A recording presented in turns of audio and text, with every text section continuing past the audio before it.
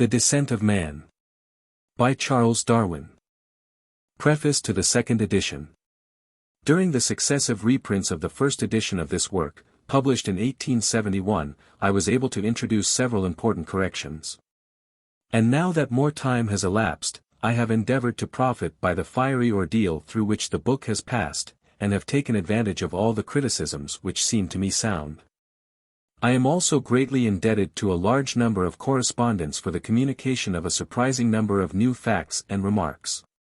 These have been so numerous, that I have been able to use only the more important ones. And of these, as well as of the more important corrections, I will append a list. Some new illustrations have been introduced, and 4 of the old drawings have been replaced by better ones, done from life by Mr. T.W. Wood.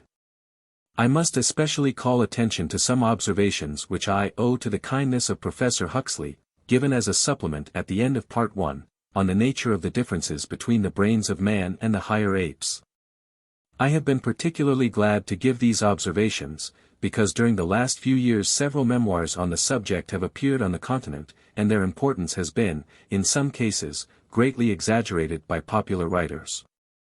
I may take this opportunity of remarking that my critics frequently assume that I attribute all changes of corporeal structure and mental power exclusively to the natural selection of such variations as are often called spontaneous. Whereas, even in the first edition of the Origin of Species, I distinctly stated that great weight must be attributed to the inherited effects of use and disuse, with respect both to the body and mind. I also attributed some amount of modification to the direct and prolonged action of changed conditions of life. Some allowance, too, must be made for occasional reversions of structure. Nor must we forget what I have called correlated growth, meaning, thereby, that various parts of the organization are in some unknown manner so connected, that when one part varies, so do others. And if variations in the one are accumulated by selection, other parts will be modified.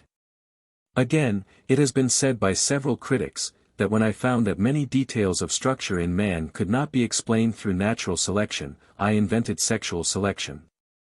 I gave, however, a tolerably clear sketch of this principle in the first edition of the Origin of Species, and I there stated that it was applicable to man. This subject of sexual selection has been treated at full length in the present work, simply because an opportunity was here first afforded me. I have been struck with the likeness of many of the half-favorable criticisms on sexual selection, with those which appeared at first on natural selection. Such as, that it would explain some few details, but certainly was not applicable to the extent to which I have employed it. My conviction of the power of sexual selection remains unshaken. But it is probable, or almost certain, that several of my conclusions will hereafter be found erroneous. This can hardly fail to be the case in the first treatment of a subject. When naturalists have become familiar with the idea of sexual selection, it will, as I believe, be much more largely accepted, and it has already been fully and favorably received by several capable judges. Down, Beckenham, Kent, September, 1874. First edition February 24, 1871. Second edition September, 1874. How do you find this book? Any thoughts about the book or the author? Any suggestion for improvement? Please take a moment to share your thoughts in a comment. If you like it, share it with your friends who might enjoy it as well. Subscribe to keep in touch. Visit CompleteAudiobooks.com for more quality content. Introduction. The nature of the following work will be best understood by a brief account of how it came to be written. During many years I collected notes on the origin or descent of man, without any intention of publishing on the subject, but rather with the determination not to publish, as I thought that I should thus only add to the prejudices against my views. It seemed to me sufficient to indicate, in the first edition of my Origin of Species, that by this work light would be thrown on the origin of man and his history. And this implies that man must be included with other organic beings in any general conclusion respecting his manner of appearance on this earth. Now the case wears a wholly different aspect. When a naturalist like Karl Voigt ventures to say in his address as president of the National Institution of Geneva, 1869, personnes, en Europe au moins, nos plus soutenir la création indépendante de toutes pieces, de species. It is manifest that at least a large number of naturalists must admit that species are the modified descendants of other species. And this especially holds good with the younger and rising naturalists. The greater number accept the agency of natural selection, though some urge, whether with justice the future must decide, that I have greatly overrated its importance. Of the older and honored chiefs in natural science, many unfortunately are still opposed to evolution in every form. In consequence of the views now adopted by most naturalists, and which will ultimately, as in every other case, be followed by others who are not scientific, I have been led to put together my notes, so as to see how far the general conclusions arrived at in my former works were applicable to man. This seemed all the more desirable, as I had never deliberately applied these views to a species taken singly. When we confine our attention to any one form, we are deprived of the weighty arguments derived from the nature of the affinities which connect together whole groups of organisms, their geographical distribution in past and present times, and their geological succession. The homological structure, embryological development, and rudimentary organs of a species remain to be considered, whether it be man or any other animal, to which our attention may be directed. But these great classes of facts afford, as it appears to me, ample and conclusive evidence in favor of the principle of gradual evolution. The strong support derived from the other arguments should, however, always be kept before the mind. The sole object of this work is to consider, firstly, whether man, like every other species, is descended from some pre-existing form, secondly, the manner of his development, and thirdly, the value of the differences between the so-called races of man.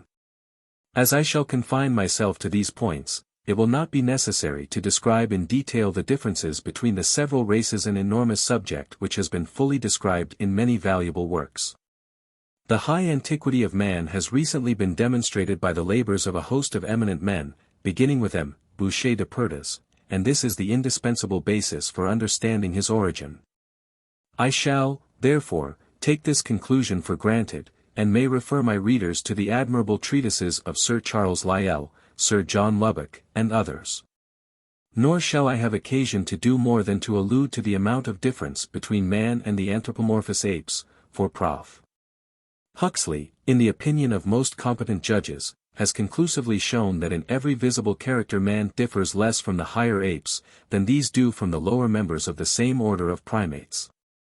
This work contains hardly any original facts in regard to man, but as the conclusions at which I arrived, after drawing up a rough draft, appeared to me interesting, I thought that they might interest others.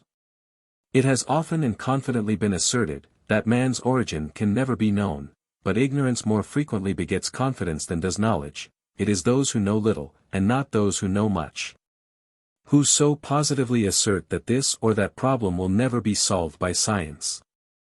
The conclusion that man is the co-descendant with other species of some ancient, lower, and extinct form, is not in any degree new. Lamarck long ago came to this conclusion, which has lately been maintained by several eminent naturalists and philosophers, for instance, by Wallace, Huxley, Lyell, Voigt, Lubbock, Buchner, Rawle, etc. 1. As the works of the first named authors are so well known, I need not give the titles, but as those of the latter are less well known in England, I will give them: Sex Vorlesungen über die Darwinske Theorie, Zweite Auflage, 1868, von Dr. L. Buchner, translated into French under the title Conferences sur la théorie darwinienne, 1869. Der Mensch im Licht der Darwinske Lehre, 1865, von Dr. F. Rawle. I will not attempt to give references to all the authors who have taken the same side of the question. Thus G. Canestrini has published Annuario della Sociedad Nat. Medina, 1867, page 81, a very curious paper on rudimentary characters, as bearing on the origin of man. Another work has, 1869, been published by Dr. Francesco Barrago, bearing in Italian the title of Man, Made in the Image of God, was also made in the image of the ape, and especially by Haeckel. This last naturalist, besides his great work, Generelle Morphologie, 1866, has recently, 1868, with a second edition in 1870, published his Naturliche Schöpfungsgeschichte, in which he fully discusses the genealogy of man. If this work had appeared before my essay had been written, I should probably never have completed it. Almost all the conclusions at which I have arrived I find confirmed by this naturalist, whose knowledge on many points is much fuller than mine. Wherever I have added any fact or view from Professor Haeckel's writings, I give his authority in the text. Other statements I leave as they originally stood in my manuscript, occasionally giving in the footnotes references to his works, as a confirmation of the more doubtful or interesting points. During many years it has seemed to me highly probable that sexual selection has played an important part in differentiating the races of man. But in my Origin of Species, first edition, page 199, I contented myself by merely alluding to this belief. When I came to apply this view to man, I found it indispensable to treat the whole subject in full detail. 2. Prof. Haeckel was the only author who, at the time when this work first appeared, had discussed the subject of sexual selection, and had seen its full importance, since the publication of the Origin. And this he did in a very able manner in his various works. Consequently the second part of the present work, treating of sexual selection, has extended to an inordinate length, compared with the first part, but this could not be avoided. I had intended adding to the present volumes an essay on the expression of the various emotions by man and the lower animals. My attention was called to this subject many years ago by Sir Charles Bell's admirable work. This illustrious anatomist maintains that man is endowed with certain muscles solely for the sake of expressing his emotions. As this view is obviously opposed to the belief that man is descended from some other and lower form, it was necessary for me to consider it. I likewise wish to ascertain how far the emotions are expressed in the same manner by the different races of man. But owing to the length of the present work, I have thought it better to reserve my essay for separate publication. Part 1. The Descent or Origin of Man. Chapter 1. The evidence of the descent of man from some lower form. Nature of the evidence bearing on the origin of man. Homologous structures in man and the lower animals. Miscellaneous points of correspondence, development. Rudimentary structures. Muscles, sense organs, hair, bones, reproductive organs, etc. The bearing of these three great classes of facts on the origin of man. He who wishes to decide whether man is the modified descendant of some pre-existing form, would probably first inquire whether man varies, however slightly, in bodily structure and in mental faculties. And if so, whether the variations are transmitted to his offspring in accordance with the laws which prevail with the lower animals. Again, are the variations the result, as far as our ignorance permits us to judge, of the same general causes, and are they governed by the same general laws, as in the case of other organisms? For instance, by correlation, the inherited effects of use and disuse, etc. Is man subject to similar malconformations, the result of arrested development, of reduplication of parts, etc.? And does he display in any of his anomalies reversion to some former and ancient type of structure? It might also naturally be inquired whether man, like so many other animals, has given rise to varieties and subraces, differing but slightly from each other, or to races differing so much that they must be classed as doubtful species. How are such races distributed over the world, and how, when crossed, do they react on each other in the first and succeeding generations? And so with many other points.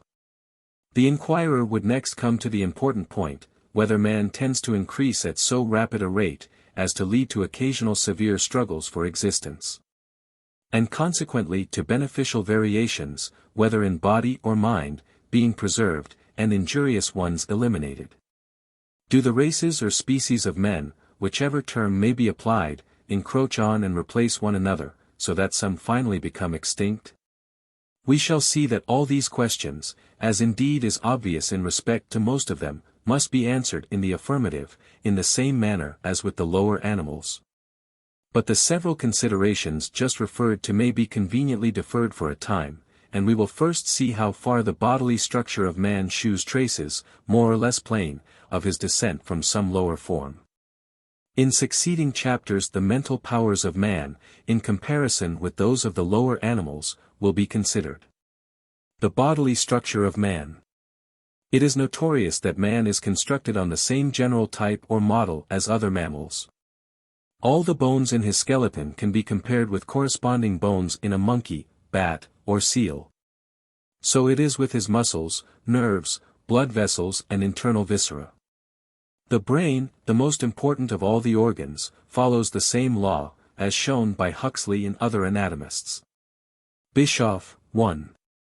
Großhirnwandungen Dimension, 1868, s. 96. The conclusions of this author, as well as those of Grashele and Aby, concerning the brain, will be discussed by Professor Huxley in the appendix alluded to in the preface to this edition. Who is a hostile witness, admits that every chief fissure and fold in the brain of man has its analogy in that of the orang, but he adds that at no period of development do their brains perfectly agree. Nor could perfect agreement be expected, for otherwise their mental powers would have been the same. Vulpian, 2. Lec. Sur la Phys. 1866, page 890, as quoted by M. Daly, L'Ordre de Primates et le Transformisme, 1868, page 29. Remarks, les differences réelles que existent entre l'encéphalie de l'homme celui de singes supérieurs, sont bien minimes. Il ne faut pas essayer faire d'illusions à cet égard. L'homme est bien plus près de singes anthropomorphes par les caractères anatomiques de son cerveau que ceux-ci ne le sont non seulement de autres mammifères, mais même de certains quadrumans, de guenons et de macaques. But it would be superfluous here to give further details on the correspondence between man and the higher mammals in the structure of the brain and all other parts of the body. It may, however, be worthwhile to specify a few points, not directly or obviously connected with structure, by which this correspondence or relationship is well shown.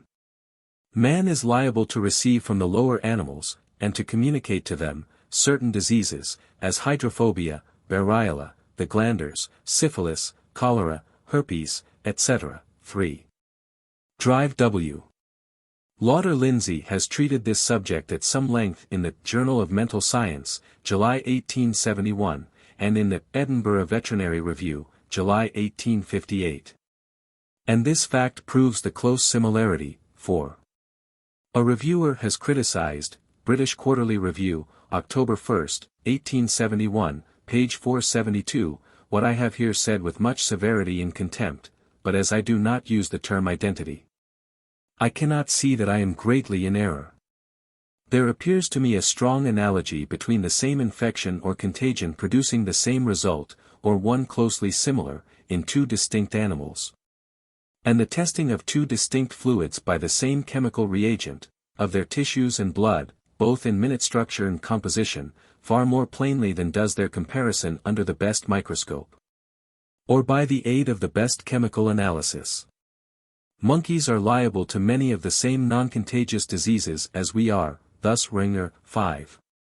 Nedergeschichte Sagathier von Paraguay, 1830, s. 50. Who carefully observed for a long time the Cebus azari in its native land, found it liable to catarrh, with the usual symptoms, and which, when often recurrent, led to consumption. These monkeys suffered also from apoplexy, inflammation of the bowels, and cataract in the eye. The younger ones when shedding their milk teeth often died from fever. Medicines produced the same effect on them as on us. Many kinds of monkeys have a strong taste for tea, coffee, and spirituous liquors. They will also, as I have myself seen, smoke tobacco with pleasure. 6. The same tastes are common to some animals much lower in the scale. Mr. A. Nichols informs me that he kept in Queensland, in Australia, 3 individuals of the Phaseolarctos cinereus, and that, without having been taught in any way, they acquired a strong taste for rum and for smoking tobacco. Brehm asserts that the natives of northeastern Africa catch the wild baboons by exposing vessels with strong beer, by which they are made drunk. He has seen some of these animals, which he kept in confinement, in this state, and he gives a laughable account of their behavior and strange grimaces. On the following morning they were very cross and dismal, they held their aching heads with both hands, and wore a most pitiable expression. When beer or wine was offered them, they turned away with disgust, but relished the juice of lemons. 7. Brehm, Thirlben, B.I. 1864, s. 75, 86. On the 8 less, s. 105. 4 other analogous statements. C.S. 25, 107. An American monkey, an 8 less, after getting drunk on brandy, would never touch it again, and thus was wiser than many men. These trifling facts prove how similar the nerves of taste must be in monkeys and man, and how similarly their whole nervous system is affected. Man is infested with internal parasites, sometimes causing fatal effects, and is plagued by external parasites, all of which belong to the same genera or families as those infesting other mammals, and in the case of scabies to the same species. 8. Drive W. Lauder Lindsay, Edinburgh Vet. Review, July 1858, page 13. Man is subject, like other mammals, birds, and even insects. 9. With respect to insects, see Dr. Laycock, On a General Law of Vital Periodicity, British Association, 1842. Dar. McCulloch, Silliman's North American Journal of Science, Volume 17. Page 305, has seen a dog suffering from tertian ague. Hereafter I shall return to this subject. To that mysterious law which causes certain normal processes, such as gestation, as well as the maturation and duration of various diseases, to follow lunar periods. His wounds are repaired by the same process of healing. And the stumps left after the amputation of his limbs, especially during an early embryonic period, occasionally possess some power of regeneration, as in the lowest animals. 10. I have given the evidence on this head in my Variation of Animals and Plants under Domestication, Volume 2. Page 15, and more could be added. The whole process of that most important function, the reproduction of the species, is strikingly the same in all mammals, from the first act of courtship by the male. 11. Mares e diversis generibus quadriminorum sine dubio digniscant feminas humanas amaribus. Primum, credo, odoratu, postea aspectu. Mr. Hewitt, Cadio in Hordes Zoologicis, Bestiarius, Medicus Animalium erat, vir in rebus observandis cautis e sagax, hoc mihi certissime probavit, e curators e justum loci et alii e ministers confirmaverant. Sir Andrew Smith et Brehm notabant idem in cynocephalo. Illustrissimus Cuvier idiom nerat multa de hac re, qua uti opiner, nihil terpius potest indicare inter omnia hominibus et quadrimanes communia. Nerat enim cynocephalum quendam in furorem incidere aspecta feminarum aliquarum, sed nequaquam excendi tanto furor abominibus. Semper eligebat juniors, et dignosabat in tuba, et advocabat voci gestuc. To the birth and nurturing of the young. Monkeys are born in almost as helpless a condition as our own infants, and in certain genera the young differ fully as much in appearance from the adults, as do our children from their full-grown parents. 12. This remark is made with respect to cynocephaly and the anthropomorphous apes by Geoffrey St. Hilaire and F. Cuvier, Histoire nat de mammifères, Tom. I. 1824. It has been urged by some writers, as an important distinction, that with man the young arrive at maturity at a much later age than with any other animal, but if we look to the races of mankind which inhabit tropical countries the difference is not great. For the orang is believed not to be adult till the age of from 10 to 15 years. 13. Huxley, Man's Place in Nature, 1863, page 34. Man differs from woman in size, bodily strength, hairiness, etc., as well as in mind, in the same manner as do the two sexes of many mammals. So that the correspondence in general structure, in the minute structure of the tissues, in chemical composition and in constitution, between man and the higher animals, especially the anthropomorphous apes, is extremely close. Embryonic development. Man is developed from an ovule, about the 125th of an inch in diameter, which differs in no respect from the ovules of other animals. The embryo itself at a very early period can hardly be distinguished from that of other members of the vertebrate kingdom. At this period the arteries run in arch-like branches, as if to carry the blood to bronchi which are not present in the higher vertebrata, though the slits on the sides of the neck still remain, cf. G, Figure 1, marking their former position. At a somewhat later period, when the extremities are developed, the feet of lizards and mammals, as the illustrious Von Baer remarks, the wings and feet of birds, no less than the hands and feet of man, all arise from the same fundamental form. It is, says Professor Huxley, 14. Man's Place in Nature, 1863, page 67. Quite in the later stages of development that the young human being presents marked differences from the young ape, while the latter departs as much from the dog in its developments, as the man does. Startling as this last assertion may appear to be, it is demonstrably true. A. Forebrain, cerebral hemispheres, etc. B. Midbrain, corpora quadrigemina. C. Hindbrain, cerebellum, medulla oblongata. D. Eye. E. Ear. F. First visceral arch G. Second visceral arch H. Vertebral columns and muscles in process of development. I. Anterior extremities. K. Posterior extremities. L. Tail or os coccyx. As some of my readers may never have seen a drawing of an embryo, I have given one of man and another of a dog, at about the same early stage of development, carefully copied from two works of undoubted accuracy. 15. The human embryo, upper figure, is from Ecker, Icones Phys., 1851–1859, tab. XXX, figure 2. This embryo was 10 lines in length, so that the drawing is much magnified. The embryo of the dog is from Bischoff, Entwicklungsgeschichte des Hundes, 1845, tab.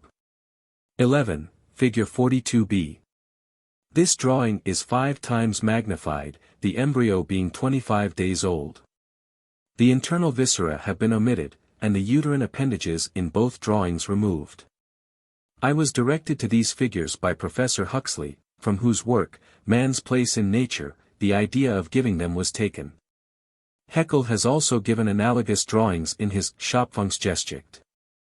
After the foregoing statements made by such high authorities, it would be superfluous on my part to give a number of borrowed details, shewing that the embryo of man closely resembles that of other mammals. It may, however, be added, that the human embryo likewise resembles certain low forms when adult in various points of structure. For instance, the heart at first exists as a simple pulsating vessel, the excreta are voided through a cloacal passage.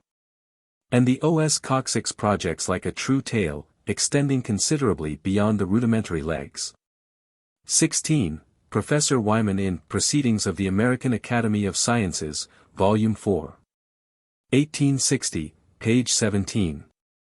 In the embryos of all air-breathing vertebrates, certain glands, called the corpora wolffiana, correspond with, and act like the kidneys of mature fishes. 17. Owen, Anatomy of Vertebrates, Volume 1, page 533. Even at a later embryonic period, some striking resemblances between man and the lower animals may be observed. Bischoff says that the convolutions of the brain in a human fetus at the end of the 7th month reach about the same stage of development as in a baboon when adult. 18. Die Großhirnwindungen der Menschen, 1868, s. 95. The great toe, as Professor Owen remarks, 19. Anatomy of Vertebrates, Volume 2. Page 553, which forms the fulcrum when standing or walking, is perhaps the most characteristic peculiarity in the human structure. But in an embryo, about an inch in length, Professor Wyman, 20. Proc. Soc. Nat. History, Boston, 1863, Volume 9. Page 185, found that the great toe was shorter than the others.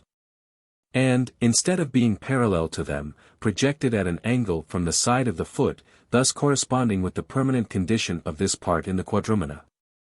I will conclude with a quotation from Huxley, 21. Man's Place in Nature, p. 65, who after asking, "Does man originate in a different way from a dog, bird, frog or fish?" says, "The reply is not doubtful for a moment. Without question, the mode of origin, and the early stages of the development of man, are identical with those of the animals immediately below him in the scale, without a doubt in these respects. He is far nearer to apes than the apes are to the dog." Rudiments. This subject, though not intrinsically more important than the two last, will for several reasons be treated here more fully. 22. I had written a rough copy of this chapter before reading a valuable paper, Caratteri rudimentali in ordine al origine del uomo, annuario della Società Naturalisti, Medina, 1867, page 81, by G. Canestrini, to which paper I am considerably indebted. Haeckel has given admirable discussions on this whole subject, under the title of Dysteleology, in his Generelle Morphology and Schöpfungsgeschichte. Not one of the higher animals can be named which does not bear some part in a rudimentary condition, and man forms no exception to the rule. Rudimentary organs must be distinguished from those that are nascent. Though in some cases the distinction is not easy. The former are either absolutely useless, such as the mammae of male quadrupeds, or the incisor teeth of ruminants which never cut through the gums. Or they are of such slight service to their present possessors, that we can hardly suppose that they were developed under the conditions which now exist. Organs in this latter state are not strictly rudimentary, but they are tending in this direction. Nascent organs, on the other hand, though not fully developed, are of high service to their possessors, and are capable of further development. Rudimentary organs are eminently variable, and this is partly intelligible, as they are useless, or nearly useless, and consequently are no longer subjected to natural selection. They often become wholly suppressed. When this occurs, they are nevertheless liable to occasional reappearance through reversion, a circumstance well worthy of attention.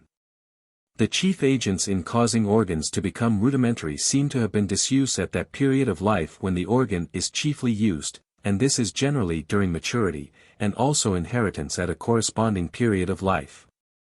The term disuse does not relate merely to the lessened action of muscles, but includes a diminished flow of blood to a part or organ, from being subjected to fewer alternations of pressure, or from becoming in any way less habitually active.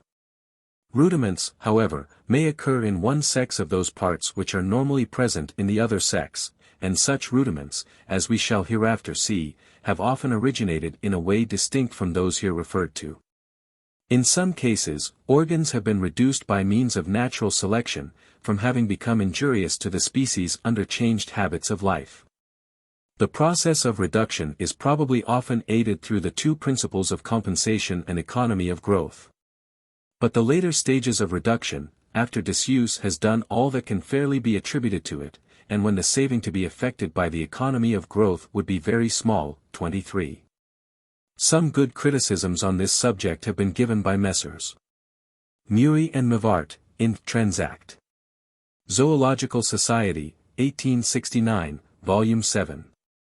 Page 92, are difficult to understand. The final and complete suppression of a part, already useless and much reduced in size, in which case neither compensation nor economy can come into play, is perhaps intelligible by the aid of the hypothesis of pangenesis. But as the whole subject of rudimentary organs has been discussed and illustrated in my former works, 24. Variation of Animals and Plants under Domestication, Volume 2 pages 317 and 397. See also, Origin of Species, 5th edition page 535. I need here say no more on this head. Rudiments of various muscles have been observed in many parts of the human body, 25. For instance, M. Richard, Annals des Sciences Nat., 3rd Series, Zoolog. 1852, Tom. 18, p. 13, describes and figures rudiments of what he calls the muscle pédix de la main, which he says is sometimes infiniment petit. Another muscle, called le tibial posterieur, is generally quite absent in the hand, but appears from time to time in a more or less rudimentary condition. And not a few muscles, which are regularly present in some of the lower animals, can occasionally be detected in man in a greatly reduced condition. Every one must have noticed the power which many animals, especially horses, possess of moving or twitching their skin, and this is effected by the panniculus carnosus.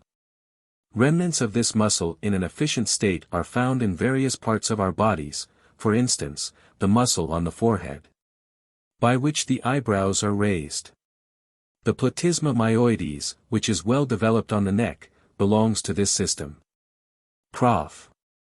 Turner, of Edinburgh, has occasionally detected, as he informs me, muscular fasciculi in 5 different situations, namely in the axillae, near the scapulae, etc., all of which must be referred to the system of the panniculus. He has also shown, 26. Professor W. Turner, Proceedings of the Royal Society of Edinburgh, 1866-67. Page 65, that the musculus sternalis or sternalis brutorum, which is not an extension of the rectus abdominalis, but is closely allied to the panniculus, occurred in the proportion of about 3% in upwards of 600 bodies. He adds that this muscle affords an excellent illustration of the statement that occasional and rudimentary structures are especially liable to variation in arrangement. Some few persons have the power of contracting the superficial muscles on their scalps, and these muscles are in a variable and partially rudimentary condition. M.A. de Condal has communicated to me a curious instance of the long-continued persistence or inheritance of this power, as well as of its unusual development. He knows a family, in which one member, the present head of the family, could, when a youth, pitch several heavy books from his head by the movement of the scalp alone, and he won wagers by performing this feat. His father, uncle, grandfather, and his 3 children possessed the same power to the same unusual degree. This family became divided 8 generations ago into 2 branches, so that the head of the above-mentioned branch is cousin in the 7th degree to the head of the other branch. This distant cousin resides in another part of France, and on being asked whether he possessed the same faculty, immediately exhibited his power. This case offers a good illustration how persistent may be the transmission of an absolutely useless faculty, probably derived from our remote semi-human progenitors. Since many monkeys have, and frequently use the power, of largely moving their scalps up and down. 27. See my Expression of the Emotions in Man and Animals, 1872, page 144. The extrinsic muscles which serve to move the external ear, and the intrinsic muscles which move the different parts, are in a rudimentary condition in man, and they all belong to the system of the panniculus. They are also variable in development, or at least in function.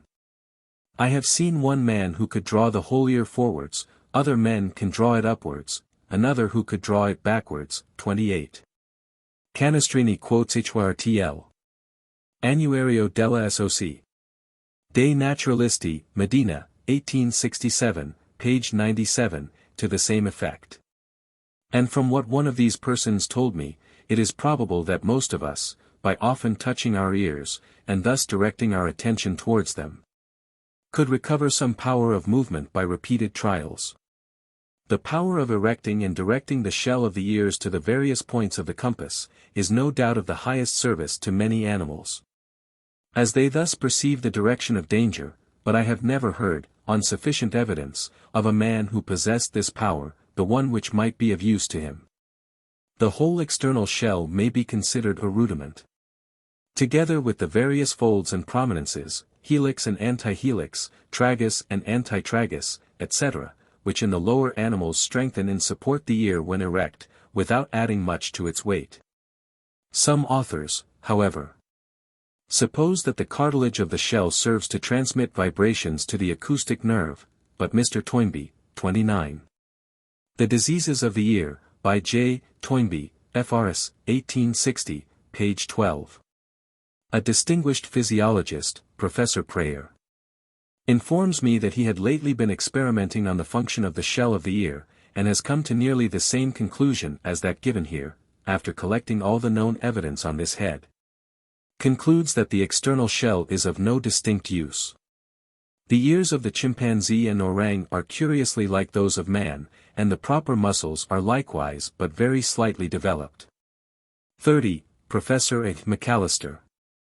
Annals and Magazine of Natural History, Volume 7. 1871, page 342. I am also assured by the keepers in the zoological gardens that these animals never move or erect their ears, so that they are in an equally rudimentary condition with those of man.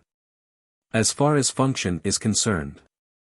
Why these animals, as well as the progenitors of man, should have lost the power of erecting their ears, we cannot say. It may be, though I am not satisfied with this view, that owing to their arboreal habits and great strength they were but little exposed to danger, and so during a lengthened period moved their ears but little, and thus gradually lost the power of moving them. This would be a parallel case with that of those large and heavy birds, which, from inhabiting oceanic islands, have not been exposed to the attacks of beasts of prey, and have consequently lost the power of using their wings for flight. The inability to move the ears in man and several apes is, however, partly compensated by the freedom with which they can move the head in a horizontal plane, so as to catch sounds from all directions. It has been asserted that the ear of man alone possesses a lobule, but a rudiment of it is found in the gorilla. 31. Mr. St. George Mivart, Elementary Anatomy, 1873, page 396, and as I hear from Professor Prayer, it is not rarely absent in the Negro. The celebrated sculptor, Mr. Woolner, informs me of one little peculiarity in the external ear, which he has often observed both in men and women, and of which he perceived the full significance. His attention was first called to the subject whilst at work on his figure of Puck, to which he had given pointed ears. He was thus led to examine the ears of various monkeys, and subsequently more carefully those of man. The peculiarity consists in a little blunt point, projecting from the inwardly folded margin, or helix. When present, it is developed at birth, and, according to Professor Ludwig Meyer, more frequently in man than in woman. Mr. Woolner made an exact model of one such case, and sent me the accompanying drawing. Figure 2. These points not only project inwards towards the center of the ear, but often a little outwards from its plane, so as to be visible when the head is viewed from directly in front or behind. They are variable in size, and somewhat in position, standing either a little higher or lower, and they sometimes occur on one ear and not on the other.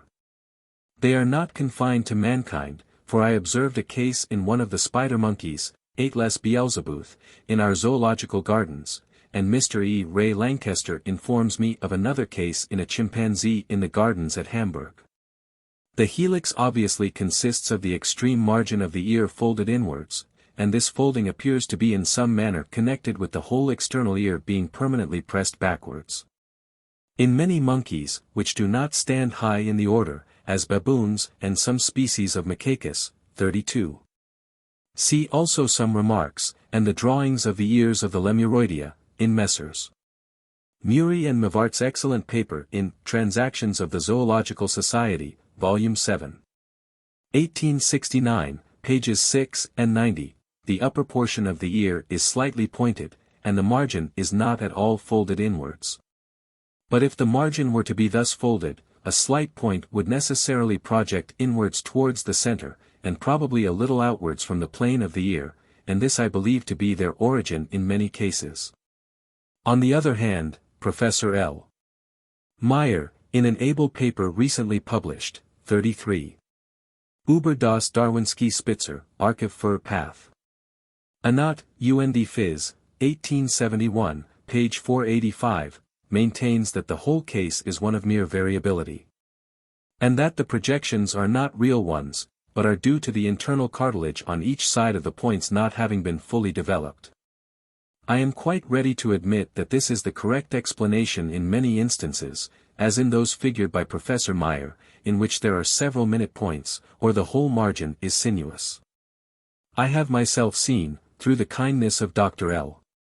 Down, the ear of a microcephalous idiot, on which there is a projection on the outside of the helix, and not on the inward folded edge, so that this point can have no relation to a former apex of the ear. Nevertheless, in some cases, my original view, that the points are vestiges of the tips of formerly erect and pointed ears, still seems to me probable. I think so from the frequency of their occurrence, and from the general correspondence in position with that of the tip of a pointed ear. In one case, of which a photograph has been sent me, the projection is so large, that supposing, in accordance with Prof. Meyer's view, the ear to be made perfect by the equal development of the cartilage throughout the whole extent of the margin, it would have covered fully 1/3 of the whole ear. 2 cases have been communicated to me, one in North America, and the other in England, in which the upper margin is not at all folded inwards, but is pointed, so that it closely resembles the pointed ear of an ordinary quadruped in outline. In one of these cases, which was that of a young child, the father compared the ear with the drawing which I have given, 34. The expression of the emotions, page 136.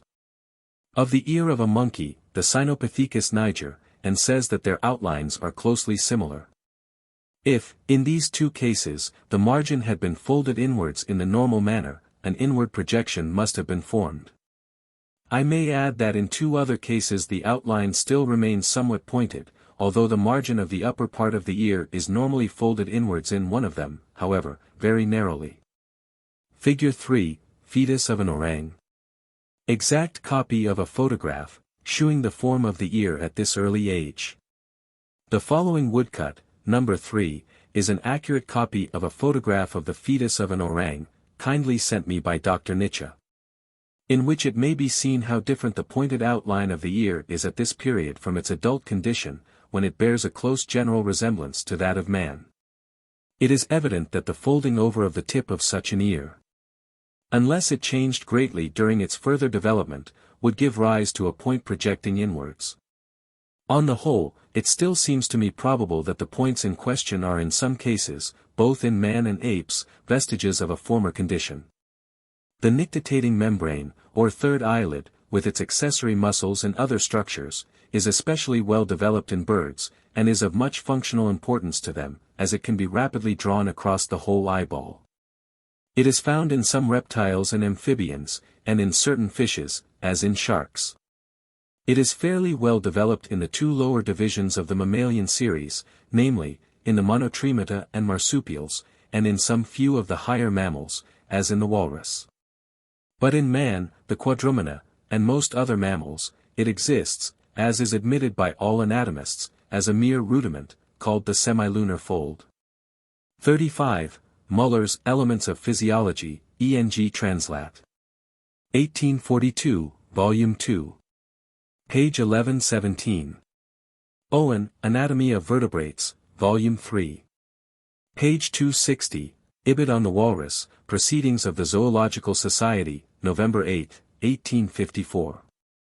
See also R. Knox, Great Artists and Anatomists, page 106. This rudiment apparently is somewhat larger in Negroes and Australians than in Europeans, see Karl Voigt, Lectures on Man, ENG Translat. Page 129. The sense of smell is of the highest importance to the greater number of mammals, to some, as the ruminants, in warning them of danger, to others, as the carnivora, in finding their prey. To others, again, as the wild boar, for both purposes combined. But the sense of smell is of extremely slight service, if any, even to the dark-colored races of men, in whom it is much more highly developed than in the white and civilized races. 36. The account given by Humboldt of the power of smell possessed by the natives of South America is well known, and has been confirmed by others. M. Houzeau, Études sur les facultés mentales, etc., Tom. I. 1872, p. 91, asserts that he repeatedly made experiments, and proved that Negroes and Indians could recognize persons in the dark by their odor. Drive W. Ogle has made some curious observations on the connection between the power of smell and the coloring matter of the mucous membrane of the olfactory region as well as of the skin of the body. I have, therefore, spoken in the text of the dark-colored races having a finer sense of smell than the white races. See his paper, Medico-Chirurgical Transactions, London, Volume 53. 1870, page 276. Nevertheless, it does not warn them of danger, nor guide them to their food, nor does it prevent the Eskimo from sleeping in the most fetid atmosphere, nor many savages from eating half-putrid meat. In Europeans the power differs greatly in different individuals, as I am assured by an eminent naturalist who possesses this sense highly developed, and who has attended to the subject. Those who believe in the principle of gradual evolution, will not readily admit that the sense of smell in its present state was originally acquired by man, as he now exists. He inherits the power in an enfeebled and so far rudimentary condition, from some early progenitor, to whom it was highly serviceable, and by whom it was continually used. In those animals which have this sense highly developed, such as dogs and horses, the recollection of persons and of places is strongly associated with their odor, and we can thus perhaps understand how it is, as Dr. Maudsley has truly remarked, 37. The Physiology and Pathology of Mind, 2nd edition 1868, page 134, that the sense of smell in man is singularly effective in recalling vividly the ideas and images of forgotten scenes and places. Man differs conspicuously from all the other primates in being almost naked. But a few short straggling hairs are found over the greater part of the body in the man, and fine down on that of the woman. The different races differ much in hairiness. And in the individuals of the same race the hairs are highly variable, not only in abundance, but likewise in position. Thus in some Europeans the shoulders are quite naked, whilst in others they bear thick tufts of hair. 38. Eschricht, über die Richtung der Haar im menschlichen Körper, Muller's Archiv für Anat, und Phys. 1837, s. 47.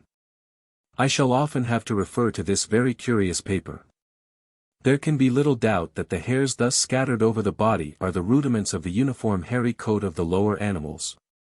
This view is rendered all the more probable, as it is known that fine, short, and pale-colored hairs on the limbs and other parts of the body, occasionally become developed into thick-set, long, and rather coarse dark hairs. When abnormally nourished near old-standing inflamed surfaces. 39. Paget, Lectures on Surgical Pathology, 1853, Volume 1, page 71. I am informed by Sir James Paget that often several members of a family have a few hairs in their eyebrows much longer than the others. So that even this slight peculiarity seems to be inherited. These hairs, too, seem to have their representatives. For in the chimpanzee, and in certain species of Macacus, there are scattered hairs of considerable length rising from the naked skin above the eyes, and corresponding to our eyebrows. Similar long hairs project from the hairy covering of the superciliary ridges in some baboons. The fine wool-like hair, or so-called lanugo, with which the human fetus during the 6th month is thickly covered, offers a more curious case. It is first developed, during the 5th month, on the eyebrows and face, and especially round the mouth, where it is much longer than that on the head. A mustache of this kind was observed by Eschricht, 40. Eschricht, Ibid S. 40, 47. On a female fetus, but this is not so surprising a circumstance as it may at first appear, for the two sexes generally resembled each other in all external characters during an early period of growth. The direction and arrangement of the hairs on all parts of the fetal body are the same as in the adult, but are subject to much variability. The whole surface, including even the forehead and ears, is thus thickly clothed. But it is a significant fact that the palms of the hands and the soles of the feet are quite naked, like the inferior surfaces of all 4 extremities in most of the lower animals. As this can hardly be an accidental coincidence, the woolly covering of the fetus probably represents the first permanent coat of hair in those mammals which are born hairy. 3 or 4 cases have been recorded of persons born with their whole bodies and faces thickly covered with fine long hairs, and this strange condition is strongly inherited, and is correlated with an abnormal condition of the teeth. 41. See my Variation of Animals and Plants Under Domestication, Volume 2. Page 327. Professor Alex. Brandt has recently sent me an additional case of a father and son, born in Russia, with these peculiarities. I have received drawings of both from Paris. Professor Alex. Brandt informs me that he has compared the hair from the face of a man thus characterized, aged 35, with the lanugo of a fetus, and finds it quite similar in texture. Therefore, as he remarks, the case may be attributed to an arrest of development in the hair, together with its continued growth. Many delicate children, as I have been assured by a surgeon to a hospital for children, have their backs covered by rather long silky hairs, and such cases probably come under the same head. It appears as if the posterior molar or wisdom teeth were tending to become rudimentary in the more civilized races of man. These teeth are rather smaller than the other molars, as is likewise the case with the corresponding teeth in the chimpanzee and orang, and they have only 2 separate fangs. They do not cut through the gums till about the 17th year, and I have been assured that they are much more liable to decay, and are earlier lost than the other teeth, but this is denied by some eminent dentists. They are also much more liable to vary, both in structure and in the period of their development, than the other teeth. 42. Dr. Webb, Teeth in Man and the Anthropoid Apes, as quoted by Dr. C. Carter Blake in Anthropological Review, July 1867, p. 299. In the Melanian races, on the other hand, the wisdom teeth are usually furnished with 3 separate fangs, and are generally sound. They also differ from the other molars in size, less than in the Caucasian races. 43. Owen, Anatomy of Vertebrates, Volume 3. Pages 320, 321, and 325. Professor Schaffhausen accounts for this difference between the races by the posterior dental portion of the jaw being always shortened in those that are civilized. 44.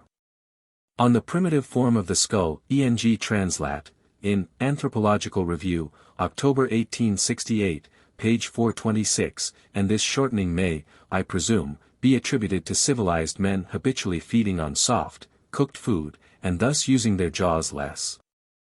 I am informed by Mr. Brace that it is becoming quite a common practice in the United States to remove some of the molar teeth of children, as the jaw does not grow large enough for the perfect development of the normal number.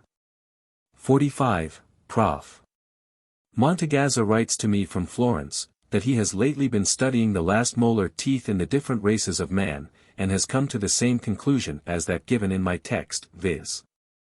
that in the higher or civilized races they are on the road towards atrophy or elimination. With respect to the alimentary canal, I have met with an account of only a single rudiment, namely the vermiform appendage of the cecum. The cecum is a branch or diverticulum of the intestine, ending in a cul-de-sac, and is extremely long in many of the lower vegetable-feeding mammals. In the marsupial koala it is actually more than thrice as long as the whole body. 46. Owen, Anatomy of Vertebrates, Volume 3. Pages 416, 434, 441. It is sometimes produced into a long gradually tapering point, and is sometimes constricted in parts. It appears as if, in consequence of changed diet or habits, the cecum had become much shortened in various animals, the vermiform appendage being left as a rudiment of the shortened part. That this appendage is a rudiment, we may infer from its small size, and from the evidence which Professor Canestrini, 47. Annuario della SOCD, Nat. Medina, 1867, page 94, has collected of its variability in man. It is occasionally quite absent, or again is largely developed. The passage is sometimes completely closed for half or 2/3 of its length, with the terminal part consisting of a flattened solid expansion. In the orang this appendage is long and convoluted. In man it arises from the end of the short cecum, and is commonly from 4 to 5 inches in length, being only about the 1/3 of an inch in diameter.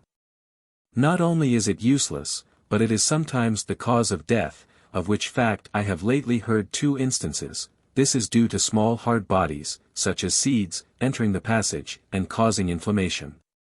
48. M. C.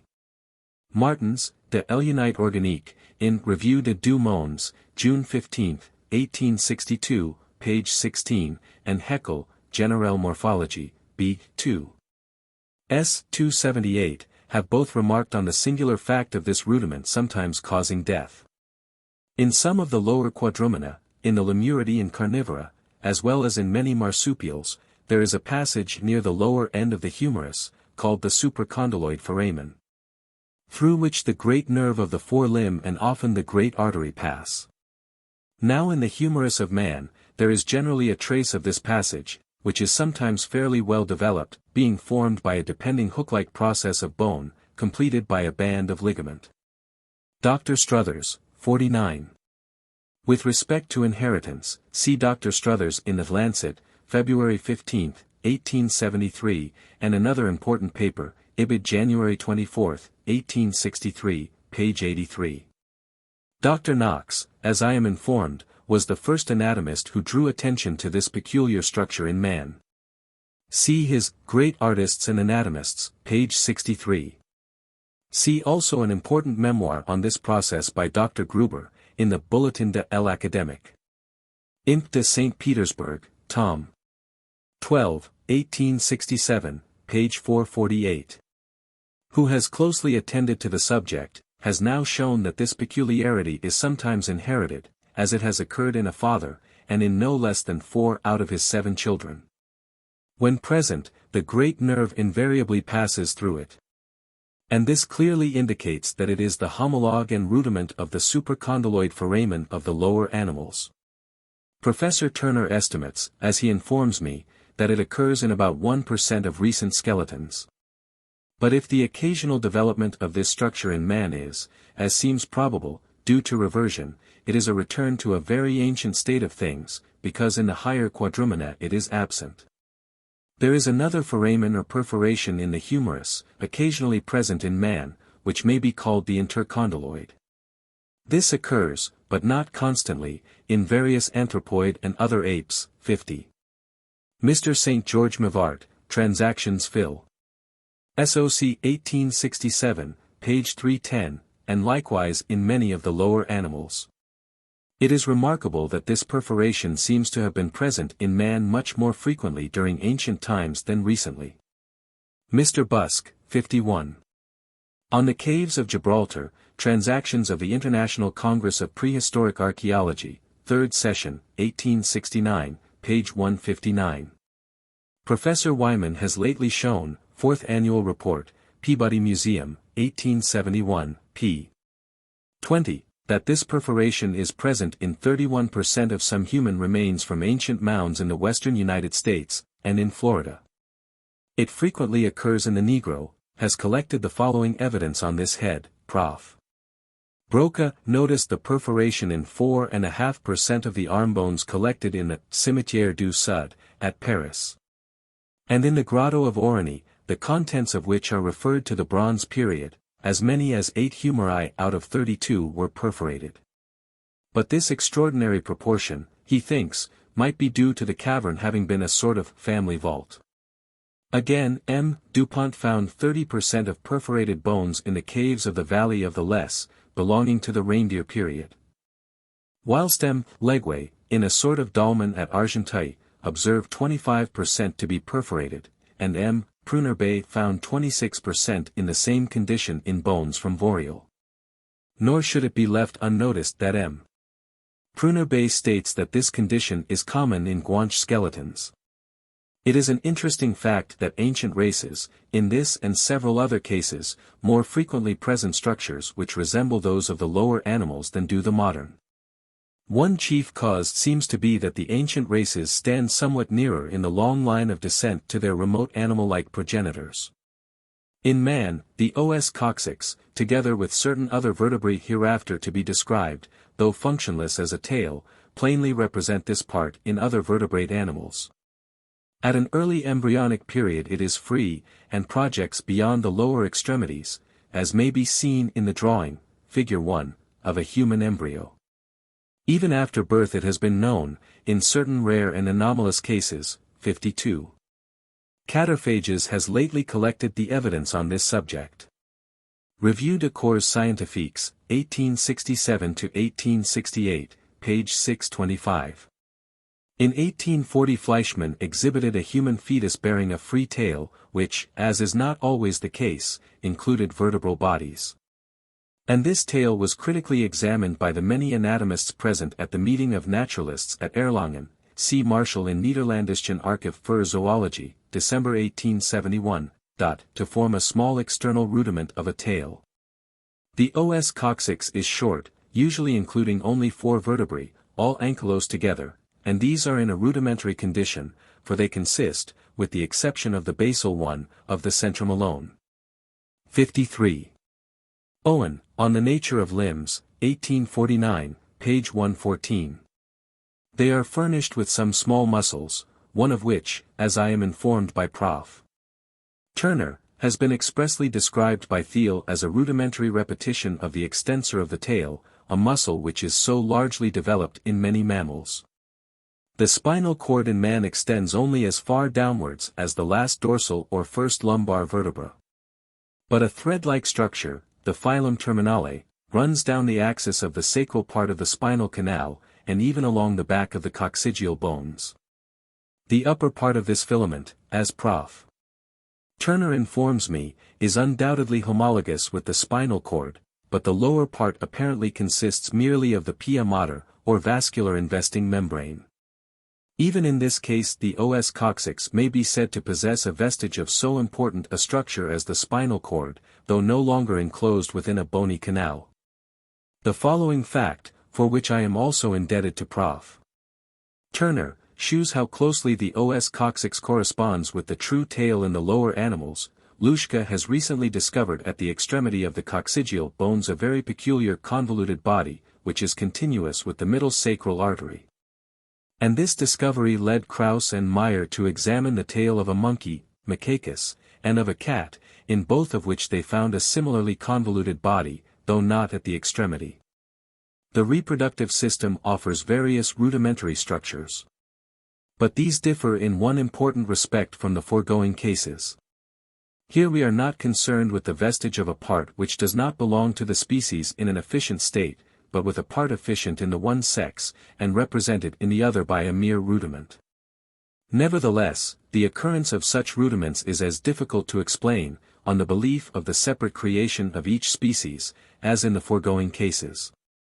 Hereafter I shall have to recur to these rudiments, and shall shew that their presence generally depends merely on inheritance, that is, on parts acquired by one sex having been partially transmitted to the other.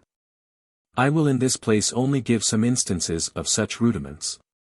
It is well known that in the males of all mammals, including man, rudimentary mammae exist. These in several instances have become well developed, and have yielded a copious supply of milk. Their essential identity in the two sexes is likewise shown by their occasional sympathetic enlargement in both during an attack of the measles.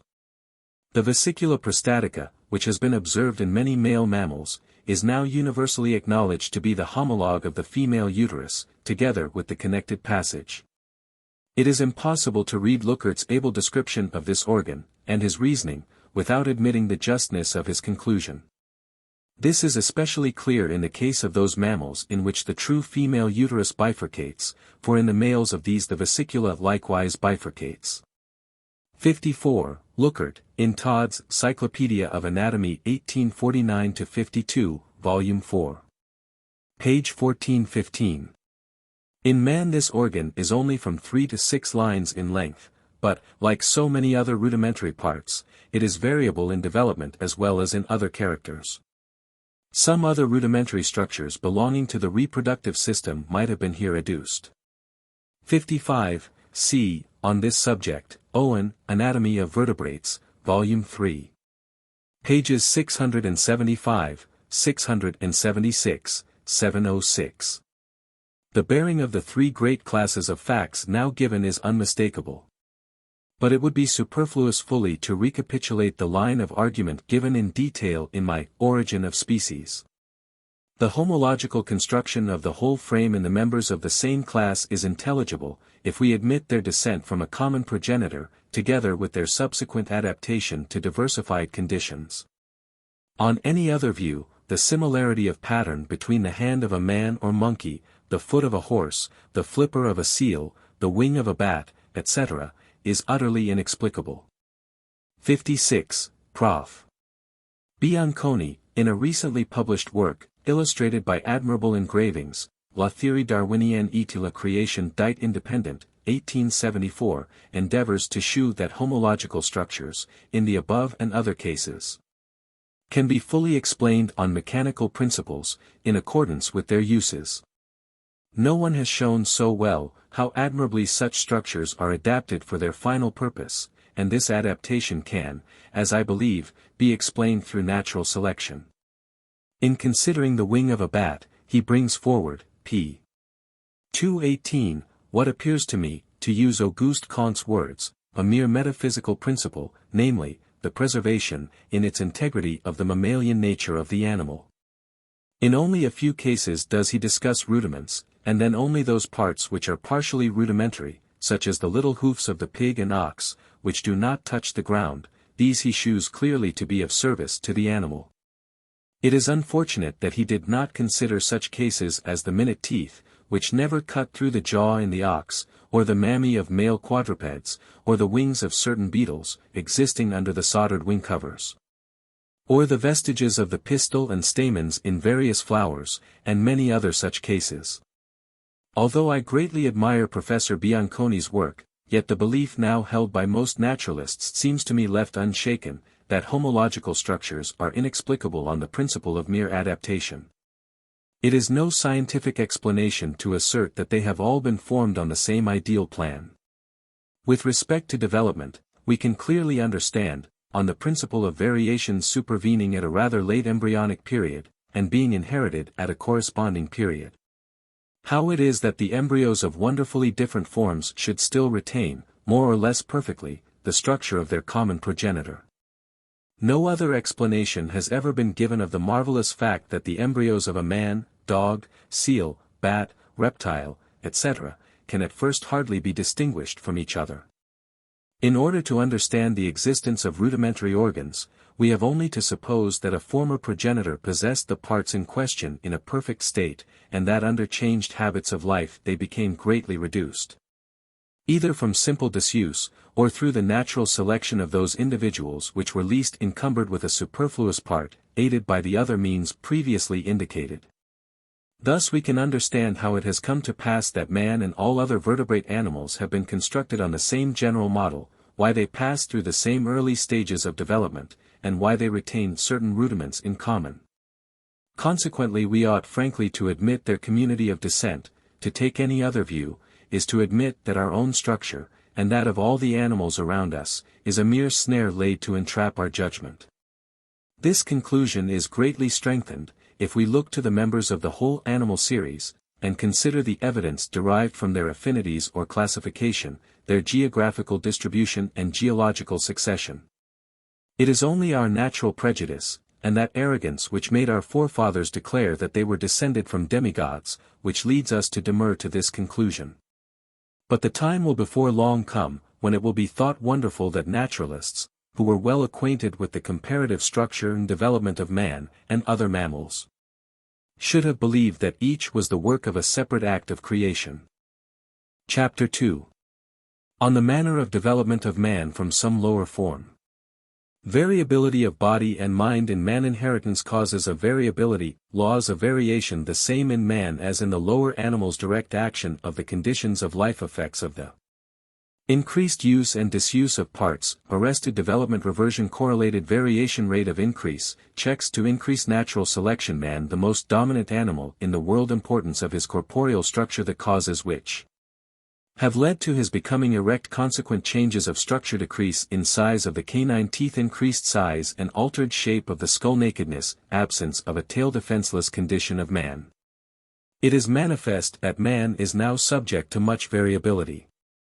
No two individuals of the same race are quite alike. We may compare millions of faces, and each will be distinct. There is an equally great amount of diversity in the proportions and dimensions of the various parts of the body, the length of the legs being one of the most variable points. 1.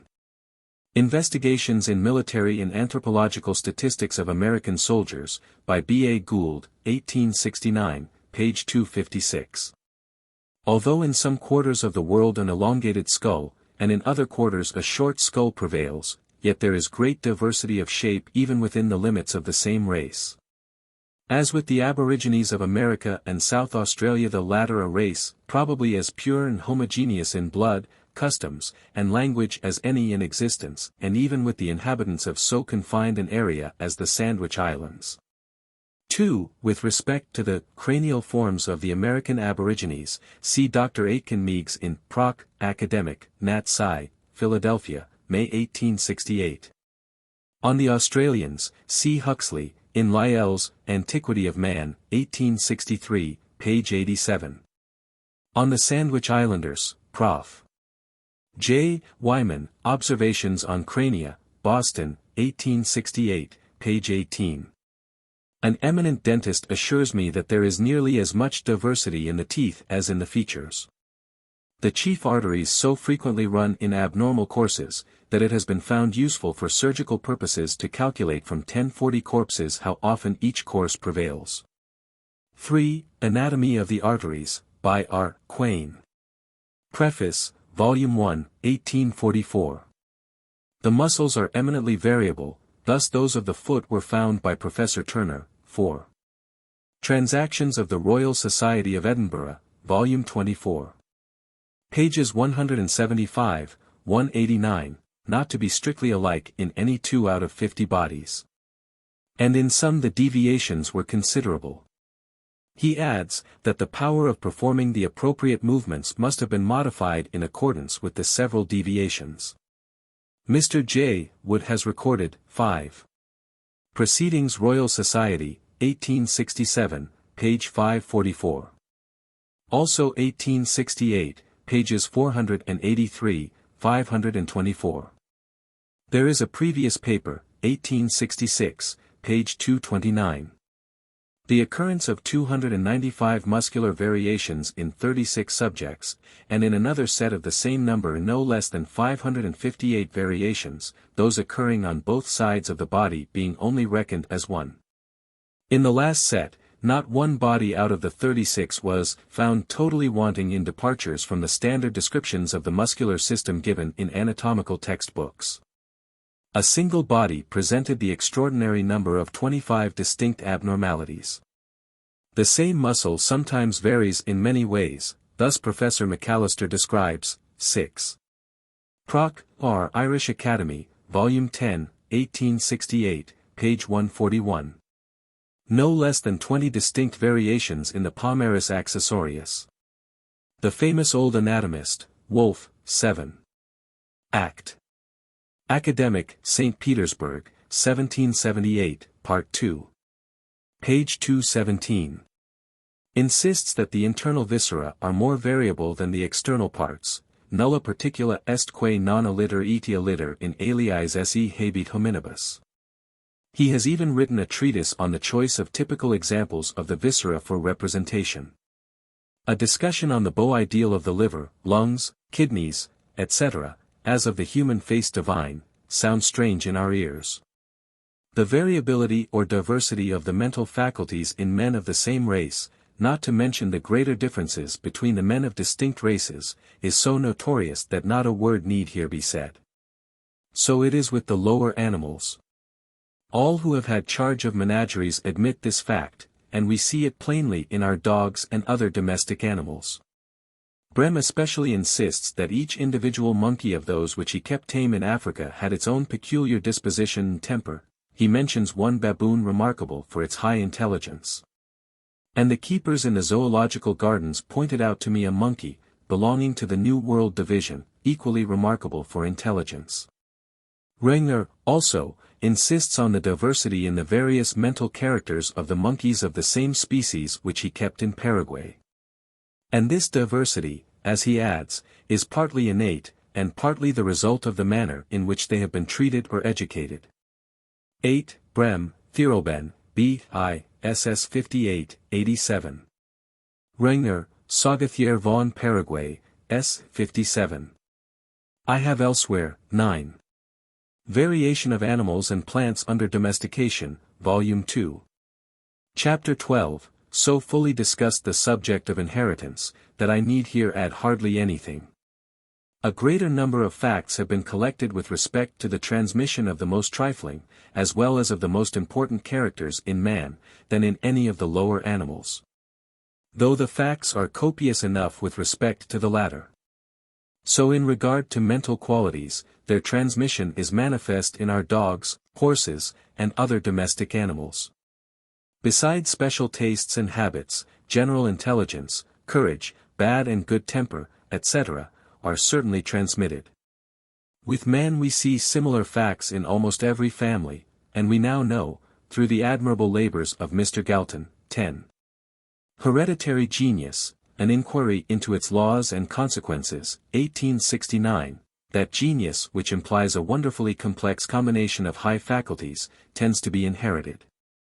And, on the other hand, it is too certain that insanity and deteriorated mental powers likewise run in families.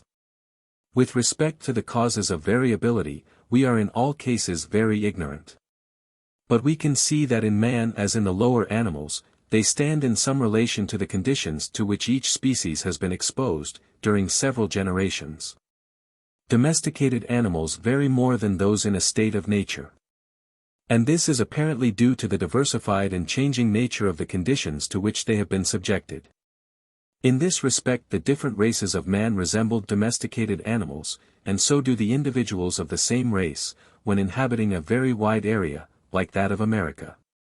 We see the influence of diversified conditions in the more civilized nations, for the members belonging to different grades of rank, and following different occupations, present a greater range of character than do the members of barbarous nations.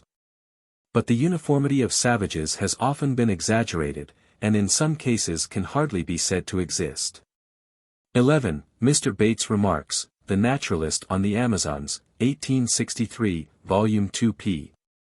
159, with respect to the Indians of the same South American tribe, no two of them were at all similar in the shape of the head. One man had an oval visage with fine features, and another was quite Mongolian in breadth and prominence of cheek, spread of nostrils, and obliquity of eyes. It is, nevertheless, an error to speak of man, even if we look only to the conditions to which he has been exposed, as far more domesticated. 12. Blumenbach, Treatises on Anthropology. Eng Translat, 1865, page 205, than any other animal. Some savage races, such as the Australians, are not exposed to more diversified conditions than are many species which have a wide range. In another and much more important respect, man differs widely from any strictly domesticated animal. For his breeding has never long been controlled either by methodical or unconscious selection. No race or body of men has been so completely subjugated by other men, as that certain individuals should be preserved, and thus unconsciously selected, from somehow excelling in utility to their masters. Nor have certain male and female individuals been intentionally picked out and matched, except in the well-known case of the Prussian grenadiers, and in this case man obeyed, as might have been expected, the law of methodical selection. For it is asserted that many tall men were reared in the villages inhabited by the grenadiers and their tall wives. In Sparta, also, a form of selection was followed, for it was enacted that all children should be examined shortly after birth. The well-formed and vigorous being preserved, the others left to perish. 13. Mitford's History of Greece, Volume 1, page 282. It appears also from a passage in Xenophon's Memorabilia, b. 2. 4, to which my attention has been called by the Reverend J.N. Hoare, that it was a well-recognized principle with the Greeks, that men ought to select their wives with a view to the health and vigor of their children. The Grecian poet, Theognis, who lived 550 B.C., clearly saw how important selection, if carefully applied, would be for the improvement of mankind. He saw, likewise, that wealth often checks the proper action of sexual selection. He thus writes: With kine and horses, Curnus, we proceed by reasonable rules, and choose a breed for profit and increase, at any price, of a sound stock, without defect or vice. But, in the daily matches that we make, the price is everything, for money's sake. Men marry, women are in marriage given. The churl or ruffian, that in wealth has thriven, may match his offspring with the proudest race. Thus everything is mixed, noble and base. If then in outward manner, form, and mind, you find us a degraded, motley kind, wonder no more, my friend. The cause is plain, and to lament the consequence is vain. The works of J. Hookham Frere, Volume 2. 1872, page 334. If we consider all the races of man as forming a single species, his range is enormous, but some separate races, as the Americans and Polynesians, have very wide ranges. It is a well-known law that widely ranging species are much more variable than species with restricted ranges, and the variability of man may with more truth be compared with that of widely ranging species, than with that of domesticated animals. Not only does variability appear to be induced in man and the lower animals by the same general causes, but in both the same parts of the body are affected in a closely analogous manner. This has been proved in such full detail by Gaudron and Cataphages, that I need here only refer to their works. 14. Gaudron, de l'Espèce, 1859, tom. 2, Lever 3. Cataphages, Unite de l'Espèce humaine, 1861. Also lectures on anthropology, given in the Revue de Corps Scientifiques, 1866–1868. Monstrosities, which graduate into slight variations, are likewise so similar in man and the lower animals, that the same classification and the same terms can be used for both, as has been shown by Isidore Geoffroy Hilaire. 15. Hist. Gen. Et part. De Anomalies de l'Organisation, in 3 volumes, tom. I. 1832. In my work on the variation of domestic animals, I have attempted to arrange in a rude fashion the laws of variation under the following heads: the direct and definite action of changed conditions, as exhibited by all or nearly all the individuals of the same species, varying in the same manner under the same circumstances. The effects of the long, continued use or disuse of parts. The cohesion of homologous parts. The variability of multiple parts. Compensation of growth, but of this law I have found no good instance in the case of man. The effects of the mechanical pressure of one part on another, as of the pelvis on the cranium of the infant in the womb. Arrests of development, leading to the diminution or suppression of parts. The reappearance of long-lost characters through reversion. And lastly, correlated variation. All these so-called laws apply equally to man and the lower animals, and most of them even to plants. It would be superfluous here to discuss all of them. 16. I have fully discussed these laws in my Variation of Animals and Plants under Domestication, Volume 2. Chapter 22. And 23. M. J. P. Durand has lately, 1868, published a valuable essay, De l'influence de milieu, etc. He lays much stress, in the case of plants, on the nature of the soil, but several are so important, that they must be treated at considerable length. The direct and definite action of changed conditions. This is a most perplexing subject. It cannot be denied that changed conditions produce some, and occasionally a considerable effect, on organisms of all kinds. And it seems at first probable that if sufficient time were allowed this would be the invariable result. But I have failed to obtain clear evidence in favor of this conclusion. And valid reasons may be urged on the other side, at least as far as the innumerable structures are concerned, which are adapted for special ends. There can, however, be no doubt that changed conditions induce an almost indefinite amount of fluctuating variability, by which the whole organization is rendered in some degree plastic. In the United States, above 1 million soldiers, who served in the late war, were measured, and the states in which they were born and reared were recorded. 17. Investigations in Military and Anthrop, Statistics, etc., 1869, by B. A. Gould, pp. 93, 107, 126, 131, 134. From this astonishing number of observations it is proved that local influences of some kind act directly on stature.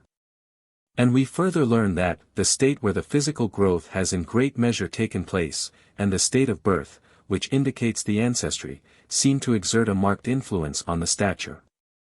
For instance, it is established, that residence in the western states, during the years of growth, tends to produce increase of stature.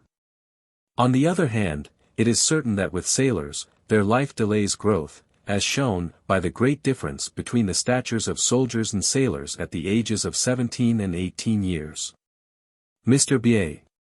Gould endeavored to ascertain the nature of the influences which thus act on stature. But he arrived only at negative results, namely that they did not relate to climate, the elevation of the land, soil, nor even, in any controlling degree, to the abundance or the need of the comforts of life. This latter conclusion is directly opposed to that arrived at by Villerm, from the statistics of the height of the conscripts in different parts of France. When we compare the differences in stature between the Polynesian chiefs and the lower orders within the same islands, or between the inhabitants of the fertile volcanic and low barren coral islands of the same ocean, 18. For the Polynesians, see Pritchard's Physical History of Mankind, Volume 5, 1847, pages 145, 283. Also Gaudron, de l'Espèce, Tom. 2, page 289. There is also a remarkable difference in appearance between the closely allied Hindus inhabiting the upper Ganges and Bengal, see Elphinstone's History of India, Volume 1, page 324. Or again between the Fuegians on the eastern and western shores of their country, where the means of subsistence are very different, it is scarcely possible to avoid the conclusion that better food and greater comfort do influence stature. But the preceding statements shew how difficult it is to arrive at any precise result. Dr. Beddoe has lately proved that, with the inhabitants of Britain, residence in towns and certain occupations have a deteriorating influence on height. And he infers that the result is to a certain extent inherited, as is likewise the case in the United States. Dr. Beddoe further believes that wherever a race attains its maximum of physical development, it rises highest in energy and moral vigor. 19, Memoirs, Anthropological Society, Volume 3. 1867-69, pages 561, 565, 567. Whether external conditions produce any other direct effect on man is not known.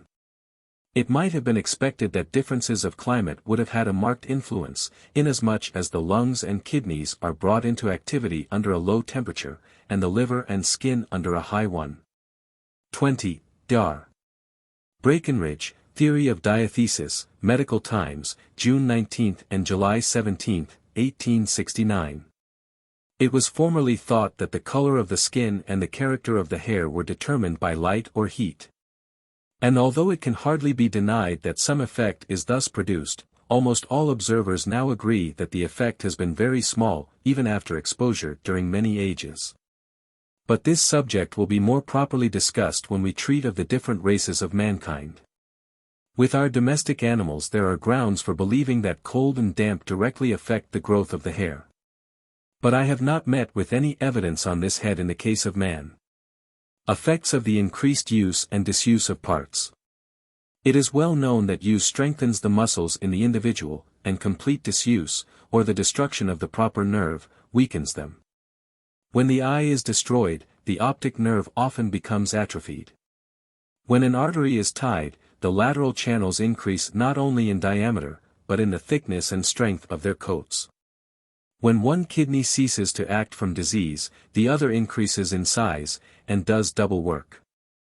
Bones increase not only in thickness, but in length, from carrying a greater weight. 21. I have given authorities for these several statements in my Variation of Animals and Plants under Domestication, Volume 2. Pages 297, 300. Dr. Jaeger, Über das Langenwachstum der Nochen, Genation Zeitschrift, B.V. Heft. Different occupations, habitually followed, lead to changed proportions in various parts of the body. Thus it was ascertained by the United States Commission, 22. Investigations, etc., by B. A. Gould, 1869, page 288, that the legs of the sailors employed in the late war were longer by 0.217 of an inch than those of the soldiers, though the sailors were on an average shorter men, whilst their arms were shorter by 1.09 of an inch, and therefore, out of proportion, shorter in relation to their lesser height. This shortness of the arms is apparently due to their greater use, and is an unexpected result, but sailors chiefly use their arms in pulling, and not in supporting weights. With sailors, the girth of the neck and the depth of the instep are greater, whilst the circumference of the chest, waist, and hips is less, than in soldiers. Whether the several foregoing modifications would become hereditary, if the same habits of life were followed during many generations, is not known, but it is probable. Renger, 23. Saugethier von Paraguay, 1830, s. 4. Attributes the thin legs and thick arms of the Payaguas Indians to successive generations having passed nearly their whole lives in canoes, with their lower extremities motionless. Other writers have come to a similar conclusion in analogous cases. According to Krantz, 24. History of Greenland, Eng Translat, 1767, Volume 1, page 230, who lived for a long time with the Eskimo, the natives believe that ingenuity and dexterity in seal catching, their highest art and virtue, is hereditary. There is really something in it, for the son of a celebrated seal catcher will distinguish himself, though he lost his father in childhood. But in this case it is mental aptitude, quite as much as bodily structure, which appears to be inherited. It is asserted that the hands of English labourers are at birth larger than those of the gentry. 25. Intermarriage, by Alex. Walker, 1838, page 377. From the correlation which exists, at least in some cases, 26. The Variation of Animals Under Domestication, Volume 1, page 173.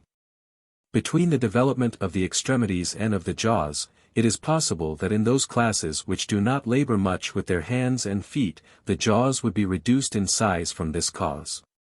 That they are generally smaller in refined and civilized men than in hardworking men or savages, is certain.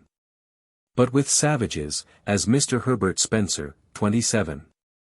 Principles of Biology, Volume 1, page 455. has remarked, the greater use of the jaws in chewing coarse, uncooked food, would act in a direct manner on the masticatory muscles, and on the bones to which they are attached. In infants, long before birth, the skin on the soles of the feet is thicker than on any other part of the body. 28. Paget, Lectures on Surgical Pathology, Volume 2, 1853, page 209. And it can hardly be doubted that this is due to the inherited effects of pressure during a long series of generations. It is familiar to everyone that watchmakers and engravers are liable to be short-sighted, whilst men living much out of doors, and especially savages, are generally long-sighted. 29. It is a singular and unexpected fact that sailors are inferior to landsmen in their mean distance of distinct vision. Dr. B. A. Gould, Sanitary Memoirs of the War of the Rebellion, 1869, page 530, has proved this to be the case. And he accounts for it by the ordinary range of vision in sailors being restricted to the length of the vessel and the height of the masts. Short sight and long sight certainly tend to be inherited. 30. The Variation of Animals Under Domestication, Volume 1, page 8. The inferiority of Europeans, in comparison with savages, in eyesight and in the other senses, is no doubt the accumulated and transmitted effect of lessened use during many generations. For Renger, 31. Saugethier von Paraguay, S. 8, 10. I have had good opportunities for observing the extraordinary power of eyesight in the Fuegians. See also Lawrence, Lectures on Physiology, etc., 1822, page 404, on this same subject. M. Giroux-Toulon has recently collected, Revue de Corps Scientifiques, 1870, page 625, a large and valuable body of evidence proving that the cause of short sight, c'est le travail assidu, de président. states that he has repeatedly observed Europeans, who had been brought up and spent their whole lives with the wild Indians, who nevertheless did not equal them in the sharpness of their senses. The same naturalist observes that the cavities in the skull for the reception of the several sense organs are larger in the American aborigines than in Europeans. And this probably indicates a corresponding difference in the dimensions of the organs themselves. Blumenbach has also remarked on the large size of the nasal cavities in the skulls of the American aborigines, and connects this fact with their remarkably acute power of smell. The Mongolians of the plains of northern Asia, according to Pallas, have wonderfully perfect senses, and Pritchard believes that the great breadth of their skulls across the zygomas follows from their highly developed sense organs. 32. Pritchard, Physical History of Mankind, on the authority of Blumenbach, Volume 1, 1851, page 311, for the statement by Pallas, Volume 4. 1844, page 407. The Quechua Indians inhabit the lofty plateaus of Peru, and L.C. d'Orbigny states, 33. Quoted by Pritchard, Researches into the Physical History of Mankind, Volume 5, page 463, that, from continually breathing a highly rarefied atmosphere, they have acquired chests and lungs of extraordinary dimensions. The cells, also, of the lungs are larger and more numerous than in Europeans. These observations have been doubted, but Mr. D. Forbes carefully measured many Aymaras, an allied race, living at the height of between 10,000 and 15,000 feet. And he informs me, 34. Mr. Forbes' valuable paper is now published in the Journal of the Ethnological Society of London, New Series, Volume 2. 1870, page 193. That they differ conspicuously from the men of all other races seen by him in the circumference and length of their bodies.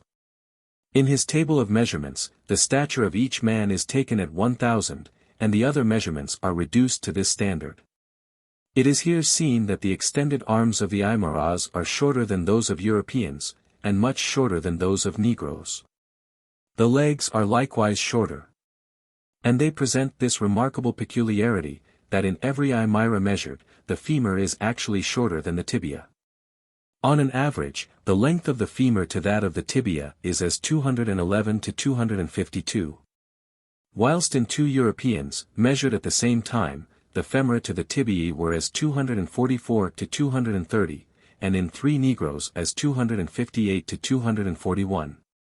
The humerus is likewise shorter relatively to the forearm.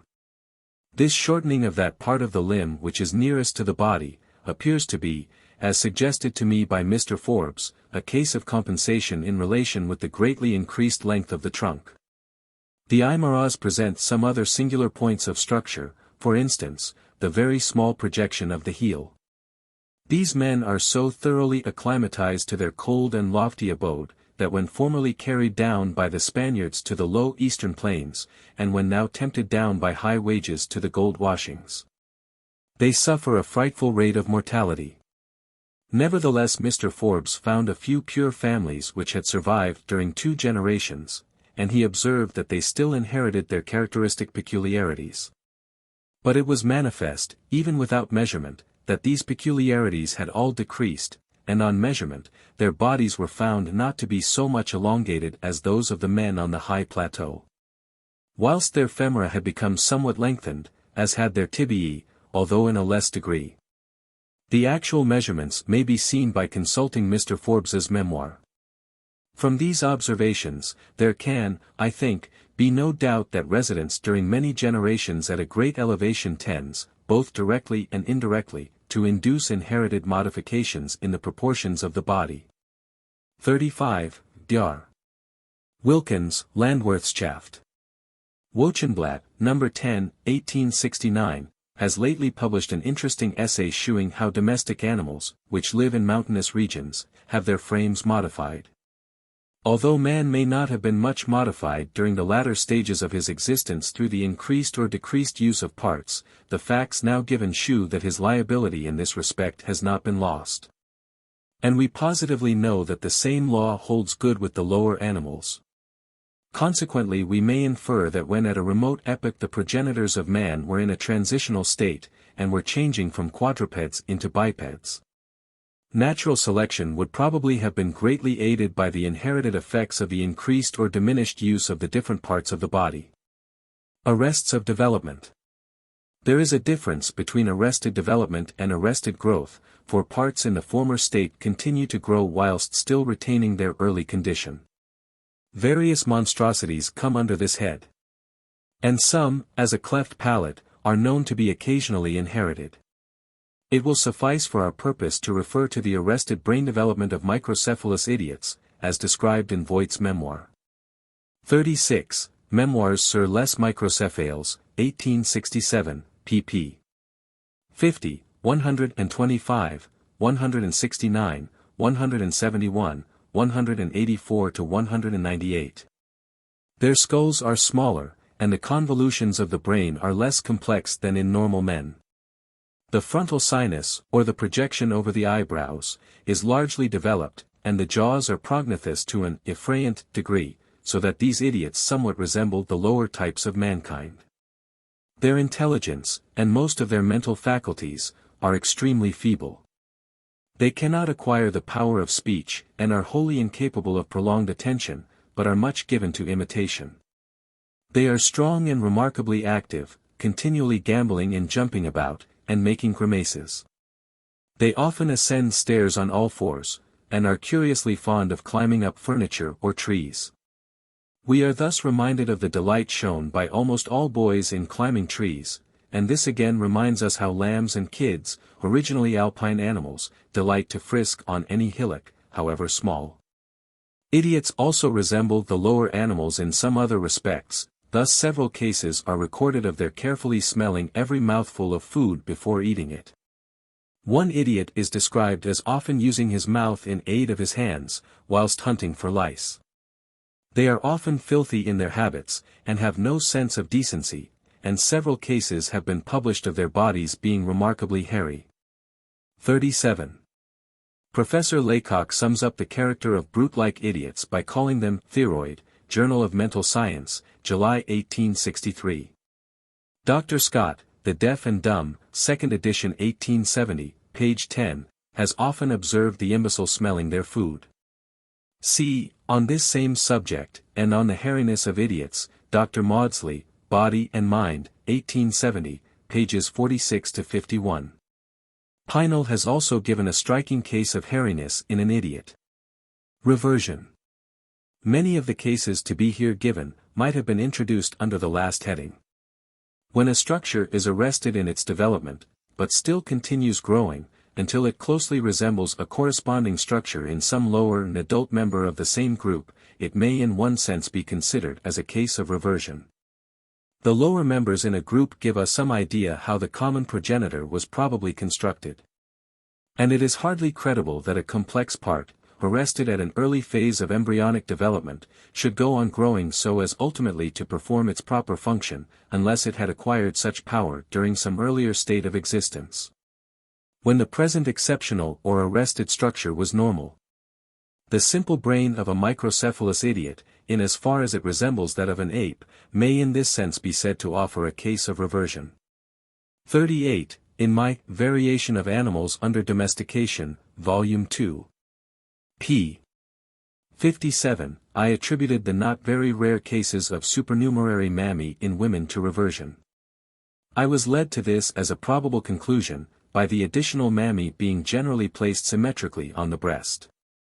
And more especially from one case, in which a single efficient mamma occurred in the inguinal region of a woman, the daughter of another woman with supernumerary mammae.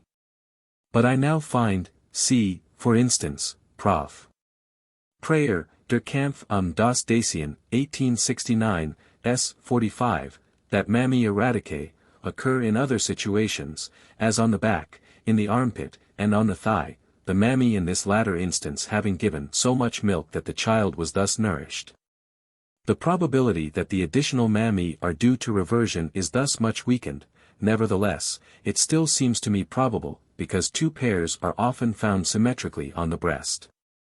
And of this I myself have received information in several cases. It is well known that some lemurs normally have two pairs of mammae on the breast. 5 cases have been recorded of the presence of more than a pair of mammae, of course rudimentary, in the male sex of mankind. See Journal of Anat and Physiology, 1872, page 56, for a case given by Dr. Handyside, in which 2 brothers exhibited this peculiarity. See also a paper by Dr. Bartels, in Reichert's and du Bois-Reymond's Archive, 1872, page 304. In one of the cases alluded to by Dr. Bartels, a man bore 5 mammae, one being medial and placed above the navel. Meckel von Hemsbach thinks that this latter case is illustrated by a medial mamma occurring in certain Chiroptera. On the whole, we may well doubt if additional mammae would ever have been developed in both sexes of mankind, had not his early progenitors been provided with more than a single pair. In the above work, Volume 2, p. 12, I also attributed, though with much hesitation, the frequent cases of polydactylism in men and various animals to reversion. I was partly led to this through Prof. Owen's statement, that some of the Ichthyopterygia possess more than 5 digits, and therefore, as I supposed, had retained a primordial condition, but Professor Gagenbohr, Genetischen Zeitschrift, B.V. Heft 3, S. 341, disputes Owen's conclusion. On the other hand, according to the opinion lately advanced by Dr. Gunther, on the paddle of Ceratodus, which is provided with articulated bony rays on both sides of a central chain of bones, there seems no great difficulty in admitting that 6 or more digits on one side, or on both sides, might reappear through reversion. I am informed by Dr. Zudavine that there is a case on record of a man having 24 fingers and 24 toes. I was chiefly led to the conclusion that the presence of supernumerary digits might be due to reversion from the fact that such digits, not only are strongly inherited, but, as I then believed, had the power of regrowth after amputation, like the normal digits of the lower vertebrata. But I have explained in the second edition of my Variation under Domestication why I now place little reliance on the recorded cases of such regrowth. Nevertheless, it deserves notice, inasmuch as arrested development and reversion are intimately related processes, that various structures in an embryonic or arrested condition, such as a cleft palate, bifid uterus, etc., are frequently accompanied by polydactylism. This has been strongly insisted on by Meckel and Isidore Geoffroy St. Hilaire. But at present it is the safest course to give up altogether the idea that there is any relation between the development of supernumerary digits and reversion to some lowly organized progenitor of man. There are other cases which come more strictly under our present head of reversion. Certain structures, regularly occurring in the lower members of the group to which man belongs, occasionally make their appearance in him, though not found in the normal human embryo. Or, if normally present in the human embryo, they become abnormally developed, although in a manner which is normal in the lower members of the group. These remarks will be rendered clearer by the following illustrations. In various mammals the uterus graduates from a double organ with 2 distinct orifices and 2 passages, as in the marsupials, into a single organ, which is in no way double except from having a slight internal fold, as in the higher apes and man. The rodents exhibit a perfect series of gradations between these 2 extreme states. In all mammals the uterus is developed from 2 simple primitive tubes, the inferior portions of which form the cornua, and it is in the words of Dr. Faré, by the coalescence of the 2 cornua at their lower extremities that the body of the uterus is formed in man, while in those animals in which no middle portion or body exists, the cornua remain ununited. As the development of the uterus proceeds, the 2 cornua become gradually shorter, until at length they are lost, or, as it were, absorbed into the body of the uterus.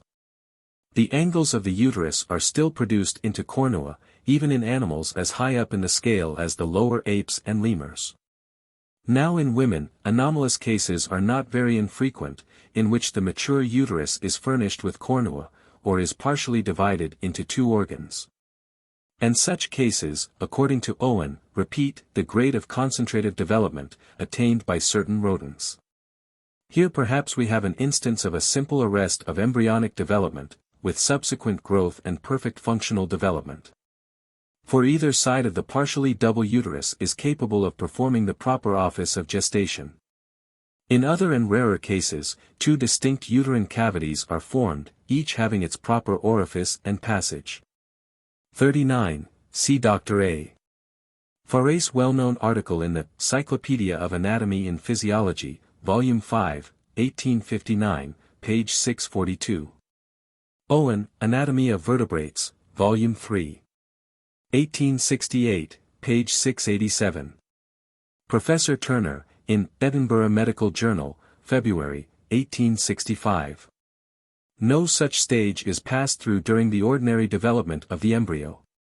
And it is difficult to believe, though perhaps not impossible, that the two simple, minute, primitive tubes should know how, if such an expression may be used, to grow into two distinct uteri, each with a well-constructed orifice and passage.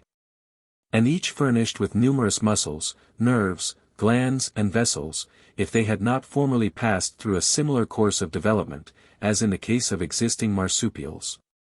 No one will pretend that so perfect a structure as the abnormal double uterus in woman could be the result of mere chance. But the principle of reversion, by which a long-lost structure is called back into existence, might serve as the guide for its full development, even after the lapse of an enormous interval of time.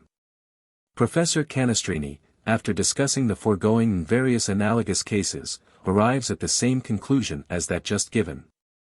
He adduces another instance, in the case of the malar bone, 40. Annuario della Soc. De Naturalisti, Medina, 1867, page 83. Professor Canestrini gives extracts on this subject from various authorities. Lorillard remarks, that as he has found a complete similarity in the form, proportions, and connection of the two malar bones in several human subjects and in certain apes, he cannot consider this disposition of the parts as simply accidental. Another paper on this same anomaly has been published by Dr. Saviotti in the Gazzetta del Cliniche, Turin, 1871, where he says that traces of the division may be detected in about 2% of adult skulls. He also remarks that it more frequently occurs in prognathes skulls, not of the Aryan race, than in others. See also G. De Lorenzi on the same subject, Tre nuovi casi di anomalia del osso malar, Torino, 1872. Also, E. Morselli, Sopra una rara anomalia del osso malar, Medina, 1872. Still more recently Gruber has written a pamphlet on the division of this bone. I give these references because a reviewer, without any grounds or scruples, has thrown doubts on my statements, which, in some of the quadrumana and other mammals, normally consists of two portions.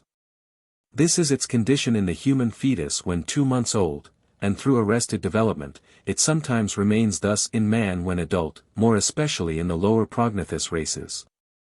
Hence Canestrini concludes that some ancient progenitor of man must have had this bone normally divided into two portions, which afterwards became fused together. In man the frontal bone consists of a single piece, but in the embryo, and in children, and in almost all the lower mammals, it consists of two pieces separated by a distinct suture. This suture occasionally persists more or less distinctly in man after maturity, and more frequently in ancient than in recent crania, especially, as Canestrini has observed, in those exhumed from the drift, and belonging to the brachycephalic type. Here again he comes to the same conclusion as in the analogous case of the malar bones. In this, and other instances presently to be given, the cause of ancient races approaching the lower animals in certain characters more frequently than do the modern races, appears to be that the latter stand at a somewhat greater distance in the long line of descent from their early semi-human progenitors. Various other anomalies in man, more or less analogous to the foregoing, have been advanced by different authors, as cases of reversion. But these seem not a little doubtful, for we have to descend extremely low in the mammalian series, before we find such structures normally present. 41. A whole series of cases is given by Isidore Jeffreys T. Hilaire, Hist. De Anomalies, Tom. 3, page 437. A reviewer, Journal of Anatomy and Physiology, 1871, page 366, blames me much for not having discussed the numerous cases, which have been recorded, of various parts arrested in their development. He says that, according to my theory, every transient condition of an organ, during its development, is not only a means to an end, but once was an end in itself. This does not seem to me necessarily to hold good. Why should not variations occur during an early period of development, having no relation to reversion? Yet such variations might be preserved and accumulated, if in any way serviceable, for instance, in shortening and simplifying the course of development. And again, why should not injurious abnormalities, such as atrophied or hypertrophied parts, which have no relation to a former state of existence, occur at an early period, as well as during maturity? In man, the canine teeth are perfectly efficient instruments for mastication. But their true canine character, as Owen, 42. Anatomy of Vertebrates, Volume 3. 1868, page 323. Remarks, is indicated by the conical form of the crown, which terminates in an obtuse point, is convex outward and flat or subconcave within, at the base of which surface there is a feeble prominence. The conical form is best expressed in the Melanian races, especially the Australian. The canine is more deeply implanted, and by a stronger fang than the incisors. Nevertheless, this tooth no longer serves man as a special weapon for tearing his enemies or prey. It may, therefore, as far as its proper function is concerned, be considered as rudimentary. In every large collection of human skulls some may be found, as Haeckel, 43. Generelle Morphology, 1866, b. 2. S. CLV. Observes, with the canine teeth projecting considerably beyond the others in the same manner as in the anthropomorphous apes, but in a less degree. In these cases, open spaces between the teeth in the one jaw are left for the reception of the canines of the opposite jaw. An interspace of this kind in a Kaffir skull, figured by Wagner, is surprisingly wide. 44. Karl Voigt's Lectures on Man, Eng Translat, 1864, page 151. Considering how few are the ancient skulls which have been examined, compared to recent skulls, it is an interesting fact that in at least 3 cases the canines project largely. And in the Nollet jaw they are spoken of as enormous. 45. C. Carter Blake, On a Jaw from La Nollet, Anthropological Review, 1867, page 295. Schaffhausen, Ibid 1868, page 426. Of the anthropomorphous apes the males alone have their canines fully developed, but in the female gorilla, and in a less degree in the female orang, these teeth project considerably beyond the others. Therefore the fact, of which I have been assured, that women sometimes have considerably projecting canines, is no serious objection to the belief that their occasional great development in man is a case of reversion to an ape-like progenitor. He who rejects with scorn the belief that the shape of his own canines, and their occasional great development in other men, are due to our early forefathers having been provided with these formidable weapons, will probably reveal, by sneering, the line of his descent. For though he no longer intends, nor has the power, to use these teeth as weapons, he will unconsciously retract his snarling muscles, thus named by Sir C. Bell, 46. The Anatomy of Expression, 1844, pages 110, 131. So as to expose them ready for action, like a dog prepared to fight. Many muscles are occasionally developed in man, which are proper to the quadrumana or other mammals. Professor Vlachovich, 47. Quoted by Prof. Canestrini in the Annuario della Sociedade Naturalisti, 1867, page 90, examined 40 male subjects, and found a muscle, called by him the ischio-pubic, in 19 of them, in 3 others there was a ligament which represented this muscle. And in the remaining 18 no trace of it. In only 2 out of 30 female subjects was this muscle developed on both sides, but in 3 others the rudimentary ligament was present. This muscle, therefore, appears to be much more common in the male than in the female sex, and on the belief in the descent of man from some lower form, the fact is intelligible. For it has been detected in several of the lower animals, and in all of these it serves exclusively to aid the male in the act of reproduction. Mr. J. Wood, in his valuable series of papers, 48. These papers deserve careful study by anyone who desires to learn how frequently our muscles vary, and in varying come to resemble those of the quadrumana. The following references relate to the few points touched on in my text. Proc. Royal SOC. Volume 14. 1865, pages 379 to 384, Volume 15. 1866, pages 241, 242, Volume 15. 1867, page 544, Volume 16. 1868, page 524. I may here add that Dr. Murray and Mr. St. George Mivart have shown in their memoir on the Lemuroidea, Transactions, Zoological Society, Volume 7, 1869, page 96, how extraordinarily variable some of the muscles are in these animals, the lowest members of the primates. Gradations, also, in the muscles leading to structures found in animals still lower in the scale, are numerous in the Lemuroidea. Has minutely described a vast number of muscular variations in man, which resemble normal structures in the lower animals.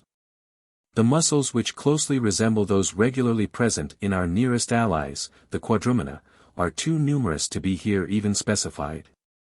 In a single male subject, having a strong bodily frame, and well-formed skull, no less than 7 muscular variations were observed, all of which plainly represented muscles proper to various kinds of apes. This man, for instance, had on both sides of his neck a true and powerful levator claviculi, such as is found in all kinds of apes, and which is said to occur in about 1 out of 60 human subjects. 49. See also Prof. McAllister in Proceedings, Royal Irish Academy, Volume 10, 1868, page 124. Again, this man had a special abductor of the metatarsal bone of the 5th digit, such as Professor Huxley and Mr. Flower have shown to exist uniformly in the higher and lower apes. I will give only 2 additional cases. The acromiobasilar muscle is found in all mammals below man, and seems to be correlated with a quadrupedal gait. 50. Mr. Champneys in Journal of Anatomy and Physiology, November 1871, page 178, and it occurs in about 1 out of 60 human subjects. In the lower extremities Mr. Bradley, 51. Ibid, May 1872, page 421. Found in abductor osseous metatarsi quinti in both feet of man, this muscle had not up to that time been recorded in mankind, but is always present in the anthropomorphous apes. The muscles of the hands and arms parts which are so eminently characteristic of man are extremely liable to vary, so as to resemble the corresponding muscles in the lower animals. 52. Professor McAllister, Ibid p. 121, has tabulated his observations, and finds that muscular abnormalities are most frequent in the forearms, secondly, in the face, thirdly, in the foot, etc. Such resemblances are either perfect or imperfect. Yet in the latter case they are manifestly of a transitional nature. Certain variations are more common in man, and others in woman, without our being able to assign any reason. Mr. Wood, after describing numerous variations, makes the following pregnant remark. Notable departures from the ordinary type of the muscular structures run in grooves or directions, which must be taken to indicate some unknown factor, of much importance to a comprehensive knowledge of general and scientific anatomy. 53.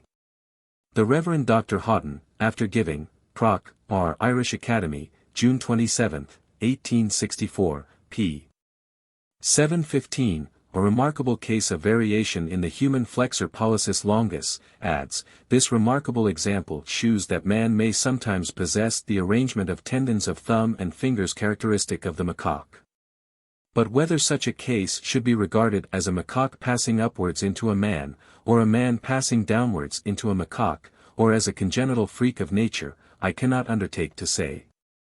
It is satisfactory to hear so capable an anatomist, and so embittered an opponent of evolutionism, admitting even the possibility of either of his first propositions. Professor McAllister has also described, Proceedings Royal Irish Academy, Volume 10. 1864, page 138, variations in the flexor pollicis longus, remarkable from their relations to the same muscle in the quadrumana. That this unknown factor is reversion to a former state of existence may be admitted as in the highest degree probable.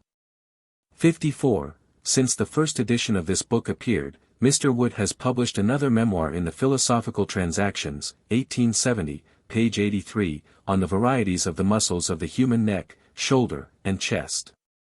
He here shews how extremely variable these muscles are, and how often and how closely the variations resemble the normal muscles of the lower animals. He sums up by remarking, "It will be enough for my purpose if I have succeeded in shewing the more important forms which, when occurring as varieties in the human subject, tend to exhibit in a sufficiently marked manner what may be considered as proofs and examples of the Darwinian principle of reversion, or law of inheritance, in this department of anatomical science. It is quite incredible that a man should through mere accident abnormally resemble certain apes in no less than 7 of his muscles, if there had been no genetic connection between them. On the other hand, if man is descended from some ape-like creature, no valid reason can be assigned why certain muscles should not suddenly reappear after an interval of many thousand generations, in the same manner as with horses, asses, and mules. Dark-colored stripes suddenly reappear on the legs and shoulders, after an interval of hundreds, or more probably of thousands of generations. These various cases of reversion are so closely related to those of rudimentary organs given in the first chapter, that many of them might have been indifferently introduced either there or here. Thus a human uterus furnished with cornua may be said to represent, in a rudimentary condition, the same organ in its normal state in certain mammals. Some parts which are rudimentary in man, as the os coccyx in both sexes, and the mammae in the male sex, are always present. Whilst others, such as the supracondyloid foramen, only occasionally appear, and therefore might have been introduced under the head of reversion. These several reversionary structures, as well as the strictly rudimentary ones, reveal the descent of man from some lower form in an unmistakable manner. Correlated variation. In man, as in the lower animals, many structures are so intimately related, that when one part varies so does another, without our being able, in most cases, to assign any reason. We cannot say whether the one part governs the other, or whether both are governed by some earlier developed part. Various monstrosities, as Jeffrey repeatedly insists, are thus intimately connected. Homologous structures are particularly liable to change together, as we see on the opposite sides of the body, and in the upper and lower extremities. Meckel long ago remarked, that when the muscles of the arm depart from their proper type, they almost always imitate those of the leg, and so, conversely, with the muscles of the legs. The organs of sight and hearing, the teeth and hair, the color of the skin and of the hair, color and constitution, are more or less correlated. 55. The authorities for these several statements are given in my Variation of Animals Under Domestication, Volume 2. Pages 320 to 335. Professor Schaffhausen first drew attention to the relation apparently existing between a muscular frame and the strongly pronounced supraorbital ridges, which are so characteristic of the lower races of man. Besides the variations which can be grouped with more or less probability under the foregoing heads, there is a large class of variations which may be provisionally called spontaneous. For to our ignorance they appear to arise without any exciting cause. It can, however, be shown that such variations, whether consisting of slight individual differences, or of strongly marked and abrupt deviations of structure, depend much more on the constitution of the organism than on the nature of the conditions to which it has been subjected. 56. This whole subject has been discussed in Chapter 23. Volume 2. Of my Variation of Animals and Plants Under Domestication. Rate of increase. Civilized populations have been known under favorable conditions, as in the United States, to double their numbers in 25 years, and, according to a calculation, by Euler, this might occur in a little over 12 years. 57. See the ever-memorable Essay on the Principle of Population, by the Reverend T. Malthus, Volume 1, 1826, pages 6, 517. At the former rate, the present population of the United States, 30 millions, would in 657 years cover the whole terraqueous globe so thickly, that 4 men would have to stand on each square yard of surface. The primary or fundamental check to the continued increase of man is the difficulty of gaining subsistence, and of living in comfort. We may infer that this is the case from what we see, for instance, in the United States, where subsistence is easy, and there is plenty of room. If such means were suddenly doubled in Great Britain, our number would be quickly doubled. With civilized nations this primary check acts chiefly by restraining marriages. The greater death rate of infants in the poorest classes is also very important. As well as the greater mortality, from various diseases, of the inhabitants of crowded and miserable houses, at all ages.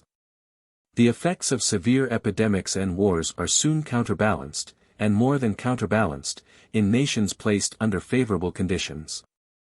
Emigration also comes in aid as a temporary check, but, with the extremely poor classes, not to any great extent.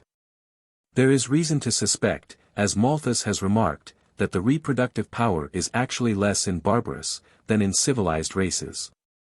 We know nothing positively on this head, for with savages no census has been taken.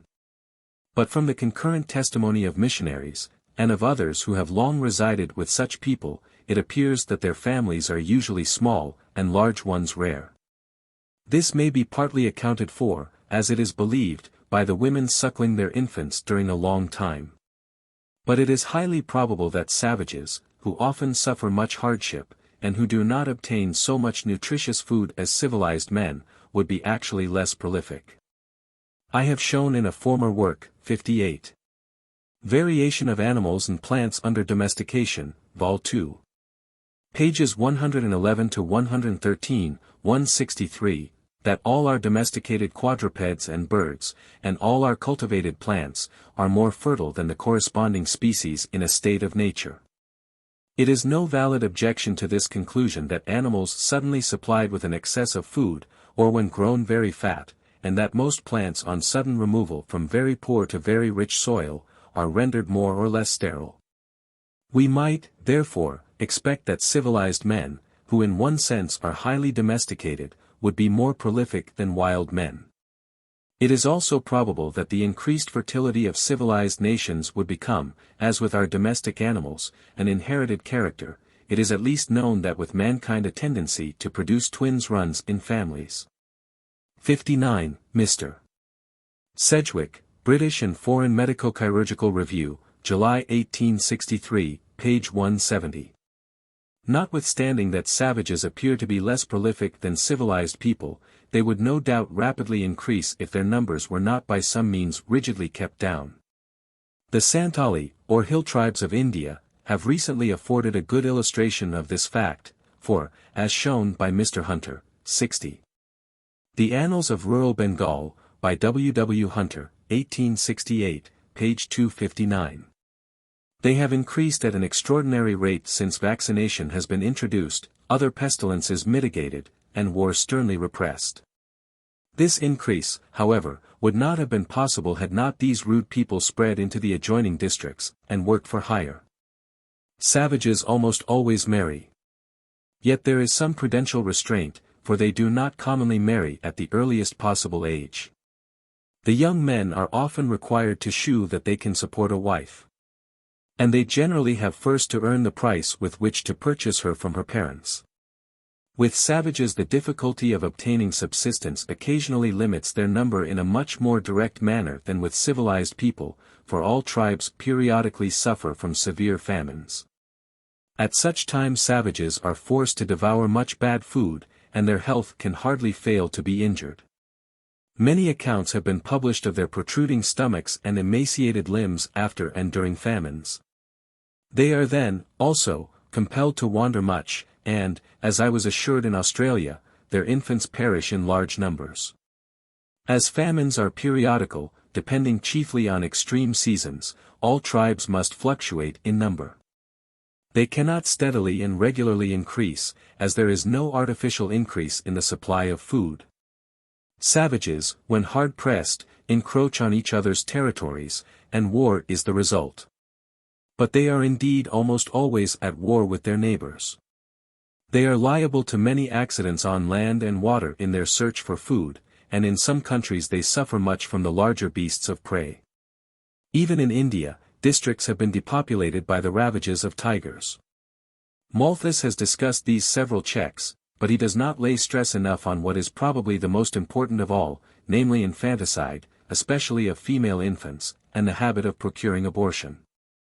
These practices now prevail in many quarters of the world, and infanticide seems formerly to have prevailed, as Mr. Lennon, 61.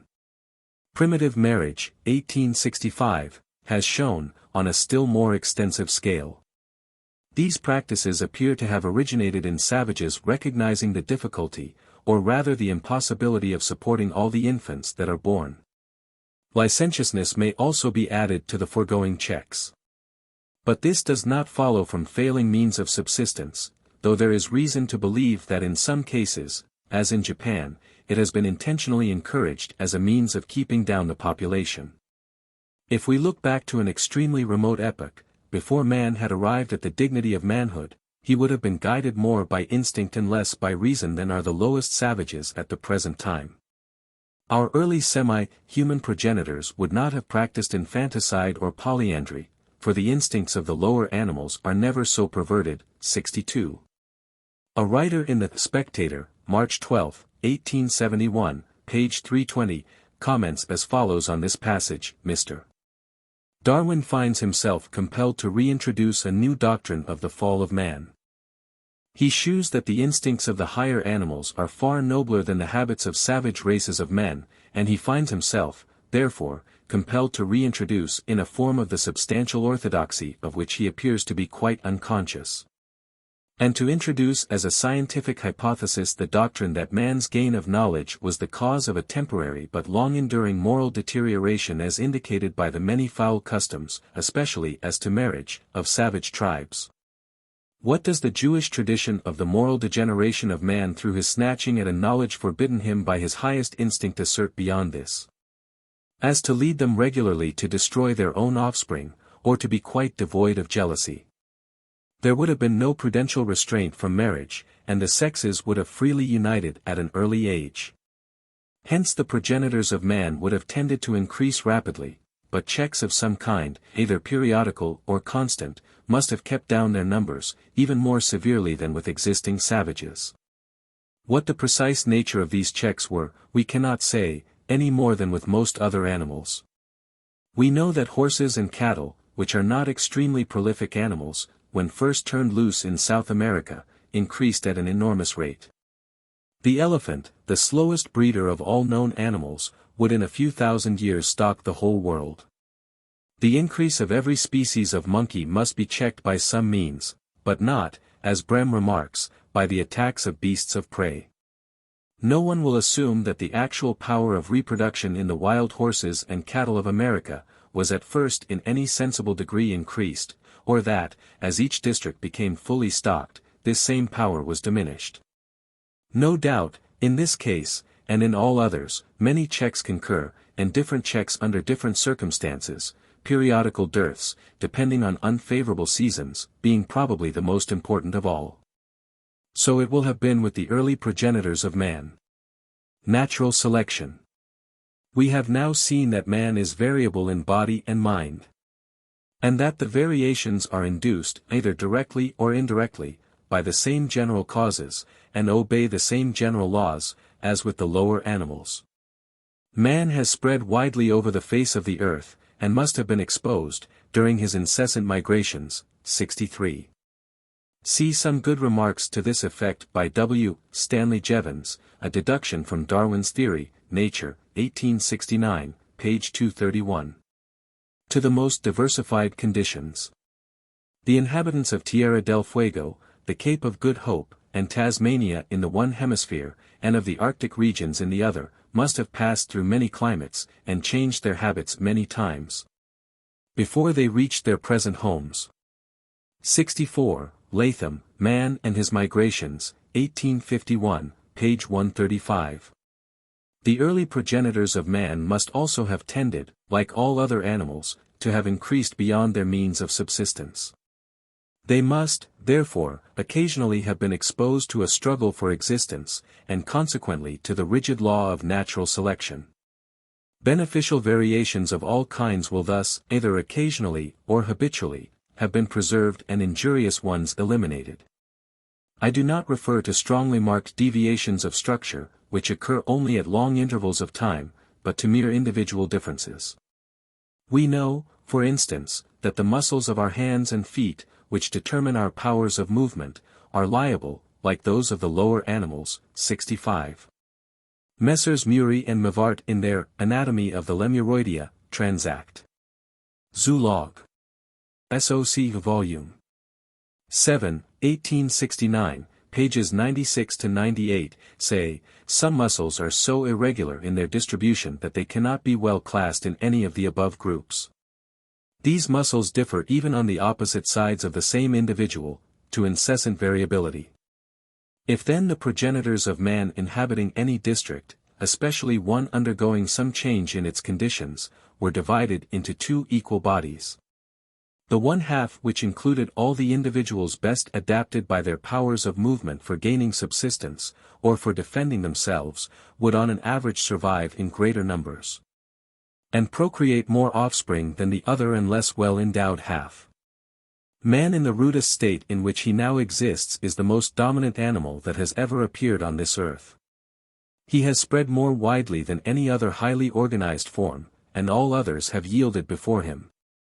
He manifestly owes this immense superiority to his intellectual faculties, to his social habits, which lead him to aid and defend his fellows, and to his corporeal structure. The supreme importance of these characters has been proved by the final arbitrament of the battle for life. Through his powers of intellect, articulate language has been evolved, and on this his wonderful advancement has mainly depended. As Mr. Chauncey Wright remarks, 66. Limits of Natural Selection, North American Review, October 1870, page 295. A psychological analysis of the faculty of language shews, that even the smallest proficiency in it might require more brain power than the greatest proficiency in any other direction. He has invented and is able to use various weapons, tools, traps, etc., with which he defends himself, kills or catches prey, and otherwise obtains food. He has made rafts or canoes for fishing or crossing over to neighboring fertile islands. He has discovered the art of making fire, by which hard and stringy roots can be rendered digestible, and poisonous roots or herbs innocuous. This discovery of fire, probably the greatest ever made by man, excepting language, dates from before the dawn of history. These several inventions, by which man in the rudest state has become so preeminent, are the direct results of the development of his powers of observation, memory, curiosity, imagination, and reason. I cannot, therefore, understand how it is that Mr. Wallace, 67. Quarterly Review, April 1869, page 392.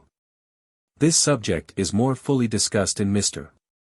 Wallace's Contributions to the Theory of Natural Selection, 1870, in which all the essays referred to in this work are republished. The Essay on Man has been ably criticized by Prof. Claparede, one of the most distinguished zoologists in Europe, in an article published in the Bibliothèque Universelle, June 1870.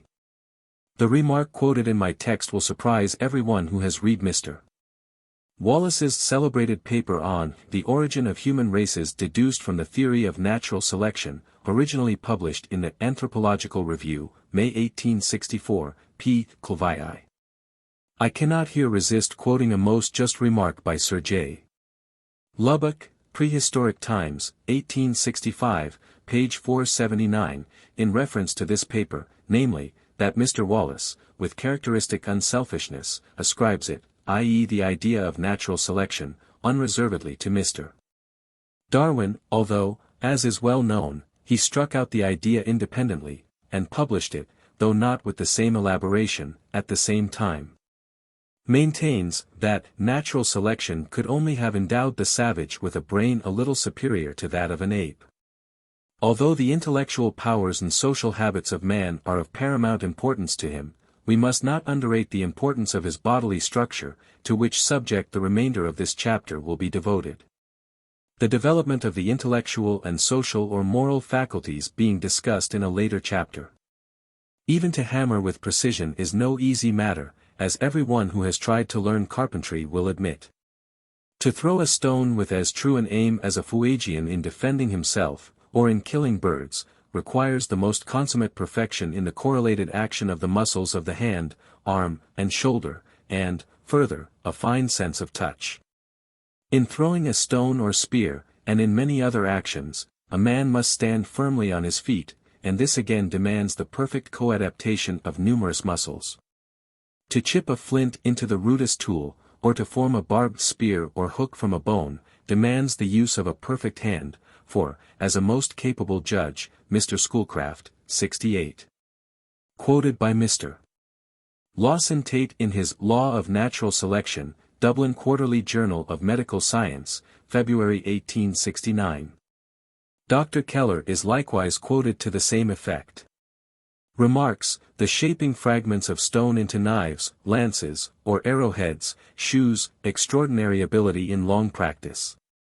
This is to a great extent proved by the fact that primeval men practiced a division of labor.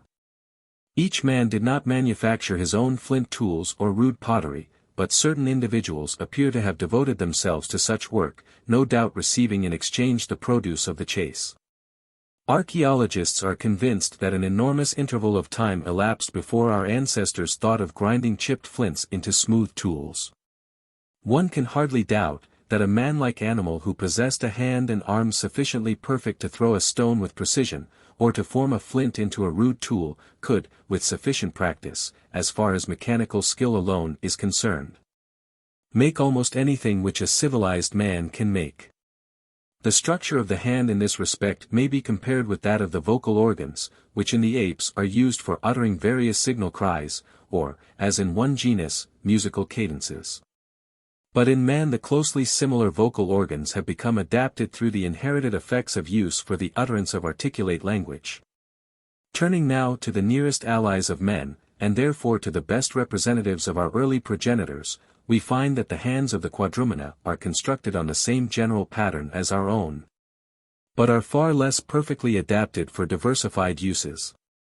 Their hands do not serve for locomotion so well as the feet of a dog, as may be seen in such monkeys as the chimpanzee and orang, which walk on the outer margins of the palms, or on the knuckles. 69, Owen, Anatomy of Vertebrates, Volume 3. p. 71. Their hands, however, are admirably adapted for climbing trees. Monkeys seize thin branches or ropes, with the thumb on one side and the fingers and palm on the other, in the same manner as we do. They can thus also lift rather large objects, such as the neck of a bottle, to their mouths. Baboons turn over stones, and scratch up roots with their hands.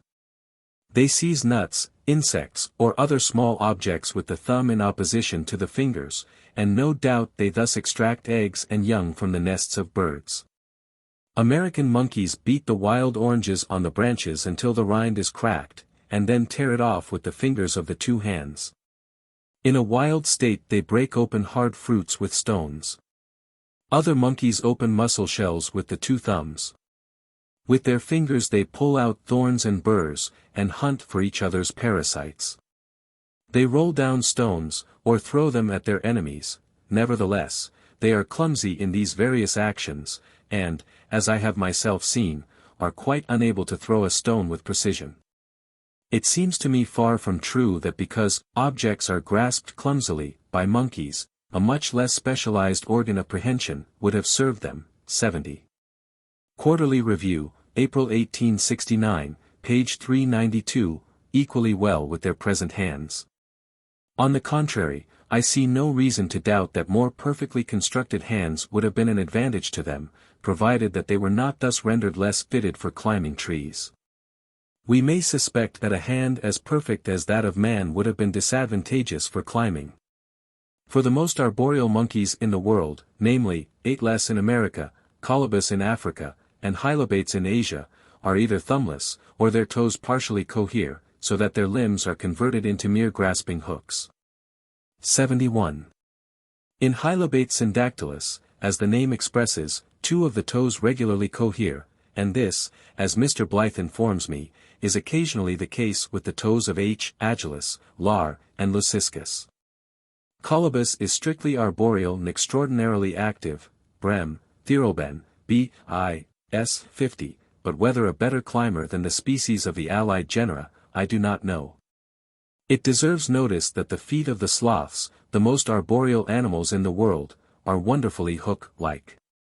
As soon as some ancient member in the great series of the primates came to be less arboreal, owing to a change in its manner of procuring subsistence, or to some change in the surrounding conditions, its habitual manner of progression would have been modified, and thus it would have been rendered more strictly quadrupedal or bipedal. Baboons frequent hilly and rocky districts, and only from necessity climb high trees, 72. Brem, Theroben, B.I.S. 80. And they have acquired almost the gait of a dog.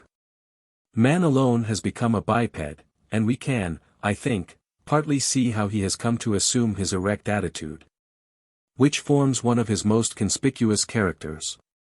Man could not have attained his present dominant position in the world without the use of his hands, which are so admirably adapted to act in obedience to his will. Sir C. Bell, 73. The hand. Etc. Bridgewater Treatise, 1833, page 38, insists that the hand supplies all instruments, and by its correspondence with the intellect gives him universal dominion. But the hands and arms could hardly have become perfect enough to have manufactured weapons, or to have hurled stones and spears with a true aim. As long as they were habitually used for locomotion and for supporting the whole weight of the body, or, as before remarked, so long as they were especially fitted for climbing trees, such rough treatment would also have blunted the sense of touch, on which their delicate use largely depends. From these causes alone it would have been an advantage to man to become a biped, but for many actions it is indispensable that the arms and whole upper part of the body should be free, and he must for this end stand firmly on his feet. To gain this great advantage, the feet have been rendered flat, and the great toe has been peculiarly modified, though this has entailed the almost complete loss of its power of prehension. It accords with the principle of the division of physiological labor, prevailing throughout the animal kingdom, that as the hands became perfected for prehension, the feet should have become perfected for support and locomotion. With some savages, however, the foot has not altogether lost its prehensile power, as shown by their manner of climbing trees, and of using them in other ways. 74. Haeckel has an excellent discussion on the steps by which man became a biped, Naturliche Schöpfungsgeschichte, 1868. S. 507. Dr. Buchner, Conferences sur la théorie darwinienne, 1869, page 135, has given good cases of the use of the foot as a prehensile organ by man, and has also written on the manner of progression of the higher apes, to which I allude in the following paragraph. See also Owen, Anatomy of Vertebrates, Volume 3. Page 71, on this latter subject. If it be an advantage to man to stand firmly on his feet and to have his hands and arms free, of which, from his preeminent success in the battle of life there can be no doubt, then I can see no reason why it should not have been advantageous to the progenitors of man to have become more and more erect or bipedal. They would thus have been better able to defend themselves with stones or clubs, to attack their prey, or otherwise to obtain food. The best-built individuals would in the long run have succeeded best, and have survived in larger numbers. If the gorilla and a few allied forms had become extinct, it might have been argued, with great force and apparent truth, that an animal could not have been gradually converted from a quadruped into a biped, as all the individuals in an intermediate condition would have been miserably ill-fitted for progression. But we know, and this is well worthy of reflection, that the anthropomorphous apes are now actually in an intermediate condition, and no one doubts that they are on the whole well adapted for their conditions of life. Thus the gorilla runs with a sidelong shambling gait, but more commonly progresses by resting on its bent hands. The long-armed apes occasionally use their arms like crutches, swinging their bodies forward between them, and some kinds of hylobates, without having been taught, can walk or run upright with tolerable quickness. Yet they move awkwardly, and much less securely than man. We see, in short, in existing monkeys a manner of progression intermediate between that of a quadruped and a biped, but, as an unprejudiced judge, 75. Prof. Broca, La Constitution de Vertebras Caudals, La Revue d'Anthropologie, 1872, page 26, separate copy, insists, the anthropomorphous apes approach in structure more nearly to the bipedal than to the quadrupedal type. As the progenitors of man became more and more erect, with their hands and arms more and more modified for prehension and other purposes, with their feet and legs at the same time transformed for firm support and progression, endless other changes of structure would have become necessary. The pelvis would have to be broadened, the spine peculiarly curved, and the head fixed in an altered position, all which changes have been attained by man. Professor Schaffhausen, 76. On the Primitive Form of the Skull, translated in Anthropological Review, October 1868, page 428. Owen, Anatomy of Vertebrates, Volume 2. 1866, page 551, on the mastoid processes in the higher apes. Maintains that, the powerful mastoid processes of the human skull are the result of his erect position, and these processes are absent in the orang, chimpanzee, etc., and are smaller in the gorilla than in man. Various other structures, which appear connected with man's erect position, might here have been added. It is very difficult to decide how far these correlated modifications are the result of natural selection, and how far of the inherited effects of the increased use of certain parts, or of the action of one part on another. No doubt these means of change often cooperate, thus when certain muscles, and the crests of bone to which they are attached, become enlarged by habitual use, this shews that certain actions are habitually performed and must be serviceable. Hence the individuals which perform them best, would tend to survive in greater numbers. The free use of the arms and hands, partly the cause and partly the result of man's erect position, appears to have led in an indirect manner to other modifications of structure. The early male forefathers of man were, as previously stated, probably furnished with great canine teeth. But as they gradually acquired the habit of using stones, clubs, or other weapons, for fighting with their enemies or rivals, they would use their jaws and teeth less and less. In this case, the jaws, together with the teeth, would become reduced in size, as we may feel almost sure from innumerable analogous cases. In a future chapter we shall meet with a closely parallel case, in the reduction or complete disappearance of the canine teeth in male ruminants, apparently in relation with the development of their horns. And in horses, in relation to their habit of fighting with their incisor teeth and hoofs. In the adult male anthropomorphous apes, as Rudemeyer, 77. Die Grenzen der Thierwelt, eine Betrachtung zu Darwins Lehre, 1868, s. 51. And others, have insisted, it is the effect on the skull of the great development of the jaw muscles that causes it to differ so greatly in many respects from that of man, and has given to these animals a truly frightful physiognomy. Therefore, as the jaws and teeth in man's progenitors gradually become reduced in size, the adult skull would have come to resemble more and more that of existing man. As we shall hereafter see, a great reduction of the canine teeth in the males would almost certainly affect the teeth of the females through inheritance. As the various mental faculties gradually develop themselves, the brain would almost certainly become larger. No one, I presume, doubts that the large proportion which the size of man's brain bears to his body, compared to the same proportion in the gorilla or orang, is closely connected with his higher mental powers. We meet with closely analogous facts with insects, for in ants the cerebral ganglia are of extraordinary dimensions, and in all the Hymenoptera these ganglia are many times larger than in the less intelligent orders, such as beetles. 78. Dujardin, Annales des Sciences Nat., 3rd Series, Zoolog, Tom. 14, 1850, page 203. See also Mr. Lone, Anatomy and Phys. Of the Musca Vomitoria, 1870, page 14. My son, Mr. F. Darwin, dissected for me the cerebral ganglia of the Formica rufa. On the other hand, no one supposes that the intellect of any two animals or of any two men can be accurately gauged by the cubic contents of their skulls. It is certain that there may be extraordinary mental activity with an extremely small absolute mass of nervous matter, thus the wonderfully diversified instincts, mental powers, and affections of ants are notorious.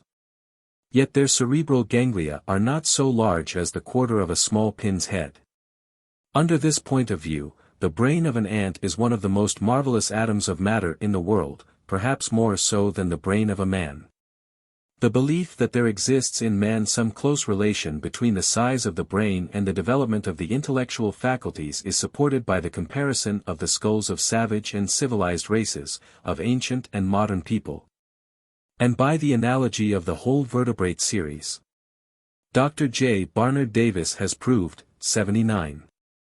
Philosophical Transactions, 1869, page 513, by many careful measurements, that the mean internal capacity of the skull in Europeans is 92.3 cubic inches, in Americans 87.5, in Asiatics 87.1, and in Australians only 81.9 cubic inches.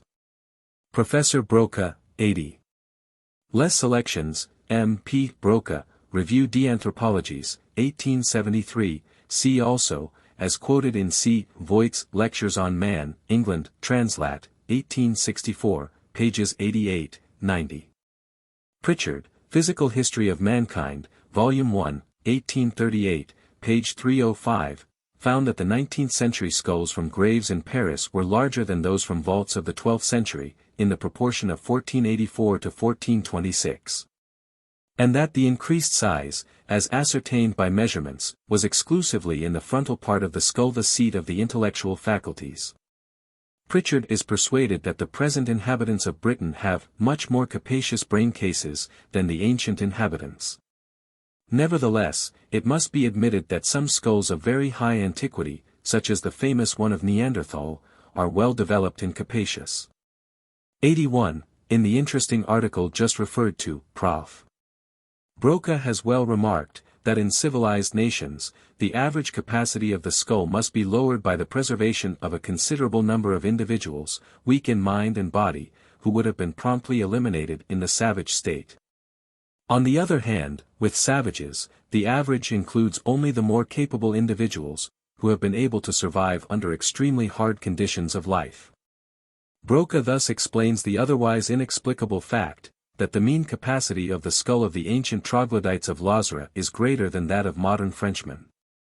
With respect to the lower animals, Emilarte, 82. Comptes rendus de sciences, etc., June 1, 1868. By comparing the crania of tertiary and recent mammals belonging to the same groups, has come to the remarkable conclusion that the brain is generally larger and the convolutions are more complex in the more recent forms. On the other hand, I have shown, 83. The Variation of Animals and Plants under Domestication, Volume 1, pages 124 to 129, that the brains of domestic rabbits are considerably reduced in bulk, in comparison with those of the wild rabbit or hare. And this may be attributed to their having been closely confined during many generations, so that they have exerted their intellect, instincts, senses, and voluntary movements but little. The gradually increasing weight of the brain and skull in man must have influenced the development of the supporting spinal column, more especially whilst he was becoming erect. As this change of position was being brought about, the internal pressure of the brain will also have influenced the form of the skull, for many facts shew how easily the skull is thus affected. Ethnologists believe that it is modified by the kind of cradle in which infants sleep. Habitual spasms of the muscles, and a cicatrix from a severe burn, have permanently modified the facial bones.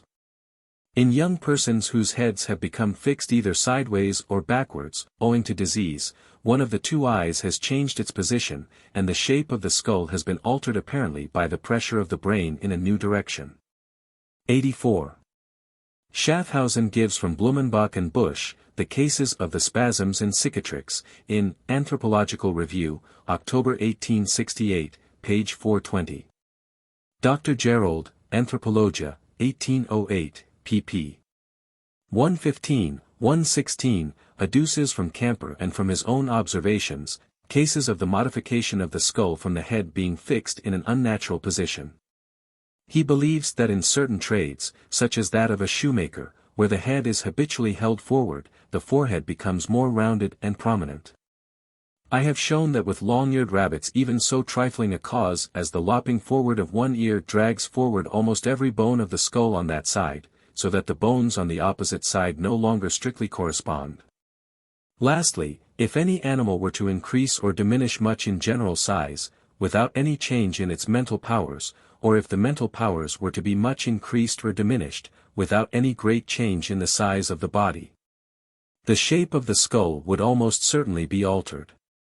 I infer this from my observations on domestic rabbits, some kinds of which have become very much larger than the wild animal, whilst others have retained nearly the same size. But in both cases the brain has been much reduced relatively to the size of the body.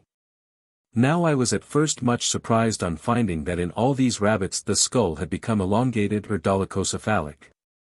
For instance, of two skulls of nearly equal breadth, the one from a wild rabbit and the other from a large domestic kind, the former was 3.15 and the latter 4.3 inches in length. 85, Variation of Animals and Plants Under Domestication, Volume 1, p. 117, on the elongation of the skull, page 119, on the effect of the lopping of one ear. One of the most marked distinctions in different races of men is that the skull in some is elongated, and in others rounded. And here the explanation suggested by the case of the rabbits may hold good, for Welker finds that short men incline more to brachycephaly, and tall men to dolichocephaly, 86. Quoted by Schaffhausen, in Anthropological Review, October 1868, p. 419, and tall men may be compared with the larger and longer-bodied rabbits, all of which have elongated skulls or are dolichocephalic. From these several facts we can understand, to a certain extent, the means by which the great size and more or less rounded form of the skull have been acquired by man. And these are characters eminently distinctive of him in comparison with the lower animals. Another most conspicuous difference between man and the lower animals is the nakedness of his skin. Whales and porpoises, cetacea, dugongs, sirenia, and the hippopotamus are naked, and this may be advantageous to them for gliding through the water. Nor would it be injurious to them from the loss of warmth, as the species, which inhabit the colder regions, are protected by a thick layer of blubber, serving the same purpose as the fur of seals and otters.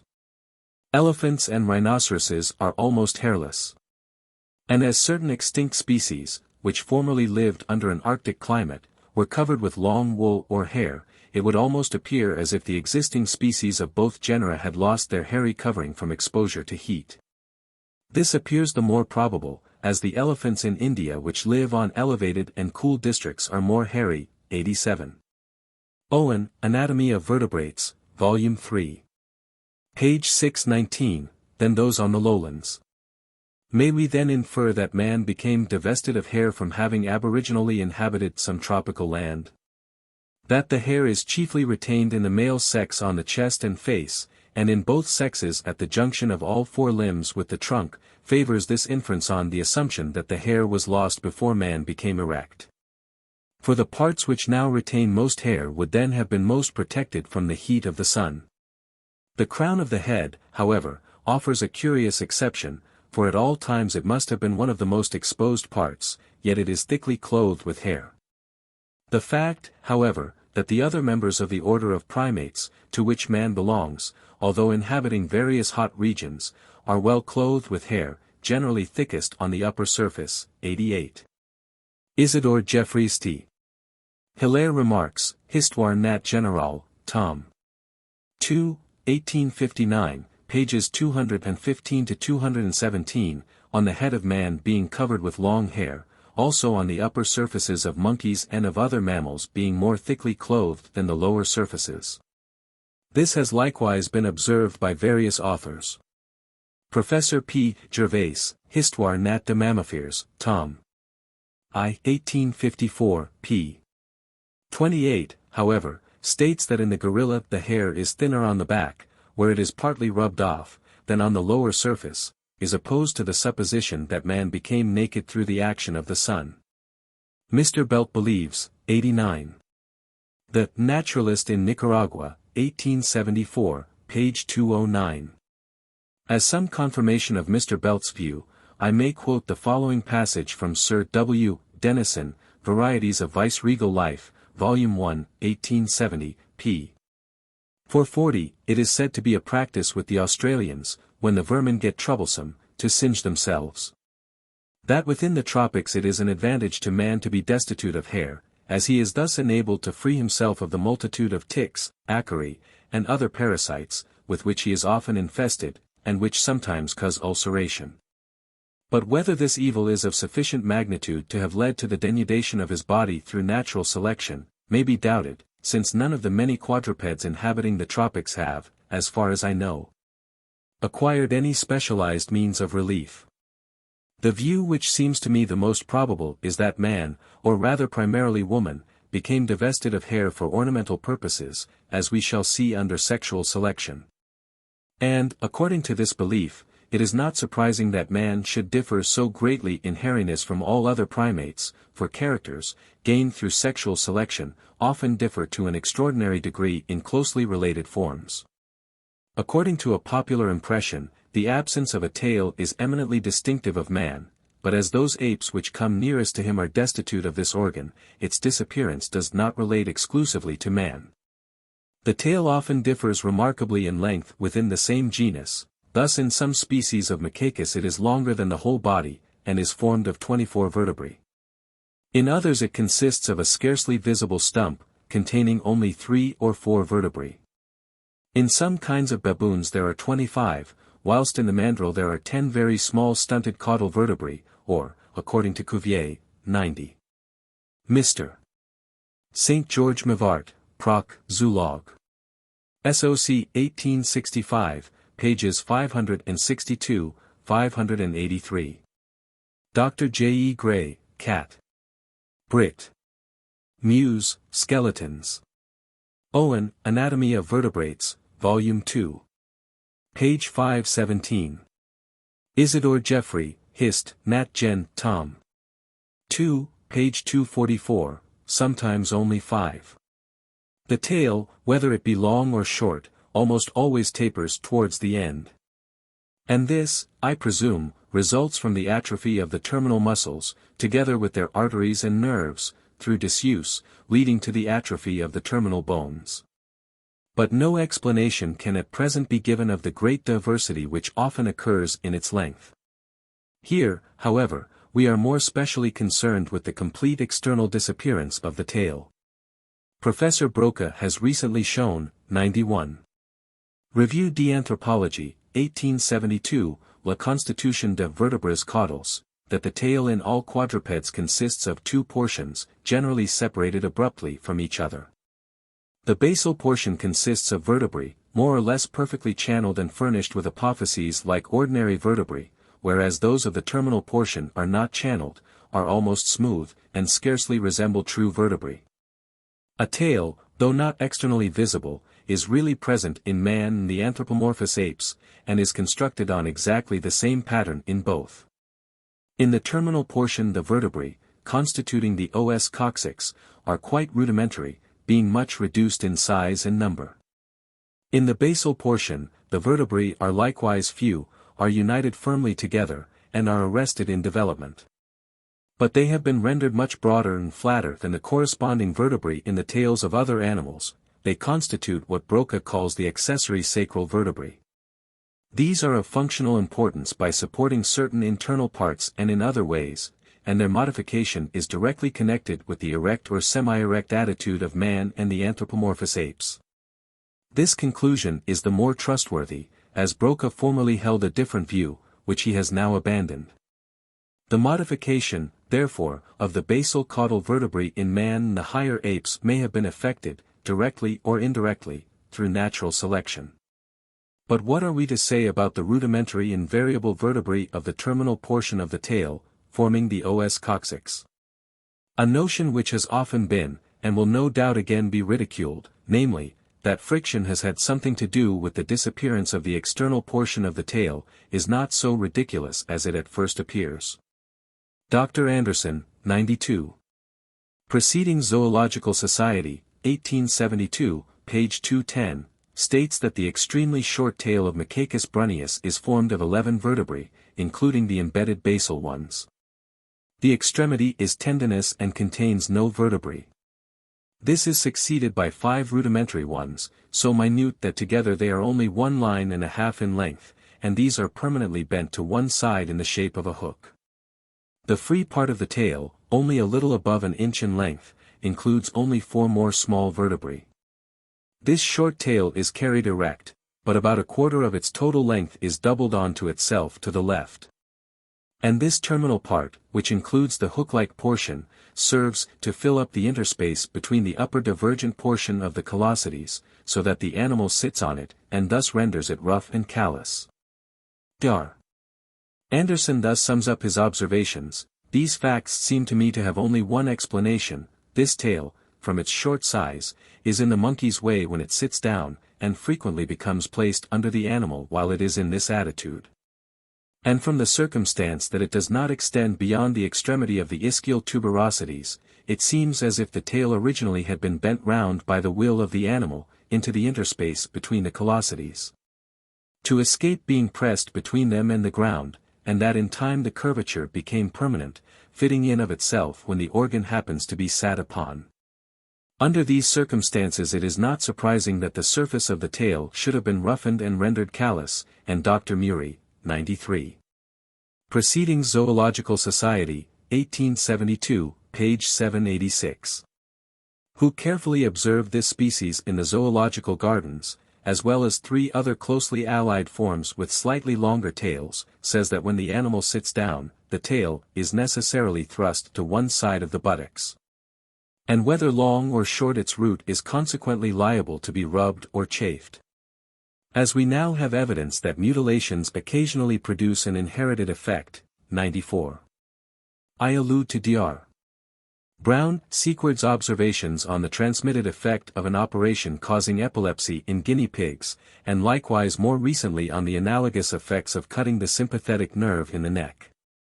I shall hereafter have occasion to refer to Mr. Salvin's interesting case of the apparently inherited effects of emotimos biting off the barbs of their own tail feathers.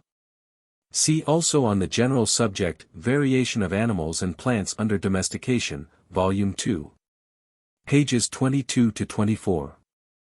It is not very improbable that in short-tailed monkeys, the projecting part of the tail, being functionally useless, should after many generations have become rudimentary and distorted, from being continually rubbed and chafed. We see the projecting part in this condition in the Macacus brunnius, and absolutely aborted in the M. echaudatus and in several of the higher apes. Finally, then, as far as we can judge, the tail has disappeared in man and the anthropomorphous apes, owing to the terminal portion having been injured by friction during a long lapse of time. The basal and embedded portion having been reduced and modified, so as to become suitable to the erect or semi-erect position. I have now endeavored to shew that some of the most distinctive characters of man have in all probability been acquired, either directly, or more commonly indirectly, through natural selection. We should bear in mind that modifications in structure or constitution which do not serve to adapt an organism to its habits of life, to the food which it consumes, or passively to the surrounding conditions, cannot have been thus acquired. We must not, however, be too confident in deciding what modifications are of service to each being. We should remember how little we know about the use of many parts, or what changes in the blood or tissues may serve to fit an organism for a new climate or new kinds of food. Nor must we forget the principle of correlation, by which, as Isidore Geoffrey has shown in the case of man, many strange deviations of structure are tied together. Independently of correlation, a change in one part often leads, through the increased or decreased use of other parts, to other changes of a quite unexpected nature. It is also well to reflect on such facts, as the wonderful growth of galls on plants caused by the poison of an insect, and on the remarkable changes of color in the plumage of parrots when fed on certain fishes, or inoculated with the poison of toads, 95. The Variation of Animals and Plants Under Domestication, Volume 2. Pages 280-282. For we can thus see that the fluids of the system, if altered for some special purpose, might induce other changes. We should especially bear in mind that modifications acquired and continually used during past ages for some useful purpose would probably become firmly fixed, and might be long inherited. Thus a large yet undefined extension may safely be given to the direct and indirect results of natural selection. But I now admit, after reading the essay by Nagili on plants, and the remarks by various authors with respect to animals, more especially those recently made by Professor Broca, that in the earlier editions of my Origin of Species I perhaps attributed too much to the action of natural selection or the survival of the fittest. I have altered the 5th edition of the Origin so as to confine my remarks to adaptive changes of structure. But I am convinced, from the light gained during even the last few years, that very many structures which now appear to us useless, will hereafter be proved to be useful, and will therefore come within the range of natural selection. Nevertheless, I did not formerly consider sufficiently the existence of structures, which, as far as we can at present judge, are neither beneficial nor injurious, and this I believe to be one of the greatest oversights as yet detected in my work. I may be permitted to say, as some excuse, that I had two distinct objects in view. Firstly, to shew that species had not been separately created, and secondly, that natural selection had been the chief agent of change, though largely aided by the inherited effects of habit, and slightly by the direct action of the surrounding conditions. I was not, however, able to annul the influence of my former belief, then almost universal, that each species had been purposely created. And this led to my tacit assumption that every detail of structure, excepting rudiments, was of some special, though unrecognized, service. Any one with this assumption in his mind would naturally extend too far the action of natural selection, either during past or present times. Some of those who admit the principle of evolution, but reject natural selection, seem to forget, when criticizing my book, that I had the above two objects in view.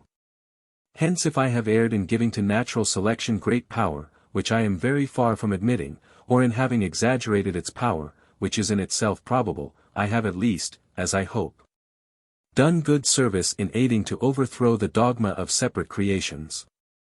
It is, as I can now see, probable that all organic beings, including man, possess peculiarities of structure, which neither are now, nor were formerly of any service to them, and which, therefore, are of no physiological importance. We know not what produces the numberless slight differences between the individuals of each species, for reversion only carries the problem a few steps backwards, but each peculiarity must have had its efficient cause.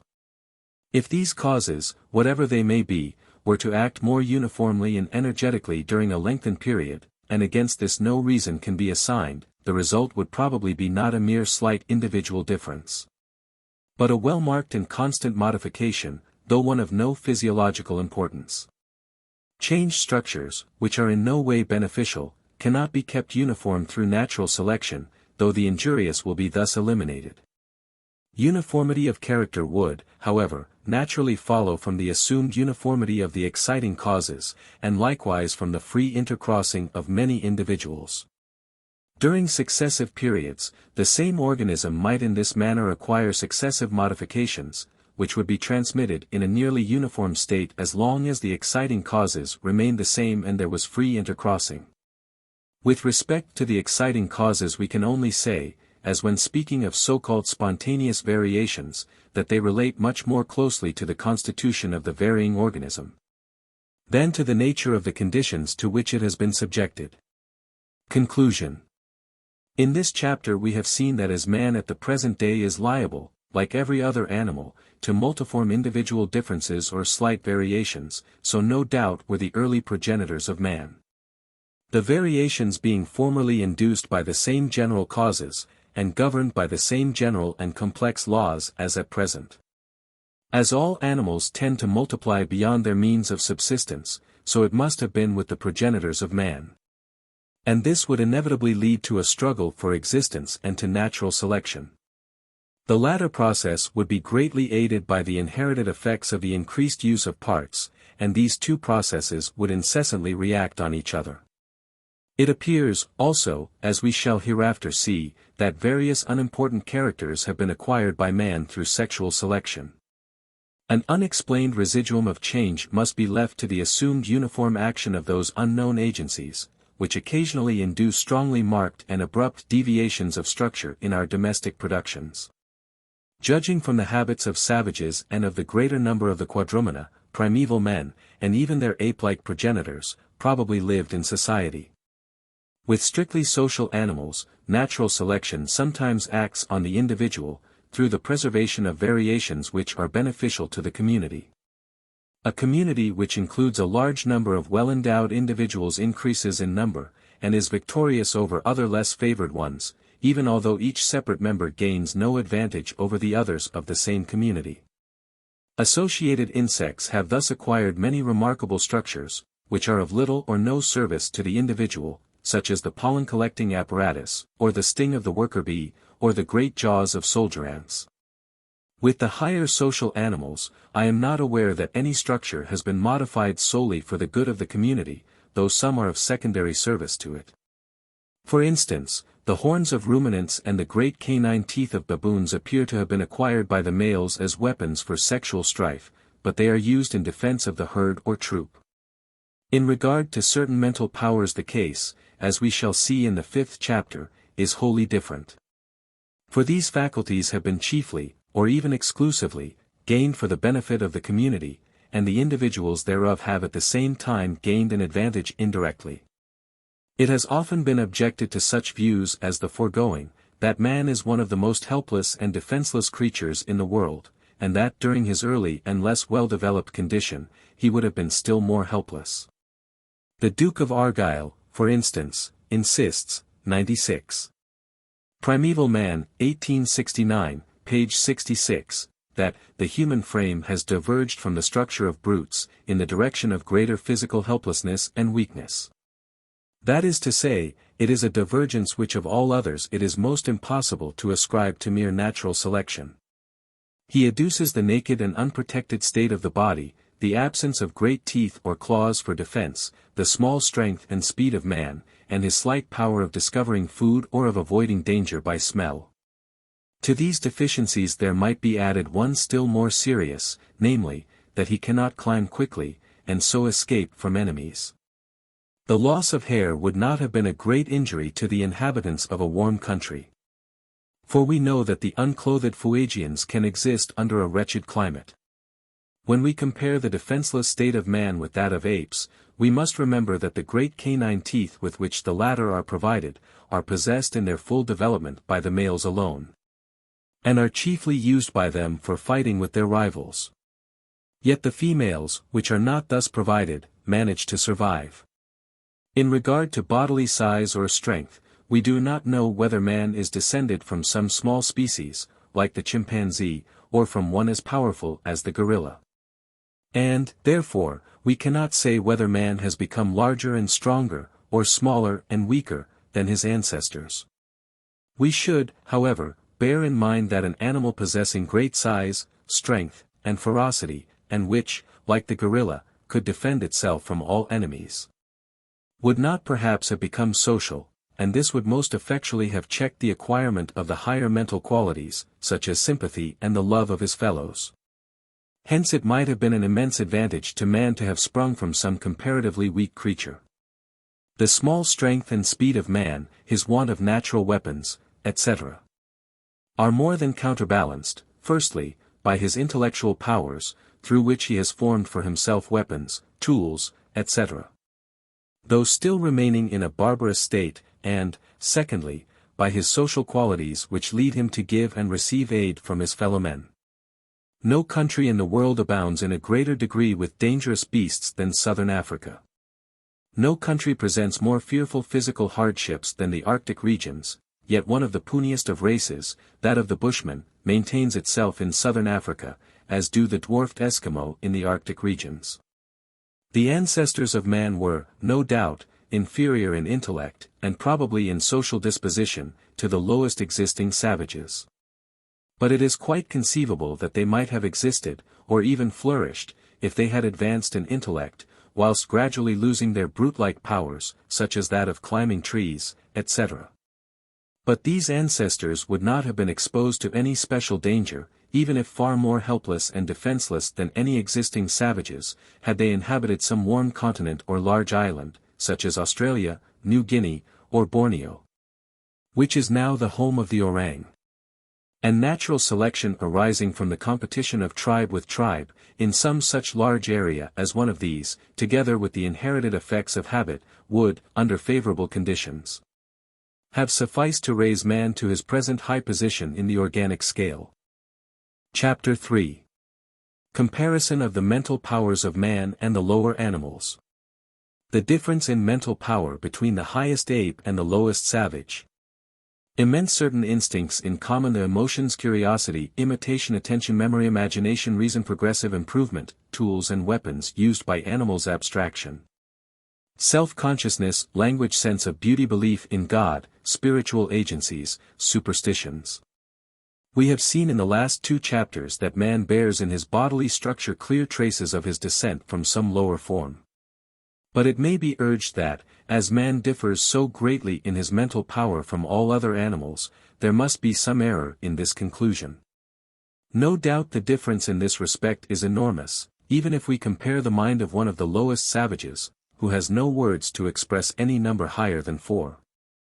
And who uses hardly any abstract terms for common objects or for the affections. 1. See the evidence on those points, as given by Lubbock, Prehistoric Times, page 354, etc., with that of the most highly organized ape. The difference would, no doubt, still remain immense, even if one of the higher apes had been improved or civilized as much as a dog has been in comparison with its parent form, the wolf or jackal. The Fuegians rank amongst the lowest barbarians. But I was continually struck with surprise how closely the 3 natives on board HMS Beagle, who had lived some years in England, and could talk a little English, resembled us in disposition and in most of our mental faculties. If no organic being excepting man had possessed any mental power, or if his powers had been of a wholly different nature from those of the lower animals, then we should never have been able to convince ourselves that our high faculties had been gradually developed. But it can be shown that there is no fundamental difference of this kind. We must also admit that there is a much wider interval in mental power between one of the lowest fishes, as a lamprey or lancelet, and one of the higher apes, than between an ape and man, yet this interval is filled up by numberless gradations. Nor is the difference slight in moral disposition between a barbarian, such as the man described by the old navigator Byron, who dashed his child on the rocks for dropping a basket of sea urchins, and a Howard or Clarkson. And in intellect, between a savage who uses hardly any abstract terms, and a Newton or Shakespeare. Differences of this kind between the highest men of the highest races and the lowest savages, are connected by the finest gradations. Therefore it is possible that they might pass and be developed into each other. My object in this chapter is to shew that there is no fundamental difference between man and the higher mammals in their mental faculties. Each division of the subject might have been extended into a separate essay, but must here be treated briefly. As no classification of the mental powers has been universally accepted, I shall arrange my remarks in the order most convenient for my purpose, and will select those facts which have struck me most, with the hope that they may produce some effect on the reader. With respect to animals very low in the scale, I shall give some additional facts under sexual selection, shewing that their mental powers are much higher than might have been expected. The variability of the faculties in the individuals of the same species is an important point for us, and some few illustrations will here be given. But it would be superfluous to enter into many details on this head, for I have found on frequent inquiry, that it is the unanimous opinion of all those who have long attended to animals of many kinds, including birds, that the individuals differ greatly in every mental characteristic. In what manner the mental powers were first developed in the lowest organisms, is as hopeless an inquiry as how life itself first originated. These are problems for the distant future, if they are ever to be solved by man. As man possesses the same senses as the lower animals, his fundamental intuitions must be the same.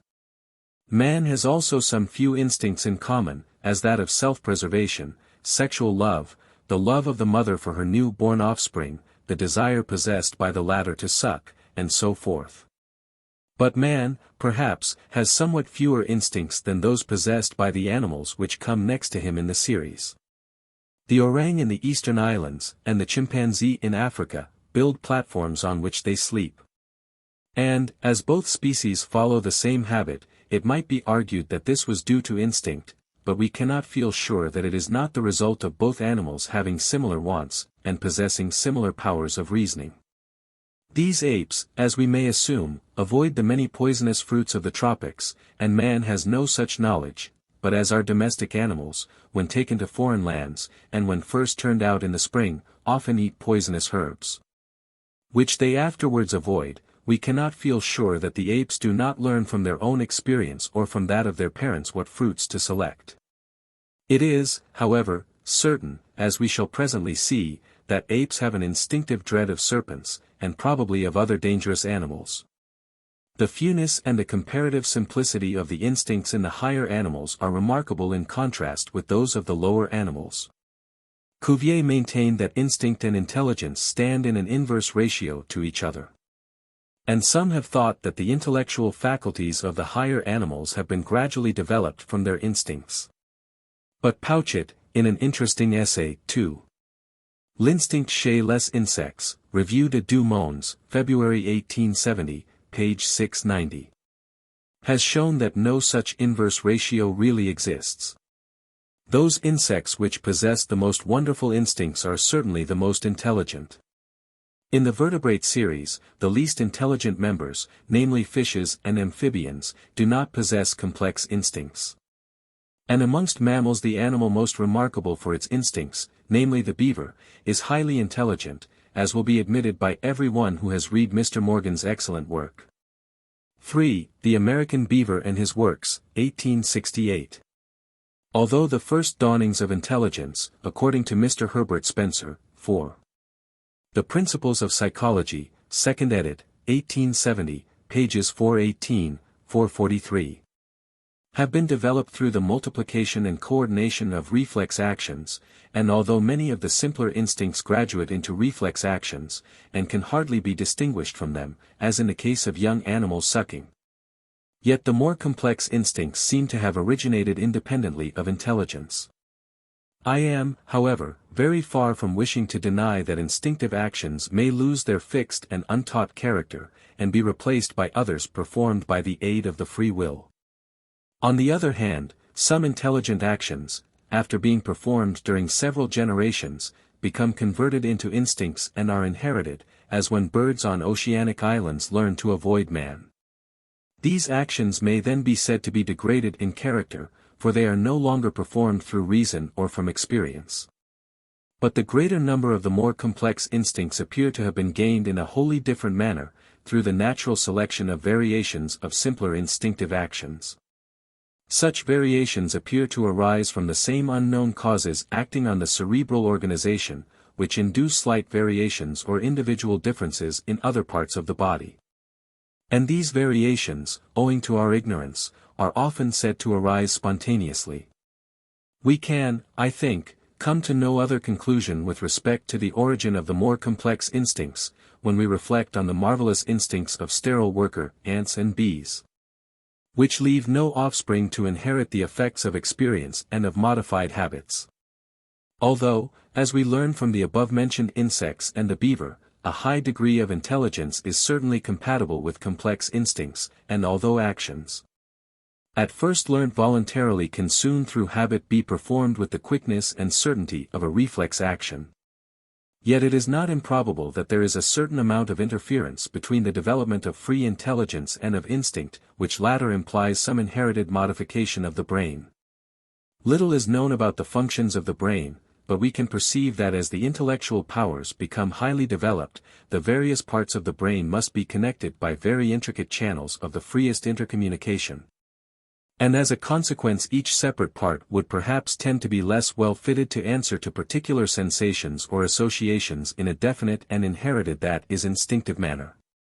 There seems even to exist some relation between a low degree of intelligence and a strong tendency to the formation of fixed, though not inherited habits.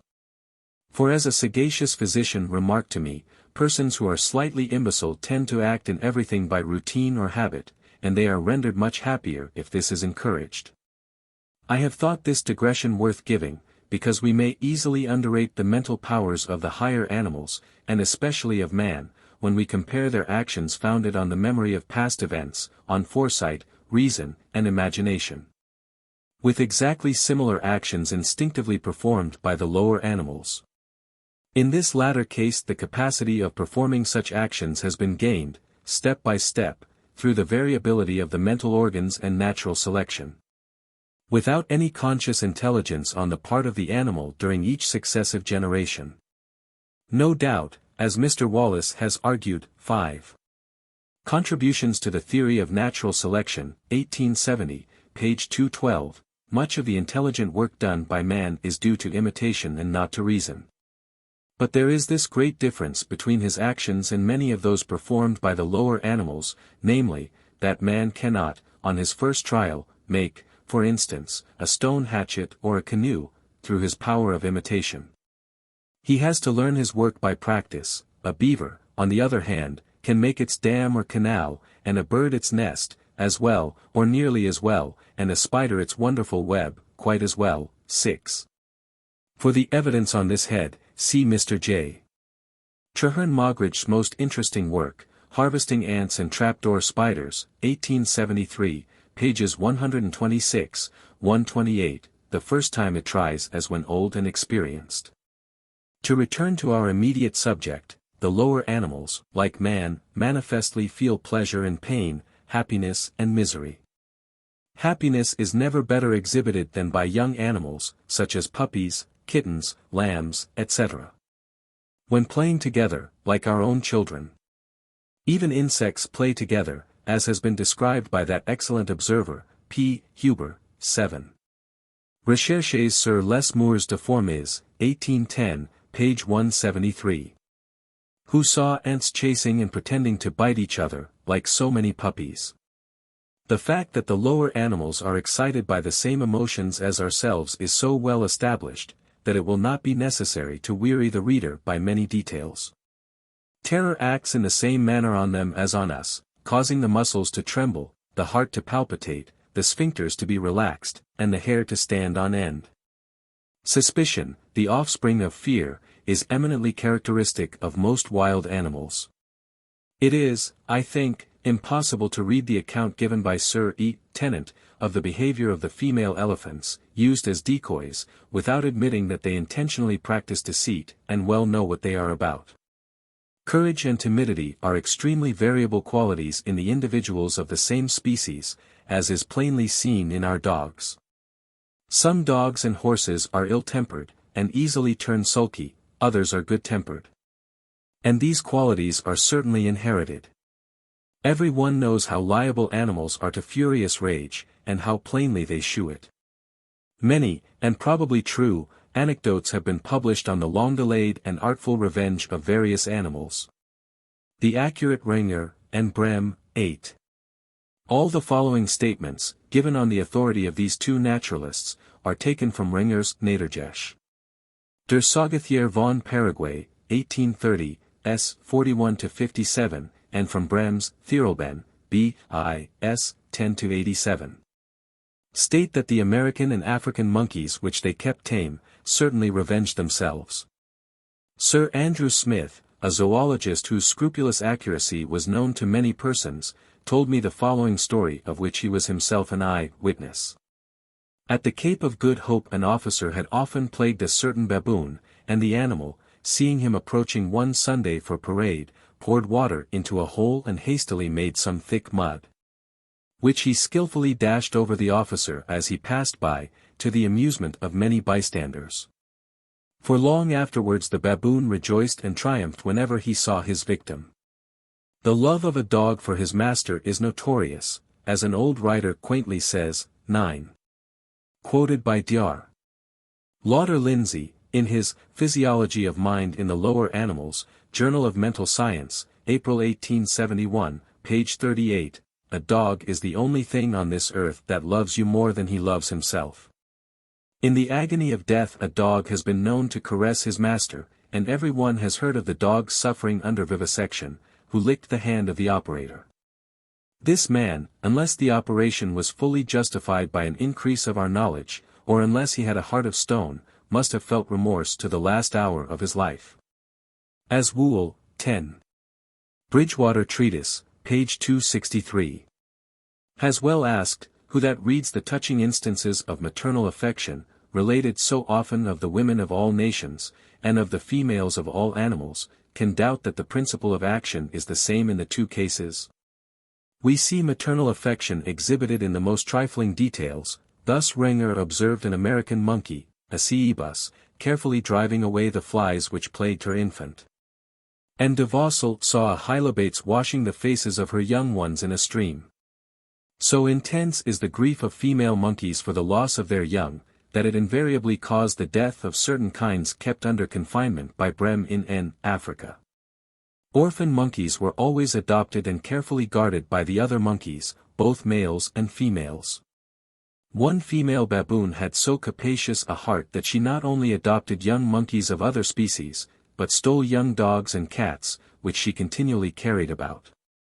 Her kindness, however, did not go so far as to share her food with her adopted offspring, at which Brehm was surprised, as his monkeys always divided everything quite fairly with their own young ones. An adopted kitten scratched this affectionate baboon, who certainly had a fine intellect, for she was much astonished at being scratched, and immediately examined the kitten's feet, and without more ado bit off the claws. 11. A critic, without any grounds, Quarterly Review, July 1871, page 72, disputes the possibility of this act as described by Brehm, for the sake of discrediting my work. Therefore I tried, and found that I could readily seize with my own teeth the sharp little claws of a kitten nearly 5 weeks old. In the Zoological Gardens, I heard from the keeper that an old baboon, C. Chacma, had adopted a rhesus monkey. But when a young drill and mandrill were placed in the cage, she seemed to perceive that these monkeys, though distinct species, were her nearer relatives, for she at once rejected the rhesus and adopted both of them. The young rhesus, as I saw, was greatly discontented at being thus rejected, and it would, like a naughty child, annoy and attack the young drill and mandrill whenever it could do so with safety. This conduct exciting great indignation in the old baboon. Monkeys will also, according to Brehm, defend their master when attacked by any one, as well as dogs to whom they are attached, from the attacks of other dogs. But we here trench on the subjects of sympathy and fidelity, to which I shall recur.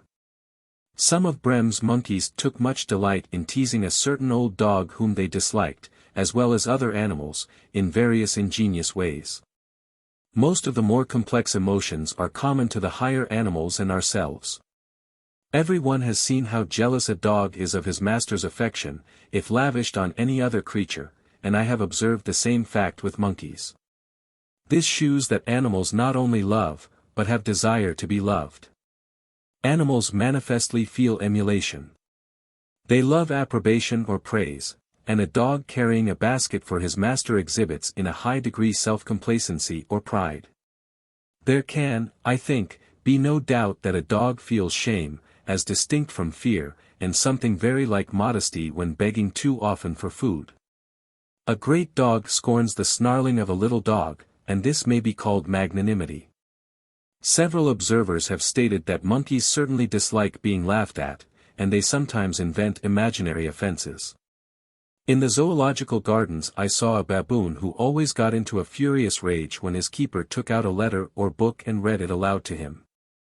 And his rage was so violent that, as I witnessed on one occasion, he bit his own leg till the blood flowed. Dogs shew what may be fairly called a sense of humor, as distinct from mere play. If a bit of stick or other such object be thrown to one, he will often carry it away for a short distance, and then squatting down with it on the ground close before him, will wait until his master comes quite close to take it away. The dog will then seize it and rush away in triumph, repeating the same maneuver, and evidently enjoying the practical joke. We will now turn to the more intellectual emotions and faculties, which are very important, as forming the basis for the development of the higher mental powers. Animals manifestly enjoy excitement, and suffer from ennui, as may be seen with dogs, and, according to Renger, with monkeys. All animals feel wonder, and many exhibit curiosity. They sometimes suffer from this latter quality, as when the hunter plays antics and thus attracts them. I have witnessed this with deer, and so it is with the wary chamois, and with some kinds of wild ducks. Brehm gives a curious account of the instinctive dread, which his monkeys exhibited, for snakes. But their curiosity was so great that they could not desist from occasionally satiating their horror in a most human fashion, by lifting up the lid of the box in which the snakes were kept. I was so much surprised at his account, that I took a stuffed and coiled-up snake into the monkey house at the Zoological Gardens, and the excitement thus caused was one of the most curious spectacles which I ever beheld. 3 species of Cercopithecus were the most alarmed. They dashed about their cages, and uttered sharp signal cries of danger, which were understood by the other monkeys.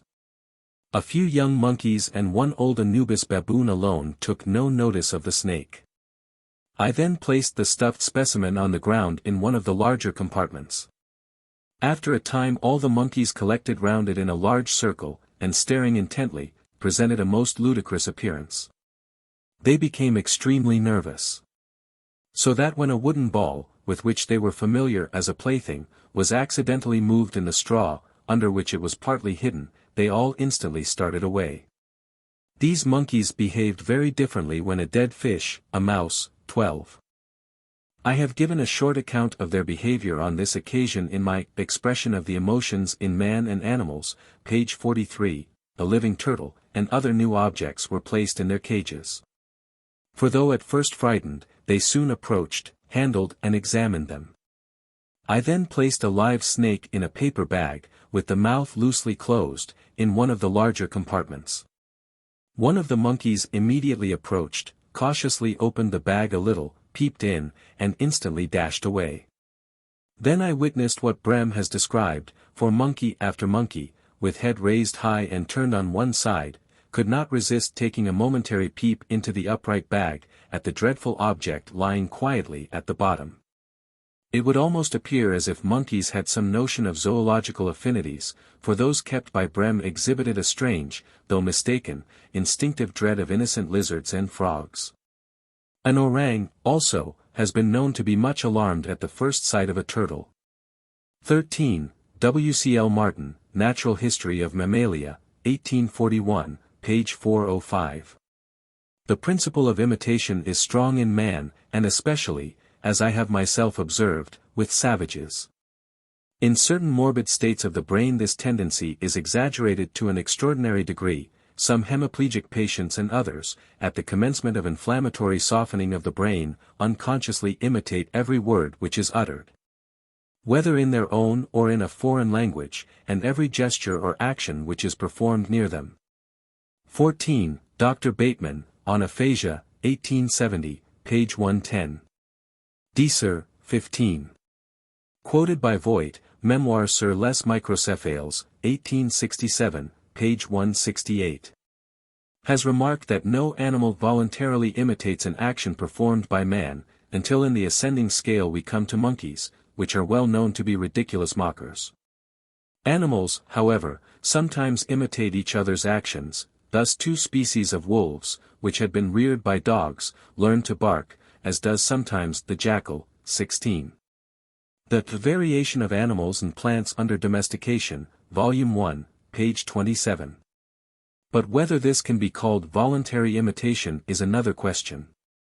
Birds imitate the songs of their parents, and sometimes of other birds, and parrots are notorious imitators of any sound which they often hear. Duro de la Malle gives an account, 17. Annales des Sciences Nat, 1st Series, Tom.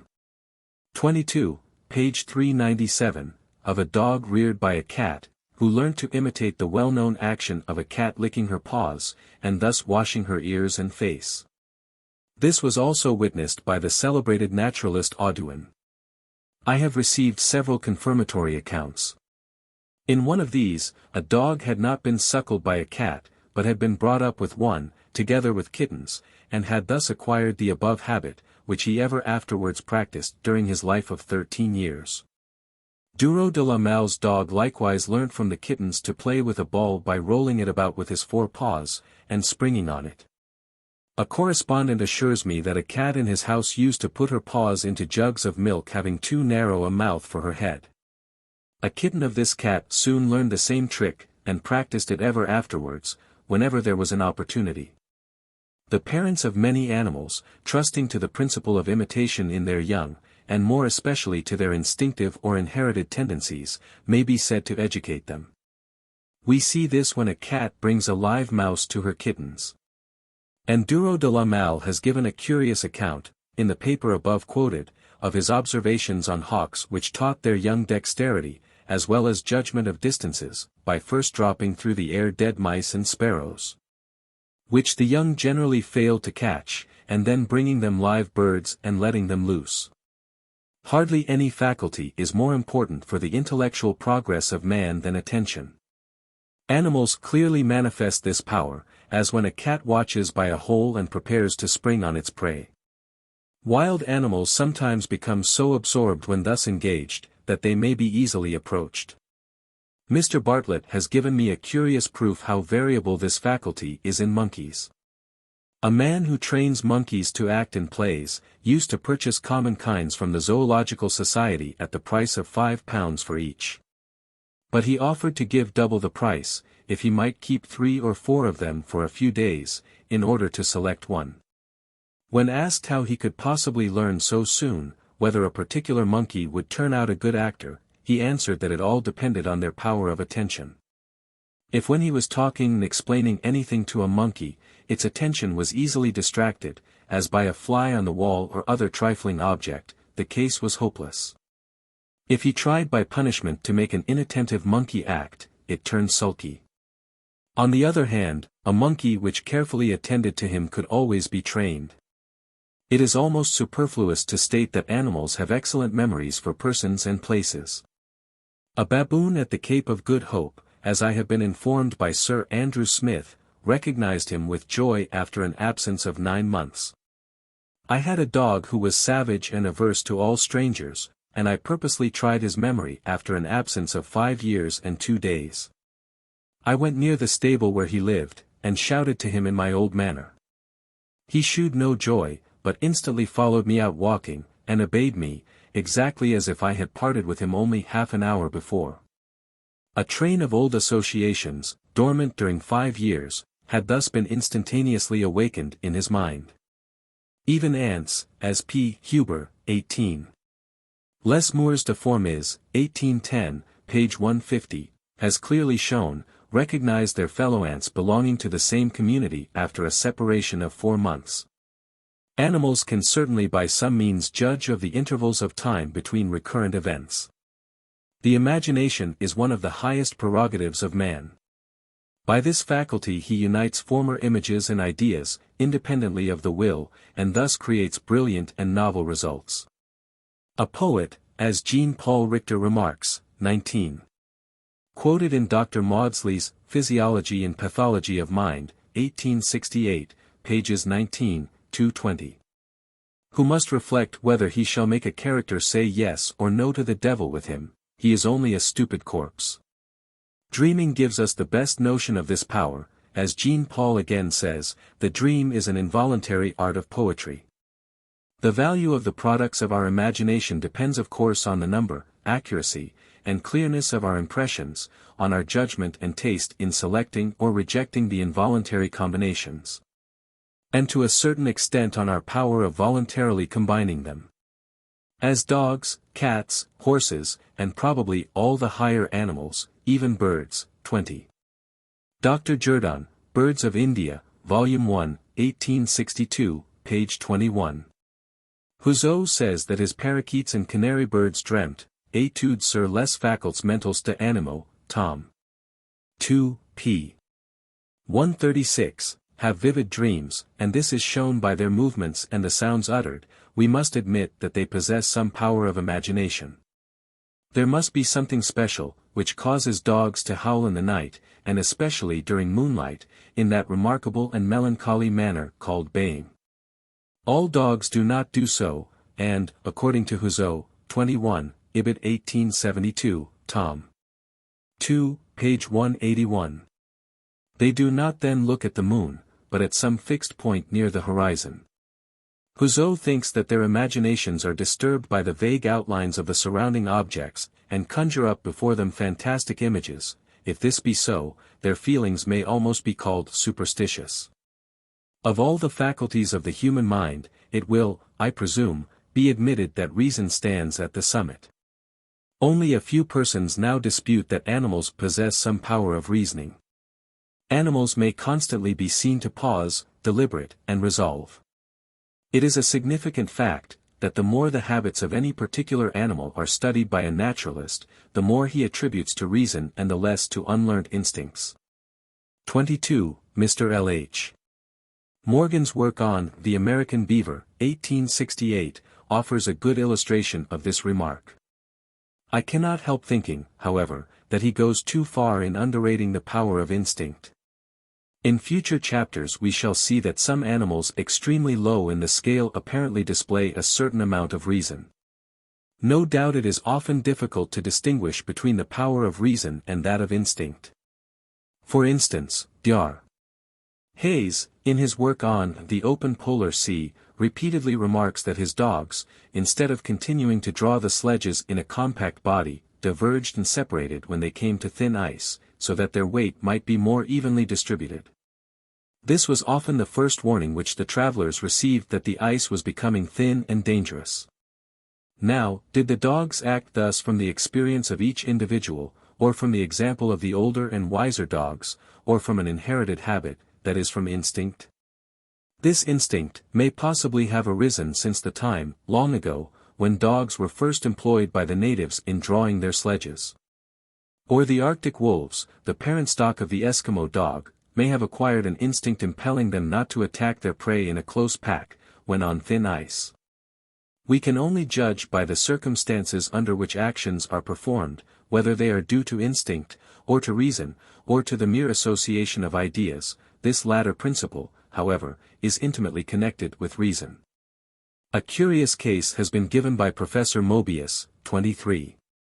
Die Beugungen der Thier, etc., 1873, page 11.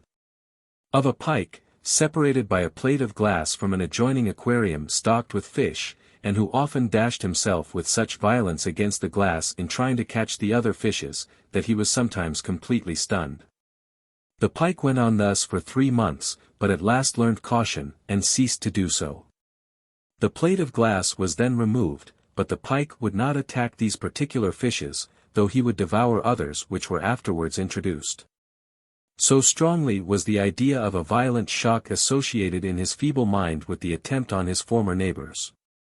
If a savage, who had never seen a large plate-glass window, were to dash himself even once against it, he would for a long time afterwards associate a shock with a window frame.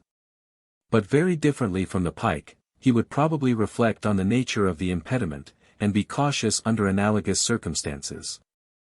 Now with monkeys, as we shall presently see, a painful or merely a disagreeable impression, from an action once performed, is sometimes sufficient to prevent the animal from repeating it.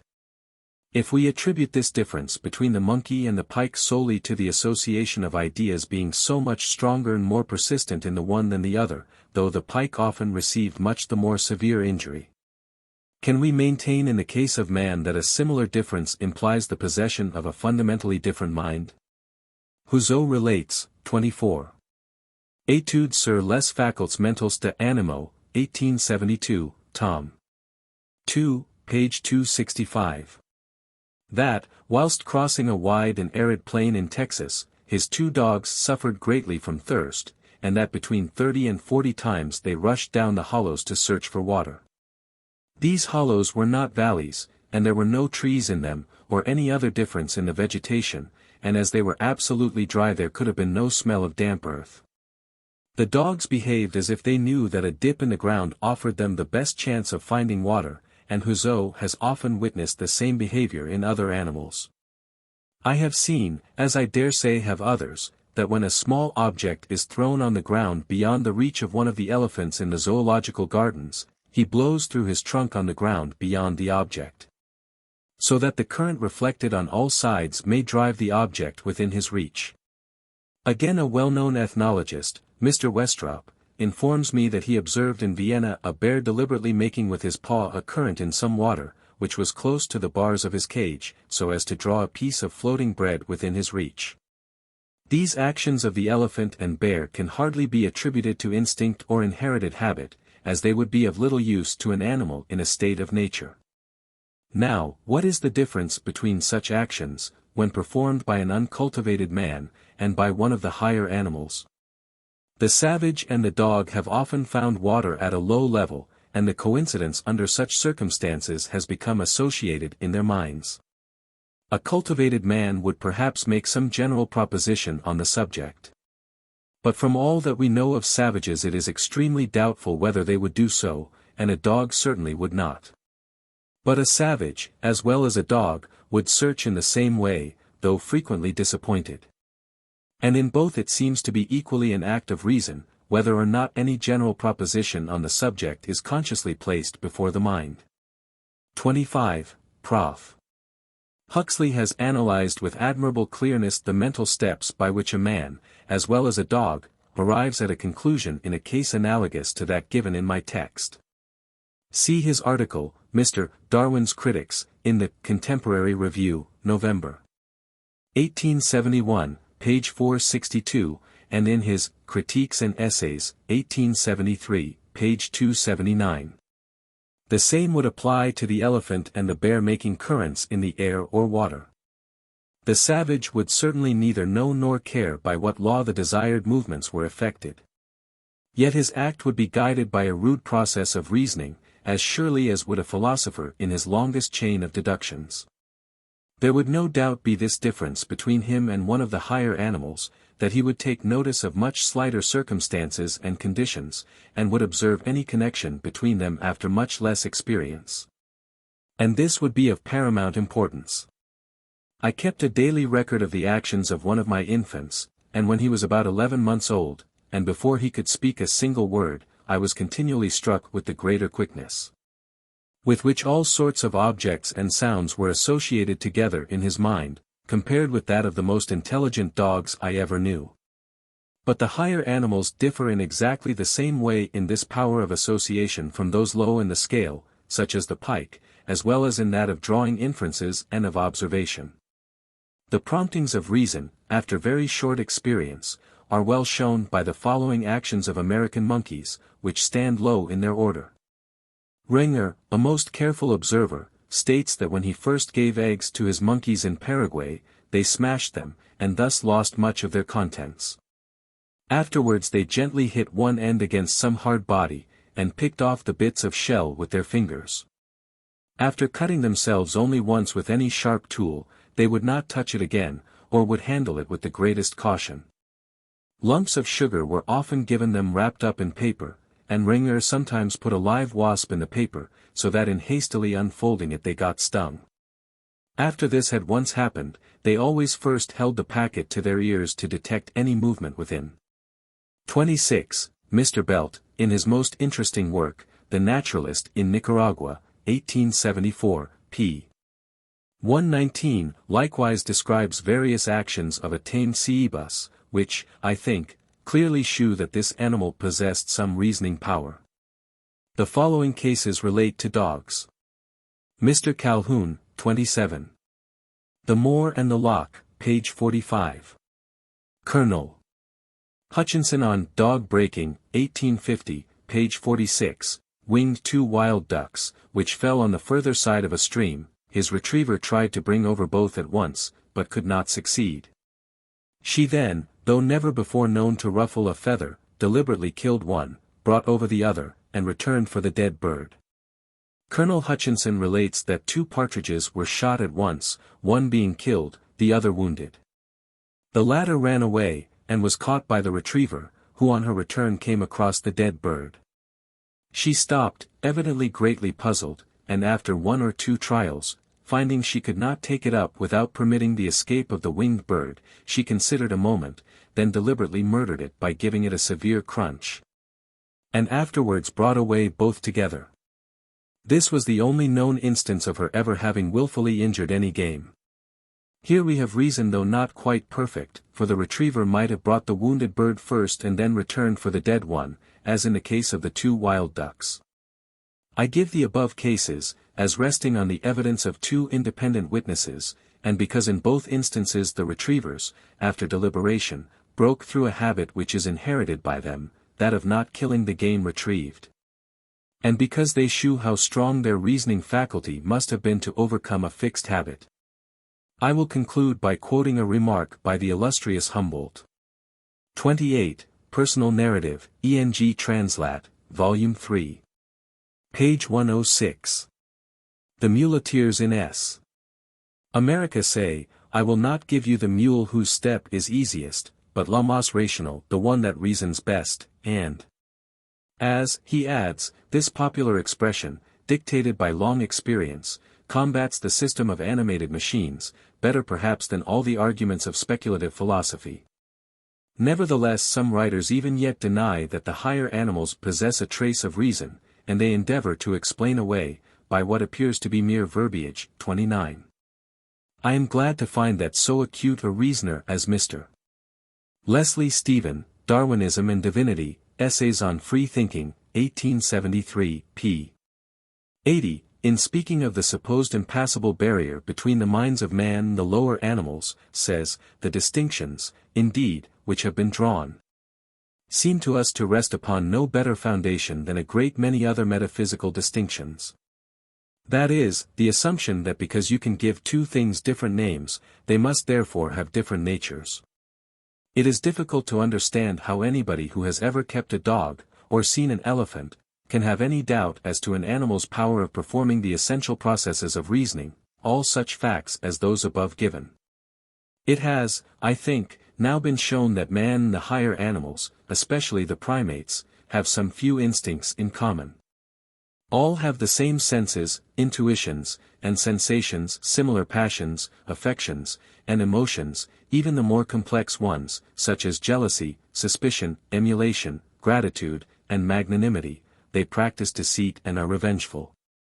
They are sometimes susceptible to ridicule, and even have a sense of humor.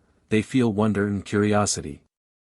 They possess the same faculties of imitation, attention, deliberation, choice, memory, imagination, the association of ideas, and reason, though in very different degrees. The individuals of the same species graduate in intellect from absolute imbecility to high excellence. They are also liable to insanity, though far less often than in the case of man. 30. See Madness in Animals, by Drive W. Lauder Lindsay, in Journal of Mental Science, July 1871. Nevertheless, many authors have insisted that man is divided by an insuperable barrier from all the lower animals in his mental faculties. I formerly made a collection of above a score of such aphorisms, but they are almost worthless, as their wide difference and number prove the difficulty, if not the impossibility, of the attempt.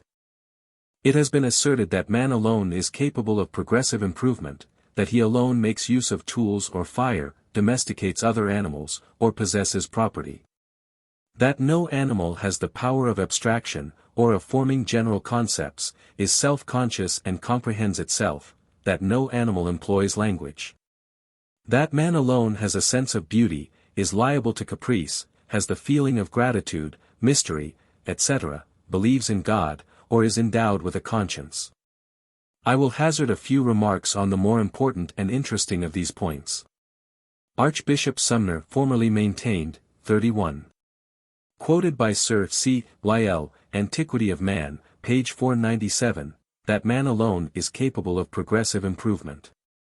That he is capable of incomparably greater and more rapid improvement than is any other animal, admits of no dispute, and this is mainly due to his power of speaking and handing down his acquired knowledge. With animals, looking first to the individual, every one who has had any experience in setting traps, knows that young animals can be caught much more easily than old ones, and they can be much more easily approached by an enemy. Even with respect to old animals, it is impossible to catch many in the same place and in the same kind of trap, or to destroy them by the same kind of poison. Yet it is improbable that all should have partaken of the poison, and impossible that all should have been caught in a trap. They must learn caution by seeing their brethren caught or poisoned. In North America, where the fur-bearing animals have long been pursued, they exhibit, according to the unanimous testimony of all observers, an almost incredible amount of sagacity, caution and cunning. But trapping has been there so long carried on, that inheritance may possibly have come into play. I have received several accounts that when telegraphs are first set up in any district, many birds kill themselves by flying against the wires, but that in the course of a very few years they learn to avoid this danger, by seeing, as it would appear, their comrades killed. 32. For additional evidence, with details, C.M. Huzeau, Études sur les facultés mentales des animaux, tom. 2, 1872, page 147. If we look to successive generations, or to the race, there is no doubt that birds and other animals gradually both acquire and lose caution in relation to man or other enemies. 33. C. With respect to birds on oceanic islands, my Journal of Researches during the Voyage of the Beagle, 1845, page 398. Origin of Species, 5th edition, page 260. And this caution is certainly in chief part an inherited habit or instinct, but in part the result of individual experience. A good observer, Leroy, 34. Lettre Phil, sur l'intelligence des animaux, Nouvelle Edit, 1802, page 86, states that in districts where foxes are much hunted, the young, on first leaving their burrows, are incontestably much more wary than the old ones in districts where they are not much disturbed. Our domestic dogs are descended from wolves and jackals. 35. See the evidence on this head in Chapter 1, Volume 1, on the variation of animals and plants under domestication. And though they may not have gained in cunning, and may have lost in wariness and suspicion, yet they have progressed in certain moral qualities, such as in affection, trust, worthiness, temper, and probably in general intelligence. The common rat has conquered and beaten several other species throughout Europe, in parts of North America, New Zealand, and recently in Formosa, as well as on the mainland of China. Mr. Swinhoe, 36. Proceedings Zoological Society, 1864, page 186. Who describes these two latter cases, attributes the victory of the common rat over the large Mus caninga to its superior cunning. And this latter quality may probably be attributed to the habitual exercise of all its faculties in avoiding extirpation by man, as well as to nearly all the less cunning or weak-minded rats having been continuously destroyed by him. It is, however, possible that the success of the common rat may be due to its having possessed greater cunning than its fellow species, before it became associated with man. To maintain, independently of any direct evidence, that no animal during the course of ages has progressed in intellect or other mental faculties, is to beg the question of the evolution of species. We have seen that, according to Lartet, existing mammals belonging to several orders have larger brains than their ancient tertiary prototypes. It has often been said that no animal uses any tool. But the chimpanzee in a state of nature cracks a native fruit, somewhat like a walnut, with a stone. 37. Savage and Wyman in Boston Journal of Natural History, Volume 4. 1843-44, page 383. Regner, 38. Saugethier von Paraguay, 1830, s. 51-56. Easily taught an American monkey thus to break open hard palm nuts, and afterwards of its own accord, it used stones to open other kinds of nuts, as well as boxes.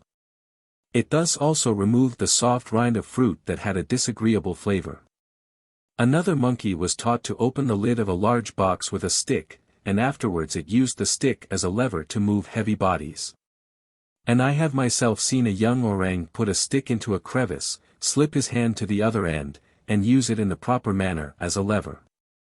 The tamed elephants in India are well known to break off branches of trees and use them to drive away the flies, and this same act has been observed in an elephant in a state of nature. 39. The Indian Field, March 4, 1871. I have seen a young orang, when she thought she was going to be whipped, cover and protect herself with a blanket or straw. In these several cases stones and sticks were employed as implements, but they are likewise used as weapons. Brehm, 40. Thiroben, B.I.S. 79, 82, states, on the authority of the well-known traveler Schimper, that in Abyssinia when the baboons belonging to one species, c. Gelada, descend in troops from the mountains to plunder the fields, they sometimes encounter troops of another species, c. Hamadryas, and then a fight ensues. The Geladas roll down great stones, which the Hamadryas try to avoid, and then both species, making a great uproar, rush furiously against each other. Brehm, when accompanying the Duke of Coburg-Gotha, aided in an attack with firearms on a troop of baboons in the pass of Mensa in Abyssinia. The baboons in return rolled so many stones down the mountain, some as large as a man's head, that the attackers had to beat a hasty retreat, and the pass was actually closed for a time against the caravan. It deserves notice that these baboons thus acted in concert. Mr. Wallace, 41. The Malay Archipelago, Volume 1, 1869, page 87. On 3 occasions saw female orangs, accompanied by their young, breaking off branches and the great spiny fruit of the durian tree, with every appearance of rage. Causing such a shower of missiles as effectually kept us from approaching too near the tree. As I have repeatedly seen, a chimpanzee will throw any object at hand at a person who offends him. And the before-mentioned baboon at the Cape of Good Hope prepared mud for the purpose. In the zoological gardens, a monkey, which had weak teeth, used to break open nuts with a stone. And I was assured by the keepers that after using the stone, he hid it in the straw, and would not let any other monkey touch it. Here, then, we have the idea of property. But this idea is common to every dog with a bone, and to most or all birds with their nests. The Duke of Argyll, 42. Primeval Man, 1869, pages 145, 147. Remarks, that the fashioning of an implement for a special purpose is absolutely peculiar to man, and he considers that this forms an immeasurable gulf between him and the brutes. This is no doubt a very important distinction. But there appears to me much truth in Sir J. Lubbock's suggestion, 43. Prehistoric Times, 1865, page 473, etc. That when primeval man first used flint stones for any purpose, he would have accidentally splintered them, and would then have used the sharp fragments. From this step it would be a small one to break the flints on purpose, and not a very wide step to fashion them rudely. This latter advance, however, may have taken long ages, if we may judge by the immense interval of time which elapsed before the men of the Neolithic period took to grinding and polishing their stone tools. In breaking the flints, as Sir J. Lubbock likewise remarks, sparks would have been emitted, and in grinding them heat would have been evolved, thus the two usual methods of obtaining fire may have originated. The nature of fire would have been known in the many volcanic regions where lava occasionally flows through forests. The anthropomorphous apes, guided probably by instinct, build for themselves temporary platforms. But as many instincts are largely controlled by reason, the simpler ones, such as this of building a platform, might readily pass into a voluntary and conscious act. The orang is known to cover itself at night with the leaves of the pandanus. And Brehm states that one of his baboons used to protect itself from the heat of the sun by throwing a straw mat over its head.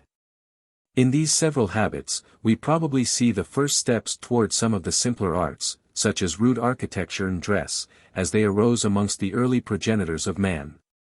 Abstraction, general conceptions, self-consciousness, mental individuality.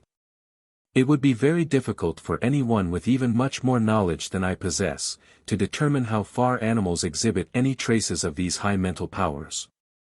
This difficulty arises from the impossibility of judging what passes through the mind of an animal, and again, the fact that writers differ to a great extent in the meaning which they attribute to the above terms, causes a further difficulty.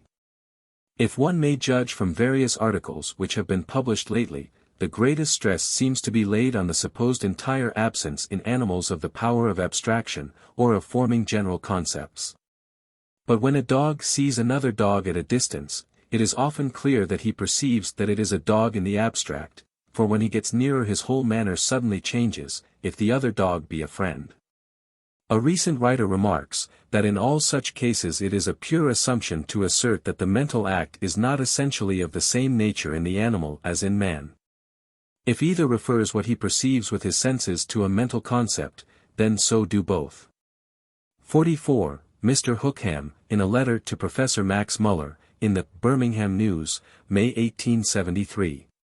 When I say to my terrier, in an eager voice, and I have made the trial many times, "Hi, hi, where is it?" she at once takes it as a sign that something is to be hunted, and generally first looks quickly all around, and then rushes into the nearest thicket, to scent for any game, but finding nothing, she looks up into any neighboring tree for a squirrel. Now do not these actions clearly shew that she had in her mind a general idea or concept that some animal is to be discovered and hunted? It may be freely admitted that no animal is self-conscious, if by this term it is implied, that he reflects on such points, as whence he comes or whither he will go, or what is life and death, and so forth.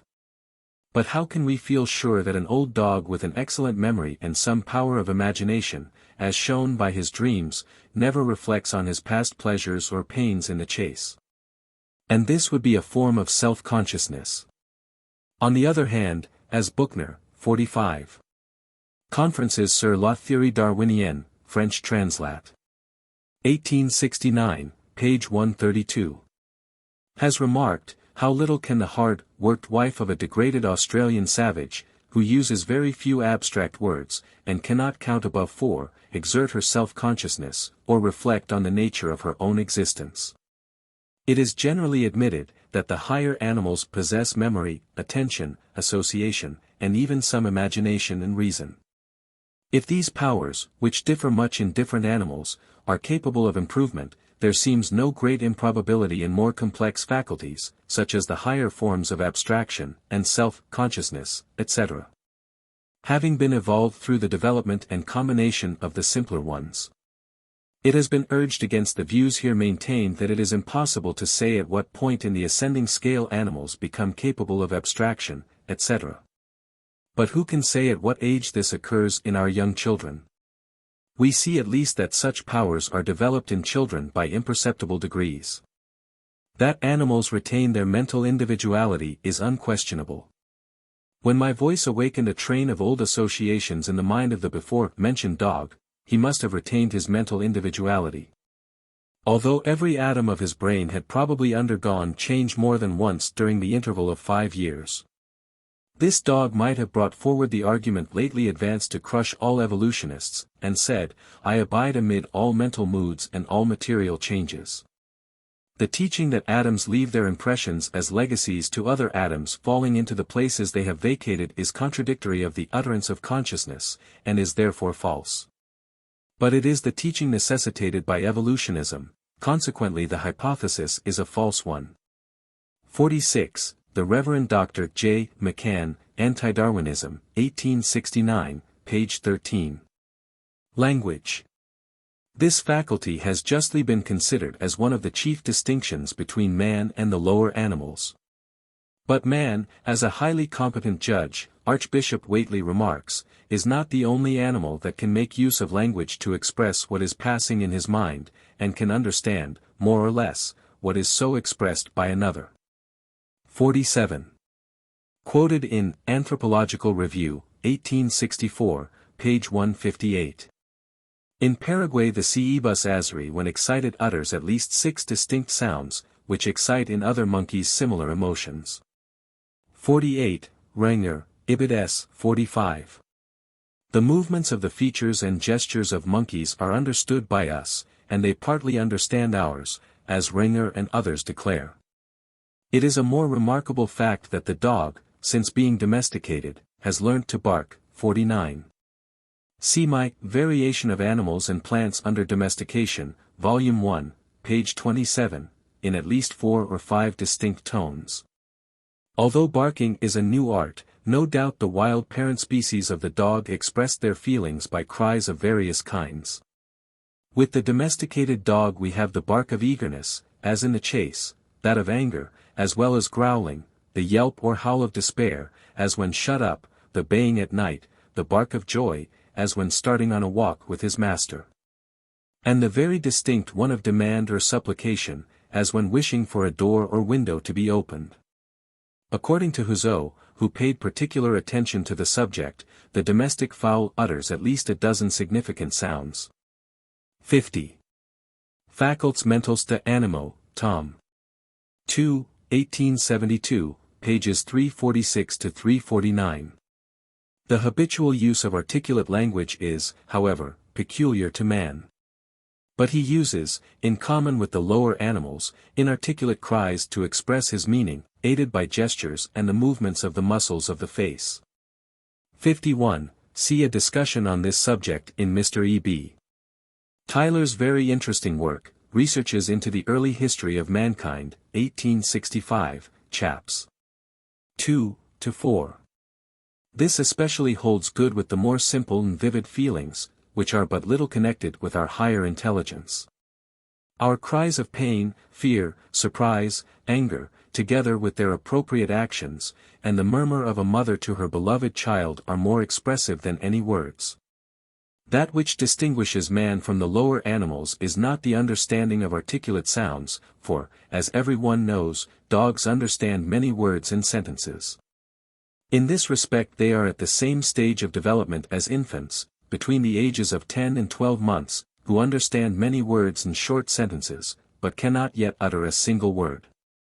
It is not the mere articulation which is our distinguishing character, for parrots and other birds possess this power. Nor is it the mere capacity of connecting definite sounds with definite ideas. For it is certain that some parrots, which have been taught to speak, connect unerringly words with things, and persons with events. 52. I have received several detailed accounts to this effect. Admiral Sir B.J. Sullivan, whom I know to be a careful observer, assures me that an African parrot, long kept in his father's house, invariably called certain persons of the household, as well as visitors, by their names. He said, "Good morning," to every one at breakfast, and "Good night," to each as they left the room at night, and never reversed these salutations. To Sir B.J. Sullivan's father, he used to add to the "Good morning" a short sentence, which was never once repeated after his father's death. He scolded violently a strange dog which came into the room through the open window. And he scolded another parrot, saying, "You naughty Polly," which had got out of its cage, and was eating apples on the kitchen table. See also, to the same effect, Houzeau on Parrots, Faculties mentales, Tom. 2, page 309. Dr. A. Moschka informs me that he knew a starling which never made a mistake in saying in German, "Good morning," to persons arriving, and "Goodbye, old fellow," to those departing. I could add several other such cases. The lower animals differ from man solely in his almost infinitely larger power of associating together the most diversified sounds and ideas, and this obviously depends on the high development of his mental powers. As Horn Took, one of the founders of the noble science of philology, observes, language is an art, like brewing or baking, but writing would have been a better simile. It certainly is not a true instinct, for every language has to be learnt. It differs, however, widely from all ordinary arts, for man has an instinctive tendency to speak, as we see in the babble of our young children, whilst no child has an instinctive tendency to brew, bake, or write.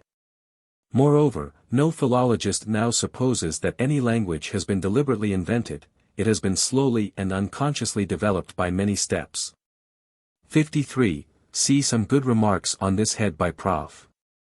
Whitney, in his Oriental and Linguistic Studies, 1873, page 354.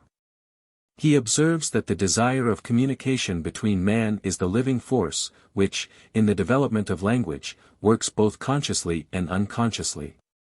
Consciously as regards the immediate end to be attained, unconsciously as regards the further consequences of the act. The sounds uttered by birds offer in several respects the nearest analogy to language, for all the members of the same species utter the same instinctive cries expressive of their emotions. And all the kinds which sing, exert their power instinctively, but the actual song, and even the call notes, are learnt from their parents or foster parents. These sounds, as Daines Barrington, 54. Honourable Daines Barrington in Philosophe. Transactions, 1773, page 262. See also Duro de la Malle, in N. de Sc. Nat. 3rd Series, Zoolog. Tom. X. page 119, has proved, are no more innate than language is in man. The first attempts to sing may be compared to the imperfect endeavor in a child to babble. The young males continue practicing, or as the birdcatchers say, recording, for 10 or 11 months. Their first essays shew hardly a rudiment of the future song, but as they grow older we can perceive what they are aiming at, and at last they are said to sing their song round. Nestlings which have learnt the song of a distinct species, as with the canary birds educated in the Tyrol, teach and transmit their new song to their offspring. The slight natural differences of song in the same species inhabiting different districts may be appositely compared, as Barrington remarks, to provincial dialects. And the songs of allied, though distinct species may be compared with the languages of distinct races of man. I have given the foregoing details to shew that an instinctive tendency to acquire an art is not peculiar to man. With respect to the origin of articulate language, after having read on the one side the highly interesting works of Mr. Hensley Wedgwood, the Rev. F. Farrar, and Professor Schleicher, 55. On the Origin of Language, by H. Wedgwood, 1866. Chapters on Language, by the Rev. F. W. Farrar, 1865. These works are most interesting. See also De la Phys. Et de Parole, par Albert Lemoyne, 1865, page 190. The work on this subject, by the late Professor August Schleicher, has been translated by Dr. Bickers into English, under the title of Darwinism Tested by the Science of Language, 1869, and the celebrated lectures of Prof. Max Muller. On the other side, I cannot doubt that language owes its origin to the imitation and modification of various natural sounds, the voices of other animals, and man's own instinctive cries, aided by signs and gestures. When we treat of sexual selection we shall see that primeval man, or rather some early progenitor of man, probably first used his voice in producing true musical cadences, that is in singing, as do some of the gibbon apes at the present day. And we may conclude from a widely spread analogy, that this power would have been especially exerted during the courtship of the sexes, would have expressed various emotions, such as love, jealousy, triumph, and would have served as a challenge to rivals. It is, therefore, probable that the imitation of musical cries by articulate sounds may have given rise to words expressive of various complex emotions. The strong tendency in our nearest allies, the monkeys, in microcephalous idiots, 56. Voigt, Memoires sur les microcephales, 1867, page 169. With respect to savages, I have given some facts in my Journal of Researches, etc., 1845, page 206. And in the barbarous races of mankind, to imitate whatever they hear deserves notice, as bearing on the subject of imitation. Since monkeys certainly understand much that is said to them by man, and when wild, utter signal cries of danger to their fellows, 57. See clear evidence on this head in the two works so often quoted, by Brehm and Regner. And since fowls give distinct warnings for danger on the ground, or in the sky from hawks, both, as well as a third cry, intelligible to dogs, 58. Houzeau gives a very curious account of his observations on this subject in his Faculties Mentales de Animo, Tom. 2, page 348, may not some unusually wise ape-like animal have imitated the growl of a beast of prey, and thus told his fellow monkeys the nature of the expected danger? This would have been a first step in the formation of a language. As the voice was used more and more, the vocal organs would have been strengthened and perfected through the principle of the inherited effects of use, and this would have reacted on the power of speech. But the relation between the continued use of language and the development of the brain has no doubt been far more important. The mental powers in some early progenitor of man must have been more highly developed than in any existing ape, before even the most imperfect form of speech could have come into use. But we may confidently believe that the continued use and advancement of this power would have reacted on the mind itself, by enabling and encouraging it to carry on long trains of thought. A complex train of thought can no more be carried on without the aid of words, whether spoken or silent, than a long calculation without the use of figures or algebra. It appears, also, that even an ordinary train of thought almost requires, or is greatly facilitated by some form of language, for the dumb, deaf, and blind girl, Laura Bridgman, was observed to use her fingers whilst dreaming. 59. See remarks on this head by Dr. Maudsley, The Physiology and Pathology of Mind, 2nd edition, 1868, page 199.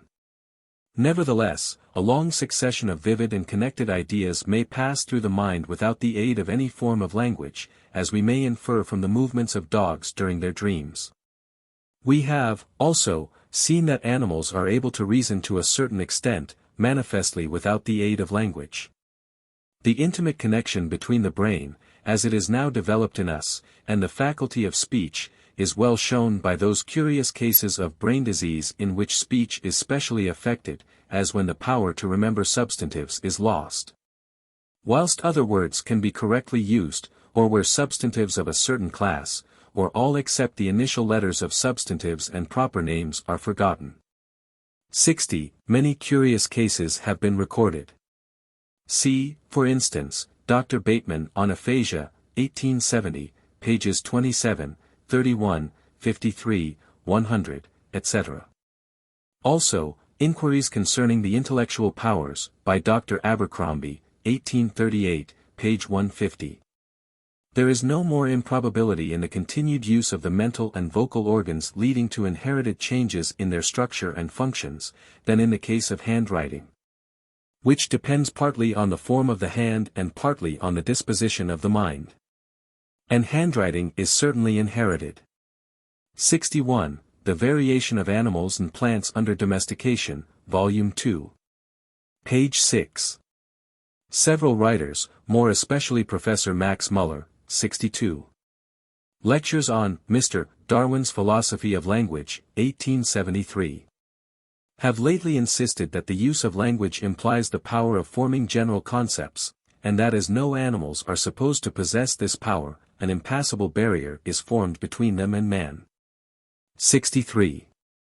The judgment of a distinguished philologist, such as Professor Whitney, will have far more weight on this point than anything that I can say.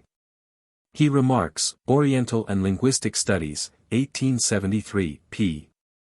297, in speaking of Bleek's views, because on the grand scale language is the necessary auxiliary of thought, indispensable to the development of the power of thinking, to the distinctness and variety and complexity of cognitions, to the full mastery of consciousness.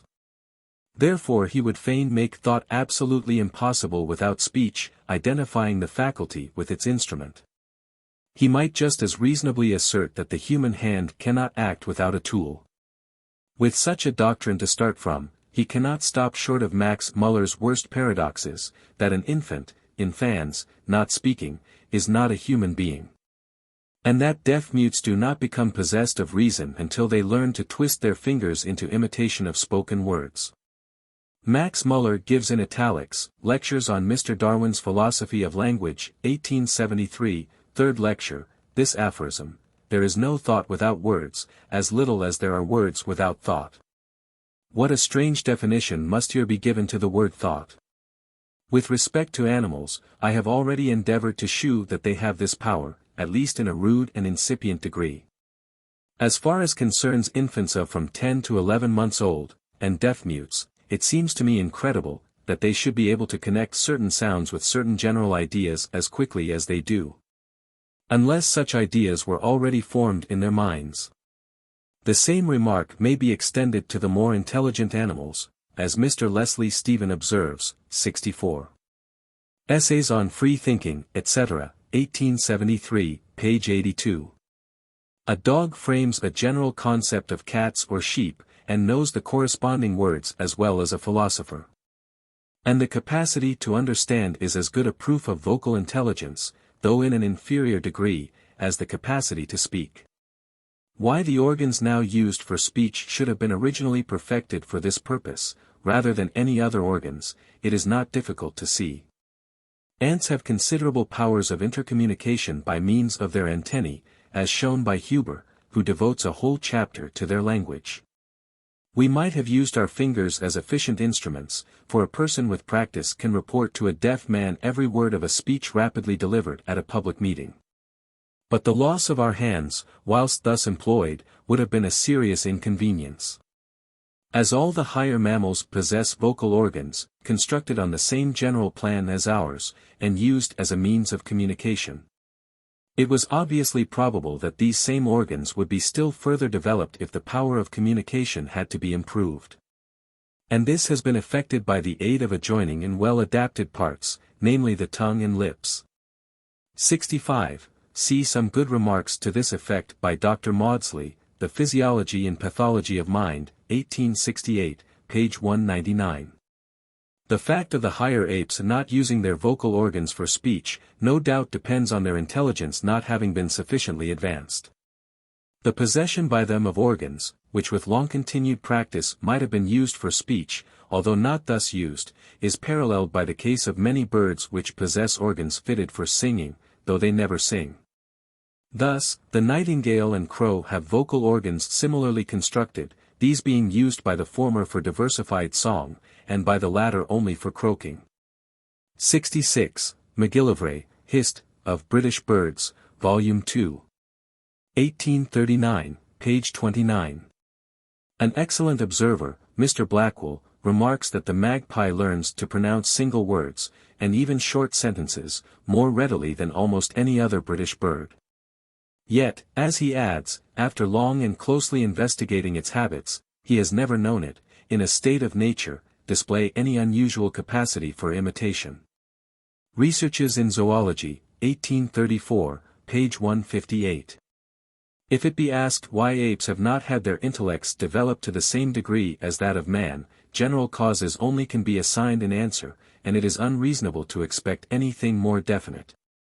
Considering our ignorance with respect to the successive stages of development through which each creature has passed, the formation of different languages and of distinct species, and the proofs that both have been developed through a gradual process, are curiously parallel. 67. See the very interesting parallelism between the development of species and languages, given by Sir C. Lyell in The Geological Evidences of the Antiquity of Man, 1863, chapter 23. But we can trace the formation of many words further back than that of species, for we can perceive how they actually arose from the imitation of various sounds. We find in distinct languages striking homologies due to community of descent, and analogies due to a similar process of formation. The manner in which certain letters or sounds change when others change is very like correlated growth. We have in both cases the reduplication of parts, the effects of long-continued use, and so forth. The frequent presence of rudiments, both in languages and in species, is still more remarkable. The letter M in the word am means I. So that in the expression I am, a superfluous and useless rudiment has been retained. In the spelling also of words, letters often remain as the rudiments of ancient forms of pronunciation.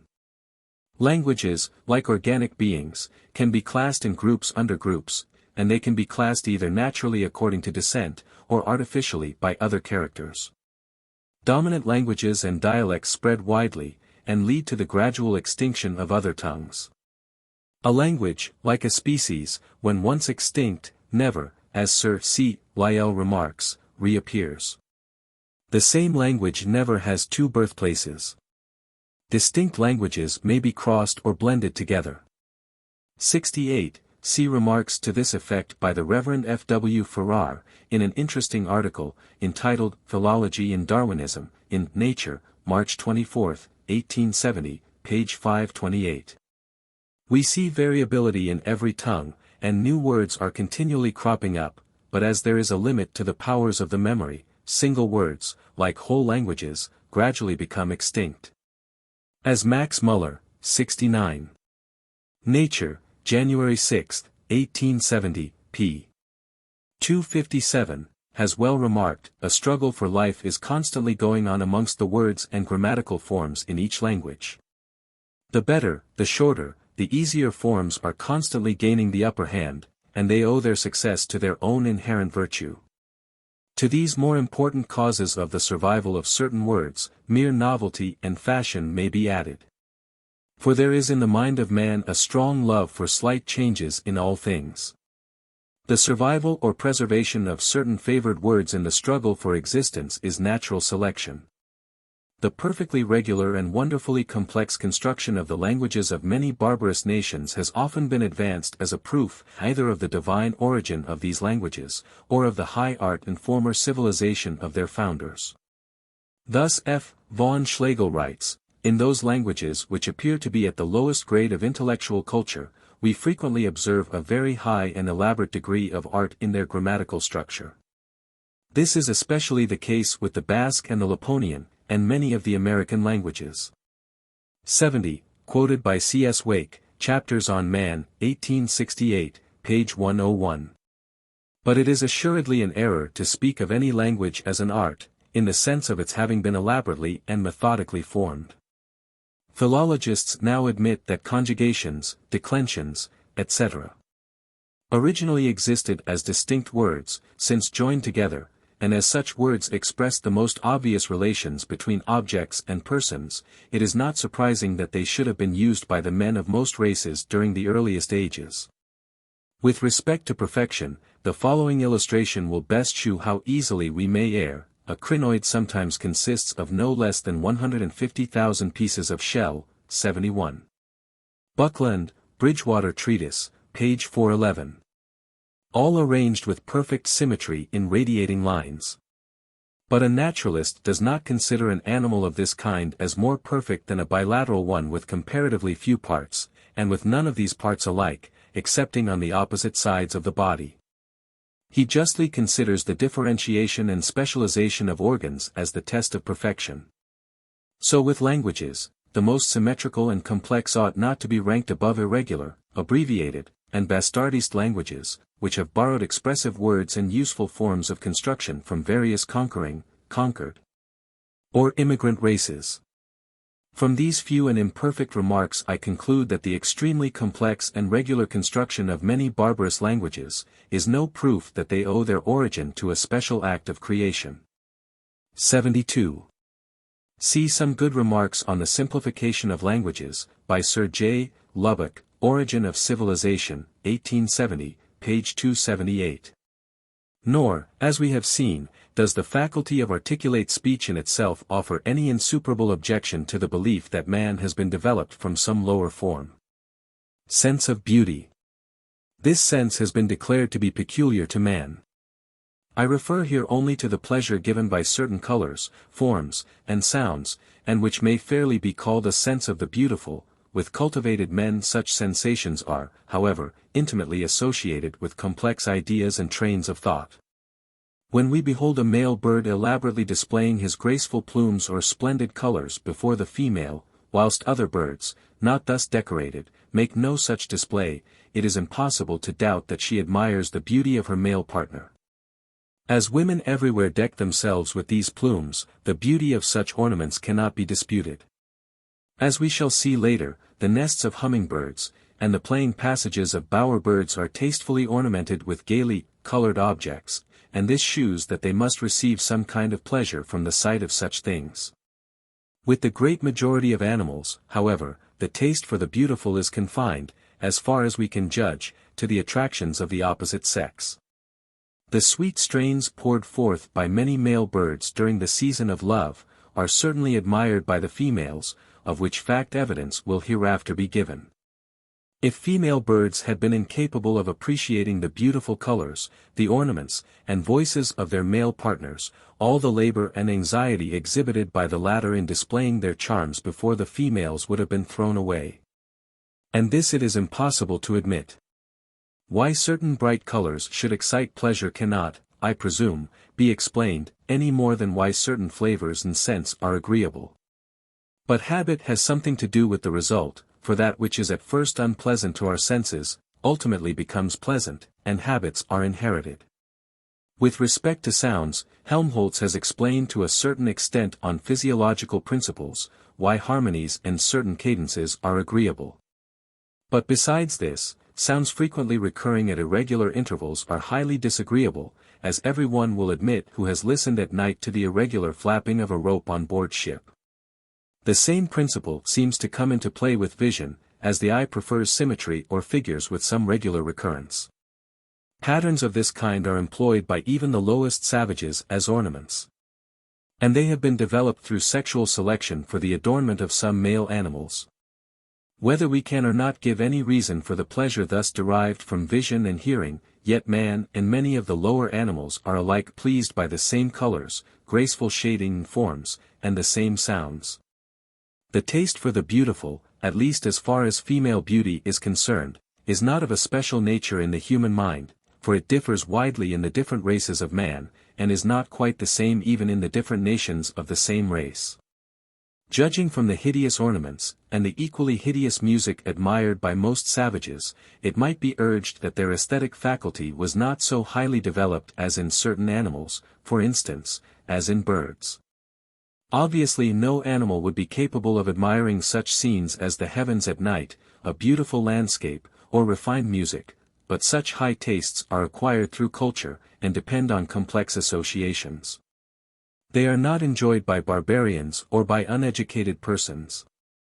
Many of the faculties, which have been of inestimable service to man for his progressive advancement, such as the powers of the imagination, wonder, curiosity, an undefined sense of beauty, a tendency to imitation, and the love of excitement or novelty, could hardly fail to lead to capricious changes of customs and fashions. I have alluded to this point, because a recent writer, 73. The Spectator, December 4, 1869, page 1430, has oddly fixed on caprice as one of the most remarkable and typical differences between savages and brutes. But not only can we partially understand how it is that man is from various conflicting influences rendered capricious, but that the lower animals are, as we shall hereafter see, likewise capricious in their affections, aversions, and sense of beauty. There is also reason to suspect that they love novelty, for its own sake. Belief in geodereligion. There is no evidence that man was aboriginally endowed with the ennobling belief in the existence of an omnipotent God. On the contrary, there is ample evidence, derived not from hasty travelers, but from men who have long resided with savages, that numerous races have existed, and still exist, who have no idea of one or more gods, and who have no words in their languages to express such an idea.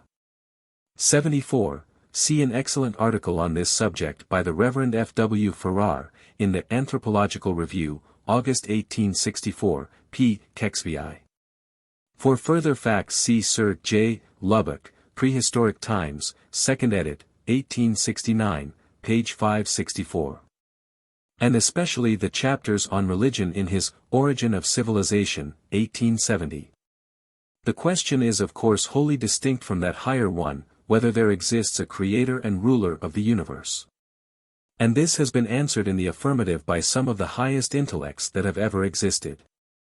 If, however, we include under the term religion the belief in unseen or spiritual agencies, the case is wholly different. For this belief seems to be universal with the less civilized races. Nor is it difficult to comprehend how it arose. As soon as the important faculties of the imagination, wonder, and curiosity, together with some power of reasoning, had become partially developed, man would naturally crave to understand what was passing around him, and would have vaguely speculated on his own existence. As Mr. Mlenin, 75. The Worship of Animals and Plants, in the Fortnightly Review, October 1, 1869, page 422. Has remarked, some explanation of the phenomena of life, a man must feign for himself, and to judge from the universality of it, the simplest hypothesis, and the first to occur to men.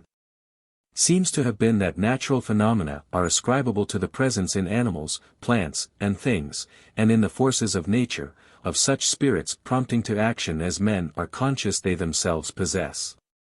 It is also probable, as Mr. Tyler has shown, that dreams may have first given rise to the notion of spirits, for savages do not readily distinguish between subjective and objective impressions.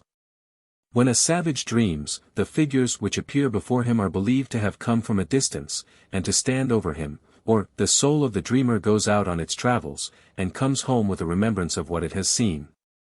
76.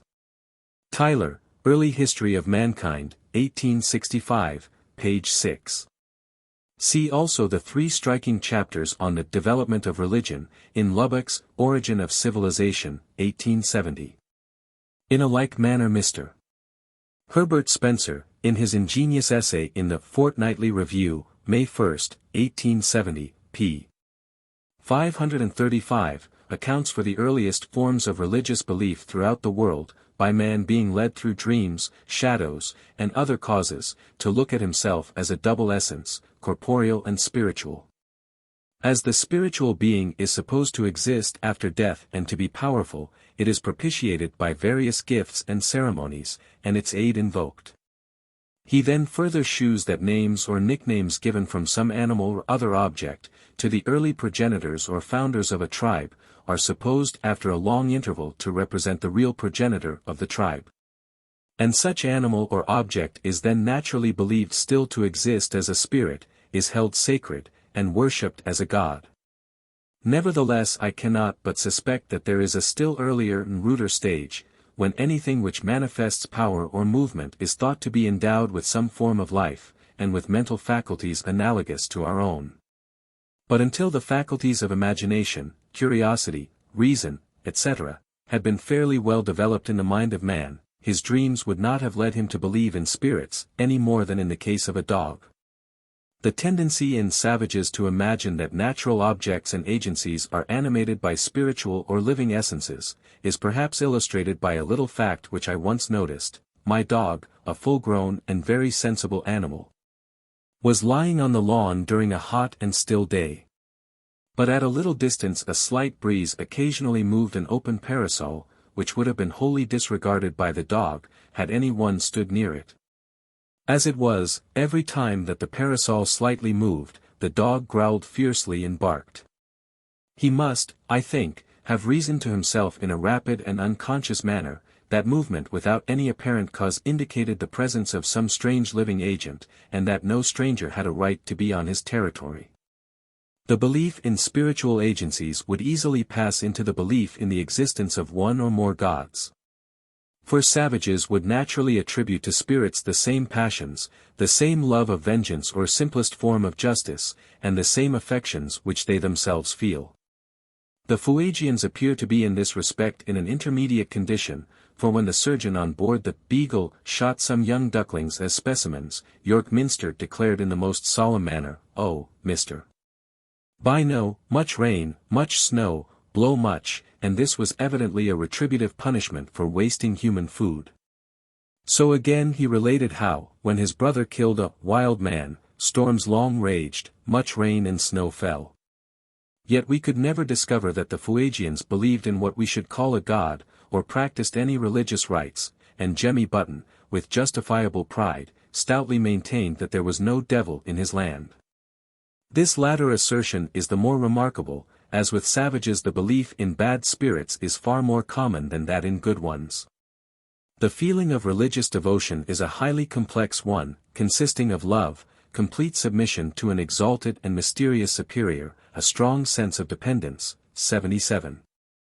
See an able article on the Physical Elements of Religion, by Mr. L. Owen Pike, in Anthropological Review, April 1870, page 63, fear, reverence, gratitude, hope for the future, and perhaps other elements. No being could experience so complex an emotion until advanced in his intellectual and moral faculties to at least a moderately high level.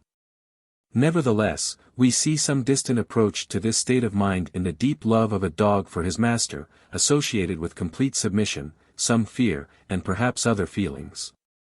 The behavior of a dog when returning to his master after an absence, and, as I may add, of a monkey to his beloved keeper, is widely different from that towards their fellows. In the latter case the transports of joy appear to be somewhat less, and the sense of equality is shown in every action. Professor Braubach goes so far as to maintain that a dog looks on his master as on a god. 78. Religion, Moral, etc. Der Darwinschen Artlehre, 1869, s. 53. It is said, Drive W. Lauder Lindsay, Journal of Mental Science, 1871, page 43, that Bacon long ago, and the poet Burns, held the same notion. The same high mental faculties which first led man to believe in unseen spiritual agencies, then in fetishism, polytheism, and ultimately in monotheism, would infallibly lead him, as long as his reasoning powers remained poorly developed, to various strange superstitions and customs. Many of these are terrible to think of, such as the sacrifice of human beings to a blood-loving god, the trial of innocent persons by the ordeal of poison or fire, witchcraft, etc. Yet it is well occasionally to reflect on these superstitions, for they shew us what an infinite debt of gratitude we owe to the improvement of our reason, to science, and to our accumulated knowledge. As Sir J. Lubbock, 79. Prehistoric Times, 2nd edit, page 571. In this work, page 571, there will be found an excellent account of the many strange and capricious customs of savages. As well observed, it is not too much to say that the horrible dread of unknown evil hangs like a thick cloud over savage life, and embitters every pleasure. These miserable and indirect consequences of our highest faculties may be compared with the incidental and occasional mistakes of the instincts of the lower animals. Chapter 4. Comparison of the mental powers of man and the lower animals continued. The moral sense fundamental proposition. The qualities of social animals, origin of sociability. Struggle between opposed instincts. Man a social animal, the more enduring. Social instincts conquer other less persistent instincts. The social virtues alone regarded by savages. The self-regarding virtues acquired at a later stage of development. The importance of the judgment of the members of the same community on conduct. Transmission of moral tendencies. Summary. I fully subscribe to the judgment of those writers. 1.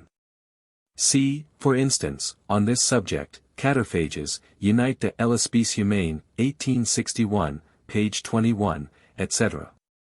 Who maintain that of all the differences between man and the lower animals, the moral sense or conscience is by far the most important. This sense, as Mackintosh, 2. Dissertation and Ethical Philosophy, 1837, page 231, etc. Remarks, has a rightful supremacy over every other principle of human action. It is summed up in that short but imperious word, ought, so full of high significance. It is the most noble of all the attributes of man, leading him without a moment's hesitation to risk his life for that of a fellow creature. Or after due deliberation, impelled simply by the deep feeling of right or duty, to sacrifice it in some great cause. Immanuel Kant exclaims, duty. Wondrous thought, that workest neither by fond insinuation, flattery, nor by any threat, but merely by holding up thy naked law in the soul, and so extorting for thyself always reverence, if not always obedience. Before whom all appetites are dumb, however secretly they rebel, whence thy original. 3. Metaphysics of Ethics, translated by J. W. Semple, Edinburgh, 1836, page 136. This great question has been discussed by many writers. 4. Mr.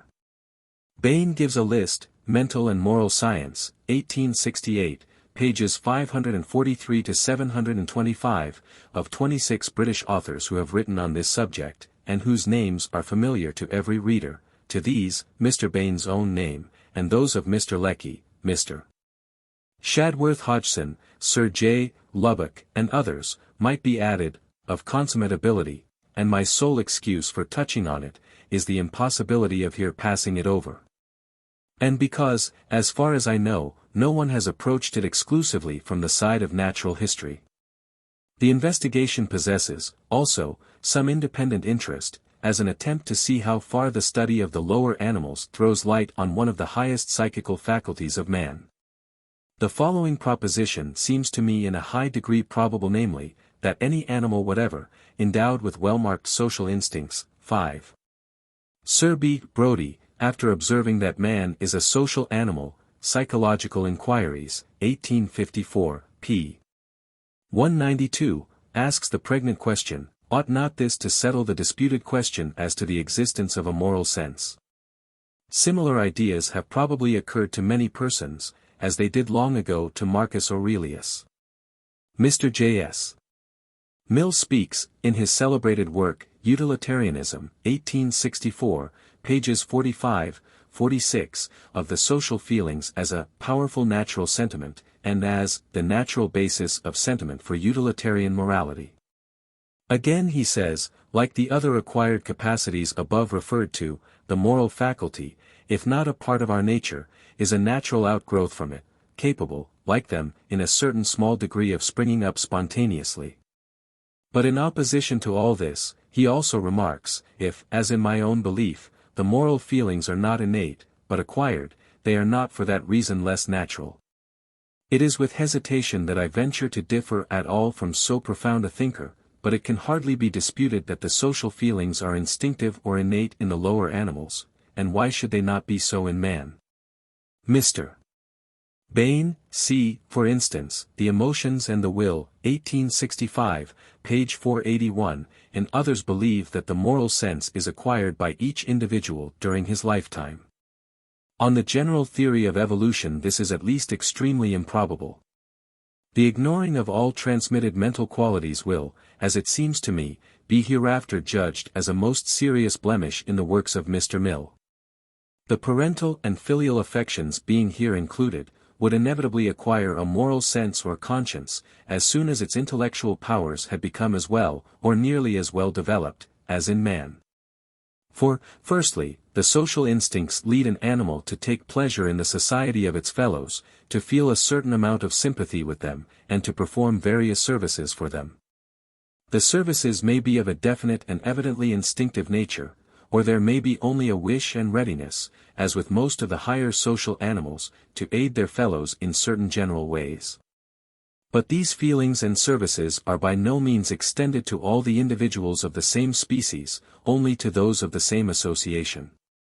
Secondly, as soon as the mental faculties had become highly developed, images of all past actions and motives would be incessantly passing through the brain of each individual, and that feeling of dissatisfaction, or even misery, which invariably results, as we shall hereafter see, from any unsatisfied instinct, would arise, as often as it was perceived that the enduring and always present social instinct had yielded to some other instinct, at the time stronger, but neither enduring in its nature, nor leaving behind it a very vivid impression. It is clear that many instinctive desires, such as that of hunger, are in their nature of short duration, and after being satisfied, are not readily or vividly recalled. Thirdly, after the power of language had been acquired, and the wishes of the community could be expressed, the common opinion how each member ought to act for the public good, would naturally become in a paramount degree the guide to action. But it should be borne in mind that however great weight we may attribute to public opinion, our regard for the approbation and disapprobation of our fellows depends on sympathy, which, as we shall see, forms an essential part of the social instinct, and is indeed its foundation stone. Lastly, habit in the individual would ultimately play a very important part in guiding the conduct of each member. For the social instinct, together with sympathy, is, like any other instinct, greatly strengthened by habit, and so consequently would be obedience to the wishes and judgment of the community. These several subordinate propositions must now be discussed, and some of them at considerable length.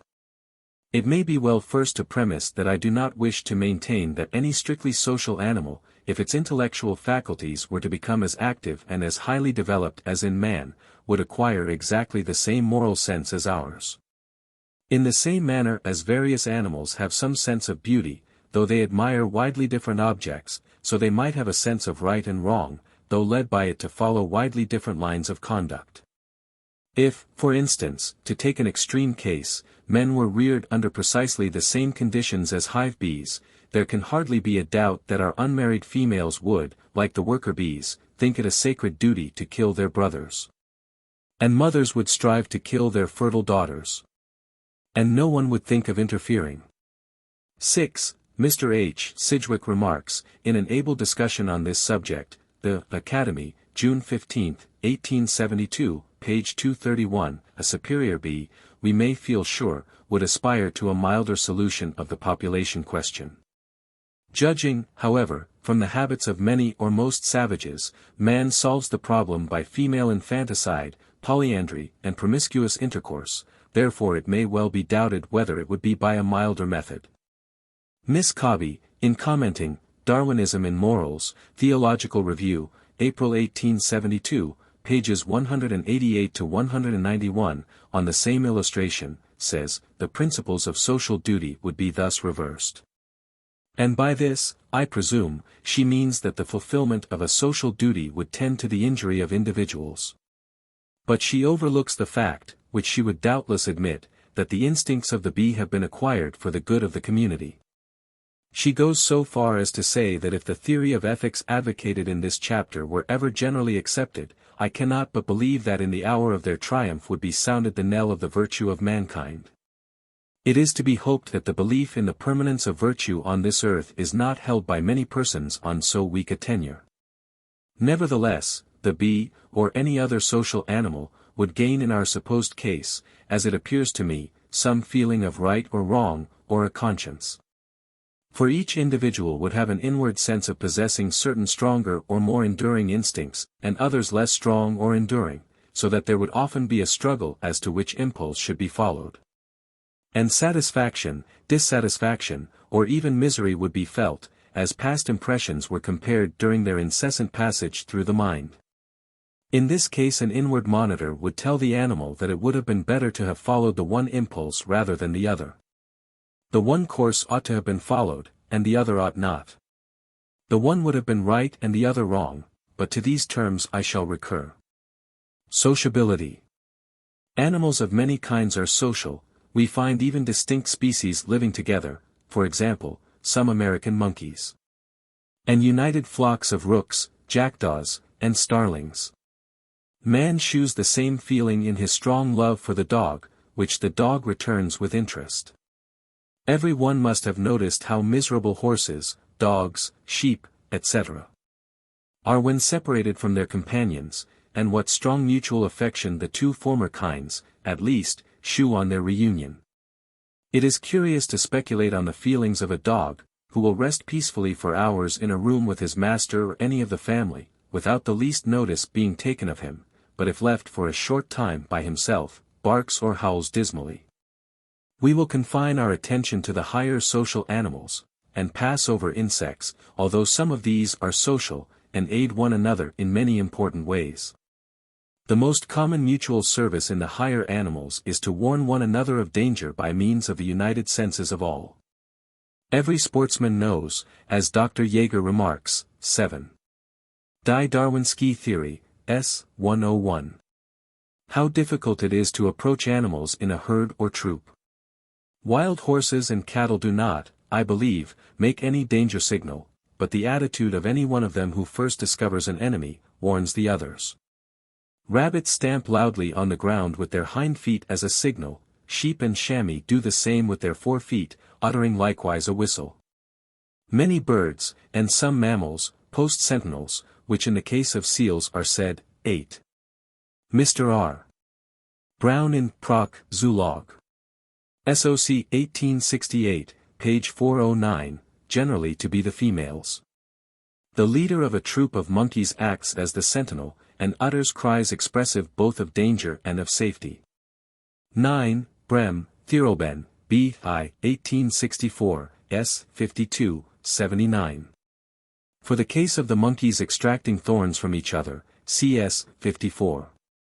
With respect to the hamadryas turning over stones, the fact is given, S. 76, on the evidence of Alvarez, whose observations Brehm thinks quite trustworthy. For the cases of the old male baboons attacking the dogs, CS. 79, and with respect to the eagle, s. 56. Social animals perform many little services for each other. Horses nibble, and cows lick each other, on any spot which itches. Monkeys search each other for external parasites. And Brehm states that after a troop of the Cercopithecus griseovoridis has rushed through a thorny brake, each monkey stretches itself on a branch, and another monkey sitting by, conscientiously examines its fur, and extracts every thorn or burr. Animals also render more important services to one another. Thus wolves and some other beasts of prey hunt in packs, and aid one another in attacking their victims. Pelicans fish in concert. The Hamadryas baboons turn over stones to find insects, etc., and when they come to a large one, as many as can stand round, turn it over together and share the booty. Social animals mutually defend each other. Bull bisons in N. America, when there is danger, drive the cows and calves into the middle of the herd, whilst they defend the outside. I shall also in a future chapter give an account of 2 young wild bulls at Chillingham attacking an old one in concert, and of 2 stallions together trying to drive away a 3rd stallion from a troop of maras. In Abyssinia, Brehm encountered a great troop of baboons who were crossing a valley. Some had already ascended the opposite mountain, and some were still in the valley.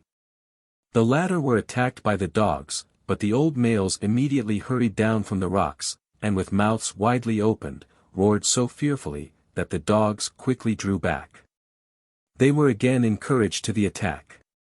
But by this time all the baboons had reascended the heights, excepting a young one, about 6 months old, who, loudly calling for aid, climbed on a block of rock, and was surrounded. Now one of the largest males, a true hero, came down again from the mountain, slowly went to the young one, coaxed him, and triumphantly led him away, the dogs being too much astonished to make an attack. I cannot resist giving another scene which was witnessed by this same naturalist. An eagle seized a young Cercopithecus, which, by clinging to a branch, was not at once carried off. It cried loudly for assistance, upon which the other members of the troop, with much uproar, rushed to the rescue, surrounded the eagle, and pulled out so many feathers, that he no longer thought of his prey, but only how to escape. This eagle, as Brehm remarks, assuredly would never again attack a single monkey of a troop. 10. Mr. Belt gives the case of a spider monkey, 8 less, in Nicaragua, which was heard screaming for nearly 2 hours in the forest, and was found with an eagle perched close by it. The bird apparently feared to attack as long as it remained face to face. And Mr. Belt believes, from what he has seen of the habits of these monkeys, that they protect themselves from eagles by keeping 2 or 3 together.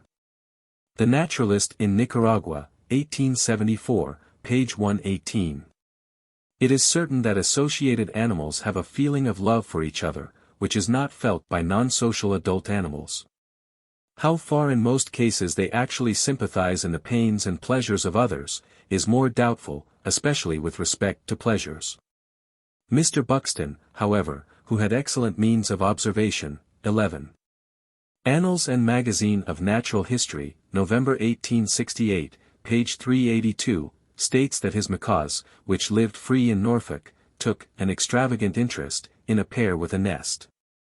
And whenever the female left it, she was surrounded by a troop screaming horrible acclamations in her honor. It is often difficult to judge whether animals have any feeling for the sufferings of others of their kind. Who can say what cows feel, when they surround and stare intently on a dying or dead companion? Apparently, however, as Houzeau remarks, they feel no pity. That animals sometimes are far from feeling any sympathy is too certain. For they will expel a wounded animal from the herd, or gore, or worry it to death. This is almost the blackest fact in natural history, unless, indeed, the explanation which has been suggested is true, that their instinct or reason leads them to expel an injured companion, lest beasts of prey, including man, should be tempted to follow the troop. In this case their conduct is not much worse than that of the North American Indians, who leave their feeble comrades to perish on the plains, or the Fijians, who, when their parents get old, or fall ill, bury them alive. 12. Sir J. Lubbock, Prehistoric Times, 2nd edition, page 446. Many animals, however, certainly sympathize with each other's distress or danger. This is the case even with birds. Captain Stansbury, 13. As quoted by Mr. L. H. Morgan, The American Beaver, 1868, p. 272, Captain Stansbury also gives an interesting account of the manner in which a very young pelican, carried away by a strong stream, was guided and encouraged in its attempts to reach the shore by half a dozen old birds. Found on a salt lake in Utah an old and completely blind pelican, which was very fat, and must have been well fed for a long time by his companions. Mr. Blythe, as he informs me, saw Indian crows feeding 2 or 3 of their companions which were blind, and I have heard of an analogous case with the domestic cock. We may, if we choose, call these actions instinctive. But such cases are much too rare for the development of any special instinct.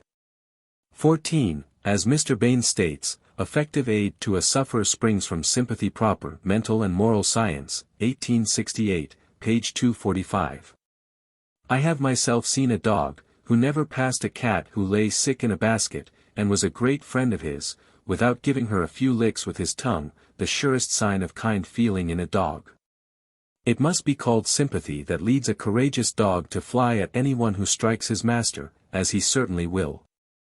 I saw a person pretending to beat a lady, who had a very timid little dog on her lap, and the trial had never been made before. The little creature instantly jumped away, but after the pretended beating was over, it was really pathetic to see how perseveringly he tried to lick his mistress's face, and comfort her. Brehm, 15. Thirlben, B.I.S. 85. States that when a baboon in confinement was pursued to be punished, the others tried to protect him. It must have been sympathy in the cases above given which led the baboons and Cercopitheci to defend their young comrades from the dogs and the eagle. I will give only one other instance of sympathetic and heroic conduct, in the case of a little American monkey. Several years ago a keeper at the Zoological Gardens shewed me some deep and scarcely healed wounds on the nape of his own neck, inflicted on him, whilst kneeling on the floor, by a fierce baboon. The little American monkey, who was a warm friend of this keeper, lived in the same large compartment, and was dreadfully afraid of the great baboon. Nevertheless, as soon as he saw his friend in peril, he rushed to the rescue, and by screams and bites so distracted the baboon that the man was able to escape, after, as the surgeon thought, running great risk of his life. Besides love and sympathy, animals exhibit other qualities connected with the social instincts, which in us would be called moral, and I agree with Agassiz, 16. De l'espèce et de la classe, 1869, page 97. That dogs possess something very like a conscience. Dogs possess some power of self-command, and this does not appear to be wholly the result of fear. As Brabach, 17. Die Darwinski Artlehre, 1869, s. 54. Remarks, they will refrain from stealing food in the absence of their master. They have long been accepted as the very type of fidelity and obedience. But the elephant is likewise very faithful to his driver or keeper, and probably considers him as the leader of the herd. Dar. Hooker informs me that an elephant, which he was riding in India, became so deeply bogged that he remained stuck fast until the next day, when he was extricated by men with ropes.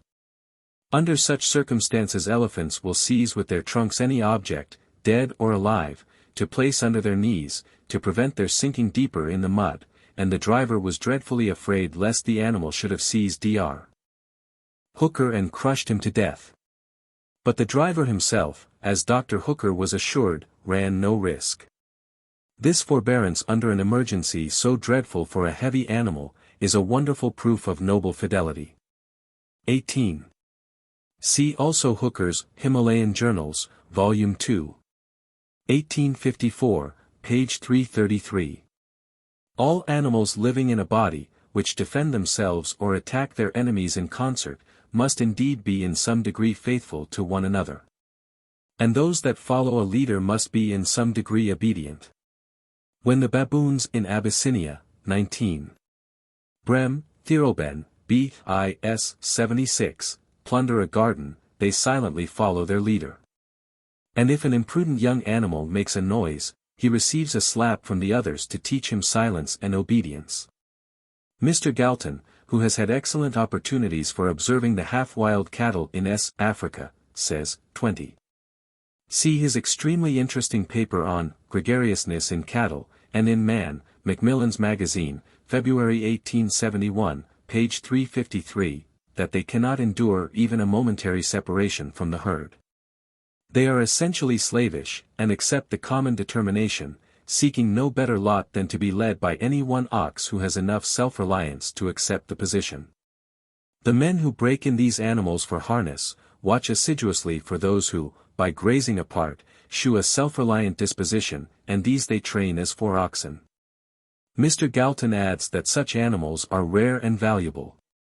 And if many were born they would soon be eliminated, as lions are always on the lookout for the individuals which wander from the herd. With respect to the impulse which leads certain animals to associate together, and to aid one another in many ways, we may infer that in most cases they are impelled by the same sense of satisfaction or pleasure which they experience in performing other instinctive actions, or by the same sense of dissatisfaction as when other instinctive actions are checked. We see this in innumerable instances, and it is illustrated in a striking manner by the acquired instincts of our domesticated animals. Thus a young shepherd dog delights in driving and running round a flock of sheep, but not in worrying them. A young foxhound delights in hunting a fox, whilst some other kinds of dogs, as I have witnessed, utterly disregard foxes.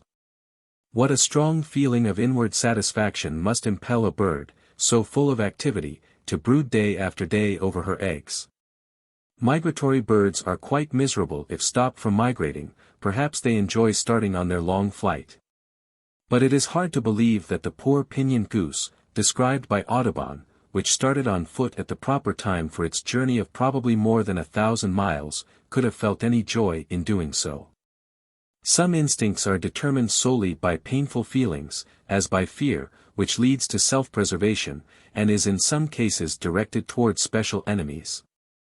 No one, I presume, can analyze the sensations of pleasure or pain. In many instances, however, it is probable that instincts are persistently followed from the mere force of inheritance, without the stimulus of either pleasure or pain. A young pointer, when it first scents game, apparently cannot help pointing. A squirrel in a cage who pats the nuts which it cannot eat, as if to bury them in the ground, can hardly be thought to act thus, either from pleasure or pain. Hence the common assumption that men must be impelled to every action by experiencing some pleasure or pain may be erroneous. Although a habit may be blindly and implicitly followed, independently of any pleasure or pain felt at the moment, yet if it be forcibly and abruptly checked, a vague sense of dissatisfaction is generally experienced. It has often been assumed that animals were in the first place rendered social, and that they feel as a consequence uncomfortable when separated from each other, and comfortable whilst together. But it is a more probable view that these sensations were first developed, in order that those animals which would profit by living in society, should be induced to live together. In the same manner as the sense of hunger and the pleasure of eating were, no doubt, first acquired in order to induce animals to eat. The feeling of pleasure from society is probably an extension of the parental or filial affections, since the social instinct seems to be developed by the young remaining for a long time with their parents. And this extension may be attributed in part to habit, but chiefly to natural selection. With those animals which were benefited by living in close association, the individuals which took the greatest pleasure in society would best escape various dangers, whilst those that cared least for their comrades, and lived solitary, would perish in greater numbers. With respect to the origin of the parental and filial affections, which apparently lie at the base of the social instincts, we know not the steps by which they have been gained. But we may infer that it has been to a large extent through natural selection. So it has almost certainly been with the unusual and opposite feeling of hatred between the nearest relations, as with the worker bees which kill their brother drones, and with the queen bees which kill their daughter queens. The desire to destroy their nearest relations having been in this case of service to the community. Parental affection, or some feeling which replaces it, has been developed in certain animals extremely low in the scale, for example, in starfishes and spiders. It is also occasionally present in a few members alone in a whole group of animals, as in the genus Forficula, or earwigs. The all-important emotion of sympathy is distinct from that of love. A mother may passionately love her sleeping and passive infant, but she can hardly at such times be said to feel sympathy for it. The love of a man for his dog is distinct from sympathy, and so is that of a dog for his master. Adam Smith formerly argued, as has Mr. Bain recently, that the basis of sympathy lies in our strong retentiveness of former states of pain or pleasure. Hence, the sight of another person enduring hunger, cold, fatigue, revives in us some recollection of these states, which are painful even in idea. We are thus impelled to relieve the sufferings of another, in order that our own painful feelings may be at the same time relieved. In like manner we are led to participate in the pleasures of others. 21. See the first and striking chapter in Adam Smith's Theory of Moral Sentiments. Also, Mr. Bain's Mental and Moral Science, 1868, pages 244, and 275 to 282. Mr. Bain states, that, sympathy is, indirectly, a source of pleasure to the sympathizer. And he accounts for this through reciprocity. He remarks that, the person benefited, or others in his stead, may make up, by sympathy in good offices returned, for all the sacrifice. But if, as appears to be the case, sympathy is strictly an instinct, its exercise would give direct pleasure, in the same manner as the exercise, as before remarked, of almost every other instinct. But I cannot see how this view explains the fact that sympathy is excited, in an immeasurably stronger degree, by a beloved, than by an indifferent person. The mere sight of suffering, independently of love, would suffice to call up in us vivid recollections and associations. The explanation may lie in the fact that, with all animals, sympathy is directed solely towards the members of the same community, and therefore towards known, and more or less beloved members, but not to all the individuals of the same species. This fact is not more surprising than that the fears of many animals should be directed against special enemies. Species which are not social, such as lions and tigers, no doubt feel sympathy for the suffering of their own young, but not for that of any other animal. With mankind, selfishness, experience, and imitation, probably add, as Mr. Bain has shown, to the power of sympathy, for we are led by the hope of receiving good in return to perform acts of sympathetic kindness to others, and sympathy is much strengthened by habit. In however complex a manner this feeling may have originated, as it is one of high importance to all those animals which aid and defend one another, it will have been increased through natural selection. For those communities, which included the greatest number of the most sympathetic members, would flourish best, and rear the greatest number of offspring. It is, however, impossible to decide in many cases whether certain social instincts have been acquired through natural selection, or are the indirect result of other instincts and faculties, such as sympathy, reason, experience, and a tendency to imitation. Or again, whether they are simply the result of long-continued habit. So remarkable an instinct as the placing sentinels to warn the community of danger, can hardly have been the indirect result of any of these faculties. It must, therefore, have been directly acquired. On the other hand, the habit followed by the males of some social animals of defending the community, and of attacking their enemies or their prey in concert, may perhaps have originated from mutual sympathy. But courage, and in most cases strength, must have been previously acquired, probably through natural selection. Of the various instincts and habits, some are much stronger than others. That is, some either give more pleasure in their performance, and more distress in their prevention, than others. Or, which is probably quite as important, they are, through inheritance, more persistently followed, without exciting any special feeling of pleasure or pain. We are ourselves conscious that some habits are much more difficult to cure or change than others. Hence a struggle may often be observed in animals between different instincts, or between an instinct and some habitual disposition.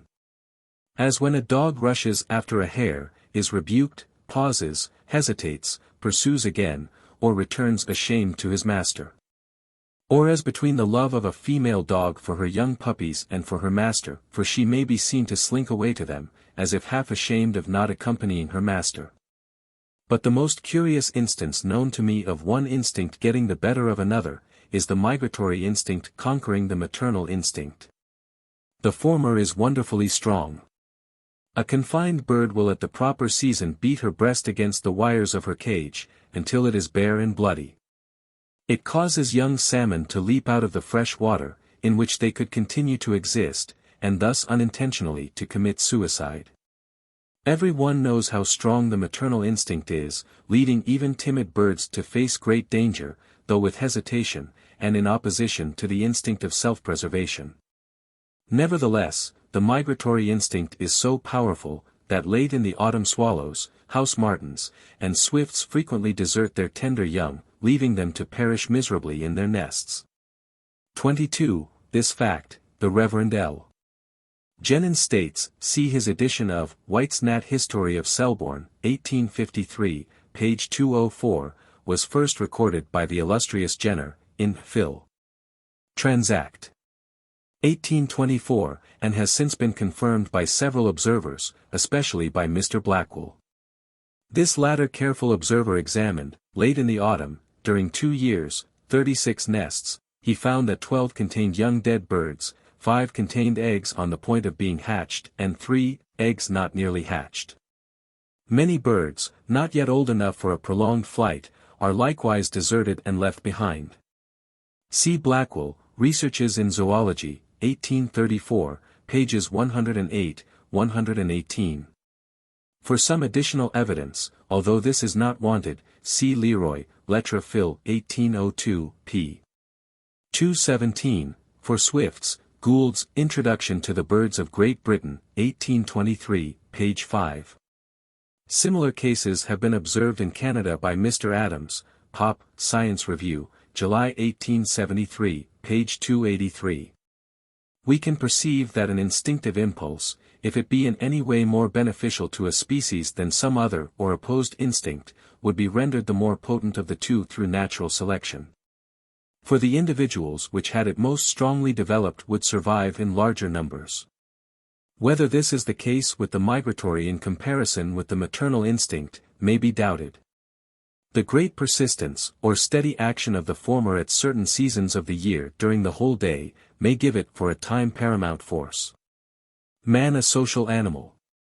Every one will admit that man is a social being. We see this in his dislike of solitude, and in his wish for society beyond that of his own family. Solitary confinement is one of the severest punishments which can be inflicted. Some authors suppose that man primevally lived in single families. But at the present day, those single families, or only 2 or 3 together, roam the solitudes of some savage lands, they always, as far as I can discover, hold friendly relations with other families inhabiting the same district. Such families occasionally meet in council, and unite for their common defense. It is no argument against savage man being a social animal, that the tribes inhabiting adjacent districts are almost always at war with each other. For the social instincts never extend to all the individuals of the same species. Judging from the analogy of the majority of the quadrumana, it is probable that the early ape-like progenitors of man were likewise social. But this is not of much importance for us. Although man, as he now exists, has few special instincts, having lost any which his early progenitors may have possessed. This is no reason why he should not have retained from an extremely remote period some degree of instinctive love and sympathy for his fellows. We are indeed all conscious that we do possess such sympathetic feelings. 23. Hume remarks, An Inquiry Concerning the Principles of Morals, edit. Of 1751, p. 132, there seems a necessity for confessing that the happiness and misery of others are not spectacles altogether indifferent to us, but that the view of the former communicates a secret joy, the appearance of the latter throws a melancholy damp over the imagination. But our consciousness does not tell us whether they are instinctive, having originated long ago in the same manner as with the lower animals, or whether they have been acquired by each of us during our early years. As man is a social animal, It is almost certain that he would inherit a tendency to be faithful to his comrades and obedient to the leader of his tribe, for these qualities are common to most social animals. He would consequently possess some capacity for self-command. He would from an inherited tendency be willing to defend, in concert with others, his fellow men, and would be ready to aid them in any way, which did not too greatly interfere with his own welfare or his own strong desires. The social animals which stand at the bottom of the scale are guided almost exclusively, and those which stand higher in the scale are largely guided by special instincts in the aid which they give to the members of the same community. But they are likewise in part impelled by mutual love and sympathy, assisted apparently by some amount of reason. Although man, as just remarked, has no special instincts to tell him how to aid his fellow men, he still has the impulse, and with his improved intellectual faculties would naturally be much guided in this respect by reason and experience. Instinctive sympathy would also cause him to value highly the approbation of his fellows, for, as Mr. Bain has clearly shown, 24. Mental and Moral Science, 1868, page 254. The love of praise and the strong feeling of glory, and the still stronger horror of scorn and infamy, are due to the workings of sympathy. Consequently man would be influenced in the highest degree by the wishes, approbation, and blame of his fellow men, as expressed by their gestures and language. Thus the social instincts, which must have been acquired by man in a very rude state, and probably even by his early ape-like progenitors, still give the impulse to some of his best actions. But his actions are in a higher degree determined by the expressed wishes and judgment of his fellow men, and unfortunately very often by his own strong selfish desires. But as love, sympathy and self-command become strengthened by habit, and as the power of reasoning becomes clearer, so that man can value justly the judgments of his fellows, he will feel himself impelled, apart from any transitory pleasure or pain, to certain lines of conduct. He might then declare not that any barbarian or uncultivated man could thus think I am the supreme judge of my own conduct, and in the words of Kant, I will not in my own person violate the dignity of humanity. The more enduring social instincts conquer the less persistent instincts.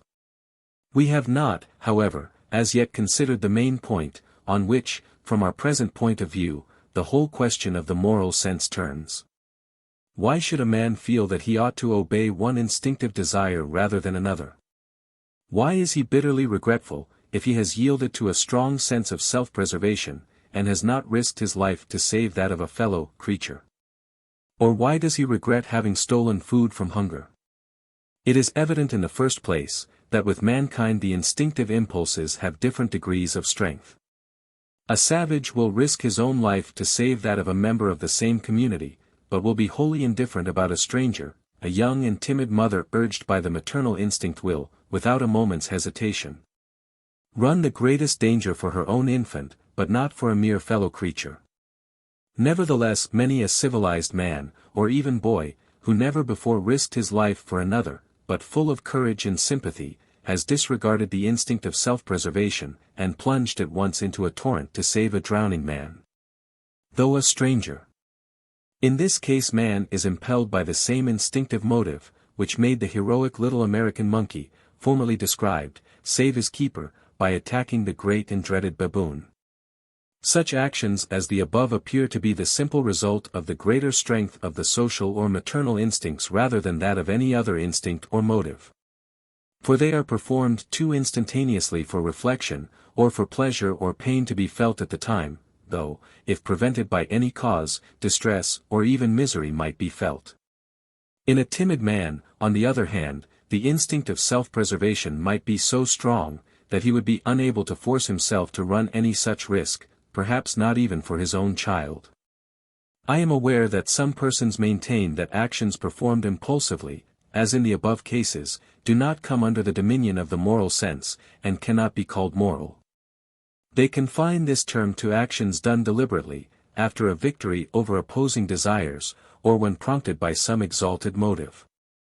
But it appears scarcely possible to draw any clear line of distinction of this kind. 25. I refer here to the distinction between what has been called material and formal morality. I am glad to find that Professor Huxley, Critiques and Addresses, 1873, page 287, takes the same view on this subject as I do. Mr. Leslie Stephen remarks, Essays on Freethinking and Plain Speaking, 1873, page 83, the metaphysical distinction between material and formal morality is as irrelevant as other such distinctions. As far as exalted motives are concerned, many instances have been recorded of savages, destitute of any feeling of general benevolence towards mankind, and not guided by any religious motive, who have deliberately sacrificed their lives as prisoners. 26. I have given one such case, namely of 3 Patagonian Indians who preferred being shot, one after the other, to betraying the plans of their companions in war, Journal of Researches, 1845, page 103, rather than betray their comrades. And surely their conduct ought to be considered as moral. As far as deliberation, and the victory over opposing motives are concerned, animals may be seen doubting between opposed instincts, in rescuing their offspring or comrades from danger. Yet their actions, though done for the good of others, are not called moral. Moreover, anything performed very often by us, will at last be done without deliberation or hesitation, and can then hardly be distinguished from an instinct. Yet surely no one will pretend that such an action ceases to be moral. On the contrary, we all feel that an act cannot be considered as perfect, or as performed in the most noble manner, unless it be done impulsively, without deliberation or effort. In the same manner as by a man in whom the requisite qualities are innate. He who is forced to overcome his fear or want of sympathy before he acts, deserves, however, in one way higher credit than the man whose innate disposition leads him to a good act without effort. As we cannot distinguish between motives, we rank all actions of a certain class as moral, if performed by a moral being. A moral being is one who is capable of comparing his past and future actions or motives, and of approving or disapproving of them. We have no reason to suppose that any of the lower animals have this capacity. Therefore, when a Newfoundland dog drags a child out of the water, or a monkey faces danger to rescue its comrade, or takes charge of an orphan monkey, we do not call its conduct moral. But in the case of man, who alone can with certainty be ranked as a moral being, actions of a certain class are called moral, whether performed deliberately, after a struggle with opposing motives, or impulsively through instinct, or from the effects of slowly gained habit. But to return to our more immediate subject. Although some instincts are more powerful than others, and thus lead to corresponding actions, yet it is untenable, that in man the social instincts, including the love of praise and fear of blame, possess greater strength, or have, through long habit, acquired greater strength than the instincts of self-preservation, hunger, lust, vengeance, etc. Why then does man regret, even though trying to banish such regret, that he has followed the one natural impulse rather than the other, and why does he further feel that he ought to regret his conduct? Man in this respect differs profoundly from the lower animals. Nevertheless we can, I think, see with some degree of clearness the reason of this difference. Man, from the activity of his mental faculties, cannot avoid reflection, past impressions and images are incessantly and clearly passing through his mind. Now with those animals which live permanently in a body, the social instincts are ever present and persistent. Such animals are always ready to utter the danger signal, to defend the community, and to give aid to their fellows in accordance with their habits. They feel at all times, without the stimulus of any special passion or desire, some degree of love and sympathy for them. They are unhappy if long separated from them, and always happy to be again in their company. So it is with ourselves. Even when we are quite alone, how often do we think with pleasure or pain of what others think of us, of their imagined approbation or disapprobation, and this all follows from sympathy, a fundamental element of the social instincts. A man who possessed no trace of such instincts would be an unnatural monster. On the other hand, the desire to satisfy hunger, or any passion such as vengeance, is in its nature temporary, and can for a time be fully satisfied. Nor is it easy, perhaps hardly possible, to call up with complete vividness the feeling, for instance, of hunger, nor indeed, as has often been remarked, of any suffering. The instinct of self-preservation is not felt except in the presence of danger, and many a coward has thought himself brave until he has met his enemy face to face. The wish for another man's property is perhaps as persistent a desire as any that can be named. But even in this case the satisfaction of actual possession is generally a weaker feeling than the desire. Many a thief, if not a habitual one, after success has wondered why he stole some article. 27. Enmity or hatred seems also to be a highly persistent feeling, perhaps more so than any other that can be named. Envy is defined as hatred of another for some excellence or success, and Bacon insists, Essay 9. Of all other affections envy is the most importune and continual. Dogs are very apt to hate both strange men and strange dogs, especially if they live near at hand, but do not belong to the same family, tribe, or clan. This feeling would thus seem to be innate, and is certainly a most persistent one. It seems to be the complement and converse of the true social instinct. From what we hear of savages, it would appear that something of the same kind holds good with them. If this be so, it would be a small step in any one to transfer such feelings to any member of the same tribe if he had done him an injury and had become his enemy. Nor is it probable that the primitive conscience would reproach a man for injuring his enemy, rather it would reproach him, if he had not revenged himself. To do good in return for evil, to love your enemy, is a height of morality to which it may be doubted whether the social instincts would, by themselves, have ever led us. It is necessary that these instincts, together with sympathy, should have been highly cultivated and extended by the aid of reason, instruction, and the love or fear of God, before any such golden rule would ever be thought of and obeyed. A man cannot prevent past impressions often repassing through his mind. He will thus be driven to make a comparison between the impressions of past hunger, vengeance satisfied, or danger shunned at other men's cost, with the almost ever-present instinct of sympathy. And with his early knowledge of what others consider as praiseworthy or blamable. This knowledge cannot be banished from his mind, and from instinctive sympathy is esteemed of great moment. He will then feel as if he had been balked in following a present instinct or habit, and this with all animals causes dissatisfaction, or even misery. The above case of the swallow affords an illustration, though of a reversed nature, of a temporary though for the time strongly persistent instinct conquering another instinct, which is usually dominant over all others. At the proper season these birds seem all day long to be impressed with the desire to migrate, their habits change, they become restless, are noisy and congregate in flocks.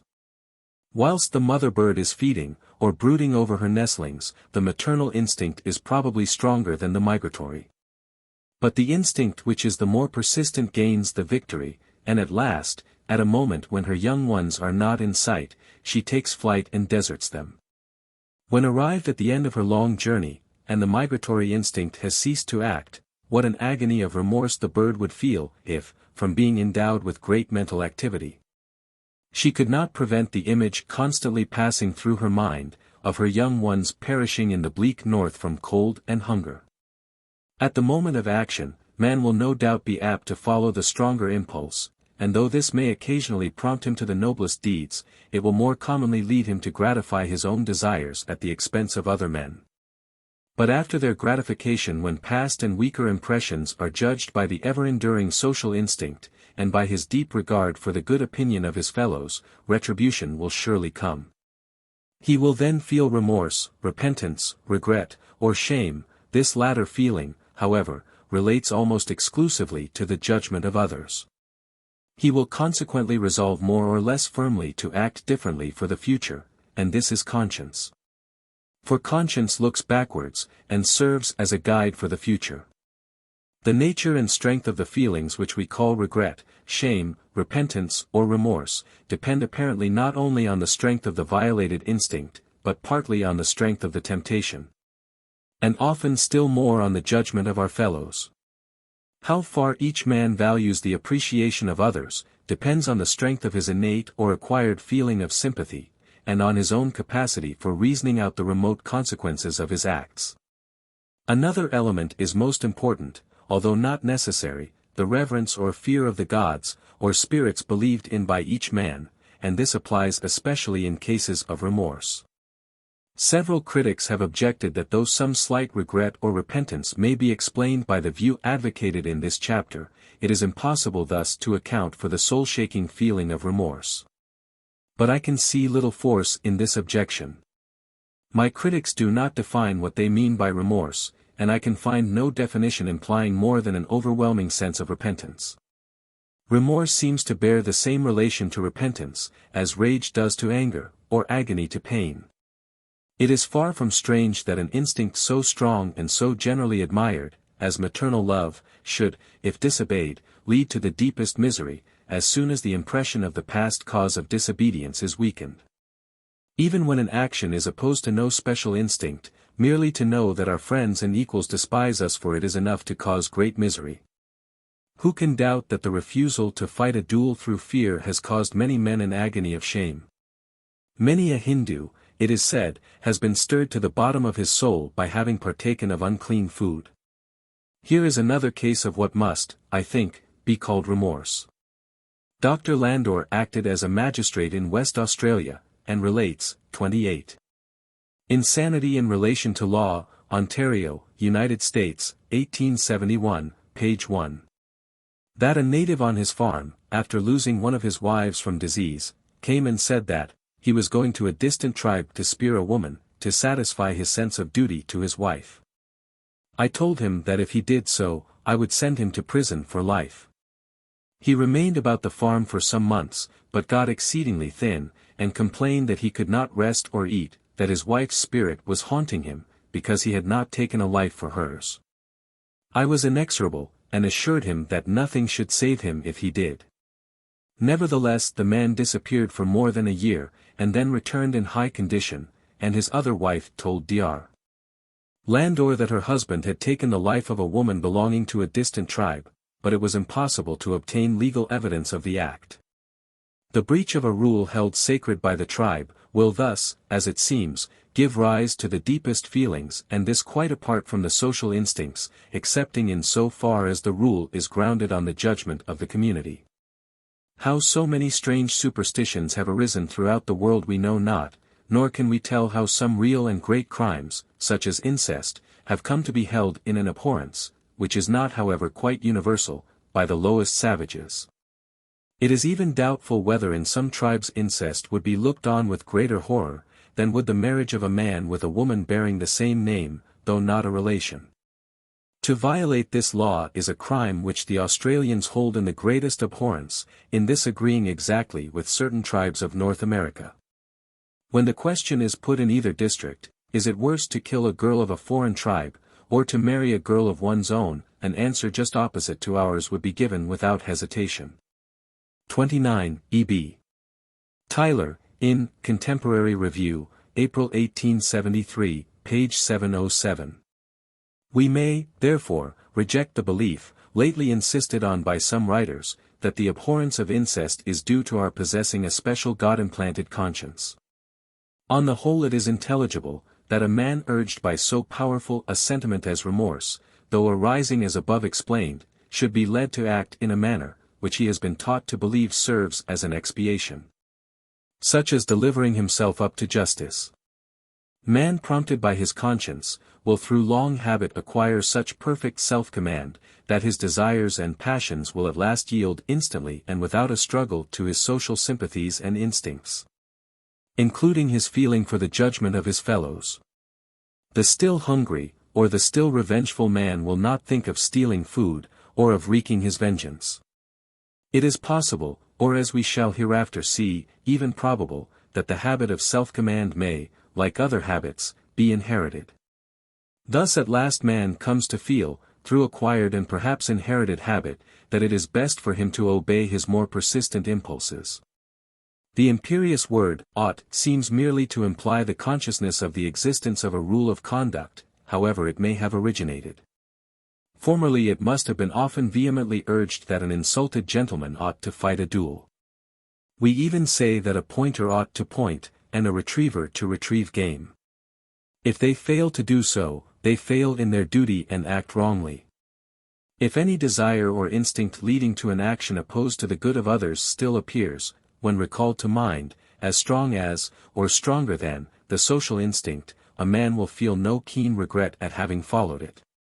But he will be conscious that if his conduct were known to his fellows, it would meet with their disapprobation, and few are so destitute of sympathy as not to feel discomfort when this is realized.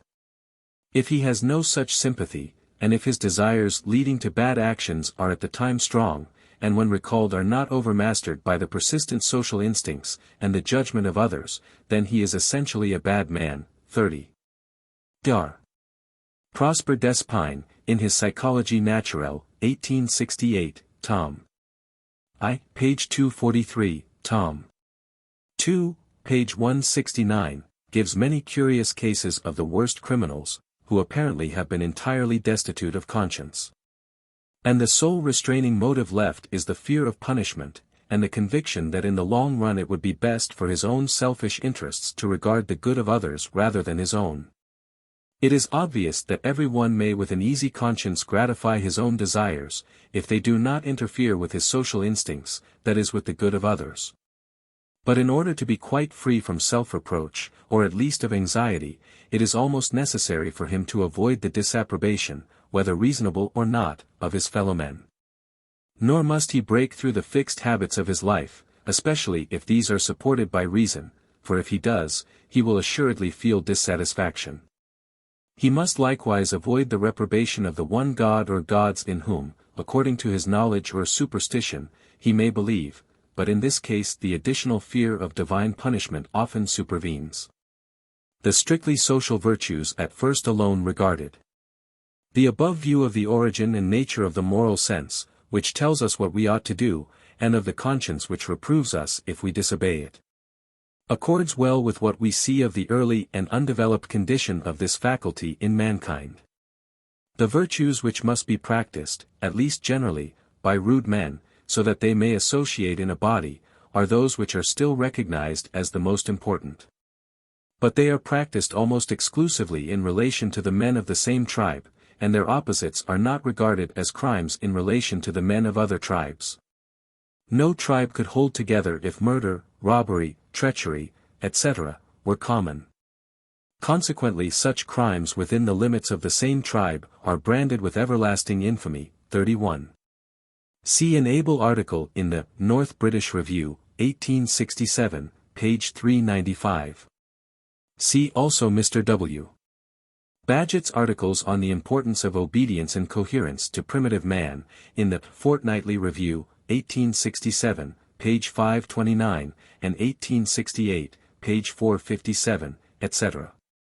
But excite no such sentiment beyond these limits.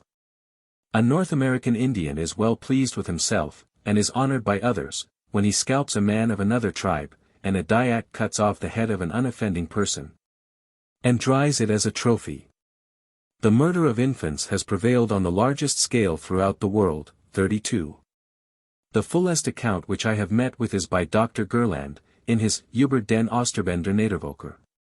1868, but I shall have to recur to the subject of infanticide in a future chapter, and has met with no reproach, but infanticide, especially of females, has been thought to be good for the tribe. Or at least not injurious. Suicide during former times was not generally considered as a crime. 33. See the very interesting discussion on suicide in Lecky's History of European Morals, Volume 1, 1869, page 223. With respect to savages, Mr. Winwood Reade informs me that the Negroes of West Africa often commit suicide. It is well known how common it was amongst the miserable aborigines of South America after the Spanish conquest.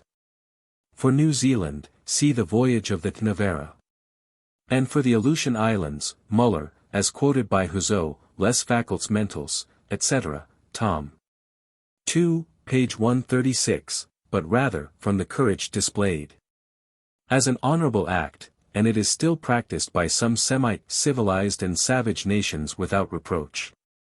For it does not obviously concern others of the tribe. It has been recorded that an Indian thug conscientiously regretted that he had not robbed and strangled as many travelers as did his father before him. In a rude state of civilization the robbery of strangers is, indeed, generally considered as honorable. Slavery, although in some ways beneficial during ancient times, 34. See Mr. Bagehot, Physics and Politics, 1872, page 72, is a great crime, yet it was not so regarded until quite recently, even by the most civilized nations. And this was especially the case, because the slaves belonged in general to a race different from that of their masters. As barbarians do not regard the opinion of their women, wives are commonly treated like slaves. Most savages are utterly indifferent to the sufferings of strangers, or even delight in witnessing them. It is well known that the women and children of the North American Indians aided in torturing their enemies.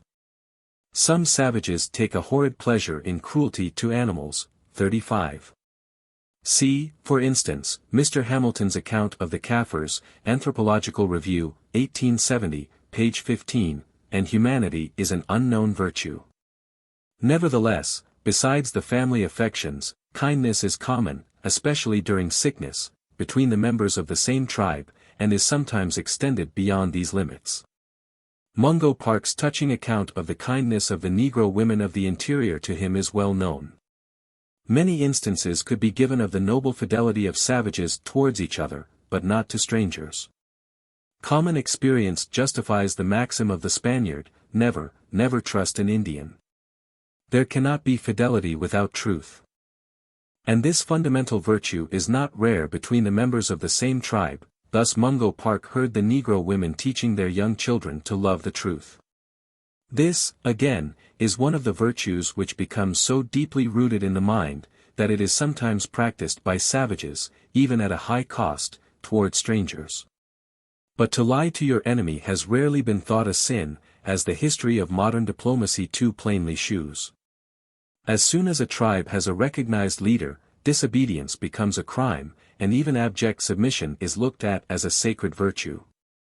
As during rude times no man can be useful or faithful to his tribe without courage, this quality has universally been placed in the highest rank. And although in civilized countries a good yet timid man may be far more useful to the community than a brave one, we cannot help instinctively honoring the latter above a coward, however benevolent. Prudence, on the other hand, which does not concern the welfare of others, though a very useful virtue, has never been highly esteemed. As no man can practice the virtues necessary for the welfare of his tribe without self-sacrifice, self-command, and the power of endurance, these qualities have been at all times highly and most justly valued. The American savage voluntarily submits to the most horrid tortures without a groan, to prove and strengthen his fortitude and courage. And we cannot help admiring him, or even an Indian fakir, who, from a foolish religious motive, swings suspended by a hook buried in his flesh. The other so-called self-regarding virtues, which do not obviously, though they may really, affect the welfare of the tribe, have never been esteemed by savages, though now highly appreciated by civilized nations. The greatest intemperance is no reproach with savages. Utter licentiousness, and unnatural crimes, prevail to an astounding extent. 36. Mr. M'Lennan has given, Primitive Marriage, 1865, page 176, a good collection of facts on this head. As soon, however, as marriage, whether polygamous, or monogamous, becomes common, jealousy will lead to the inculcation of female virtue, and this, being honored, will tend to spread to the unmarried females. How slowly it spreads to the male sex, we see at the present day. Chastity eminently requires self-command, therefore it has been honored from a very early period in the moral history of civilized man. As a consequence of this, the senseless practice of celibacy has been ranked from a remote period as a virtue. 38. Lecky, History of European Morals, Volume 1, 1869, page 109. The hatred of indecency, which appears to us so natural as to be thought innate, and which is so valuable an aid to chastity, is a modern virtue, appertaining exclusively, as Sir G. Staunton remarks, 38. Embassy to China, Volume 2. Page 348. To Civilized Life. This is shown by the ancient religious rites of various nations, by the drawings on the walls of Pompeii, and by the practices of many savages. We have now seen that actions are regarded by savages, and were probably so regarded by primeval man, as good or bad, solely as they obviously affect the welfare of the tribe, not that of the species, nor that of an individual member of the tribe. This conclusion agrees well with the belief that the so-called moral sense is aboriginally derived from the social instincts, for both relate at first exclusively to the community. The chief causes of the low morality of savages, as judged by our standard, are, firstly, the confinement of sympathy to the same tribe. Secondly, powers of reasoning insufficient to recognize the bearing of many virtues, especially of the self-regarding virtues, on the general welfare of the tribe. Savages, for instance, fail to trace the multiplied evils consequent on a want of temperance, chastity, etc. And, thirdly, weak power of self-command. For this power has not been strengthened through long-continued, perhaps inherited, habit, instruction and religion. I have entered into the above details on the immorality of savages, 39. See on this subject copious evidence in Chapter 7. Of Sir J. Lubbock, Origin of Civilization, 1870, because some authors have recently taken a high view of their moral nature, or have attributed most of their crimes to mistaken benevolence. 40. For instance Lecky, History of European Morals, Volume 1, page 124. These authors appear to rest their conclusion on savages possessing those virtues which are serviceable, or even necessary, for the existence of the family and of the tribe, qualities which they undoubtedly do possess, and often in a high degree. Concluding remarks. It was assumed formerly by philosophers of the derivative, 41. This term is used in an able article in the Westminster Review, October 1869, page 498. For the greatest happiness principle, see J. S. Mill, Utilitarianism, p. 17, School of Morals, that the foundation of morality lay in a form of selfishness, but more recently the greatest happiness principle has been brought prominently forward. It is, however, more correct to speak of the latter principle as the standard, and not as the motive of conduct. Nevertheless, all the authors whose works I have consulted, with a few exceptions, 42. Mill recognizes, System of Logic, Volume 2. p. For 22, in the clearest manner, that actions may be performed through habit without the anticipation of pleasure.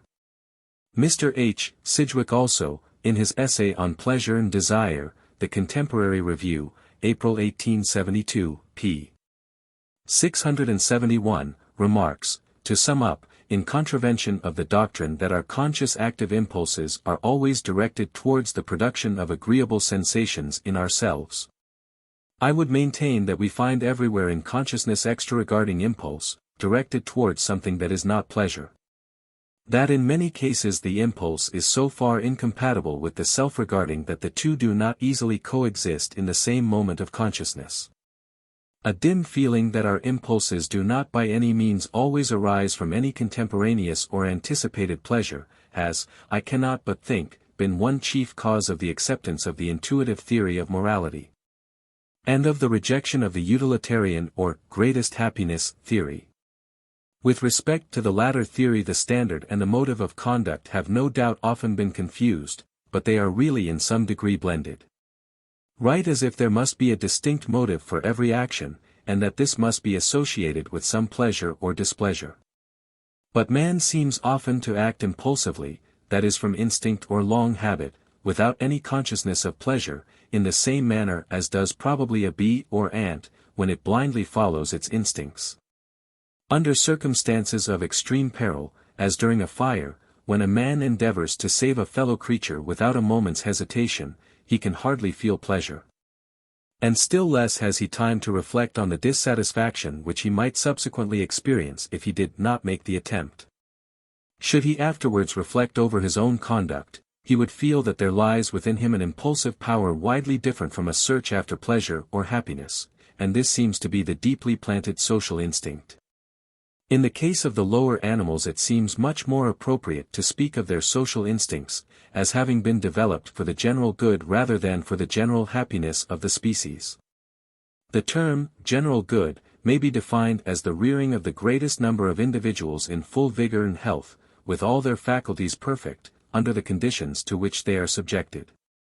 As the social instincts both of man and the lower animals have no doubt been developed by nearly the same steps, it would be advisable, if found practicable, to use the same definition in both cases, and to take as the standard of morality the general good or welfare of the community, rather than the general happiness. But this definition would perhaps require some limitation on account of political ethics. When a man risks his life to save that of a fellow creature, it seems also more correct to say that he acts for the general good, rather than for the general happiness of mankind. No doubt the welfare and the happiness of the individual usually coincide, and a contented, happy tribe will flourish better than one that is discontented and unhappy. We have seen that even at an early period in the history of man, the expressed wishes of the community will have naturally influenced to a large extent the conduct of each member. And as all wish for happiness, the greatest happiness principle will have become a most important secondary guide and object. The social instinct, however, together with sympathy, which leads to our regarding the approbation and disapprobation of others, having served as the primary impulse and guide. Thus the reproach is removed of laying the foundation of the noblest part of our nature in the base principle of selfishness. Unless, indeed, the satisfaction which every animal feels, when it follows its proper instincts, and the dissatisfaction felt when prevented, be called selfish. The wishes and opinions of the members of the same community, expressed at first orally, but later by writing also, either form the sole guides of our conduct, or greatly reinforce the social instincts.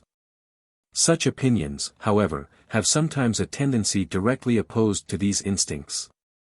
This latter fact is well exemplified by the law of honor, that is, the law of the opinion of our equals, and not of all our countrymen.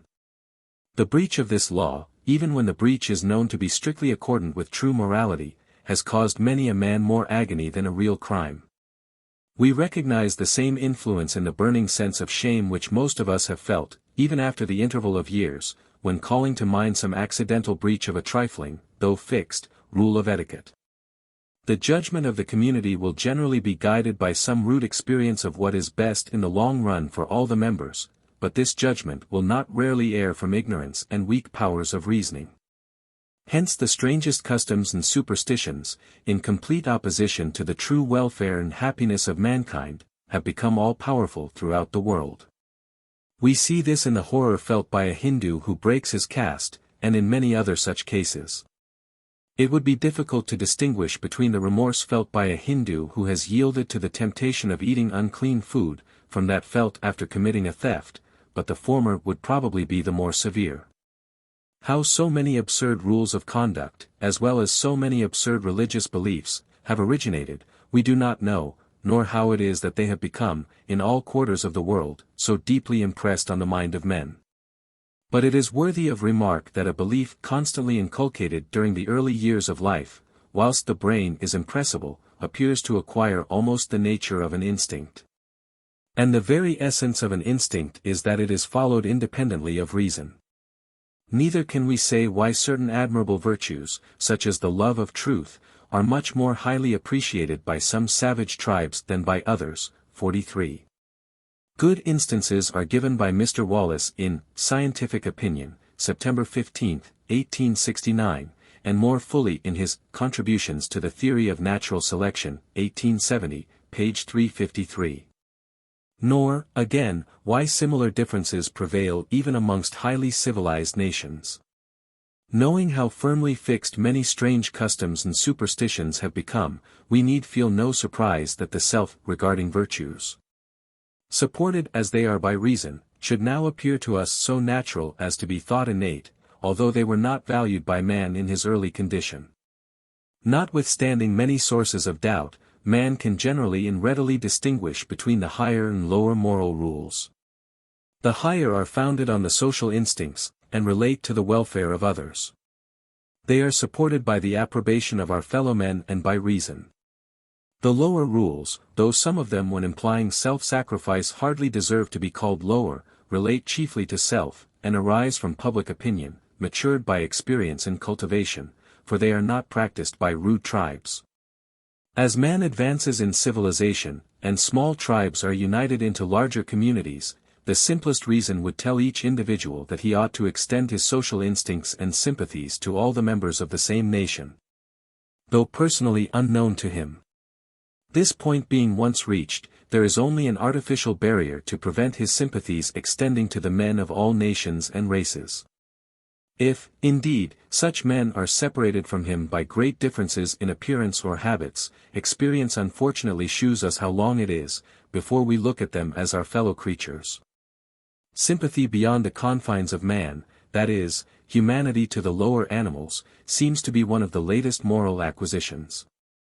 It is apparently unfelt by savages, except towards their pets. How little the old Romans knew of it is shown by their abhorrent gladiatorial exhibitions. The very idea of humanity, as far as I could observe, was new to most of the gauchos of the Pampas. This virtue, one of the noblest with which man is endowed, seems to arise incidentally from our sympathies becoming more tender and more widely diffused, until they are extended to all sentient beings.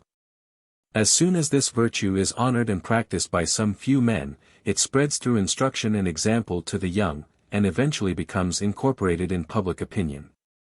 The highest possible stage in moral culture is when we recognize that we ought to control our thoughts, and, not even in inmost thought to think again the sins that made the past so pleasant to us. 44. Tennyson, Idylls of the King, page 244. Whatever makes any bad action familiar to the mind, renders its performance by so much the easier. As Marcus Aurelius long ago said, such as are thy habitual thoughts, such also will be the character of thy mind. For the soul is dyed by the thoughts. 45. The Thoughts of the Emperor M. Aurelius Antoninus, English translation, 2nd edit, 1869, page 112. Marcus Aurelius W.S. born A.D. 121. Our great philosopher, Herbert Spencer, has recently explained his views on the moral sense. He says, 46. Letter to Mr. Mill in Bain's Mental and Moral Science, 1868, page 722.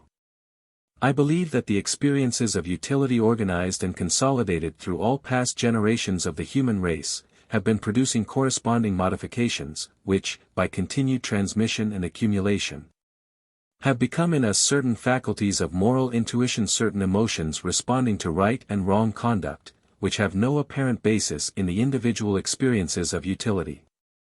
There is not the least inherent improbability, as it seems to me, in virtuous tendencies being more or less strongly inherited. For, not to mention the various dispositions and habits transmitted by many of our domestic animals to their offspring, I have heard of authentic cases in which a desire to steal and a tendency to lie appear to run in families of the upper ranks. And as stealing is a rare crime in the wealthy classes, we can hardly account by accidental coincidence for the tendency occurring in 2 or 3 members of the same family.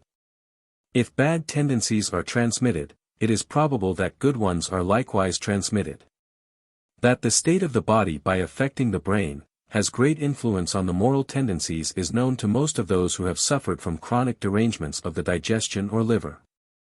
The same fact is likewise shown by the perversion or destruction of the moral sense being often one of the earliest symptoms of mental derangement. 47. Maudsley, Body and Mind, 1870, page 60. And insanity is notoriously often inherited. Except through the principle of the transmission of moral tendencies, we cannot understand the differences believed to exist in this respect between the various races of mankind. Even the partial transmission of virtuous tendencies would be an immense assistance to the primary impulse derived directly and indirectly from the social instincts. Admitting for a moment that virtuous tendencies are inherited, it appears probable, at least in such cases as chastity, temperance, humanity to animals, etc., that they become first impressed on the mental organization through habit, instruction and example, continued during several generations in the same family, and in a quite subordinate degree, or not at all. by the individuals possessing such virtues having succeeded best in the struggle for life. My chief source of doubt with respect to any such inheritance, is that senseless customs, superstitions, and tastes, such as the horror of a Hindu for unclean food, ought on the same principle to be transmitted. I have not met with any evidence in support of the transmission of superstitious customs or senseless habits. Although in itself it is perhaps not less probable than that animals should acquire inherited tastes for certain kinds of food or fear of certain foes. Finally, the social instincts, which no doubt were acquired by man as by the lower animals for the good of the community, will from the first have given to him some wish to aid his fellows, some feeling of sympathy, and have compelled him to regard their approbation and disapprobation. Such impulses will have served him at a very early period as a rude rule of right and wrong. But as man gradually advanced in intellectual power, and was enabled to trace the more remote consequences of his actions, as he acquired sufficient knowledge to reject baneful customs and superstitions, as he regarded more and more, not only the welfare, but the happiness of his fellow men, as from habit, following on beneficial experience, instruction and example, his sympathies became more tender and widely diffused, extending to men of all races, to the imbecile, maimed, and other useless members of society, and finally to the lower animals. So would the standard of his morality rise higher and higher.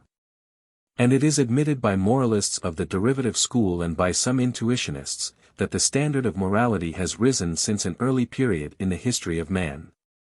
48, a writer in the North British Review, July 1869, p. 531, well capable of forming a sound judgment, expresses himself strongly in favor of this conclusion. Mr. Lecky, History of Morals, Volume 1, page 143, seems to a certain extent to coincide therein. As a struggle may sometimes be seen going on between the various instincts of the lower animals, it is not surprising that there should be a struggle in man between his social instincts, with their derived virtues, and his lower, though momentarily stronger impulses or desires. This, as Mr. Galton, 49. See his remarkable work on Hereditary Genius, 1869, page 349. The Duke of Argyll, Primeval Man, 1869, page 188, has some good remarks on the contest in man's nature between right and wrong. Has remarked, is all the less surprising, as man has emerged from a state of barbarism within a comparatively recent period. After having yielded to some temptation, we feel a sense of dissatisfaction, shame, repentance, or remorse, analogous to the feelings caused by other powerful instincts or desires, when left unsatisfied or balked. We compare the weakened impression of a past temptation with the ever-present social instincts, or with habits, gained in early youth and strengthened during our whole lives, until they have become almost as strong as instincts. If with the temptation still before us we do not yield, it is because either the social instinct or some custom is at the moment predominant, or because we have learnt that it will appear to us hereafter the stronger. When compared with the weakened impression of the temptation, and we realize that its violation would cause us suffering, looking to future generations, there is no cause to fear that the social instincts will grow weaker, and we may expect that virtuous habits will grow stronger, becoming perhaps fixed by inheritance. In this case, the struggle between our higher and lower impulses will be less severe, and virtue will be triumphant. Summary of the last two chapters. There can be no doubt that the difference between the mind of the lowest man and that of the highest animal is immense. An anthropomorphous ape, if he could take a dispassionate view of his own case, would admit that though he could form an artful plan to plunder a garden, though he could use stones for fighting or for breaking open nuts, yet that the thought of fashioning a stone into a tool was quite beyond his scope. Still less, as he would admit, could he follow out a train of metaphysical reasoning, or solve a mathematical problem, or reflect on God, or admire a grand natural scene. Some apes, however, would probably declare that they could and did admire the beauty of the colored skin and fur of their partners in marriage. They would admit, that though they could make other apes understand by cries some of their perceptions and simpler wants, the notion of expressing definite ideas by definite sounds had never crossed their minds. They might insist that they were ready to aid their fellow apes of the same troop in many ways, to risk their lives for them, and to take charge of their orphans. But they would be forced to acknowledge that disinterested love for all living creatures, the most noble attribute of man, was quite beyond their comprehension. Nevertheless, the difference in mind between man and the higher animals, great as it is, certainly is one of degree and not of kind. We have seen that the senses and intuitions, the various emotions and faculties, such as love, memory, attention, curiosity, imitation, reason, etc., of which man boasts, may be found in an incipient, or even sometimes in a well-developed condition, in the lower animals. They are also capable of some inherited improvement, as we see in the domestic dog compared with the wolf or jackal. If it could be proved that certain high mental powers, such as the formation of general concepts, self-consciousness, etc., were absolutely peculiar to man, which seems extremely doubtful, it is not improbable that these qualities are merely the incidental results of other highly advanced intellectual faculties. And these again mainly the result of the continued use of a perfect language. At what age does the newborn infant possess the power of abstraction, or become self-conscious, and reflect on its own existence? We cannot answer. Nor can we answer in regard to the ascending organic scale. The half-art, half-instinctive language still bears the stamp of its gradual evolution. The ennobling belief in God is not universal with man. And the belief in spiritual agencies naturally follows from other mental powers. The moral sense perhaps affords the best and highest distinction between man and the lower animals. But I need say nothing on this head, as I have so lately endeavored to shew that the social instincts, the prime principle of man's moral constitution, 50. The Thoughts of Marcus Aurelius, etc., page 139.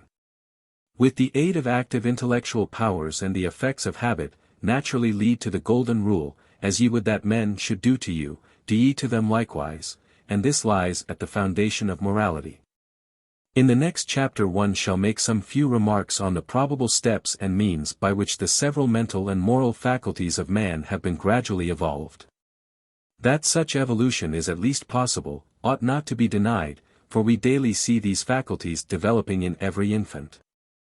And we may trace a perfect gradation from the mind of an utter idiot, lower than that of an animal low in the scale, to the mind of a Newton. Chapter 5. On the development of the intellectual and moral faculties during primeval and civilized times. Advancement of the intellectual powers through natural selection, importance of imitation social and moral faculties, their development within the limits of the same tribe, natural selection as affecting civilized nations, evidence that civilized nations were once barbarous. The subjects to be discussed in this chapter are of the highest interest, but are treated by me in an imperfect and fragmentary manner. Mr. Wallace, in an admirable paper before referred to, 1. Anthropological Review, May 1864, p. Clavii, argues that man, after he had partially acquired those intellectual and moral faculties which distinguish him from the lower animals, would have been but little liable to bodily modifications through natural selection or any other means. For man is enabled through his mental faculties to keep with an unchanged body in harmony with the changing universe. He has great power of adapting his habits to new conditions of life. He invents weapons, tools, and various stratagems to procure food and to defend himself. When he migrates into a colder climate he uses clothes, builds sheds, and makes fires, and by the aid of fire cooks food otherwise indigestible. He aids his fellow men in many ways, and anticipates future events. Even at a remote period he practiced some division of labor. The lower animals, on the other hand, must have their bodily structure modified in order to survive under greatly changed conditions. They must be rendered stronger, or acquire more effective teeth or claws, for defense against new enemies. Or they must be reduced in size, so as to escape detection and danger. When they migrate into a colder climate, they must become clothed with thicker fur, or have their constitutions altered. If they fail to be thus modified, they will cease to exist. The case, however, is widely different, as Mr. Wallace has with justice insisted, in relation to the intellectual and moral faculties of man. These faculties are variable. And we have every reason to believe that the variations tend to be inherited. Therefore, if they were formerly of high importance to primeval man and to his ape-like progenitors, they would have been perfected or advanced through natural selection. Of the high importance of the intellectual faculties there can be no doubt, for man mainly owes to them his predominant position in the world. We can see, that in the rudest state of society, the individuals who were the most sagacious, who invented and used the best weapons or traps, and who were best able to defend themselves, would rear the greatest number of offspring. The tribes, which included the largest number of men thus endowed, would increase in number and supplant other tribes. Numbers depend primarily on the means of subsistence, and this depends partly on the physical nature of the country, but in a much higher degree on the arts which are there practiced. As a tribe increases and is victorious, it is often still further increased by the absorption of other tribes. 2. After a time the members or tribes which are absorbed into another tribe assume, as Sir Henry Maine remarks, Ancient Law, 1861, p. 131, that they are the co-descendants of the same ancestors. The stature and strength of the men of a tribe are likewise of some importance for its success, and these depend in part on the nature and amount of the food which can be obtained. In Europe the men of the Bronze period were supplanted by a race more powerful, and, judging from their sword handles, with larger hands. 3. Morlet, SOC, Vaud. SC Nat, 1860, page 294. But their success was probably still more due to their superiority in the arts. All that we know about savages, or may infer from their traditions and from old monuments, the history of which is quite forgotten by the present inhabitants, shew that from the remotest times successful tribes have supplanted other tribes. Relics of extinct or forgotten tribes have been discovered throughout the civilized regions of the earth, on the wild plains of America, and on the isolated islands in the Pacific Ocean. At the present day civilized nations are everywhere supplanting barbarous nations, excepting where the climate opposes a deadly barrier, and they succeed mainly, though not exclusively, through their arts, which are the products of the intellect. It is, therefore, highly probable that with mankind the intellectual faculties have been mainly and gradually perfected through natural selection, and this conclusion is sufficient for our purpose. Undoubtedly it would be interesting to trace the development of each separate faculty from the state in which it exists in the lower animals to that in which it exists in man, but neither my ability nor knowledge permits the attempt. It deserves notice that, as soon as the progenitors of man became social, and this probably occurred at a very early period, the principle of imitation, and reason, and experience would have increased, and much modified the intellectual powers in a way, of which we see only traces in the lower animals. Apes are much given to imitation, as are the lowest savages. And the simple fact previously referred to, that after a time no animal can be caught in the same place by the same sort of trap, shews that animals learn by experience, and imitate the caution of others. Now, if some one man in a tribe, more sagacious than the others, invented a new snare or weapon, or other means of attack or defense, the plainest self-interest, without the assistance of much reasoning power, would prompt the other members to imitate him. And all would thus profit.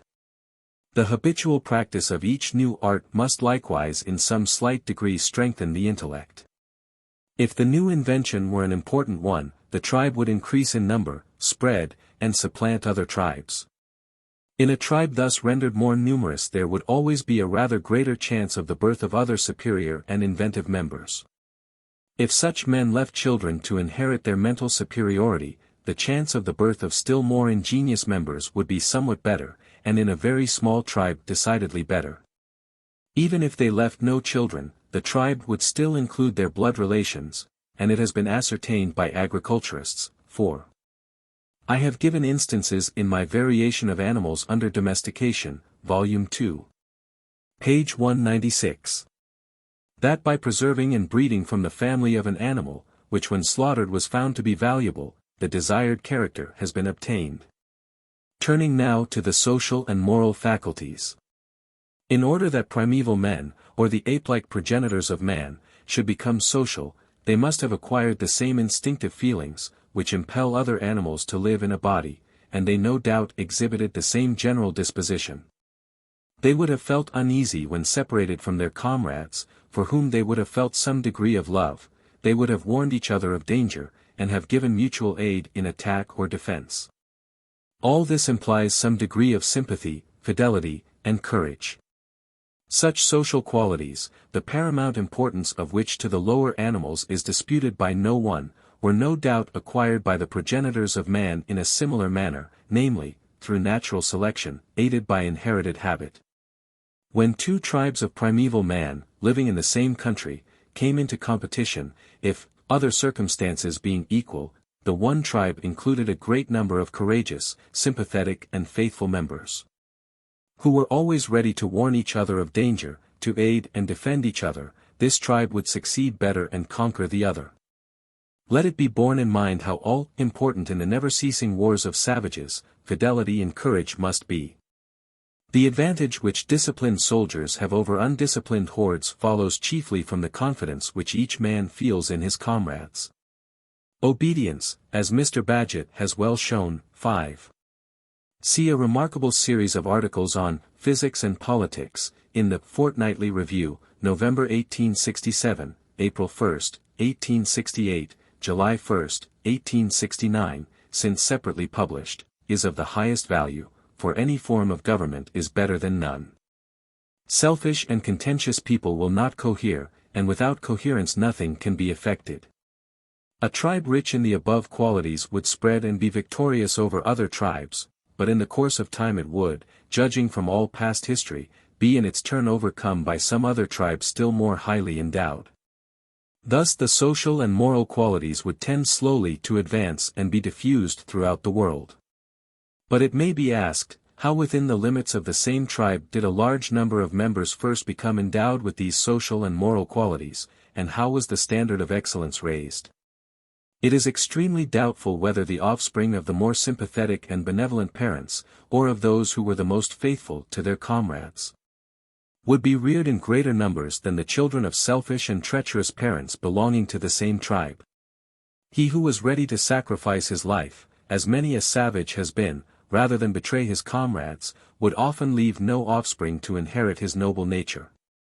The bravest men, who were always willing to come to the front in war, and who freely risked their lives for others, would on an average perish in larger numbers than other men. Therefore, it hardly seems probable, that the number of men gifted with such virtues, or that the standard of their excellence, could be increased through natural selection, that is, by the survival of the fittest. For we are not here speaking of one tribe being victorious over another.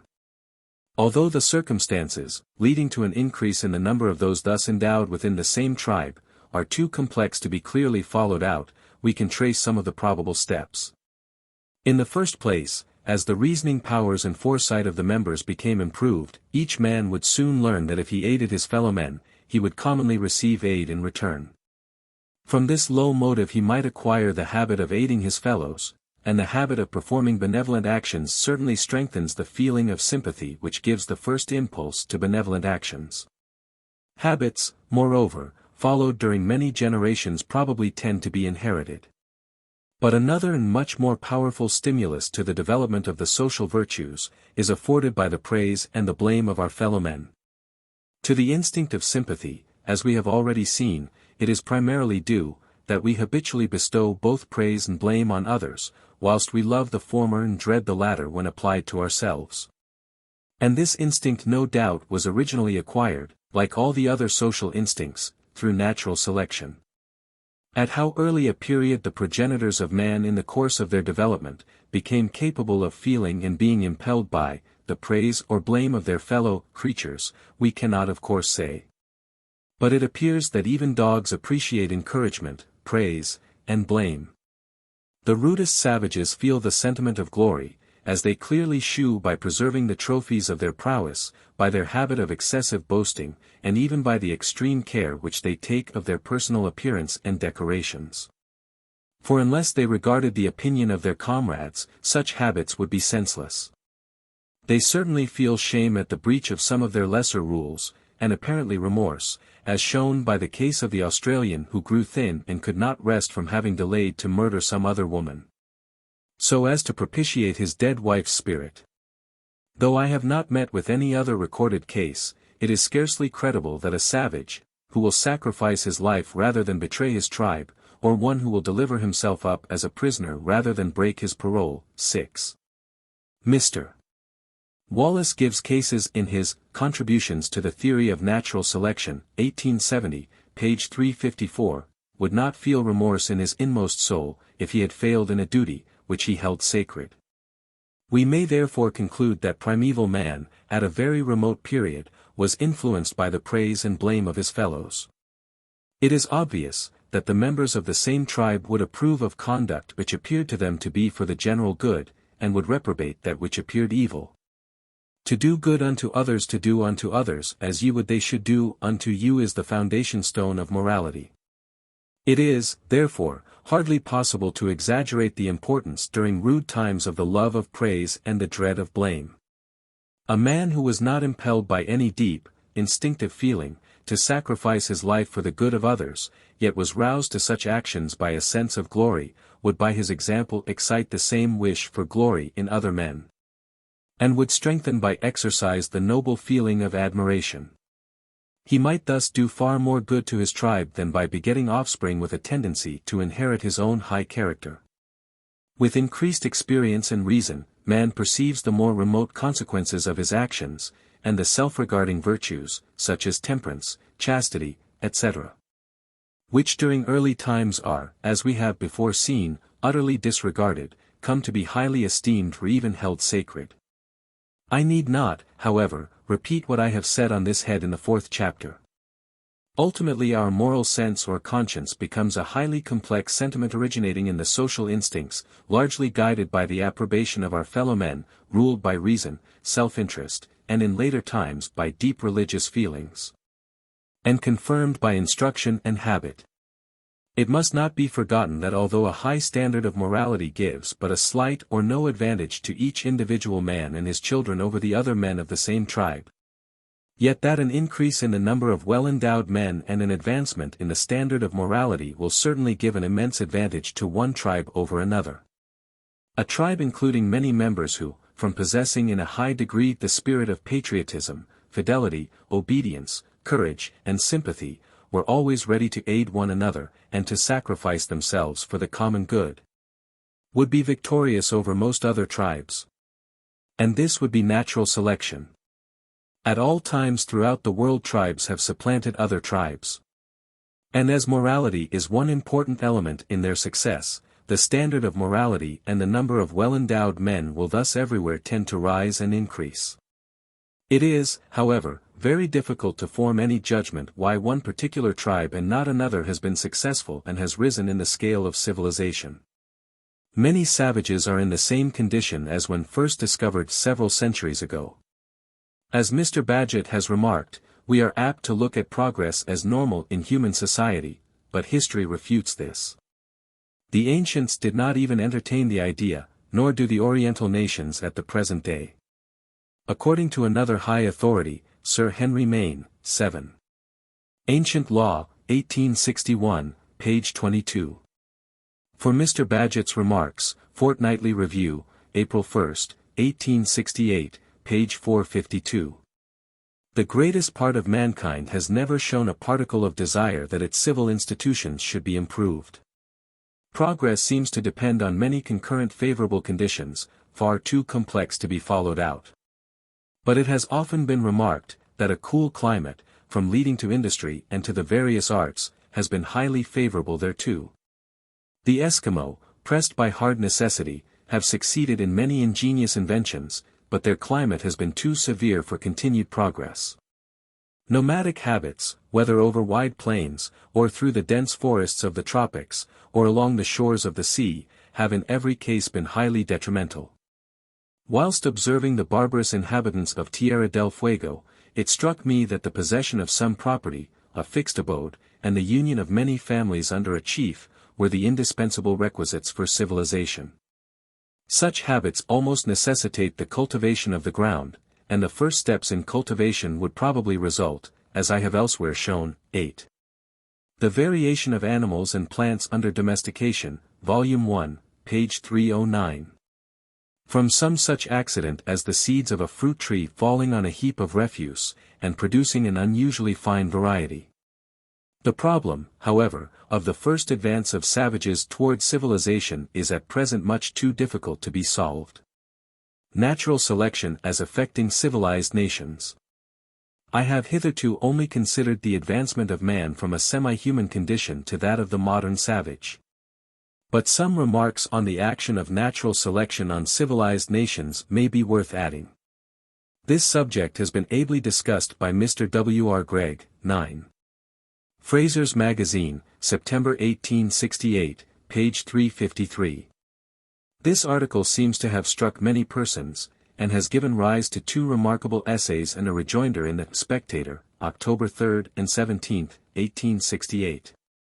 It has also been discussed in the Quarterly Journal of Science, 1869, page 152, and by Mr. Lawson Tate in the Dublin Quarterly Journal of Medical Science, February 1869, and by Mr. E. Ray Lancaster in his Comparative Longevity, 1870, page 128. Similar views appeared previously in the Australasian, July 13, 1867. I have borrowed ideas from several of these writers, and previously by Mr. Wallace and Mr. Galton. 10. For Mr. Wallace, see Anthropological Review, as before cited.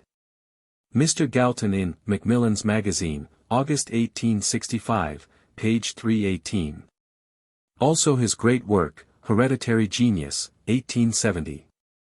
Most of my remarks are taken from these 3 authors.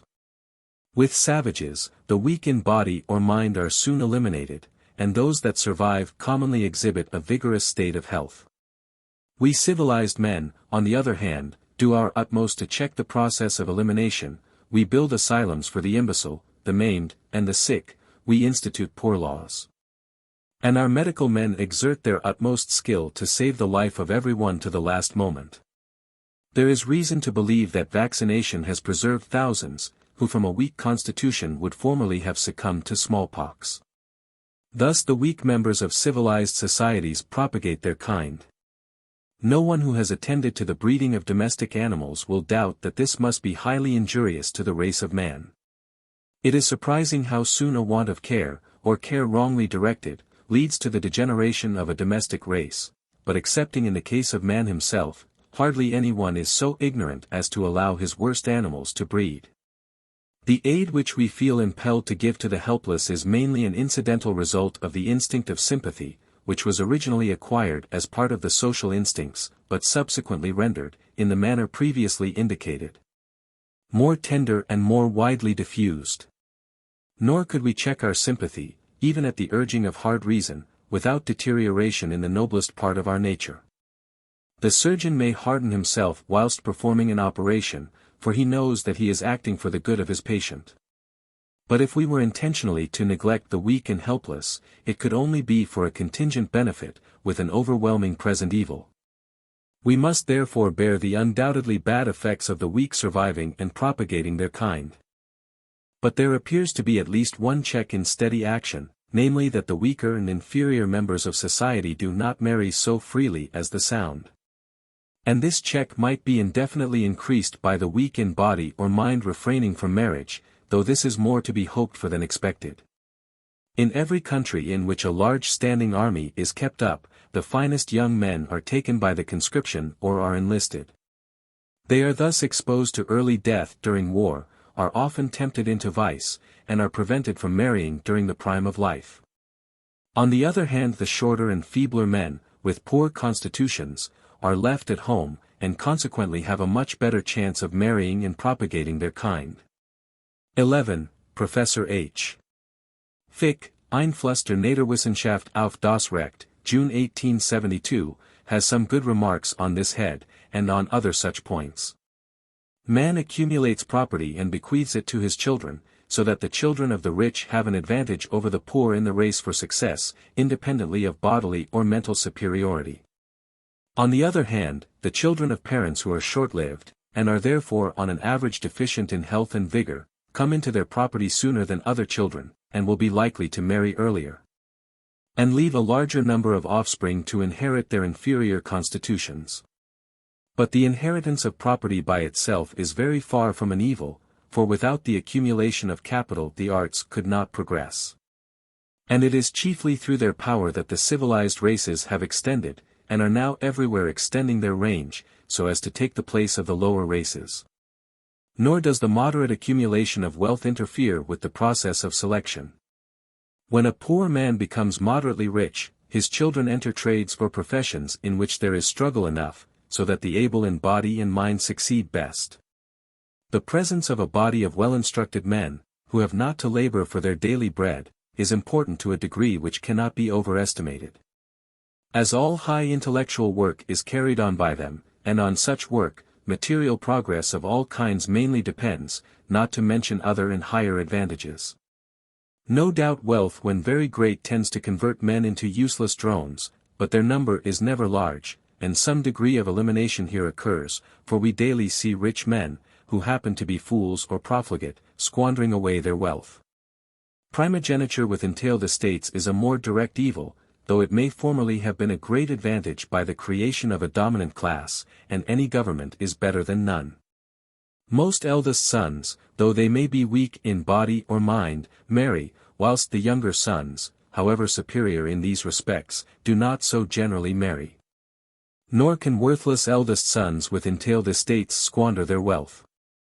But here, as elsewhere, the relations of civilized life are so complex that some compensatory checks intervene. The men who are rich through primogeniture are able to select generation after generation the more beautiful and charming women. And these must generally be healthy in body and active in mind. The evil consequences, such as they may be, of the continued preservation of the same line of descent, without any selection, are checked by men of rank always wishing to increase their wealth and power, and this they effect by marrying heiresses. But the daughters of parents who have produced single children, are themselves, as Mr. Galton, 12. Hereditary Genius, 1870, pages 132 to 140, has shown, apt to be sterile. And thus noble families are continually cut off in the direct line, and their wealth flows into some side channel, but unfortunately this channel is not determined by superiority of any kind. Although civilization thus checks in many ways the action of natural selection, it apparently favors the better development of the body, by means of good food and the freedom from occasional hardships. This may be inferred from civilized men having been found, wherever compared, to be physically stronger than savages. 13. Cataphages, Revue de Corps Scientifiques, 1867-68, page 659. They appear also to have equal powers of endurance, as has been proved in many adventurous expeditions. Even the great luxury of the rich can be but little detrimental. For the expectation of life of our aristocracy, at all ages and of both sexes, is very little inferior to that of healthy English lives in the lower classes. 14. See the 5th and 6th columns, compiled from good authorities, in the table given in Mr. E. R. Lancaster's Comparative Longevity, 1870, page 115. We will now look to the intellectual faculties. If in each grade of society the members were divided into two equal bodies, the one including the intellectually superior and the other the inferior, there can be little doubt that the former would succeed best in all occupations, and rear a greater number of children. Even in the lowest walks of life, skill and ability must be of some advantage, though in many occupations, owing to the great division of labor, a very small one.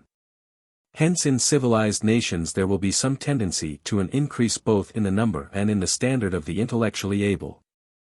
But I do not wish to assert that this tendency may not be more than counterbalanced in other ways, as by the multiplication of the reckless and improvident, but even to such as these, ability must be some advantage.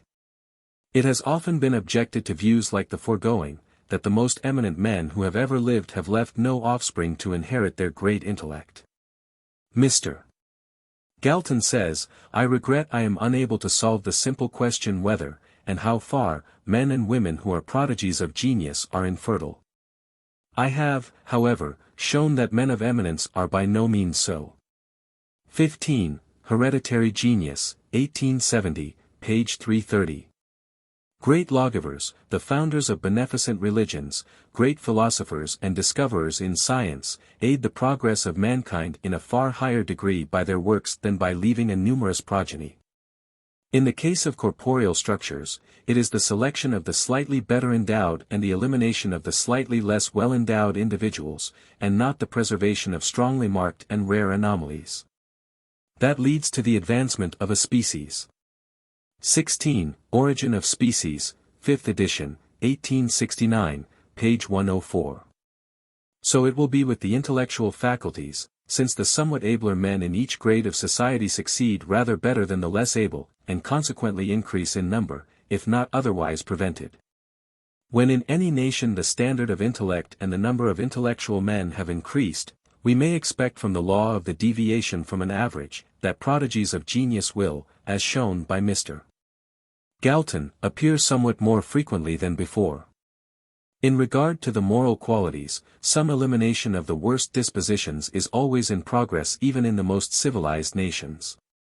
Malefactors are executed, or imprisoned for long periods, so that they cannot freely transmit their bad qualities. Melancholic and insane persons are confined, or commit suicide. Violent and quarrelsome men often come to a bloody end. The restless who will not follow any steady occupation, and this relic of barbarism is a great check to civilization. 17. Hereditary Genius, 1870, page 347. Emigrate to newly settled countries, where they prove useful pioneers. Intemperance is so highly destructive, that the expectation of life of the intemperate, at the age of 30 for instance, is only 13.8 years, whilst for the rural labourers of England at the same age it is 40.59 years. 18. E. Ray Lankester, Comparative Longevity, 1870, page 115. The table of the intemperate is from Neeson's Vital Statistics. In regard to profligacy, see Dr. Farr, Influence of Marriage on Mortality, Nat. Association. For the Promotion of Social Science, 1858. Profligate women bear few children, and profligate men rarely marry, both suffer from disease. In the breeding of domestic animals, the elimination of those individuals, though few in number, which are in any marked manner inferior, is by no means an unimportant element toward success. This especially holds good with injurious characters which tend to reappear through reversion, such as blackness in sheep. And with mankind some of the worst dispositions, which occasionally without any assignable cause make their appearance in families, may perhaps be reversions to a savage state, from which we are not removed by very many generations. This view seems indeed recognized in the common expression that such men are the black sheep of the family. With civilized nations, as far as an advanced standard of morality, and an increased number of fairly good men are concerned, natural selection apparently affects but little, though the fundamental social instincts were originally thus gained. But I have already said enough, whilst treating of the lower races, on the causes which lead to the advance of morality, namely, the approbation of our fellowmen, the strengthening of our sympathies by habit, example and imitation, reason, experience, and even self-interest, instruction during youth, and religious feelings. A most important obstacle in civilized countries to an increase in the number of men of a superior class has been strongly insisted on by Mr. Gregg and Mr. Galton. 19. Fraser's Magazine, September 1868, page 353. Macmillan's Magazine, August 1865, p. 318, the Reverend F. W. Farrar, Fraser's Magazine, August 1870, page 264, takes a different view. Namely, the fact that the very poor and reckless, who are often degraded by vice, almost invariably marry early, whilst the careful and frugal, who are generally otherwise virtuous, marry late in life, so that they may be able to support themselves and their children in comfort. Those who marry early produce within a given period not only a greater number of generations, but, as shown by Dr. Duncan, 20. On the Laws of the Fertility of Women, in Transactions of the Royal Society, Edinburgh, Volume 24. Page 287. Now published separately under the title of Fecundity, Fertility, and Sterility, 1871. See, also, Mr. Galton, Hereditary Genius, pages 352 to 357, for observations to the above effect, they produce many more children. The children, moreover, that are born by mothers during the prime of life are heavier and larger, and therefore probably more vigorous, than those born at other periods. Thus the reckless, degraded, and often vicious members of society, tend to increase at a quicker rate than the provident and generally virtuous members. Or as Mr. Gregg puts the case, the careless, squalid, unaspiring Irishman multiplies like rabbits, the frugal, foreseeing, self-respecting, ambitious Scot, stern in his morality, spiritual in his faith, sagacious and disciplined in his intelligence, passes his best years in struggle and in celibacy, marries late, and leaves few behind him. Given a land originally peopled by 1,000 Saxons and 1,000 Celts, and in a dozen generations 5/6 of the population would be Celts, but 5/6 of the property, of the power, of the intellect, would belong to the 1/6 of Saxons that remained. In the eternal struggle for existence, it would be the inferior and less favored race that had prevailed, and prevailed by virtue not of its good qualities but of its faults. There are, however, some checks to this downward tendency. We have seen that the intemperate suffer from a high rate of mortality, and the extremely profligate leave few offspring. The poorest classes crowd into towns, and it has been proved by Dr. Stark from the statistics of 10 years in Scotland, 21. 10th Annual Report of Births, Deaths, etc., in Scotland, 1867, page 29. That at all ages the death rate is higher in towns than in rural districts, and during the first 5 years of life the town death rate is almost exactly double that of the rural districts. As these returns include both the rich and the poor, no doubt more than twice the number of births would be requisite to keep up the number of the very poor inhabitants in the towns, relatively to those in the country. With women, marriage at too early an age is highly injurious, for it has been found in France that, twice as many wives under 20 die in the year, as died out of the same number of the unmarried. The mortality, also, of husbands under 20 is excessively high, 22. These quotations are taken from our highest authority on such questions, namely, Dr. Farr, in his paper on the influence of marriage on the mortality of the French people, read before the Nat Association for the Promotion of Social Science, 1858. But what the cause of this may be, seems doubtful. Lastly, if the men who prudently delay marrying until they can bring up their families in comfort, were to select, as they often do, women in the prime of life, the rate of increase in the better class would be only slightly lessened. It was established from an enormous body of statistics, taken during 1853, that the unmarried men throughout France, between the ages of 20 and 80, die in a much larger proportion than the married. For instance, out of every 1,000 unmarried men, between the ages of 20 and 30, 11. 3 annually died, whilst of the married, only 6.5 died. 23, Dr. Farr, Ibid. The quotations given below are extracted from the same striking paper. A similar law was proved to hold good, during the years 1863 and 1864, with the entire population above the age of 20 in Scotland. For instance, out of every 1,000 unmarried men, between the ages of 20 and 30, 14. 97 annually died, whilst of the married only 7.24 died, that is less than half. 24. I have taken the mean of the quinquennial means, given in the 10th Annual Report of Births, Deaths, etc., in Scotland, 1867. The quotation from Dr. Stark is copied from an article in the Daily News, October 17, 1868, which Dr. Farr considers very carefully written. Dr.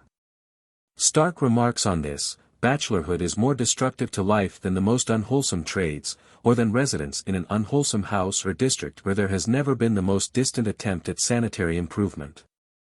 He considers that the lessened mortality is the direct result of marriage, and the more regular domestic habits which attend that state. He admits, however, that the intemperate, profligate, and criminal classes, whose duration of life is low, do not commonly marry.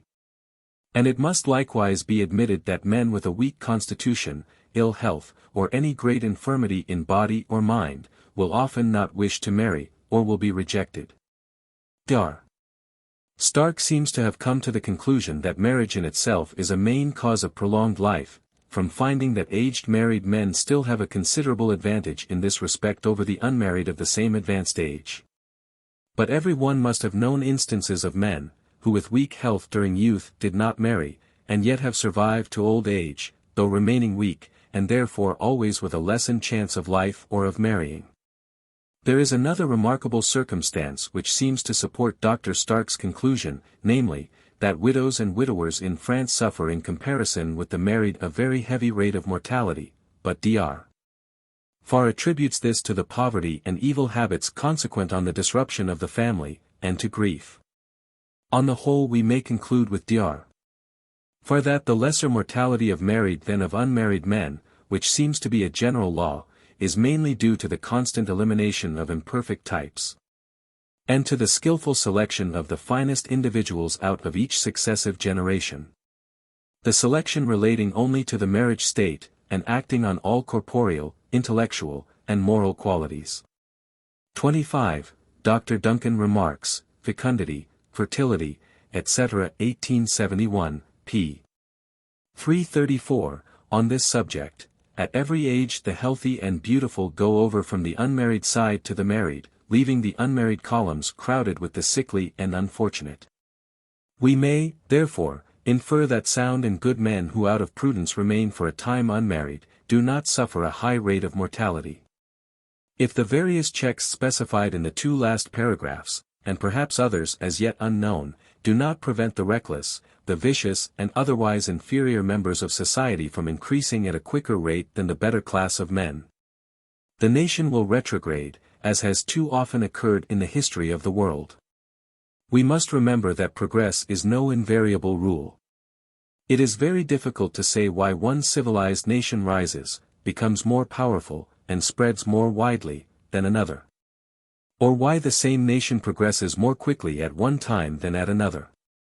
We can only say that it depends on an increase in the actual number of the population, on the number of men endowed with high intellectual and moral faculties, as well as on their standard of excellence. Corporeal structure appears to have little influence, except so far as vigor of body leads to vigor of mind. It has been urged by several writers that as high intellectual powers are advantageous to a nation, the old Greeks, who stood some grades higher in intellect than any race that has ever existed. 26. See the ingenious and original argument on this subject by Mr. Galton, Hereditary Genius, pages 340 to 342. Ought, if the power of natural selection were real, to have risen still higher in the scale, increased in number, and stocked the whole of Europe. Here we have the tacit assumption, so often made with respect to corporeal structures, that there is some innate tendency towards continued development in mind and body. But development of all kinds depends on many concurrent favorable circumstances. Natural selection acts only tentatively. Individuals and races may have acquired certain indisputable advantages, and yet have perished from failing in other characters. The Greeks may have retrograded from a want of coherence between the many small states, from the small size of their whole country, from the practice of slavery, or from extreme sensuality. For they did not succumb until they were enervated and corrupt to the very core. 27. Mr. Gregg, Fraser's Magazine, September 1868, page 357. The Western nations of Europe, who now so immeasurably surpass their former savage progenitors, and stand at the summit of civilization, owe little or none of their superiority to direct inheritance from the old Greeks. Though they owe much to the written works of that wonderful people. Who can positively say why the Spanish nation, so dominant at one time, has been distanced in the race? The awakening of the nations of Europe from the Dark Ages is a still more perplexing problem. At that early period, as Mr. Galton has remarked, almost all the men of a gentle nature, those given to meditation or culture of the mind, had no refuge except in the bosom of a church which demanded celibacy. 28. Hereditary Genius, 1870, pages 357, 359. The Reverend F.W. Farrar, Fraser's Magazine, August 1870, page 257, advances arguments on the other side. Sir C. Lyell had already, Principles of Geology, Volume 2. 1868, p. 489, in a striking passage called attention to the evil influence of the Holy Inquisition in having, through selection, lowered the general standard of intelligence in Europe. And this could hardly fail to have had a deteriorating influence on each successive generation. During this same period the Holy Inquisition selected with extreme care the freest and boldest men in order to burn or imprison them. In Spain alone some of the best men, those who doubted and questioned, and without doubting there can be no progress, were eliminated during 3 centuries at the rate of 1,000 a year. The evil which the Catholic Church has thus effected is incalculable, though no doubt counterbalanced to a certain, perhaps to a large, extent in other ways. Nevertheless, Europe has progressed at an unparalleled rate. The remarkable success of the English as colonists, compared to other European nations, has been ascribed to their daring and persistent energy. A result which is well illustrated by comparing the progress of the Canadians of English and French extraction, but who can say how the English gained their energy? There is apparently much truth in the belief that the wonderful progress of the United States, as well as the character of the people, are the results of natural selection. For the more energetic, restless, and courageous men from all parts of Europe have emigrated during the last 10 or 12 generations to that great country, and have there succeeded best. 29, Mr. Galton, Macmillan's Magazine, August 1865, p. 325, see also, Nature, on Darwinism and National Life, December 1869, page 184. Looking to the distant future, I do not think that the Reverend Mr. Zinley takes an exaggerated view when he says, 30. Last winter in the United States, 1868, page 29.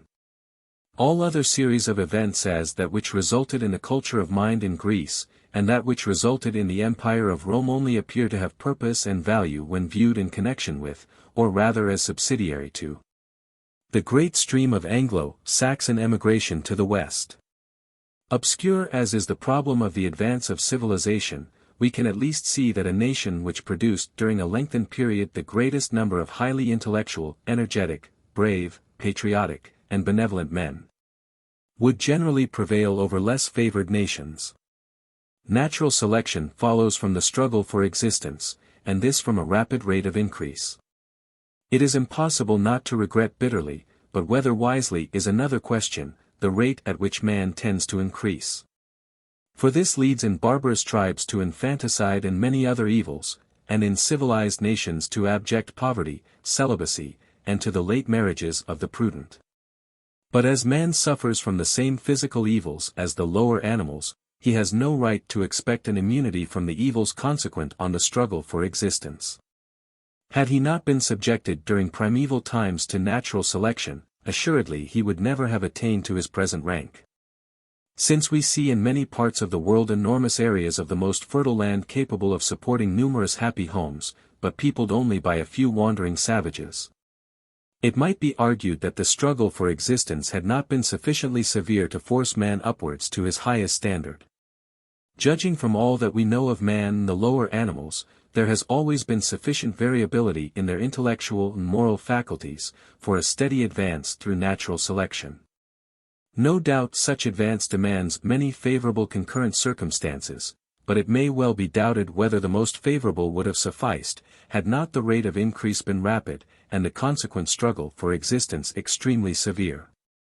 It even appears from what we see, for instance, in parts of America, that a people which may be called civilized, such as the Spanish settlers, is liable to become indolent and to retrograde, when the conditions of life are very easy. With highly civilized nations continued progress depends in a subordinate degree on natural selection, for such nations do not supplant and exterminate one another as do savage tribes. Nevertheless, the more intelligent members within the same community will succeed better in the long run than the inferior, and leave a more numerous progeny, and this is a form of natural selection. The more efficient causes of progress seem to consist of a good education during youth whilst the brain is impressible, and of a high standard of excellence, inculcated by the ablest and best men, embodied in the laws, customs and traditions of the nation, and enforced by public opinion. It should, however, be borne in mind, that the enforcement of public opinion depends on our appreciation of the approbation and disapprobation of others. And this appreciation is founded on our sympathy, which it can hardly be doubted was originally developed through natural selection as one of the most important elements of the social instincts. 31. I am much indebted to Mr. John Morley for some good criticisms on this subject. See, also Broca, Les Selections, Revue d'Anthropologie, 1872. On the evidence that all civilized nations were once barbarous. The present subject has been treated in so full and admirable a manner by Sir J. Lubbock, 32. On the Origin of Civilization, Proceedings of the Ethnological Society, November 26, 1867, Mr. Tyler, Mr. Mlennan, and others, that I need here give only the briefest summary of their results. The arguments recently advanced by the Duke of Argyll, 33. Primeval Man, 1869. And formerly by Archbishop Whately, in favor of the belief that man came into the world as a civilized being, and that all savages have since undergone degradation, seem to me weak in comparison with those advanced on the other side. Many nations, no doubt, have fallen away in civilization, and some may have lapsed into utter barbarism, though on this latter head I have met with no evidence. The Fuegians were probably compelled by other conquering hordes to settle in their inhospitable country, and they may have become in consequence somewhat more degraded. But it would be difficult to prove that they have fallen much below the Botocudos, who inhabit the finest parts of Brazil. The evidence that all civilized nations are the descendants of barbarians, consists, on the one side, of clear traces of their former low condition in still existing customs, beliefs, language, etc. And on the other side, of proofs that savages are independently able to raise themselves a few steps in the scale of civilization, and have actually thus risen. The evidence on the first head is extremely curious, but cannot be here given. I refer to such cases as that of the art of enumeration, which, as Mr. Tyler clearly shews by reference to the word still used in some places, originated in counting the fingers, first of one hand and then of the other, and lastly of the toes. We have traces of this in our own decimal system, and in the Roman numerals, where, after the V, which is supposed to be an abbreviated picture of a human hand, we pass on to 6, etc., when the other hand no doubt was used. So again, when we speak of 70, we are counting by the vigesimal system, each score thus ideally made, standing for 20, for one man, as a Mexican or Carib would put it. 34. Royal Institution of Great Britain, March 15, 1867. Also, Researches into the Early History of Mankind, 1865.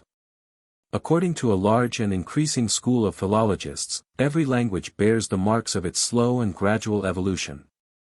So it is with the art of writing, for letters are rudiments of pictorial representations. It is hardly possible to read Mr. Mlennan's work, 35. Primitive Marriage, 1865. See, likewise, an excellent article, evidently by the same author, in the North British Review, July 1869. Also, Mr. L. H. Morgan, A Conjectural Solution of the Origin of the Class, System of Relationship, in Proc. American Academic of Sciences, Volume 7. February 1868. Professor Schaffhausen, Anthropologue. Review, October 1869, page 373, remarks on the vestiges of human sacrifices found both in Homer and the Old Testament. And not admit that almost all civilized nations still retain traces of such rude habits as the forcible capture of wives. What ancient nation, as the same author asks, can be named that was originally monogamous? The primitive idea of justice, as shown by the law of battle and other customs of which vestiges still remain, was likewise most rude. Many existing superstitions are the remnants of former false religious beliefs. The highest form of religion, the grand idea of God hating sin and loving righteousness, was unknown during primeval times. Turning to the other kind of evidence, Sir J. Lubbock has shown that some savages have recently improved a little in some of their simpler arts. From the extremely curious account which he gives of the weapons, tools, and arts, in use amongst savages in various parts of the world, it cannot be doubted that these have nearly all been independent discoveries. Excepting perhaps the art of making fire. 36, Sir J. Lubbock, Prehistoric Times, 2nd edit. 1869, chaps. 15 and 16. Et Passim. See also the excellent 9th chapter in Tyler's Early History of Mankind, 2nd edit, 1870. The Australian boomerang is a good instance of one such independent discovery. The Tahitians when first visited had advanced in many respects beyond the inhabitants of most of the other Polynesian islands. There are no just grounds for the belief that the high culture of the native Peruvians and Mexicans was derived from abroad. 37. Dr. F. Muller has made some good remarks to this effect in the Ries der Navarra, Anthropologue. Thiel, Abtheil. 3. 1868, s. 127. Many native plants were there cultivated, and a few native animals domesticated. We should bear in mind that, judging from the small influence of most missionaries, a wandering crew from some semi-civilized land, if washed to the shores of America, would not have produced any marked effect on the natives, unless they had already become somewhat advanced. Looking to a very remote period in the history of the world, we find, to use Sir J. Lubbock's well-known terms, a Paleolithic and Neolithic period, and no one will pretend that the art of grinding rough flint tools was a borrowed one. In all parts of Europe, as far east as Greece, in Palestine, India, Japan, New Zealand, and Africa, including Egypt, flint tools have been discovered in abundance, and of their use the existing inhabitants retain no tradition. There is also indirect evidence of their former use by the Chinese and ancient Jews. Hence there can hardly be a doubt that the inhabitants of these countries, which include nearly the whole civilized world, were once in a barbarous condition. To believe that man was aboriginally civilized and then suffered utter degradation in so many regions, is to take a pitiably low view of human nature. It is apparently a truer and more cheerful view that progress has been much more general than retrogression, that man has risen, though by slow and interrupted steps, from a lowly condition to the highest standard as yet attained by him in knowledge, morals and religion. Chapter 6. On the Affinities and Genealogy of Man. Position of man in the animal series. The natural system. Genealogical, adaptive characters of slight value. Various small points of resemblance between man and the quadrumana. Rank of man in the natural system, birthplace and antiquity of man. Absence of fossil connecting links. Lower stages in the genealogy of man, as inferred, firstly from his affinities and secondly from his structure. Early androgynous condition of the vertebrate. Conclusion. Even if it be granted that the difference between man and his nearest allies is as great in corporeal structure as some naturalists maintain, and although we must grant that the difference between them is immense in mental power, yet the facts given in the earlier chapters appear to declare, in the plainest manner, that man is descended from some lower form, notwithstanding that connecting links have not hitherto been discovered. Man is liable to numerous, slight, and diversified variations, which are induced by the same general causes, are governed and transmitted in accordance with the same general laws, as in the lower animals. Man has multiplied so rapidly, that he has necessarily been exposed to struggle for existence, and consequently to natural selection. He has given rise to many races, some of which differ so much from each other, that they have often been ranked by naturalists as distinct species. His body is constructed on the same homological plan as that of other mammals. He passes through the same phases of embryological development. He retains many rudimentary and useless structures, which no doubt were once serviceable. Characters occasionally make their reappearance in him, which we have reason to believe were possessed by his early progenitors. If the origin of man had been wholly different from that of all other animals, these various appearances would be mere empty deceptions, but such an admission is incredible. These appearances, on the other hand, are intelligible, at least to a large extent, if man is the co-descendant with other mammals of some unknown and lower form. Some naturalists, from being deeply impressed with the mental and spiritual powers of man, have divided the whole organic world into three kingdoms, the human, the animal, and the vegetable, thus giving to man a separate kingdom. 1. Isidore Jeffreys T. Hilaire gives a detailed account of the position assigned to man by various naturalists in their classifications, Hist, Nat Gen. Tom. 2, 1859, pages 170 to 189. Spiritual powers cannot be compared or classed by the naturalist, but he may endeavor to shew, as I have done, that the mental faculties of man and the lower animals do not differ in kind, although immensely in degree. A difference in degree, however great, does not justify us in placing man in a distinct kingdom, as will perhaps be best illustrated by comparing the mental powers of two insects, namely, a coccus or scale insect and an ant, which undoubtedly belong to the same class. The difference is here greater than, though of a somewhat different kind from, that between man and the highest mammal. The female coccus, whilst young, attaches itself by its proboscis to a plant, sucks the sap, but never moves again. Is fertilized and lays eggs, and this is its whole history.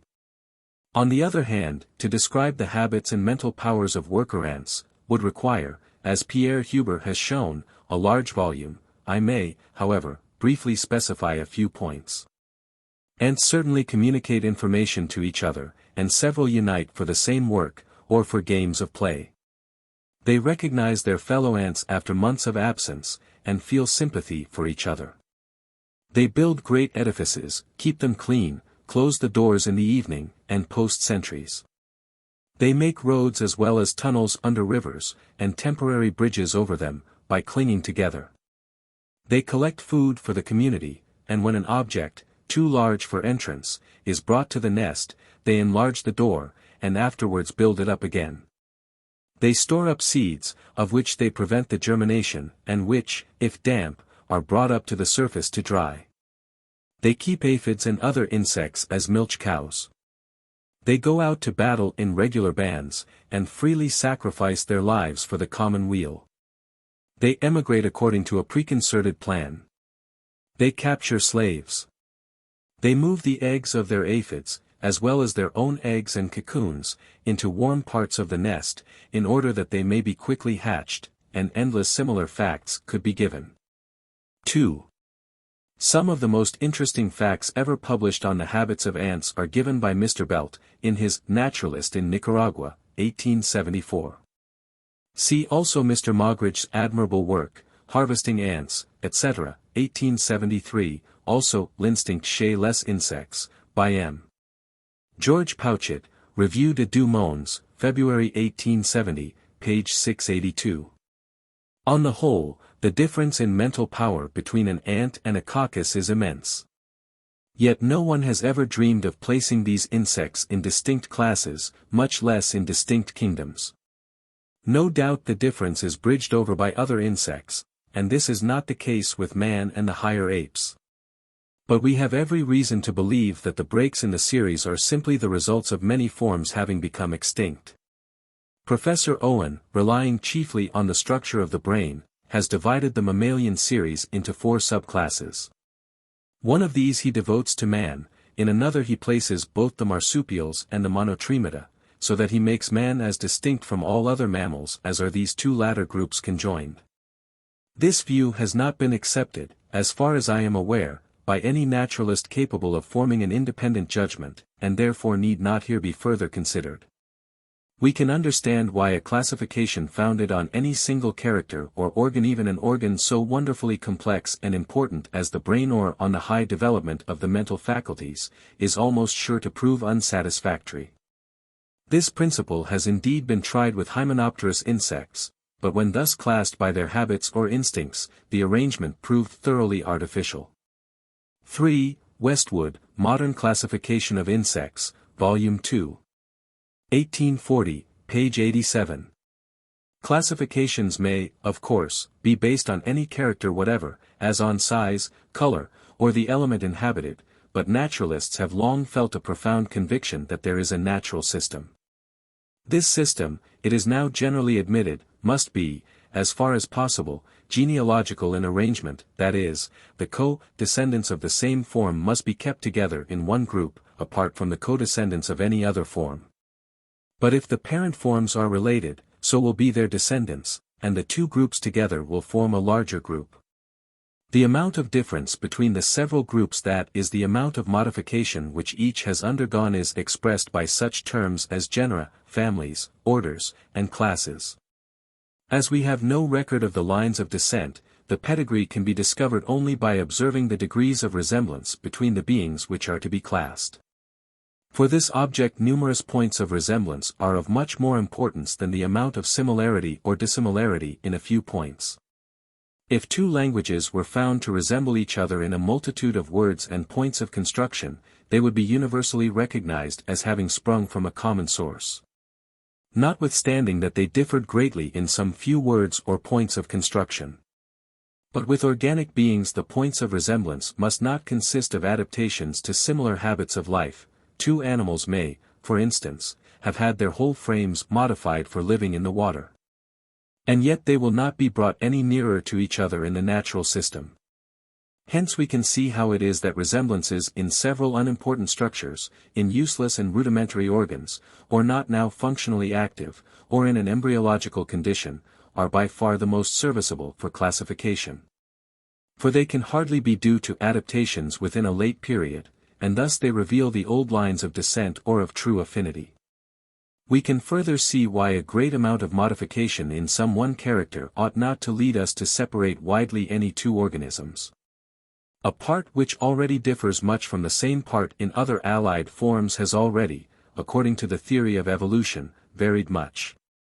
Consequently it would, as long as the organism remained exposed to the same exciting conditions, be liable to further variations of the same kind, and these, if beneficial, would be preserved, and thus be continually augmented. In many cases the continued development of a part, for instance, of the beak of a bird, or of the teeth of a mammal, would not aid the species in gaining its food, or for any other object. But with man we can see no definite limit to the continued development of the brain and mental faculties, as far as advantage is concerned. Therefore in determining the position of man in the natural or genealogical system, the extreme development of his brain ought not to outweigh a multitude of resemblances in other less important or quite unimportant points.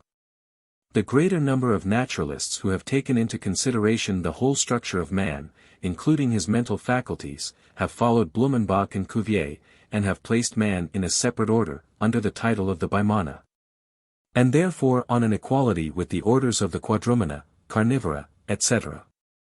Recently many of our best naturalists have recurred to the view first propounded by Linnaeus, so remarkable for his sagacity, and have placed man in the same order with the Quadrumana, under the title of the Primates.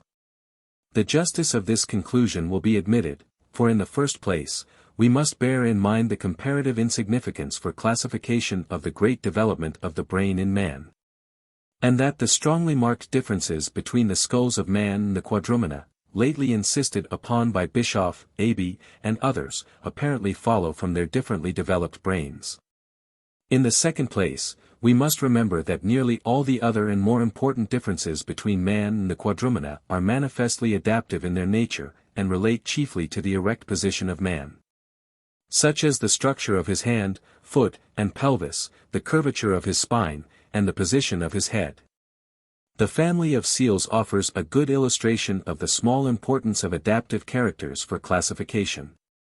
These animals differ from all other carnivora in the form of their bodies and in the structure of their limbs, far more than does man from the higher apes, yet in most systems, from that of Cuvier to the most recent one by Mr. Flower, 4. Proceedings Zoological Society, 1863, page 4, seals are ranked as a mere family in the order of the carnivora.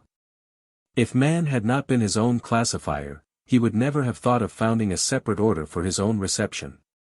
It would be beyond my limits, and quite beyond my knowledge, even to name the innumerable points of structure in which man agrees with the other primates.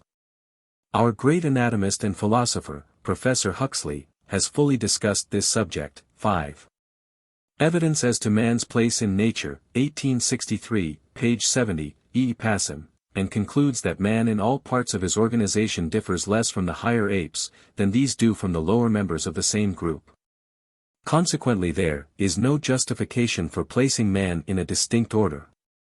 In an early part of this work I brought forward various facts, showing how closely man agrees in constitution with the higher mammals. And this agreement must depend on our close similarity in minute structure and chemical composition. I gave, as instances, our liability to the same diseases, and to the attacks of allied parasites. Our tastes in common for the same stimulants, and the similar effects produced by them, as well as by various drugs, and other such facts. As small unimportant points of resemblance between man and the quadrumana are not commonly noticed in systematic works, and as, when numerous, they clearly reveal our relationship, I will specify a few such points. The relative position of our features is manifestly the same, and the various emotions are displayed by nearly similar movements of the muscles and skin, chiefly above the eyebrows and round the mouth. Some few expressions are, indeed, almost the same, as in the weeping of certain kinds of monkeys and in the laughing noise made by others, during which the corners of the mouth are drawn backwards, and the lower eyelids wrinkled. The external ears are curiously alike. In man the nose is much more prominent than in most monkeys, but we may trace the commencement of an aquiline curvature in the nose of the hullock gibbon. And this in the Semnopithecus nasica is carried to a ridiculous extreme. The faces of many monkeys are ornamented with beards, whiskers, or mustaches. The hair on the head grows to a great length in some species of Semnopithecus. 6. Isidore Jeffreys T. Hilaire, Hist. Nat. Gen. Tom. 2, 1859, page 217. And in the bonnet monkey, Macacus radiatus, it radiates from a point on the crown, with a parting down the middle. It is commonly said that the forehead gives to man his noble and intellectual appearance, but the thick hair on the head of the bonnet monkey terminates downwards abruptly, and is succeeded by hair so short and fine that at a little distance the forehead, with the exception of the eyebrows, appears quite naked. It has been erroneously asserted that eyebrows are not present in any monkey.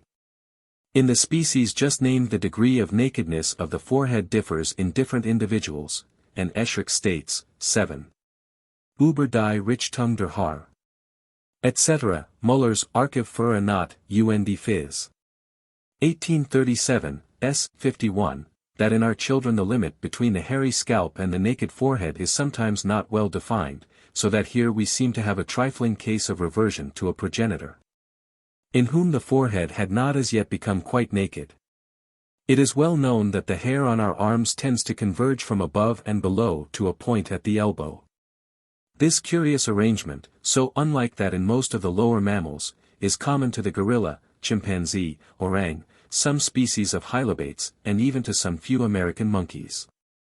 But in Hylobates agilis the hair on the forearm is directed downwards or towards the wrist in the ordinary manner, and in H. lar it is nearly erect, with only a very slight forward inclination.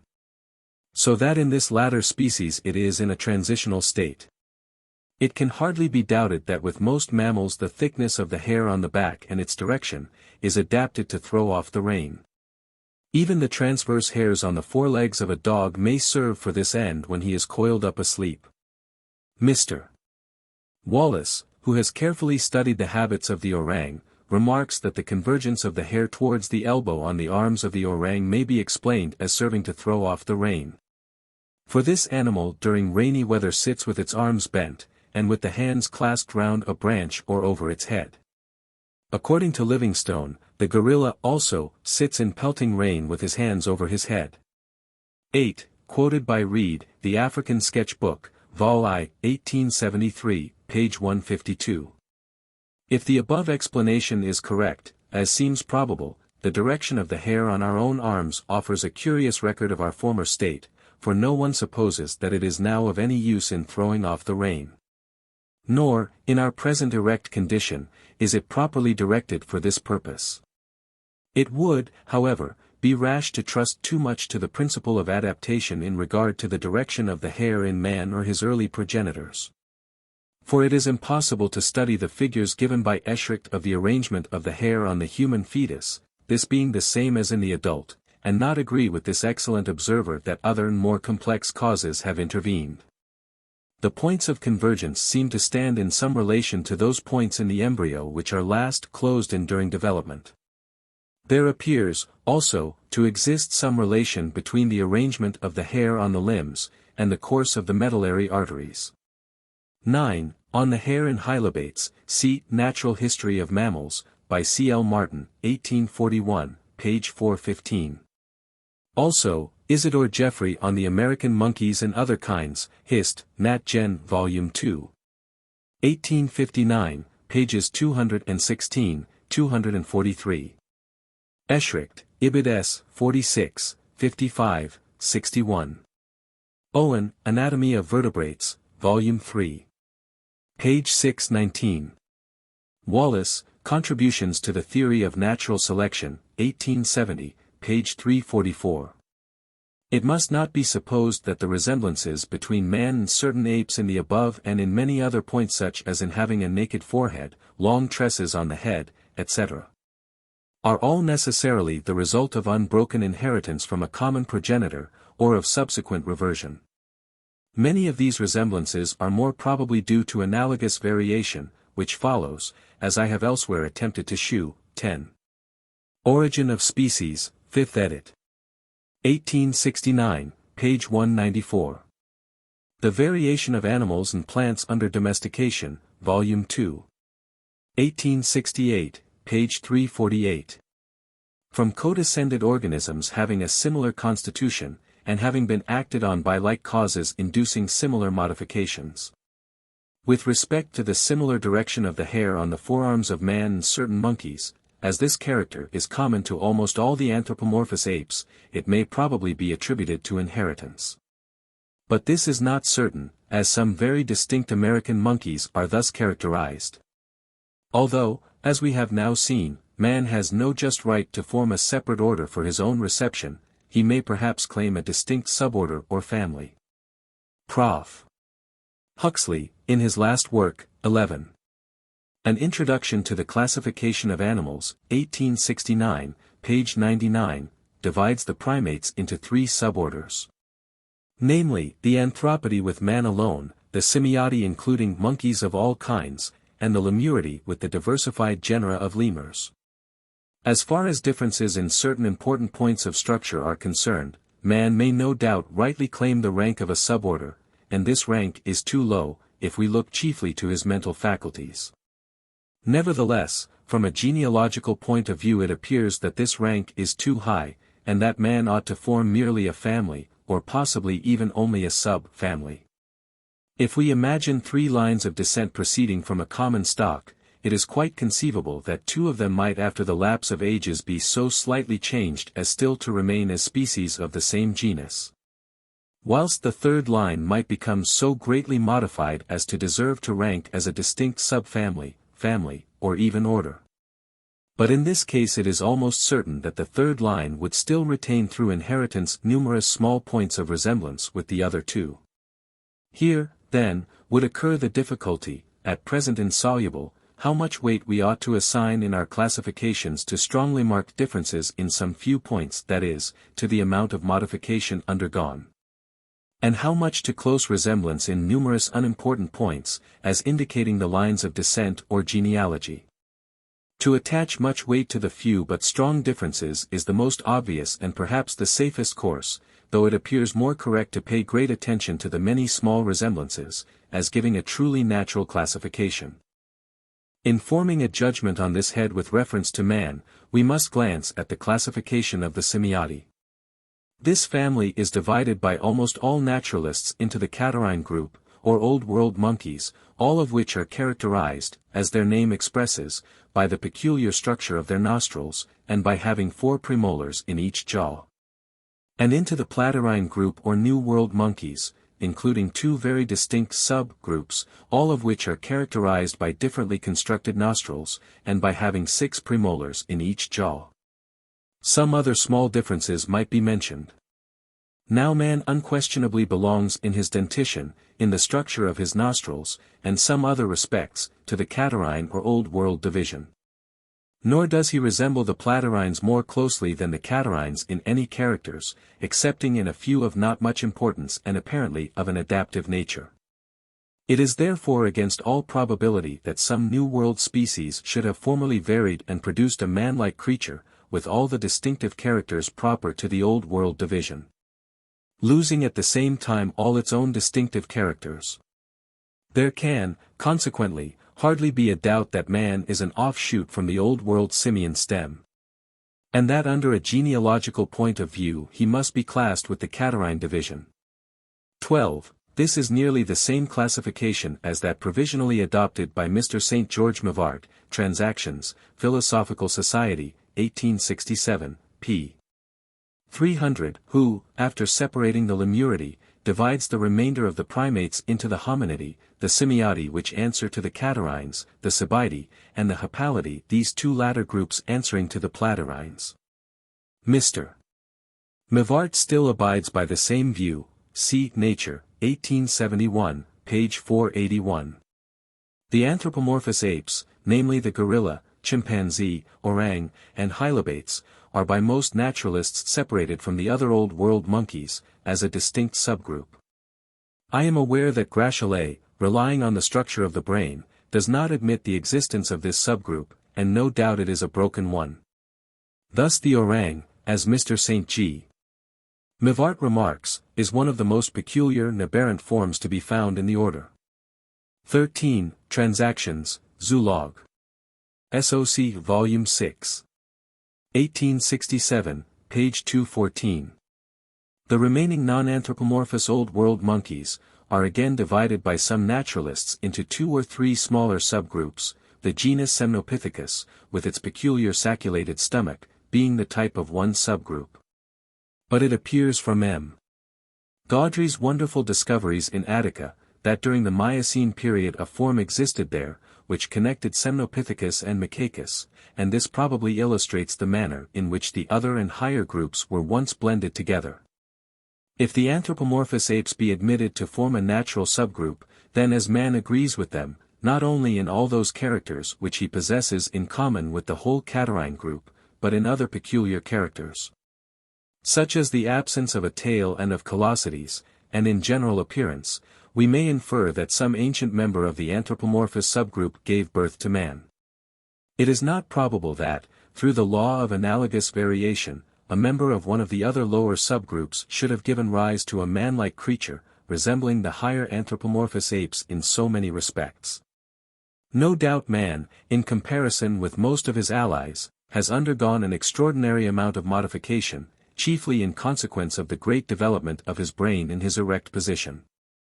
Nevertheless, we should bear in mind that he is but one of several exceptional forms of primates. 14. Mr. St. G. Mivart, Transactions of the Philosophical Society, 1867, page 410. Every naturalist who believes in the principle of evolution, will grant that the 2 main divisions of the Simiadae, namely the catarrhine and platyrrhine monkeys, with their subgroups, have all proceeded from some one extremely ancient progenitor. The early descendants of this progenitor, before they had diverged to any considerable extent from each other, would still have formed a single natural group. But some of the species or incipient genera would have already begun to indicate by their diverging characters the future distinctive marks of the catarrhine and platyrrhine divisions. Hence the members of this supposed ancient group would not have been so uniform in their dentition, or in the structure of their nostrils, as are the existing catarrhine monkeys in one way and the platyrrhines in another way, but would have resembled in this respect the allied Lemuridae, which differ greatly from each other in the form of their muzzles. 15. Messrs. Muri and Mivart on the Lemuroidea, Transactions, Zoological Society, Volume 7, 1869, page 5, and to an extraordinary degree in their dentition. The catarrhine and platyrrhine monkeys agree in a multitude of characters, as is shown by their unquestionably belonging to one and the same order. The many characters which they possess in common can hardly have been independently acquired by so many distinct species, so that these characters must have been inherited. But a naturalist would undoubtedly have ranked as an ape or a monkey, an ancient form which possessed many characters common to the catarrhine and platyrrhine monkeys, other characters in an intermediate condition, and some few, perhaps, distinct from those now found in either group. And as man from a genealogical point of view belongs to the catarrhine or Old World stock, we must conclude, however much the conclusion may revolt our pride, that our early progenitors would have been properly thus designated. 16. Haeckel has come to this same conclusion. See Über die Entstehung des Menschengeschlechts, in Virchow's Sammlung. G. Mein Wissen. Vorträge, 1868, s. 61. Also his Naturliche Schöpfungsgeschichte, 1868, in which he gives in detail his views on the genealogy of man. But we must not fall into the error of supposing that the early progenitor of the whole simian stock, including man, was identical with, or even closely resembled, any existing ape or monkey. On the birthplace and antiquity of man. We are naturally led to inquire, where was the birthplace of man at that stage of descent when our progenitors diverged from the catarrhine stock? The fact that they belonged to this stock clearly shews that they inhabited the Old World. But not Australia nor any oceanic island, as we may infer from the laws of geographical distribution. In each great region of the world the living mammals are closely related to the extinct species of the same region. It is therefore probable that Africa was formerly inhabited by extinct apes closely allied to the gorilla and chimpanzee.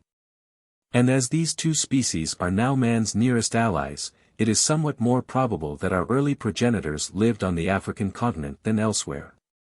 But it is useless to speculate on this subject. For 2 or 3 anthropomorphous apes, one the Dryopithecus, 17. Dr. C. Forsyth Major, Sir Les Singes Fossils Trouves en Italie, SOC, Ital de SE Nat. Tom. 15, 1872. Of Lartae, nearly as large as a man, and closely allied to hylobates, existed in Europe during the Miocene age. And since so remote a period the earth has certainly undergone many great revolutions, and there has been ample time for migration on the largest scale. At the period and place, whenever and wherever it was, when man first lost his hairy covering, he probably inhabited a hot country, a circumstance favorable for the frugivorous diet on which, judging from analogy, he subsisted. We are far from knowing how long ago it was when man first diverged from the catarrhine stock, but it may have occurred at an epoch as remote as the Eocene period. For that the higher apes had diverged from the lower apes as early as the upper Miocene period is shown by the existence of the Dryopithecus. We are also quite ignorant at how rapid a rate organisms, whether high or low in the scale, may be modified under favorable circumstances. We know, however, that some have retained the same form during an enormous lapse of time. From what we see going on under domestication, we learn that some of the co-descendants of the same species may be not at all, some a little, and some greatly changed, all within the same period. Thus it may have been with man, who has undergone a great amount of modification in certain characters in comparison with the higher apes. The great break in the organic chain between man and his nearest allies, which cannot be bridged over by any extinct or living species, has often been advanced as a grave objection to the belief that man is descended from some lower form. But this objection will not appear of much weight to those who, from general reasons, believe in the general principle of evolution. Breaks often occur in all parts of the series, some being wide, sharp and defined, others less so in various degrees. As between the orang and its nearest allies between the tarsius and the other lemuridae between the elephant, and in a more striking manner between the ornithorhynchus or echidna, and all other mammals. But these breaks depend merely on the number of related forms which have become extinct. At some future period, not very distant as measured by centuries, the civilized races of man will almost certainly exterminate and replace the savage races throughout the world. At the same time the anthropomorphous apes, as Professor Schaffhausen has remarked, 18. Anthropological Review, April 1867, page 236, will no doubt be exterminated. The break between man and his nearest allies will then be wider, for it will intervene between man in a more civilized state, as we may hope, even than the Caucasian, and some ape as low as a baboon. Instead of as now between the Negro or Australian and the gorilla. With respect to the absence of fossil remains, serving to connect man with his ape-like progenitors, no one will lay much stress on this fact who reads Sir C. Lyell's discussion, 19. Elements of Geology, 1865, pages 583, 585.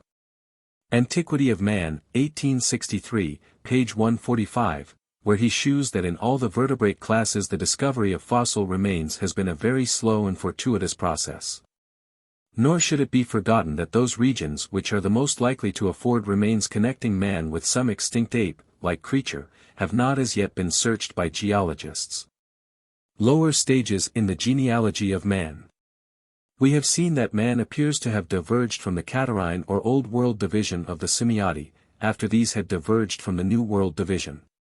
We will now endeavor to follow the remote traces of his genealogy, trusting principally to the mutual affinities between the various classes and orders, with some slight reference to the periods, as far as ascertained, of their successive appearance on the earth. The Lemuridae stand below and near to the Simiati, and constitute a very distinct family of the primates, or, according to Haeckel and others, a distinct order. This group is diversified and broken to an extraordinary degree, and includes many aberrant forms. It has, therefore, probably suffered much extinction. Most of the remnants survive on islands, such as Madagascar and the Malayan archipelago, where they have not been exposed to so severe a competition as they would have been on well-stocked continents. This group likewise presents many gradations, leading, as Huxley remarks, 20. Man's place in nature, page 105. Insensibly from the crown and summit of the animal creation down to creatures from which there is but a step, as it seems, to the lowest, smallest, and least intelligent of the placental mammalia. From these various considerations it is probable that the Simiati were originally developed from the progenitors of the existing Lemuridae, and these in their turn from forms standing very low in the mammalian series. The marsupials stand in many important characters below the placental mammals. They appeared at an earlier geological period, and their range was formerly much more extensive than at present. Hence the placentata are generally supposed to have been derived from the implacentata or marsupials, not, however, from forms closely resembling the existing marsupials, but from their early progenitors. The monotremata are plainly allied to the marsupials, forming a third and still lower division in the great mammalian series. They are represented at the present day solely by the ornithorhynchus and echidna. And these two forms may be safely considered as relics of a much larger group, representatives of which have been preserved in Australia through some favorable concurrence of circumstances. The monotremata are eminently interesting, as leading in several important points of structure towards the class of reptiles. In attempting to trace the genealogy of the mammalia, and therefore of man, lower down in the series, we become involved in greater and greater obscurity, but as a most capable judge, Mr. Parker, has remarked, we have good reason to believe, that no true bird or reptile intervenes in the direct line of descent. He who wishes to see what ingenuity in knowledge can effect, may consult Professor Haeckel's works. 21. Elaborate tables are given in his Generelle Morphology, B2. S. Clyi. And S. 425, and with more especial reference to man in his Naturliche Schöpfungsgeschichte, 1868. Professor Huxley, in reviewing this latter work, The Academy, 1869, p. 42, says, that he considers the phylum or lines of descent of the vertebrata to be admirably discussed by Haeckel, although he differs on some points. He expresses, also, his high estimate of the general tenor and spirit of the whole work. I will content myself with a few general remarks. Every evolutionist will admit that the 5 great vertebrate classes, namely, mammals, birds, reptiles, amphibians, and fishes, are descended from some one prototype. For they have much in common, especially during their embryonic state. As the class of fishes is the most lowly organized, and appeared before the others, we may conclude that all the members of the vertebrate kingdom are derived from some fish-like animal. The belief that animals so distinct as a monkey, an elephant, a hummingbird, a snake, a frog, and a fish, etc., could all have sprung from the same parents, will appear monstrous to those who have not attended to the recent progress of natural history. For this belief implies the former existence of links binding closely together all these forms, now so utterly unlike. Nevertheless, it is certain that groups of animals have existed, or do now exist, which serve to connect several of the great vertebrate classes more or less closely. We have seen that the ornithorhynchus graduates towards reptiles, and Prof. Huxley has discovered, and is confirmed by Mr. Cope and others, that the dinosaurians are in many important characters intermediate between certain reptiles and certain birds, the birds referred to being the ostrich tribe, itself evidently a widely diffused remnant of a larger group, and the Archaeopteryx, that strange secondary bird, with a long lizard-like tail. Again, according to Professor Owen, 22. Paleontology 1860, page 199, the ichthyosaurians, great sea lizards furnished with paddles, present many affinities with fishes, or rather, according to Huxley, with amphibians. A class which, including in its highest division frogs and toads, is plainly allied to the ganoid fishes. These latter fishes swarmed during the earlier geological periods, and were constructed on what is called a generalized type, that is, they presented diversified affinities with other groups of organisms. The lepidosiren is also so closely allied to amphibians and fishes, that naturalists long disputed in which of these two classes to rank it. It, and also some few ganoid fishes, have been preserved from utter extinction by inhabiting rivers, which are harbors of refuge, and are related to the great waters of the ocean in the same way that islands are to continents. Lastly, one single member of the immense and diversified class of fishes, namely, the lancelet or Amphioxus, is so different from all other fishes, that Haeckel maintains that it ought to form a distinct class in the vertebrate kingdom. This fish is remarkable for its negative characters. It can hardly be said to possess a brain, vertebral column, or heart, etc., so that it was classed by the older naturalists amongst the worms. Many years ago Prof. Goodsir perceived that the lancelet presented some affinities with the ascidians, which are invertebrate, hermaphrodite, marine creatures permanently attached to a support. They hardly appear like animals, and consist of a simple, tough, leathery sac, with two small projecting orifices. They belong to the molluscoida of Huxley, a lower division of the great kingdom of the mollusca. But they have recently been placed by some naturalists amongst the vermes or worms. Their larvae somewhat resemble tadpoles in shape. 23. At the Falkland Islands I had the satisfaction of seeing, in April, 1833, and therefore some years before any other naturalist, the locomotive larvae of a compound ascidian, closely allied to Sinoacum, but apparently generically distinct from it.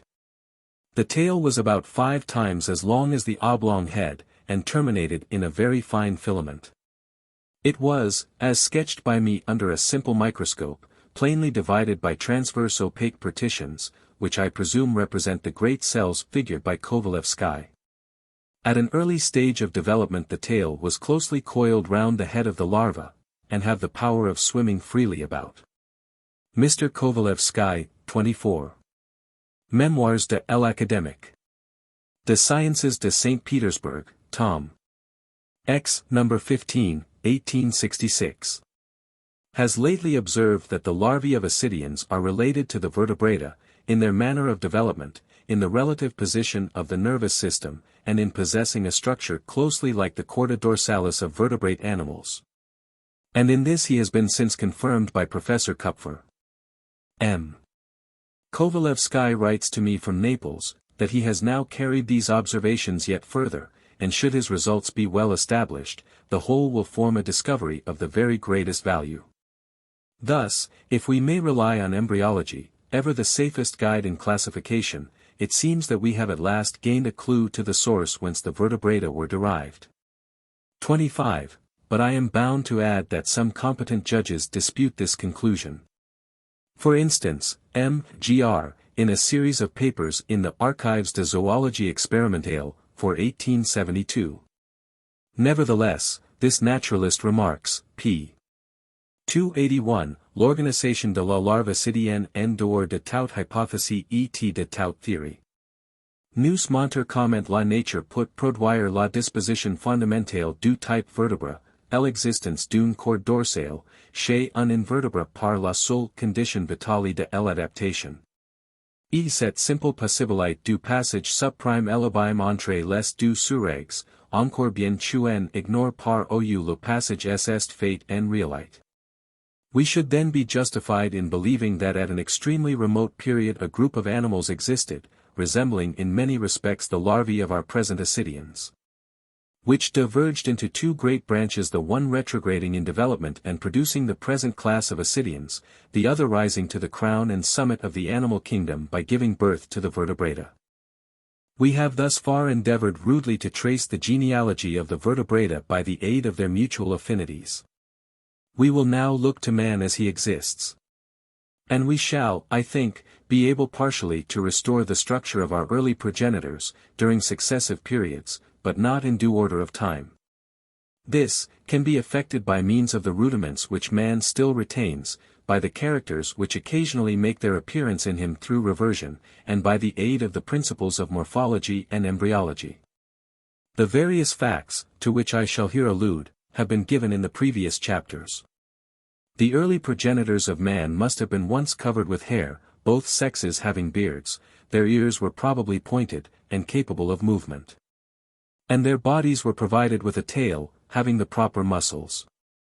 Their limbs and bodies were also acted on by many muscles which now only occasionally reappear, but are normally present in the quadrumana. At this or some earlier period, the great artery and nerve of the humerus ran through a supracondyloid foramen. The intestine gave forth a much larger diverticulum or cecum than that now existing. The foot was then prehensile, judging from the condition of the great toe in the fetus, and our progenitors, no doubt, were arboreal in their habits, and frequented some warm, forest-clad land. The males had great canine teeth, which served them as formidable weapons. At a much earlier period the uterus was double, the excreta were voided through a cloaca, and the eye was protected by a third eyelid or nictitating membrane. At a still earlier period the progenitors of man must have been aquatic in their habits, for morphology plainly tells us that our lungs consist of a modified swim bladder, which once served as a float. The clefts on the neck in the embryo of man shew where the bronchi once existed. In the lunar or weekly recurrent periods of some of our functions we apparently still retain traces of our primordial birthplace, a shore washed by the tides. At about this same early period the true kidneys were replaced by the corpora wolffiana. The heart existed as a simple pulsating vessel, and the chorda dorsalis took the place of a vertebral column. These early ancestors of man, thus seen in the dim recesses of time, must have been as simply, or even still more simply organized than the lancelet or amphioxus. There is one other point deserving of fuller notice. It has long been known that in the vertebrate kingdom one sex bears rudiments of various accessory parts, appertaining to the reproductive system, which properly belong to the opposite sex. And it has now been ascertained that at a very early embryonic period both sexes possess true male and female glands.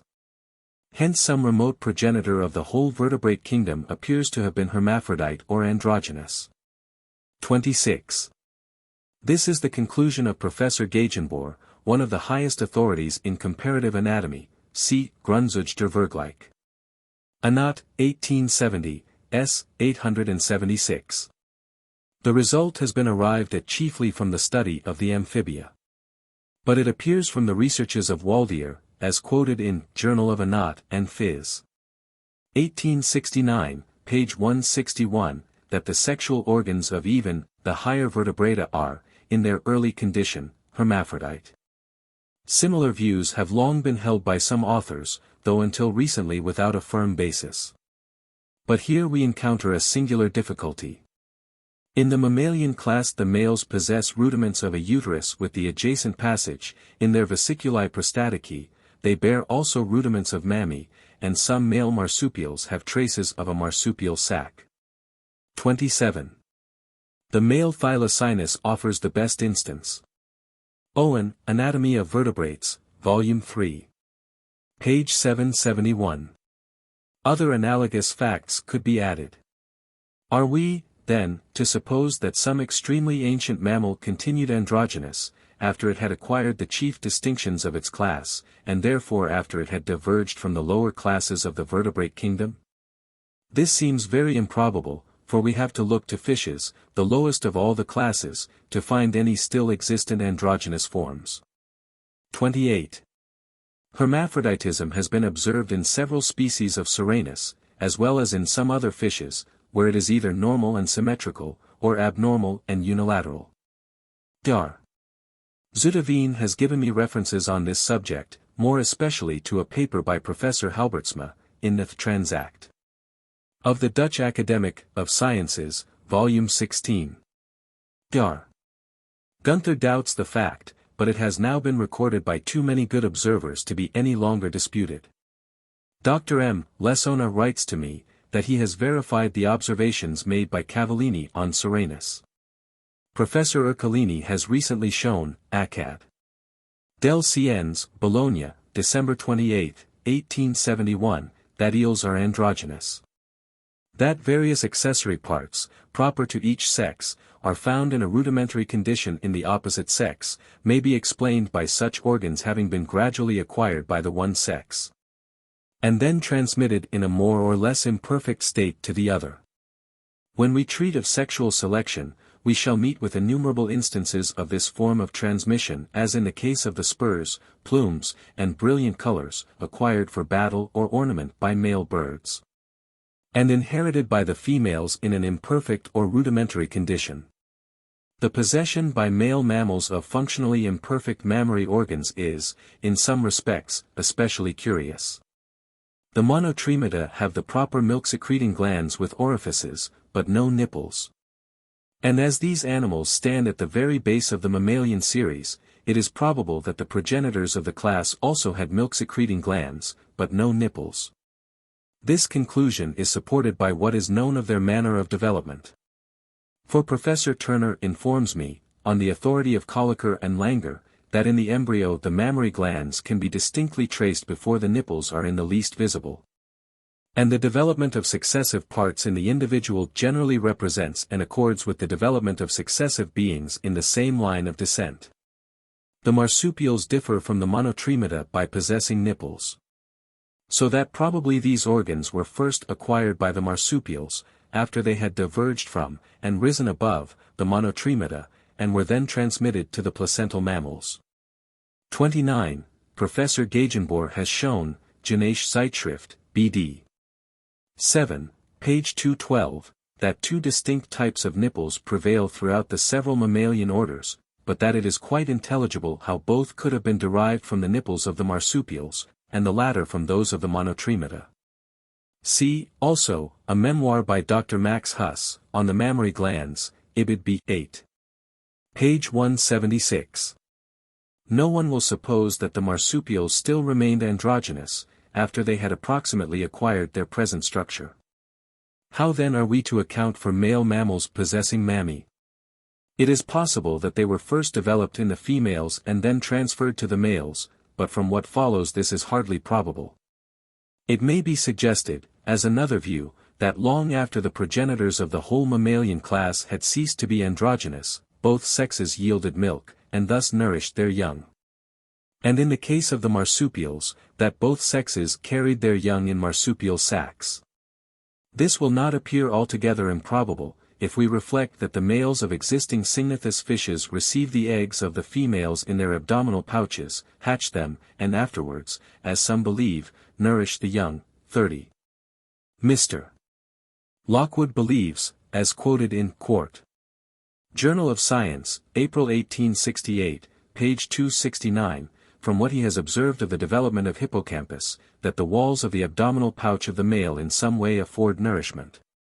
On male fishes hatching the ova in their mouths, see a very interesting paper by Professor Wyman, in Proc. Boston SOC of Nat History, September 15, 1857, also Professor Turner, in Journal of Anatomy and Physiology, November 1, 1866, page 78. Dar. Gunther has likewise described similar cases. That certain other male fishes hatched the eggs within their mouths or branchial cavities, that certain male toads take the chaplets of eggs from the females, and wind them round their own thighs, keeping them there until the tadpoles are born, that certain male birds undertake the whole duty of incubation, and that male pigeons, as well as the females, feed their nestlings with a secretion from their crops. But the above suggestion first occurred to me from mammary glands of male mammals being so much more perfectly developed than the rudiments of the other accessory reproductive parts, which are found in the one sex though proper to the other. The mammary glands and nipples, as they exist in male mammals, can indeed hardly be called rudimentary, they are merely not fully developed, and not functionally active. They are sympathetically affected under the influence of certain diseases, like the same organs in the female.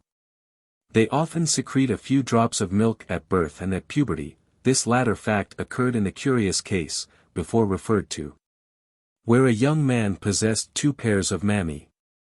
In man and some other male mammals these organs have been known occasionally to become so well developed during maturity as to yield a fair supply of milk. Now if we suppose that during a former prolonged period male mammals aided the females in nursing their offspring, 31.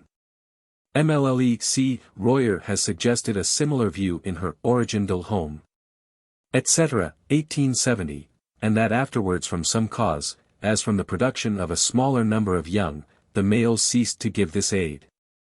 Disuse of the organs during maturity would lead to their becoming inactive, and from 2 well-known principles of inheritance.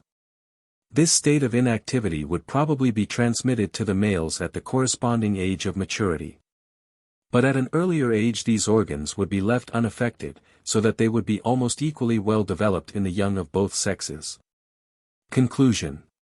Von Baer has defined advancement or progress in the organic scale better than anyone else, as resting on the amount of differentiation and specialization of the several parts of a being when arrived at maturity, as I should be inclined to add. Now as organisms have become slowly adapted to diversified lines of life by means of natural selection, their parts will have become more and more differentiated and specialized for various functions from the advantage gained by the division of physiological labor. The same part appears often to have been modified first for one purpose, and then long afterwards for some other and quite distinct purpose, and thus all the parts are rendered more and more complex. But each organism still retains the general type of structure of the progenitor from which it was aboriginally derived. In accordance with this view it seems, if we turn to geological evidence, that organization on the whole has advanced throughout the world by slow and interrupted steps. In the great kingdom of the vertebrata it has culminated in man. It must not, however, be supposed that groups of organic beings are always supplanted, and disappear as soon as they have given birth to other and more perfect groups. The latter, though victorious over their predecessors, may not have become better adapted for all places in the economy of nature. Some old forms appear to have survived from inhabiting protected sites, where they have not been exposed to very severe competition, and these often aid us in constructing our genealogies, by giving us a fair idea of former and lost populations. But we must not fall into the error of looking at the existing members of any lowly organized group as perfect representatives of their ancient predecessors. The most ancient progenitors in the kingdom of the vertebrata, at which we are able to obtain an obscure glance, apparently consisted of a group of marine animals, 32. The inhabitants of the seashore must be greatly affected by the tides. Animals living either about the mean high water mark, or about the mean low water mark, pass through a complete cycle of tidal changes in a fortnight. Consequently, their food supply will undergo marked changes week by week. The vital functions of such animals, living under these conditions for many generations, can hardly fail to run their course in regular weekly periods. Now it is a mysterious fact that in the higher and now terrestrial vertebrata, as well as in other classes, many normal and abnormal processes have one or more whole weeks as their periods. This would be rendered intelligible if the vertebrata are descended from an animal allied to the existing tidal ascidians. Many instances of such periodic processes might be given, as the gestation of mammals, the duration of fevers, etc. The hatching of eggs affords also a good example, for, according to Mr. Bartlett, Land and Water, January 7, 1871, the eggs of the pigeon are hatched in 2 weeks, those of the fowl in 3, those of the duck in 4, those of the goose in 5, and those of the ostrich in 7 weeks. As far as we can judge, a recurrent period, if approximately of the right duration for any process or function, would not, when once gained, be liable to change. Consequently it might be thus transmitted through almost any number of generations. But if the function changed, the period would have to change, and would be apt to change almost abruptly by a whole week.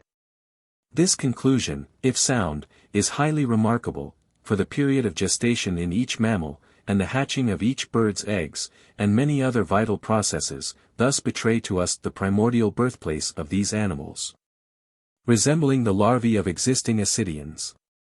These animals probably gave rise to a group of fishes, as lowly organized as the lancelet, and from these the ganoids, and other fishes like the lepidosiren, must have been developed.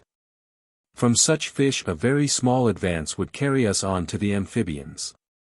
We have seen that birds and reptiles were once intimately connected together, and the monotremata now connect mammals with reptiles in a slight degree. But no one can at present say by what line of descent the 3 higher and related classes, namely, mammals, birds, and reptiles, were derived from the 2 lower vertebrate classes, namely, amphibians and fishes. In the class of mammals the steps are not difficult to conceive which led from the ancient monotremata to the ancient marsupials, and from these to the early progenitors of the placental mammals. We may thus ascend to the Lemuridae. And the interval is not very wide from these to the Simiadae. The Simiadae then branched off into 2 great stems, the New World and Old World monkeys, and from the latter, at a remote period, man, the wonder and glory of the universe, proceeded. Thus we have given to man a pedigree of prodigious length, but not, it may be said, of noble quality. The world, it has often been remarked, appears as if it had long been preparing for the advent of man, and this, in one sense is strictly true, for he owes his birth to a long line of progenitors. If any single link in this chain had never existed, man would not have been exactly what he now is. Unless we willfully close our eyes, we may, with our present knowledge, approximately recognize our parentage, nor need we feel ashamed of it. The most humble organism is something much higher than the inorganic dust under our feet.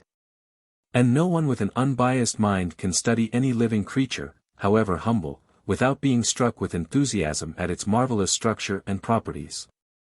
Chapter 7. On the Races of Man. The nature and value of specific characters. Application to the races of man. Arguments in favor of, and opposed to. Ranking the so-called races of man as district species, subspecies, monogenists and polygynists, convergence of character. Numerous points of resemblance in body and mind between the most distinct races of man. The state of man when he first spread over the earth, each race not descended from a single pair. The extinction of races, the formation of races, the effects of crossing, slight influence of the direct action of the conditions of life, slight or no influence of natural selection. Sexual selection. It is not my intention here to describe the several so-called races of men, but I am about to inquire what is the value of the differences between them under a classificatory point of view, and how they have originated. In determining whether 2 or more allied forms ought to be ranked as species or varieties, naturalists are practically guided by the following considerations. Namely, the amount of difference between them, and whether such differences relate to few or many points of structure, and whether they are of physiological importance, but more especially whether they are constant. Constancy of character is what is chiefly valued and sought for by naturalists. Whenever it can be shown, or rendered probable, that the forms in question have remained distinct for a long period, this becomes an argument of much weight in favor of treating them as species. Even a slight degree of sterility between any 2 forms when first crossed, or in their offspring, is generally considered as a decisive test of their specific distinctness. And their continued persistence without blending within the same area, is usually accepted as sufficient evidence, either of some degree of mutual sterility, or in the case of animals of some mutual repugnance to pairing. Independently of fusion from intercrossing, the complete absence, in a well-investigated region, of varieties linking together any two closely allied forms, is probably the most important of all the criterions of their specific distinctness. And this is a somewhat different consideration from mere constancy of character, for two forms may be highly variable and yet not yield intermediate varieties. Geographical distribution is often brought into play unconsciously and sometimes consciously. So that forms living in two widely separated areas, in which most of the other inhabitants are specifically distinct, are themselves usually looked at as distinct. But in truth this affords no aid in distinguishing geographical races from so-called good or true species. Now let us apply these generally admitted principles to the races of man, viewing him in the same spirit as a naturalist would any other animal. In regard to the amount of difference between the races, we must make some allowance for our nice powers of discrimination gained by the long habit of observing ourselves. In India, as Elphinstone remarks, although a newly arrived European cannot at first distinguish the various native races, yet they soon appear to him extremely dissimilar. 1.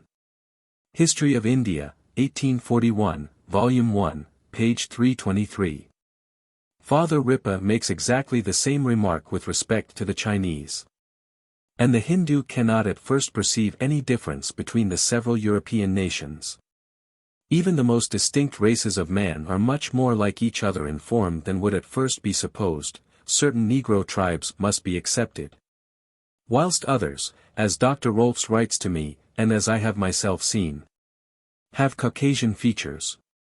This general similarity is well shown by the French photographs in the Collection Anthropologique du Muséum de Paris of the men belonging to various races, the greater number of which might pass for Europeans. As many persons to whom I have shown them have remarked. Nevertheless, these men, if seen alive, would undoubtedly appear very distinct, so that we are clearly much influenced in our judgment by the mere color of the skin and hair, by slight differences in the features, and by expression.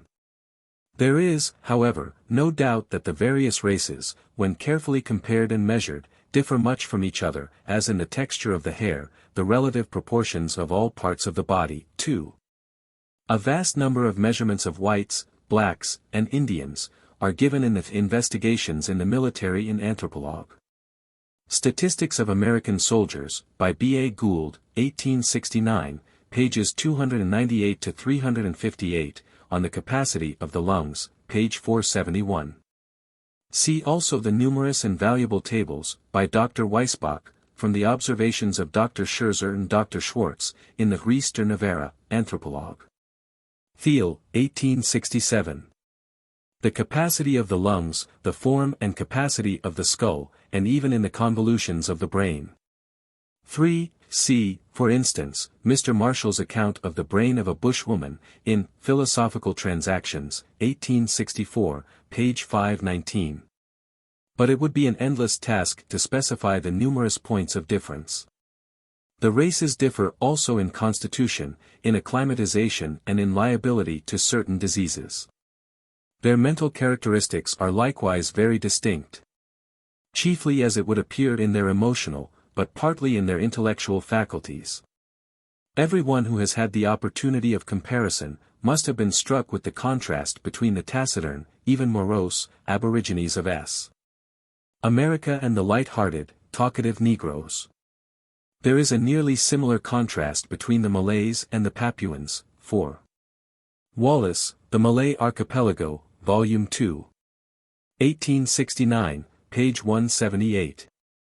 Who live under the same physical conditions, and are separated from each other only by a narrow space of sea. We will first consider the arguments which may be advanced in favor of classing the races of man as distinct species, and then the arguments on the other side.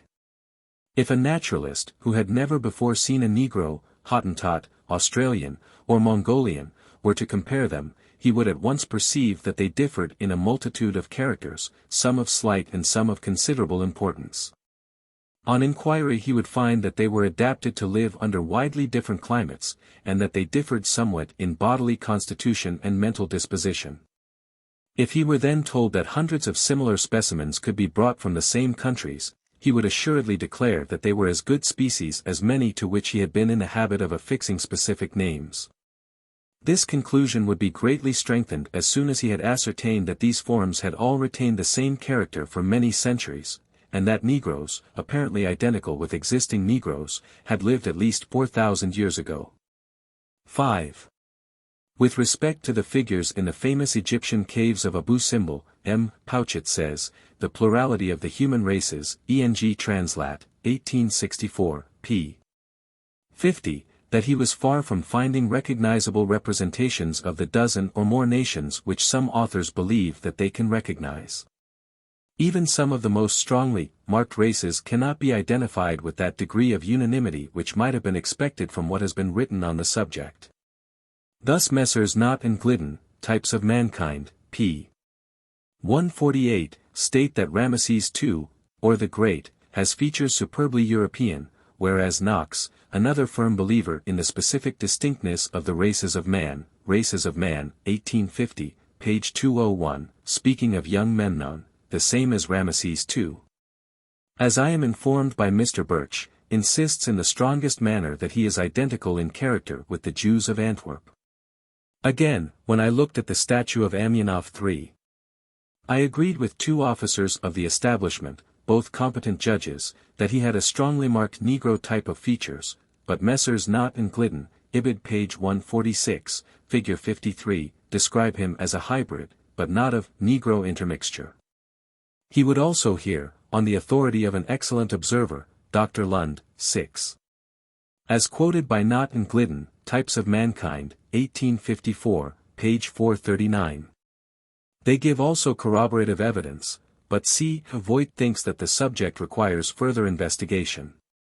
That the human skulls found in the caves of Brazil, entombed with many extinct mammals, belong to the same type as that now prevailing throughout the American continent. Our naturalist would then perhaps turn to geographical distribution, and he would probably declare that those forms must be distinct species, which differ not only in appearance, but are fitted for hot, as well as damp or dry countries, and for the Arctic regions. He might appeal to the fact that no species in the group next to man, namely, the Quadrumana, can resist a low temperature, or any considerable change of climate. And that the species which come nearest to man have never been reared to maturity, even under the temperate climate of Europe. He would be deeply impressed with the fact, first noticed by Agassiz, 7. Diversity of origin of the human races, in the Christian Examiner, July 1850. That the different races of man are distributed over the world in the same zoological provinces, as those inhabited by undoubtedly distinct species and genera of mammals.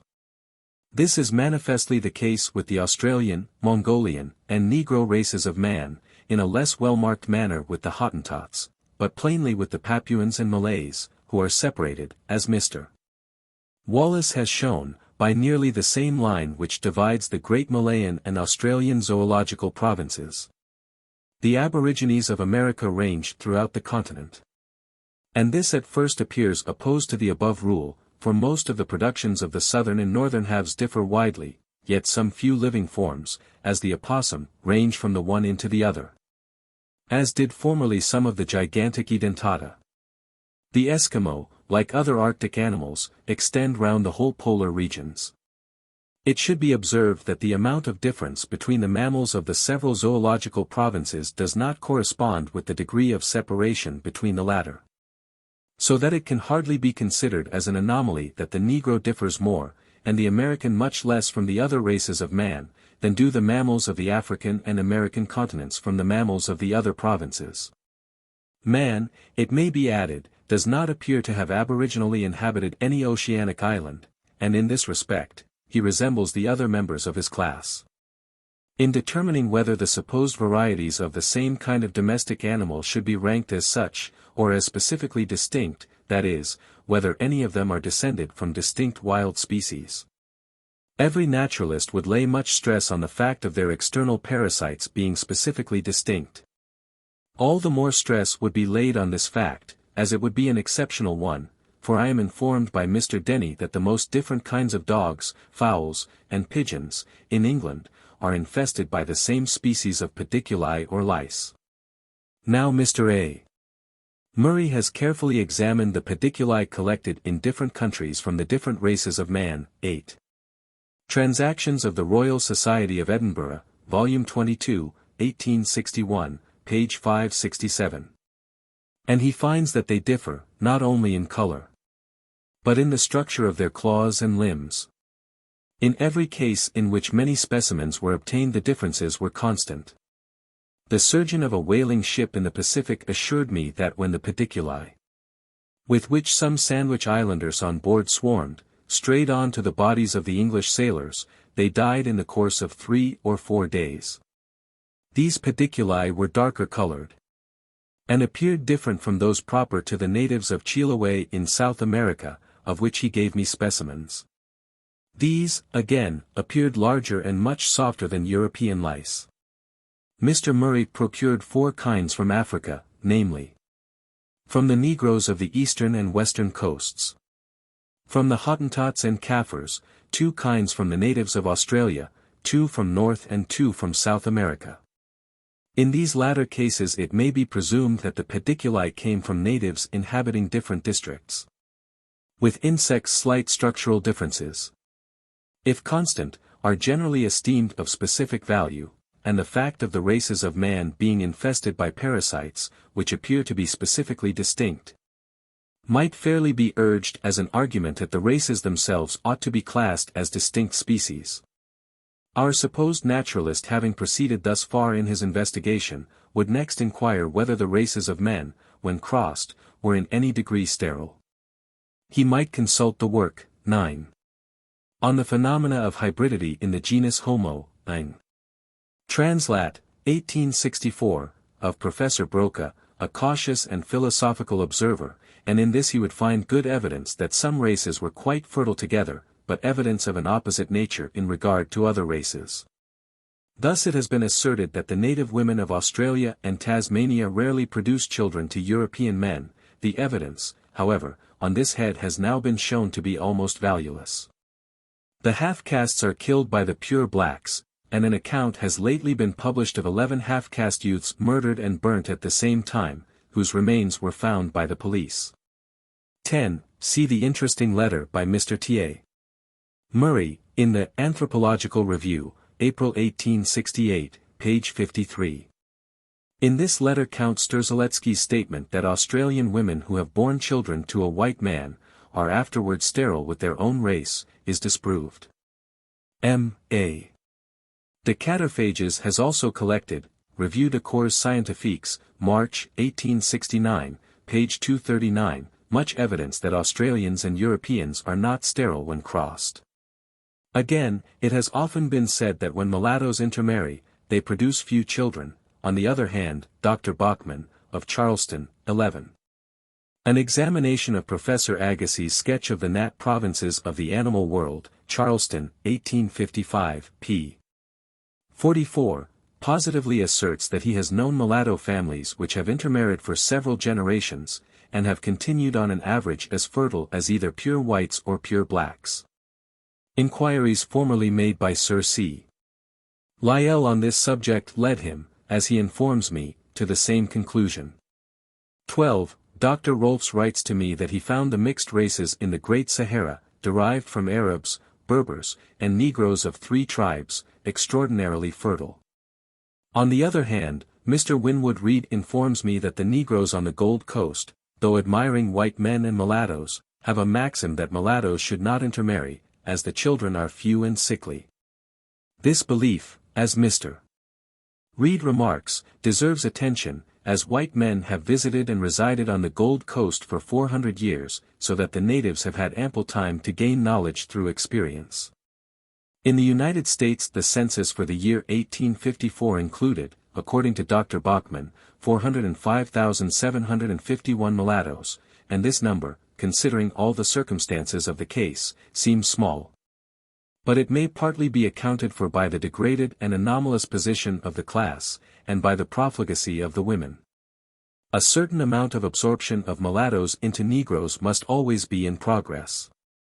And this would lead to an apparent diminution of the former.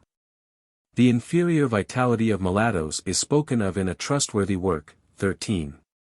Military and Anthropological Statistics of American Soldiers, by B. A. Gould, 1869, page 319. As a well-known phenomenon, and this, although a different consideration from their lessened fertility, may perhaps be advanced as a proof of the specific distinctness of the parent races.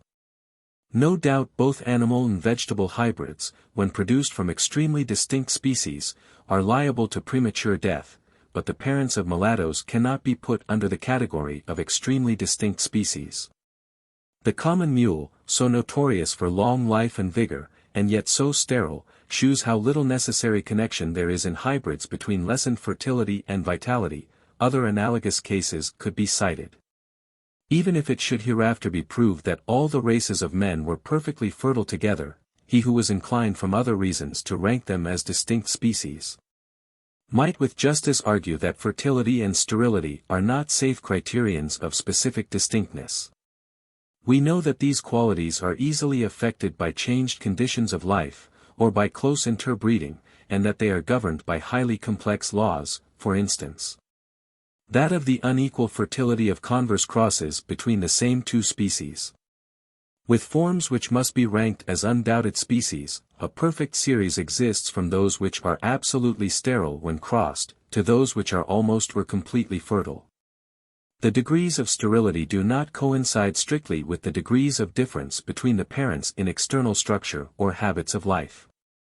Man in many respects may be compared with those animals which have long been domesticated, and a large body of evidence can be advanced in favor of the Paulasian doctrine. 14.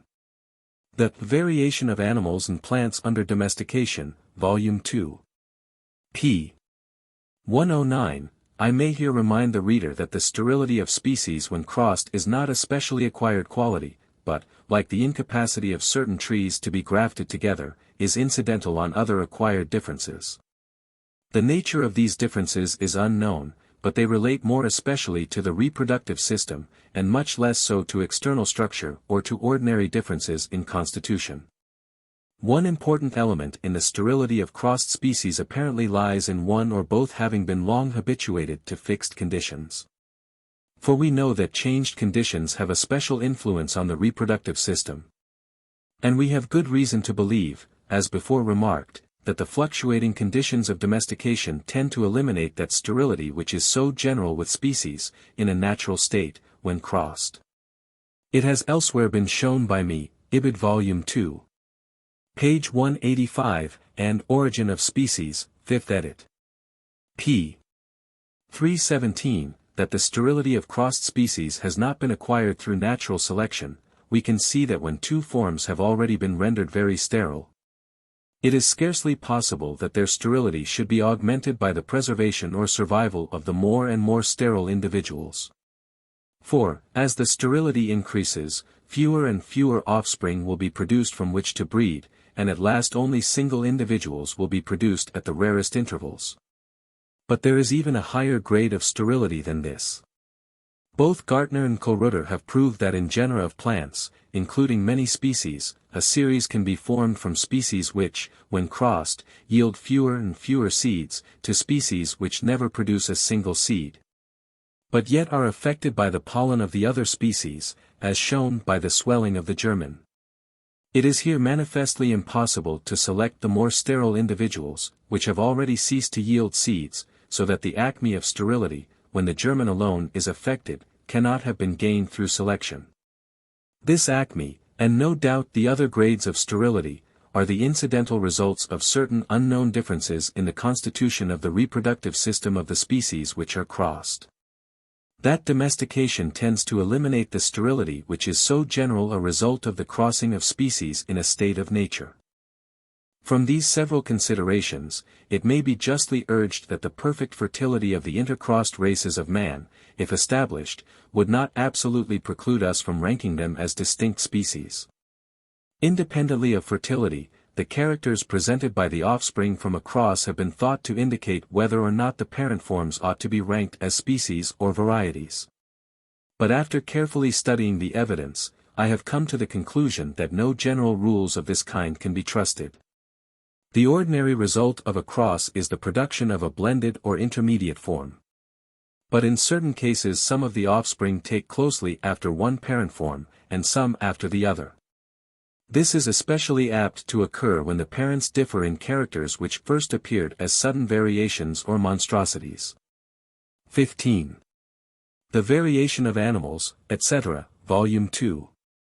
Page 92. I refer to this point, because Dr.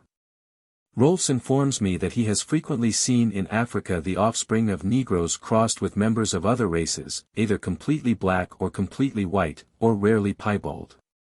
On the other hand, it is notorious that in America mulattoes commonly present an intermediate appearance. We have now seen that a naturalist might feel himself fully justified in ranking the races of man as distinct species. For he has found that they are distinguished by many differences in structure and constitution, some being of importance. These differences have, also, remained nearly constant for very long periods of time.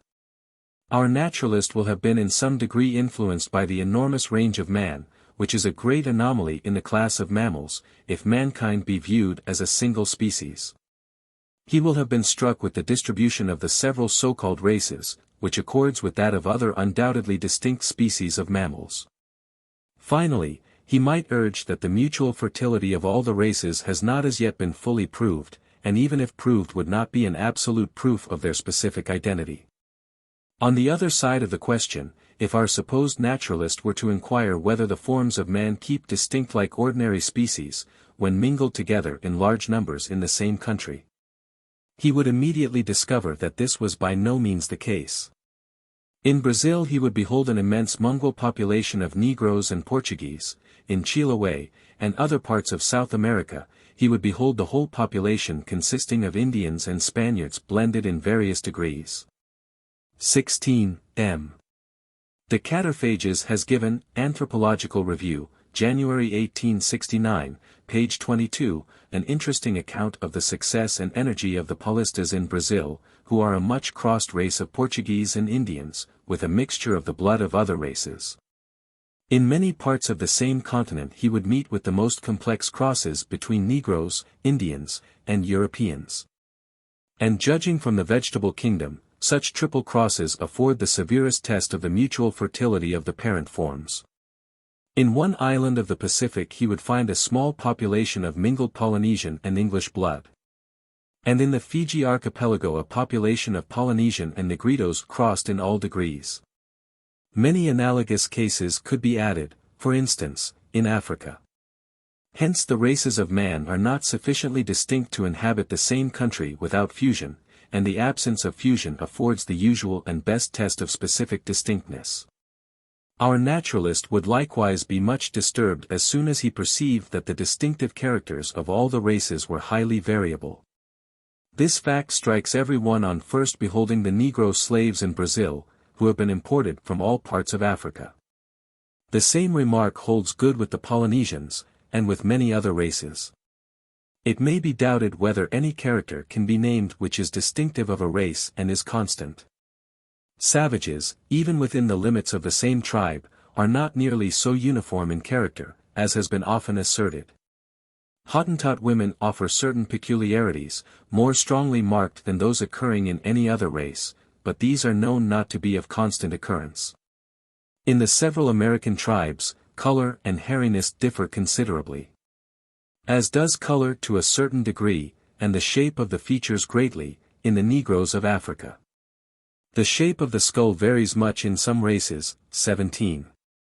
For instance, with the Aborigines of America and Australia, Professor Huxley says, Transact. Internet. Congress of Preface. Arch 1868, page 105, that the skulls of many South Germans and Swiss are as short and as broad as those of the Tartars, etc. And so it is with every other character. Now all naturalists have learnt by dearly bought experience, how rash it is to attempt to define species by the aid of inconstant characters. But the most weighty of all the arguments against treating the races of man as distinct species, is that they graduate into each other, independently in many cases, as far as we can judge, of their having intercrossed.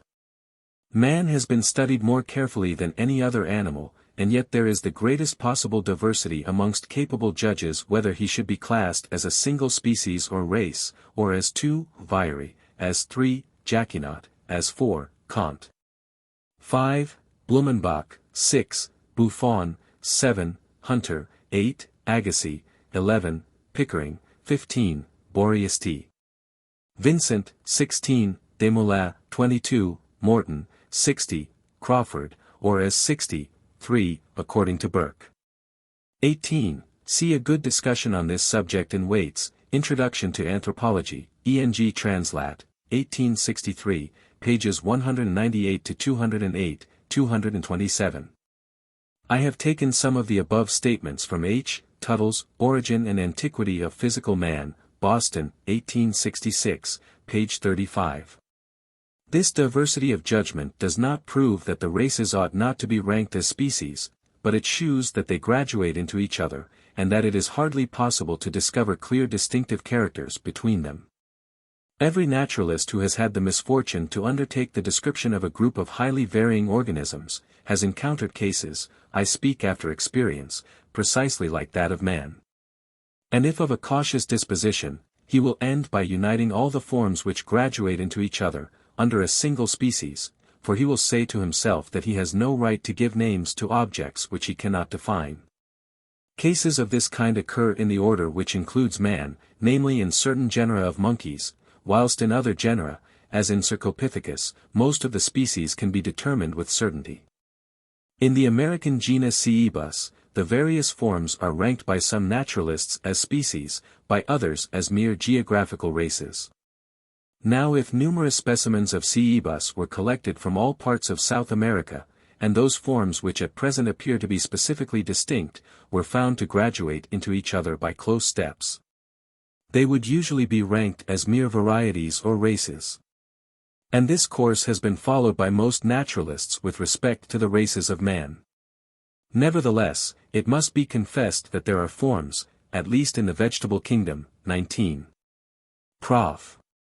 Nageli has carefully described several striking cases in his Botanische Mitteilungen, B. 2. 1866, SS 294-369. Professor Asa Gray has made analogous remarks on some intermediate forms in the Composite of N. America, which we cannot avoid naming as species, but which are connected together by numberless gradations, independently of intercrossing. Some naturalists have lately employed the term subspecies to designate forms which possess many of the characteristics of true species, but which hardly deserve so high a rank. Now if we reflect on the weighty arguments above given, for raising the races of man to the dignity of species, and the insuperable difficulties on the other side in defining them, it seems that the term subspecies might here be used with propriety. But from long habit the term race will perhaps always be employed. The choice of terms is only so far important in that it is desirable to use, as far as possible, the same terms for the same degrees of difference. Unfortunately this can rarely be done, for the larger genera generally include closely allied forms, which can be distinguished only with much difficulty, whilst the smaller genera within the same family include forms that are perfectly distinct. Yet all must be ranked equally as species. So again, species within the same large genus by no means resemble each other to the same degree. On the contrary, some of them can generally be arranged in little groups round other species, like satellites round planets. 20. Origin of Species, 5th edit. Page 68. The question whether mankind consists of one or several species has of late years been much discussed by anthropologists, who are divided into the two schools of monogenists and polygynists. Those who do not admit the principle of evolution, must look at species as separate creations, or in some manner as distinct entities. And they must decide what forms of man they will consider as species by the analogy of the method commonly pursued in ranking other organic beings as species. But it is a hopeless endeavor to decide this point, until some definition of the term species is generally accepted, and the definition must not include an indeterminate element such as an act of creation. We might as well attempt without any definition to decide whether a certain number of houses should be called a village, town, or city.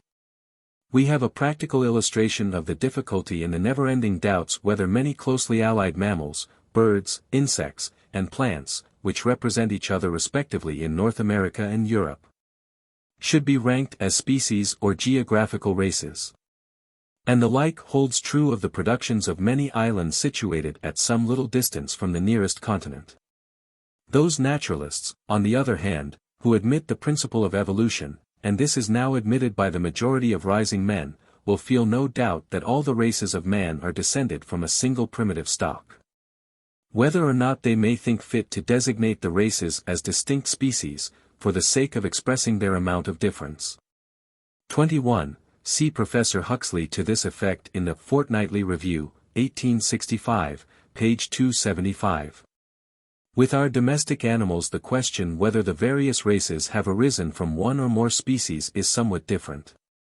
Although it may be admitted that all the races, as well as all the natural species within the same genus, have sprung from the same primitive stock, yet it is a fit subject for discussion, whether all the domestic races of the dog, for instance, have acquired their present amount of difference since some one species was first domesticated by man.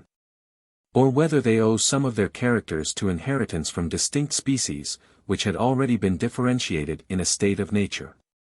With man no such question can arise, for he cannot be said to have been domesticated at any particular period. During an early stage in the divergence of the races of man from a common stock, the differences between the races and their number must have been small. Consequently, as far as their distinguishing characters are concerned, they then had less claim to rank as distinct species than the existing so-called races. Nevertheless, so arbitrary is the term of species, that such early races would perhaps have been ranked by some naturalists as distinct species, if their differences, although extremely slight, had been more constant than they are at present, and had not graduated into each other. It is however possible, though far from probable, that the early progenitors of man might formerly have diverged much in character, until they became more unlike each other than any now existing races. But that subsequently, as suggested by Voigt, 22. Lectures on Man, Eng Translat, 1864, page 468, they converged in character. When man selects the offspring of two distinct species for the same object, he sometimes induces a considerable amount of convergence, as far as general appearance is concerned. This is the case, as shown by von Nethusius, 23. Die Rassen des Schweins, 1860, s. 46. Vorstudien für Geschichte, etc., Schweineschädel, 1864, s. 104. With respect to cattle, cm. de Catterphages, Unite de l'Espèce Humaine, 1861, page 119. With the improved breeds of the pig, which are descended from two distinct species, and in a less marked manner with the improved breeds of cattle. A great anatomist, Grachellet, maintains that the anthropomorphous apes do not form a natural subgroup, but that the orang is a highly developed gibbon or semnopithecus, the chimpanzee a highly developed macaques, and the gorilla a highly developed mandrill.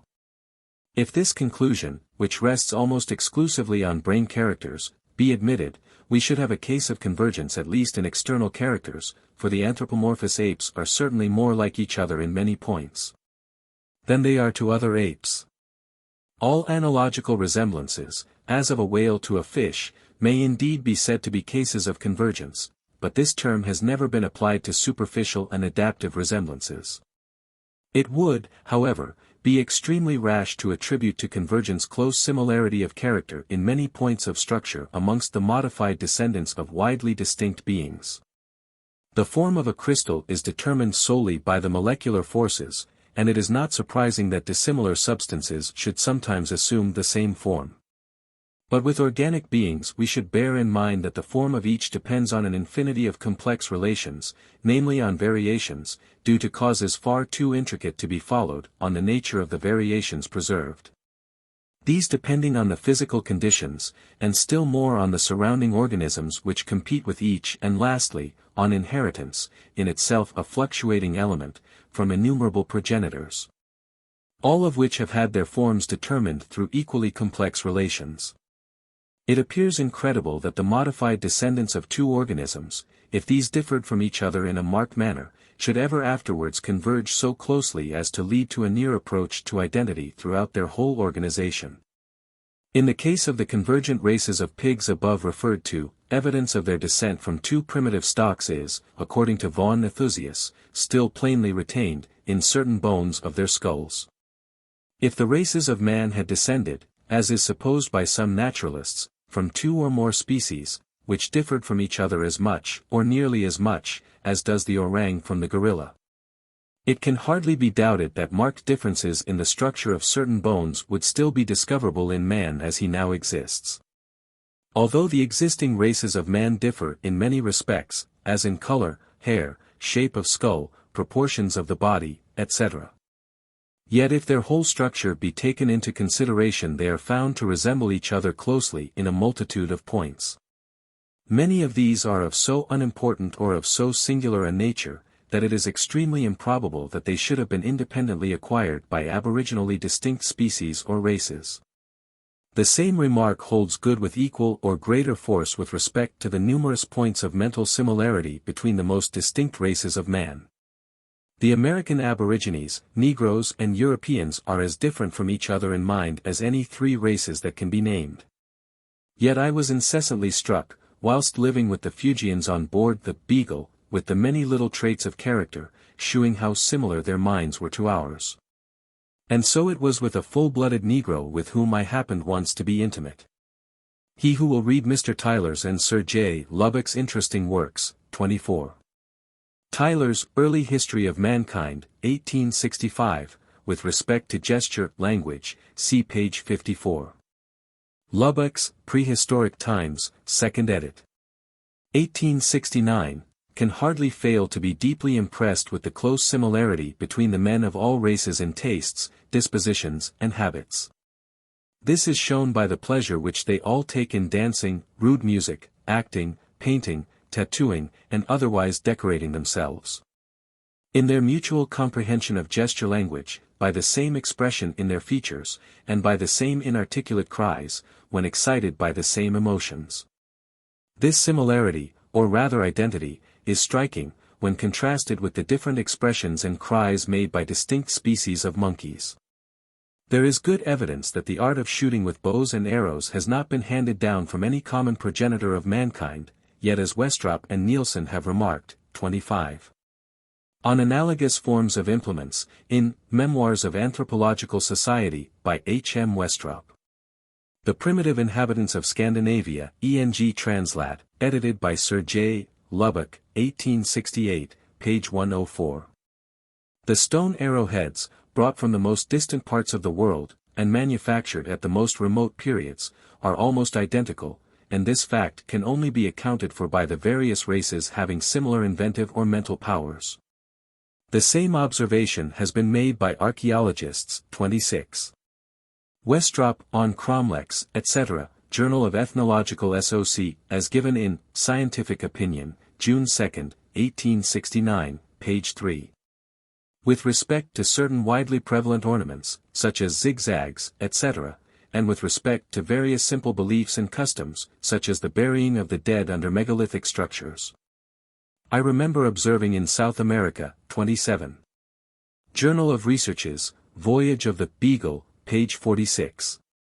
That there, as in so many other parts of the world, men have generally chosen the summits of lofty hills, to throw up piles of stones, either as a record of some remarkable event, or for burying their dead. Now when naturalists observe a close agreement in numerous small details of habits, tastes, and dispositions between two or more domestic races, or between nearly allied natural forms, they use this fact as an argument that they are descended from a common progenitor who was thus endowed, and consequently that all should be classed under the same species. The same argument may be applied with much force to the races of man. As it is improbable that the numerous and unimportant points of resemblance between the several races of man in bodily structure and mental faculties, I do not here refer to similar customs, should all have been independently acquired. They must have been inherited from progenitors who had these same characters. We thus gain some insight into the early state of man, before he had spread step by step over the face of the earth. The spreading of man to regions widely separated by the sea, no doubt, preceded any great amount of divergence of character in the several races, for otherwise we should sometimes meet with the same race in distinct continents. And this is never the case. Sir J. Lubbock, after comparing the arts now practiced by savages in all parts of the world, specifies those which man could not have known, when he first wandered from his original birthplace. For if once learnt they would never have been forgotten. 28, Prehistoric Times, 1869, page 574. He thus shews that, the spear, which is but a development of the knife point, and the club, which is but a long hammer, are the only things left. He admits, however, that the art of making fire probably had been already discovered, for it is common to all the races now existing, and was known to the ancient cave inhabitants of Europe. Perhaps the art of making rude canoes or rafts was likewise known. But as man existed at a remote epoch, when the land in many places stood at a very different level to what it does now, he would have been able, without the aid of canoes, to have spread widely. Sir J. Lubbock further remarks how improbable it is that our earliest ancestors could have counted as high as 10, considering that so many races now in existence cannot get beyond 4. Nevertheless, at this early period, the intellectual and social faculties of man could hardly have been inferior in any extreme degree to those possessed at present by the lowest savages. Otherwise primeval man could not have been so eminently successful in the struggle for life, as proved by his early and wide diffusion. From the fundamental differences between certain languages, some philologists have inferred that when man first became widely diffused, he was not a speaking animal. But it may be suspected that languages, far less perfect than any now spoken, aided by gestures, might have been used, and yet have left no traces on subsequent and more highly developed tongues. Without the use of some language, however imperfect, it appears doubtful whether man's intellect could have risen to the standard implied by his dominant position at an early period. Whether primeval man, when he possessed but few arts, and those of the rudest kind, and when his power of language was extremely imperfect, would have deserved to be called man, must depend on the definition which we employ. In a series of forms graduating insensibly from some ape-like creature to man as he now exists, it would be impossible to fix on any definite point where the term man ought to be used. But this is a matter of very little importance. So again, it is almost a matter of indifference whether the so-called races of man are thus designated, or are ranked as species or subspecies, but the latter term appears the more appropriate. Finally, we may conclude that when the principle of evolution is generally accepted, as it surely will be before long, the dispute between the monogenists and the polygynists will die a silent and unobserved death. One other question ought not to be passed over without notice, namely, whether, as is sometimes assumed, each subspecies or race of man has sprung from a single pair of progenitors. With our domestic animals a new race can readily be formed by carefully matching the varying offspring from a single pair, or even from a single individual possessing some new character. But most of our races have been formed, not intentionally from a selected pair, but unconsciously by the preservation of many individuals which have varied, however slightly, in some useful or desired manner. If in one country stronger and heavier horses, and in another country lighter and fleeter ones, were habitually preferred, we may feel sure that two distinct sub-breeds would be produced in the course of time, without any one pair having been separated and bred from, in either country. Many races have been thus formed, and their manner of formation is closely analogous to that of natural species. We know, also, that the horses taken to the Falkland Islands have, during successive generations, become smaller and weaker, whilst those which have run wild on the pampas have acquired larger and coarser heads. And such changes are manifestly due, not to any one pair, but to all the individuals having been subjected to the same conditions, aided, perhaps, by the principle of reversion. The new sub-breeds in such cases are not descended from any single pair, but from many individuals which have varied in different degrees, but in the same general manner. And we may conclude that the races of man have been similarly produced, the modifications being either the direct result of exposure to different conditions, or the indirect result of some form of selection. But to this latter subject we shall presently return. On the extinction of the races of man. The partial or complete extinction of many races and subraces of man is historically known. Humboldt saw in South America a parrot which was the sole living creature that could speak a word of the language of a lost tribe. Ancient monuments and stone implements found in all parts of the world, about which no tradition has been preserved by the present inhabitants, indicate much extinction. Some small and broken tribes, remnants of former races, still survive in isolated and generally mountainous districts. In Europe the ancient races were all, according to Schaffhausen, 29. Translation in Anthropological Review, October 1868, page 431. Lower in the scale than the rudest living savages, they must therefore have differed, to a certain extent, from any existing race. The remains described by Professor Broca from Les Isis, though they unfortunately appear to have belonged to a single family, indicate a race with a most singular combination of low or simious, and of high characteristics. This race is entirely different from any other, ancient or modern, that we have heard of. 30. Transactions, International Congress of Prehistoric Archaeology, 1868, pages 172 to 175. See also Broca, Tr., in Anthropological Review, October 1868, p. 410, it differed, therefore, from the quaternary race of the caverns of Belgium. Man can long resist conditions which appear extremely unfavorable for his existence. 31. Dr. Gerland, Über das Austerben der Nedervölker, 1868, s. 82. He has long lived in the extreme regions of the north, with no wood for his canoes or implements, and with only blubber as fuel, and melted snow as drink. In the southern extremity of America the Fuegians survive without the protection of clothes, or of any building worthy to be called a hovel. In South Africa the Aborigines wander over arid plains, where dangerous beasts abound. Man can withstand the deadly influence of the terai at the foot of the Himalaya, and the pestilential shores of tropical Africa. Extinction follows chiefly from the competition of tribe with tribe, and race with race. Various checks are always in action, serving to keep down the numbers of each savage tribe, such as periodical famines, nomadic habits and the consequent deaths of infants, prolonged suckling, wars, accidents, sickness, licentiousness. The stealing of women, infanticide, and especially lessened fertility. If any one of these checks increases in power, even slightly, the tribe thus affected tends to decrease. And when of two adjoining tribes one becomes less numerous and less powerful than the other, the contest is soon settled by war, slaughter, cannibalism, slavery, and absorption. Even when a weaker tribe is not thus abruptly swept away, if it once begins to decrease, it generally goes on decreasing until it becomes extinct. 32. Gerland, Ibid s. 12, gives facts in support of this statement. When civilized nations come into contact with barbarians the struggle is short, except where a deadly climate gives its aid to the native race. Of the causes which lead to the victory of civilized nations, some are plain and simple, others complex and obscure. We can see that the cultivation of the land will be fatal in many ways to savages, for they cannot, or will not, change their habits.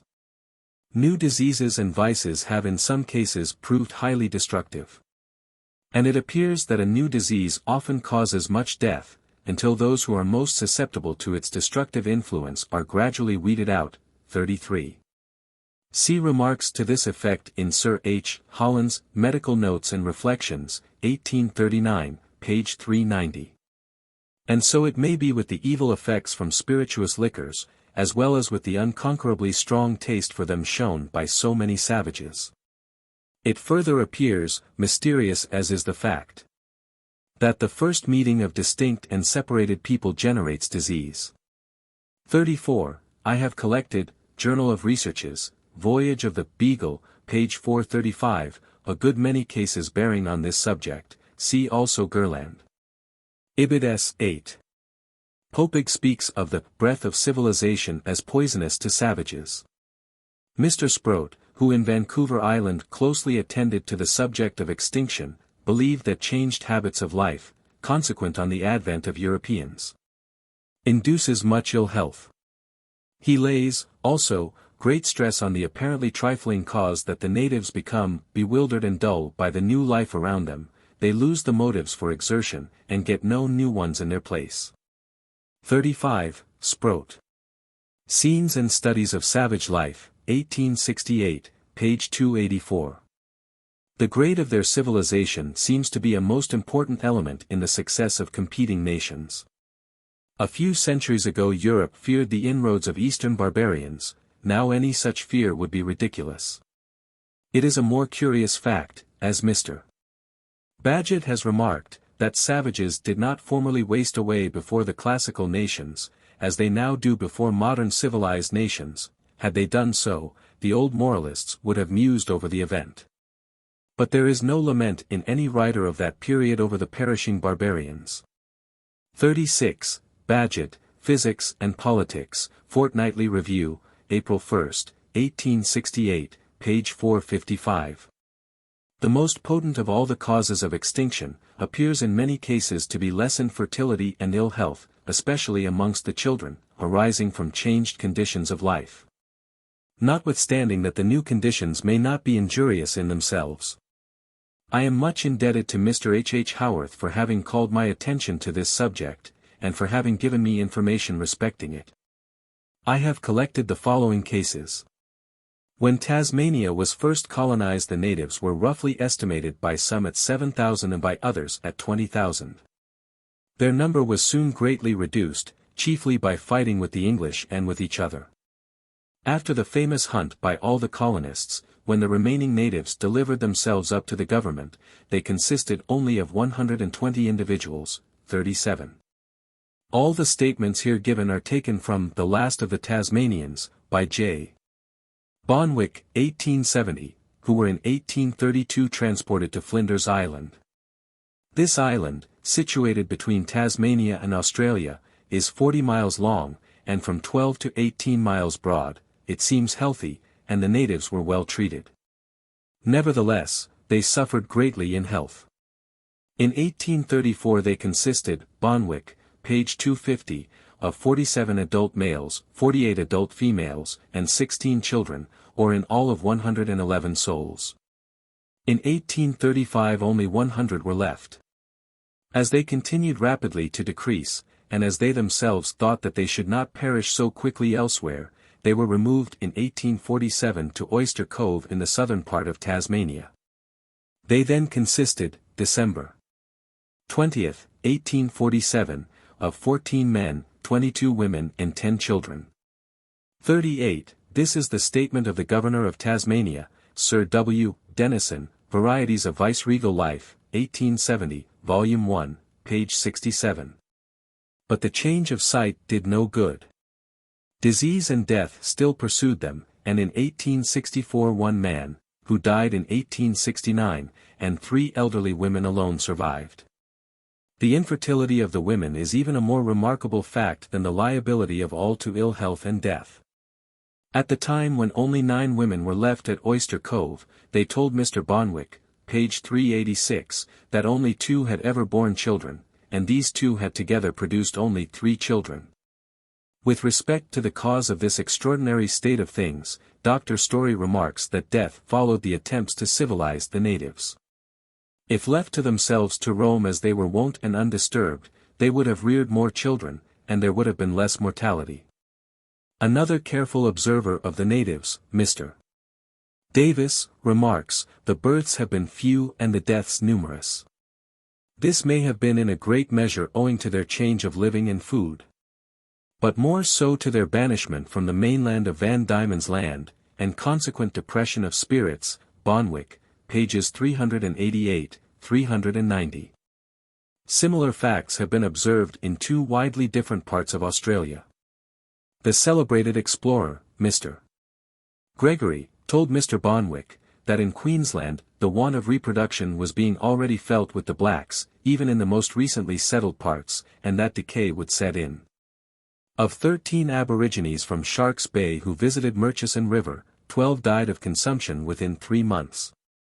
39, For these cases, see Bonwick's Daily Life of the Tasmanians, 1870, page 90, and The Last of the Tasmanians, 1870, page 386. The decrease of the Maoris of New Zealand has been carefully investigated by Mr. Fenton, in an admirable report, from which all the following statements, with one exception, are taken. 40. Observations on the Aboriginal Inhabitants of New Zealand, published by the Government, 1859. The decrease in number since 1830 is admitted by everyone, including the natives themselves, and is still steadily progressing. Although it has hitherto been found impossible to take an actual census of the natives, their numbers were carefully estimated by residents in many districts. The result seems trustworthy, and shows that during the 14 years, previous to 1858, the decrease was 19.42%. Some of the tribes, thus carefully examined, lived above 100 miles apart, some on the coast, some inland. And their means of subsistence and habits differed to a certain extent, page 28. The total number in 1858 was believed to be 53,700, and in 1872, after a second interval of 14 years, another census was taken, and the number is given as only 36,359, showing a decrease of 32.29%. 41, New Zealand, by Alex. Kennedy, 1873, page 47.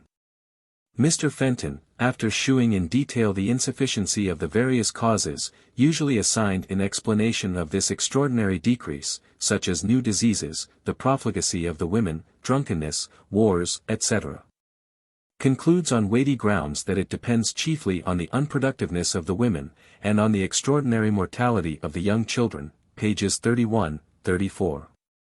In proof of this he shews, page 33, that in 1844 there was one non-adult for every 2.57 adults, whereas in 1858 there was only one non-adult for every 3.27 adults. The mortality of the adults is also great. He adduces as a further cause of the decrease the inequality of the sexes, for fewer females are born than males. To this latter point, depending perhaps on a widely distinct cause, I shall return in a future chapter. Mr. Fenton contrasts with astonishment the decrease in New Zealand with the increase in Ireland. Countries not very dissimilar in climate, and where the inhabitants now follow nearly similar habits. The Maoris themselves, p. 35, attribute their decadence, in some measure, to the introduction of new food and clothing, and the attendant change of habits, and it will be seen, when we consider the influence of changed conditions on fertility, that they are probably right.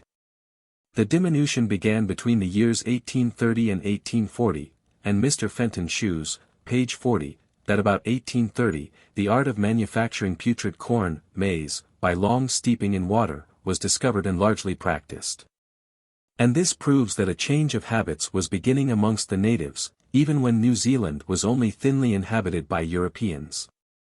When I visited the Bay of Islands in 1835, the dress and food of the inhabitants had already been much modified. They raised potatoes, maize, and other agricultural produce, and exchanged them for English manufactured goods and tobacco. It is evident from many statements in the Life of Bishop Pattison, 42. Life of J. C. Pattison, by C. M. Young, 1874, see more especially Volume 1, page 530. That the Melanesians of the New Hebrides and neighboring archipelagos, suffered to an extraordinary degree in health, and perished in large numbers, when they were removed to New Zealand, Norfolk Island, and other salubrious places, in order to be educated as missionaries. The decrease of the native population of the Sandwich Islands is as notorious as that of New Zealand. It has been roughly estimated by those best capable of judging, that when Cook discovered the islands in 1779, the population amounted to about 300,000. According to a loose census in 1823, the numbers then were 142,050. In 1832, and at several subsequent periods, an accurate census was officially taken, but I have been able to obtain only the following returns: native population annual rate of decrease %. Assuming it to except during 1832 and have been uniform between 1836, when the successive censuses, foreigners in the islands these censuses being taken year were included, at irregular intervals. 1832 130,313. 4.46. 1836 108,579.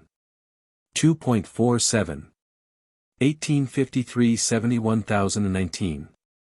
0. 81. 1860 67,084. 2.18. 1866 58,765. 2. 17. 1872 51,531. We here see that in the interval of 40 years, between 1832 and 1872, the population has decreased no less than 68%. This has been attributed by most writers to the profligacy of the women, to former bloody wars, and to the severe labor imposed on conquered tribes and to newly introduced diseases, which have been on several occasions extremely destructive. No doubt these and other such causes have been highly efficient, and may account for the extraordinary rate of decrease between the years 1832 and 1836, but the most potent of all the causes seems to be lessened fertility. According to Dr. Rustenberger of the U.S. Navy, who visited these islands between 1835 and 1837, in one district of Hawaii, only 25 men out of 1134, and in another district only 10 out of 637, had a family with as many as 3 children. Of 80 married women, only 39 had ever borne children, and the official report gives an average of half a child to each married couple in the whole island. This is almost exactly the same average as with the Tasmanians at Oyster Cove. Jarvis, who published his history in 1843, says that families who have 3 children are freed from all taxes, those having more, are rewarded by gifts of land and other encouragements. This unparalleled enactment by the government well shews how infertile the race had become. The Reverend A. Bishop stated in the Hawaiian Spectator in 1839, that a large proportion of the children die at early ages, and Bishop Staley informs me that this is still the case, just as in New Zealand. This has been attributed to the neglect of the children by the women, but it is probably in large part due to innate weakness of constitution in the children, in relation to the lessened fertility of their parents. There is, moreover, a further resemblance to the case of New Zealand, in the fact that there is a large excess of male over female births. The census of 1872 gives 31,650 males to 25,247 females of all ages, that is 125. 36 males for every 100 females, whereas in all civilized countries the females exceed the males. No doubt the profligacy of the women may in part account for their small fertility. But their changed habits of life is a much more probable cause, and which will at the same time account for the increased mortality, especially of the children. The islands were visited by Cook in 1779, Vancouver in 1794, and often subsequently by whalers. In 1819 missionaries arrived, and found that idolatry had been already abolished, and other changes effected by the king. After this period there was a rapid change in almost all the habits of life of the natives, and they soon became the most civilized of the Pacific Islanders. One of my informants, Mr. Cohn, who was born on the islands, remarks that the natives have undergone a greater change in their habits of life in the course of 50 years than Englishmen during 1,000 years. From information received from Bishop Staley, it does not appear that the poorer classes have ever much changed their diet, although many new kinds of fruit have been introduced, and the sugar cane is in universal use. Owing, however, to their passion for imitating Europeans, they altered their manner of dressing at an early period, and the use of alcoholic drinks became very general. Although these changes appear inconsiderable, I can well believe, from what is known with respect to animals, that they might suffice to lessen the fertility of the natives. 43. The foregoing statements are taken chiefly from the following works: Jarvis, History of the Hawaiian Islands, 1843, pages 400 to 407. Cheever, Life in the Sandwich Islands, 1851, page 277. Rustenberger is quoted by Bonwick, Last of the Tasmanians, 1870, page 378. Bishop is quoted by Sir E. Belcher, Voyage Round the World, 1843, volume 1, page 272. I owe the census of the several years to the kindness of Mr. Cohn, at the request of Dr. Humans of New York, and in most cases I have compared the Humans figures with those given in several of the above-named works. I have omitted the census for 1850, as I have seen two widely different numbers given. Lastly, Mr. McNamara states, 44. The Indian Medical Gazette, November 1, 1871, page 240. That the low and degraded inhabitants of the Andaman Islands, on the eastern side of the Gulf of Bengal, are eminently susceptible to any change of climate, in fact, take them away from their island homes, and they are almost certain to die. And that independently of diet or extraneous influences. He further states that the inhabitants of the valley of Nepal, which is extremely hot in summer, and also the various hill tribes of India, suffer from dysentery and fever when on the plains. And they die if they attempt to pass the whole year there. We thus see that many of the wilder races of man are apt to suffer much in health when subjected to changed conditions or habits of life, and not exclusively from being transported to a new climate. Mere alterations in habits, which do not appear injurious in themselves, seem to have this same effect, and in several cases the children are particularly liable to suffer. It has often been said, as Mr. McNamara remarks, that man can resist with impunity the greatest diversities of climate and other changes, but this is true only of the civilized races. Man in his wild condition seems to be in this respect almost as susceptible as his nearest allies, the anthropoid apes, which have never yet survived long, when removed from their native country. Lessened fertility from changed conditions, as in the case of the Tasmanians, Maoris, Sandwich Islanders, and apparently the Australians, is still more interesting than their liability to ill health and death. For even a slight degree of infertility, combined with those other causes which tend to check the increase of every population, would sooner or later lead to extinction. The diminution of fertility may be explained in some cases by the profligacy of the women, as until lately with the Tahitians, but Mr. Fenton has shown that this explanation by no means suffices with the New Zealanders, nor does it with the Tasmanians. In the paper above quoted, Mr. McNamara gives reasons for believing that the inhabitants of districts subject to malaria are apt to be sterile, but this cannot apply in several of the above cases. Some writers have suggested that the aborigines of islands have suffered in fertility and health from long-continued interbreeding. But in the above cases infertility has coincided too closely with the arrival of Europeans for us to admit this explanation. Nor have we at present any reason to believe that man is highly sensitive to the evil effects of interbreeding, especially in areas so large as New Zealand, and the Sandwich Archipelago with its diversified stations. On the contrary, it is known that the present inhabitants of Norfolk Island are nearly all cousins or near relations, as are the Todas in India, and the inhabitants of some of the western islands of Scotland. And yet they seem not to have suffered infertility. 45. On the close relationship of the Norfolk Islanders, Sir W. Denison, Varieties of Viceregal Life, Volume 1, 1870, page 410. For the Todas, see Colonel Marshall's work 1873, page 110. For the Western Islands of Scotland, Dr. Mitchell, Edinburgh Medical Journal, March to June, 1865. A much more probable view is suggested by the analogy of the lower animals. The reproductive system can be shown to be susceptible to an extraordinary degree, though why we know not, to changed conditions of life, and this susceptibility leads both to beneficial and to evil results. A large collection of facts on this subject is given in Chapter 18 of Volume 2. Of my Variation of Animals and Plants under Domestication, I can here give only the briefest abstract. And every one interested in the subject may consult the above work.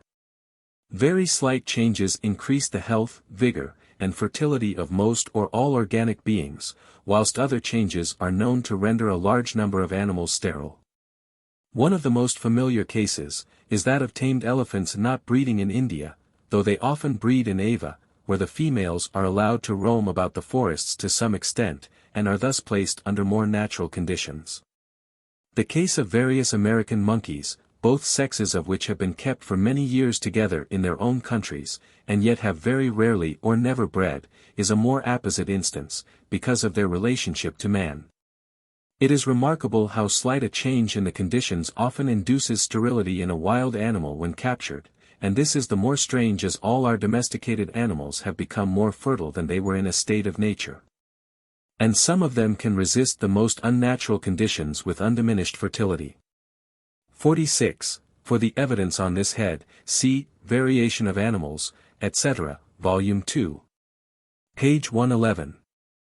Certain groups of animals are much more liable than others to be affected by captivity, and generally all the species of the same group are affected in the same manner. But sometimes a single species in a group is rendered sterile, whilst the others are not so. On the other hand, a single species may retain its fertility whilst most of the others fail to breed. The males and females of some species when confined, or when allowed to live almost, but not quite free, in their native country, never unite, others thus circumstanced frequently unite but never produce offspring.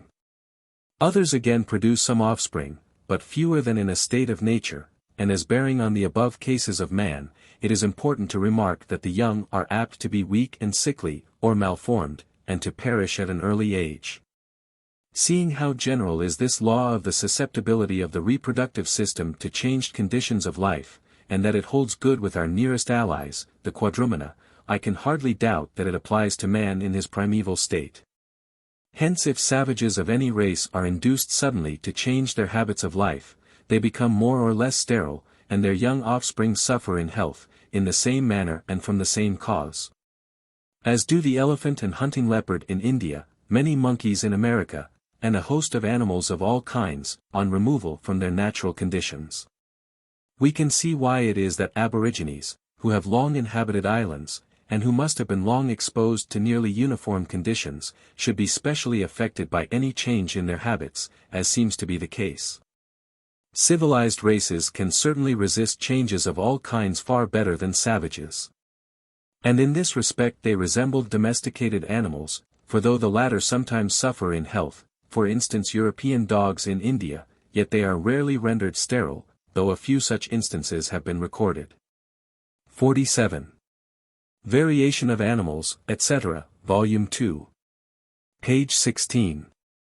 The immunity of civilized races and domesticated animals is probably due to their having been subjected to a greater extent, and therefore having grown somewhat more accustomed, to diversified or varying conditions, than the majority of wild animals.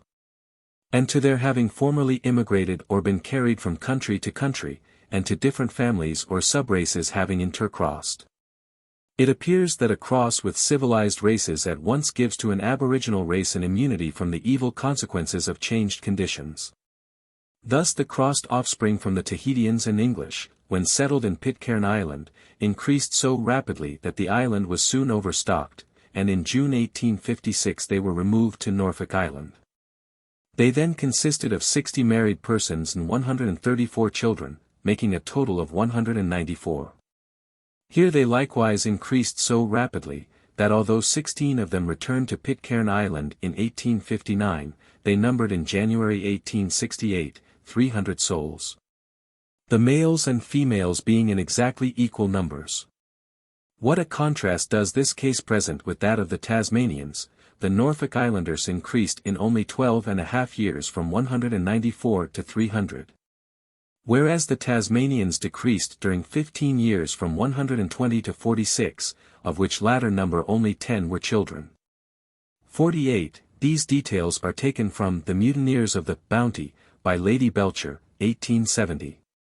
And from Pitcairn Island, ordered to be printed by the House of Commons, May 29, 1863.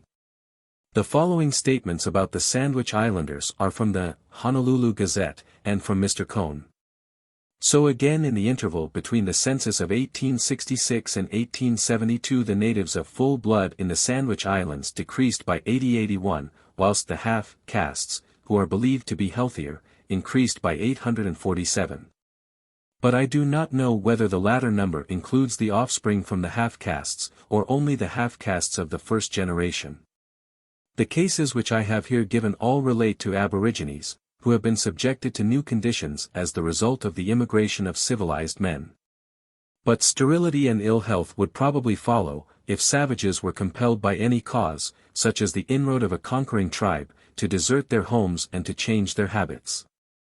It is an interesting circumstance that the chief check to wild animals becoming domesticated, which implies the power of their breeding freely when first captured, and one chief check to wild men, when brought into contact with civilization. Surviving to form a civilized race, is the same, namely, sterility from changed conditions of life. Finally, although the gradual decrease and ultimate extinction of the races of man is a highly complex problem, depending on many causes which differ in different places and at different times. It is the same problem as that presented by the extinction of one of the higher animals of the fossil horse, for instance, which disappeared from South America, soon afterwards to be replaced, within the same districts, by countless troops of the Spanish horse. The New Zealander seems conscious of this parallelism, for he compares his future fate with that of the native rat now almost exterminated by the European rat. Though the difficulty is great to our imagination, and really great, if we wish to ascertain the precise causes and their manner of action, it ought not to be so to our reason. As long as we keep steadily in mind that the increase of each species and each race is constantly checked in various ways. So that if any new check, even a slight one, be superadded, the race will surely decrease in number, and decreasing numbers will sooner or later lead to extinction. The end, in most cases, being promptly determined by the inroads of conquering tribes on the formation of the races of man. In some cases the crossing of distinct races has led to the formation of a new race. The singular fact that the Europeans and Hindus, who belong to the same Aryan stock, and speak a language fundamentally the same, differ widely in appearance, whilst Europeans differ but little from Jews, who belong to the Semitic stock, and speak quite another language, has been accounted for by Broca, 49.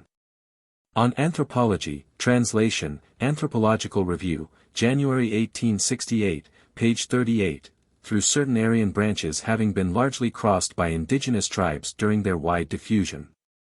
When two races in close contact cross, the first result is a heterogeneous mixture, thus Mr. Hunter, in describing the Santali or hill tribes of India, says that hundreds of imperceptible gradations may be traced, from the black, squat tribes of the mountains to the tall olive-colored Brahmin, with his intellectual brow, calm eyes, and high but narrow head. So that it is necessary in courts of justice to ask the witnesses whether they are Santalese or Hindus. 50. The Annals of Rural Bengal, 1868, page 134. Whether a heterogeneous people, such as the inhabitants of some of the Polynesian islands, formed by the crossing of two distinct races, with few or no pure members left, would ever become homogeneous, is not known from direct evidence. But as with our domesticated animals, a crossbreed can certainly be fixed and made uniform by careful selection. 51. The Variation of Animals and Plants under Domestication, Volume 2. Page 95. In the course of a few generations, we may infer that the free intercrossing of a heterogeneous mixture during a long descent would supply the place of selection, and overcome any tendency to reversion. So that the crossed race would ultimately become homogeneous, though it might not partake in an equal degree of the characters of the two parent races. Of all the differences between the races of man, the color of the skin is the most conspicuous and one of the best marked. It was formerly thought that differences of this kind could be accounted for by long exposure to different climates. But Pallas first shewed that this is not tenable, and he has since been followed by almost all anthropologists. 52. Pallas, Act. Academic, St. Petersburg, 1780, Part 2. Page 69. He was followed by Rodolphi, in his Beitrage zur Anthropologie, 1812. An excellent summary of the evidence is given by Godron, de l'Espèce, 1859, Volume 2. Page 246, etc. This view has been rejected chiefly because the distribution of the variously colored races, most of whom must have long inhabited their present homes, does not coincide with corresponding differences of climate. Some little weight may be given to such cases as that of the Dutch families, who, as we hear on excellent authority, 53. Sir Andrew Smith, as quoted by Knox, Races of Man, 1850, page 473. Have not undergone the least change of color after residing for 3 centuries in South Africa. An argument on the same side may likewise be drawn from the uniform appearance in various parts of the world of gypsies and Jews, though the uniformity of the latter has been somewhat exaggerated. 54. See de Cataphages on this head, Revue de Corps Scientifiques, October 17, 1868, page 731. A very damp or a very dry atmosphere has been supposed to be more influential in modifying the color of the skin than mere heat. But as D'Orbigny in South America, and Livingstone in Africa, arrived at diametrically opposite conclusions with respect to dampness and dryness, any conclusion on this head must be considered as very doubtful. 55. Livingstone's Travels and Researches in Africa, 1857, pages 338, 339. D'Orbigny, as quoted by Gaudron, de l'Espèce, Volume 2. Page 266. Various facts, which I have given elsewhere, prove that the color of the skin and hair is sometimes correlated in a surprising manner with a complete immunity from the action of certain vegetable poisons, and from the attacks of certain parasites. Hence it occurred to me, that Negroes and other dark races might have acquired their dark tints by the darker individuals escaping from the deadly influence of the miasma of their native countries, during a long series of generations. I afterwards found that this same idea had long ago occurred to Dr. Wells. 56. See a paper read before the Royal SOC in 1813, and published in his Essays in 1818. I have given an account of Dr. Wells' views in the Historical Sketch, page 16. To my Origin of Species. Various cases of color correlated with constitutional peculiarities are given in my Variation of Animals and Plants under Domestication, Volume 2. Pages 227, 335. It has long been known that Negroes, and even mulattoes, are almost completely exempt from the yellow fever, so destructive in tropical America. 57. See, for instance, Knott and Glidden, Types of Mankind, page 68.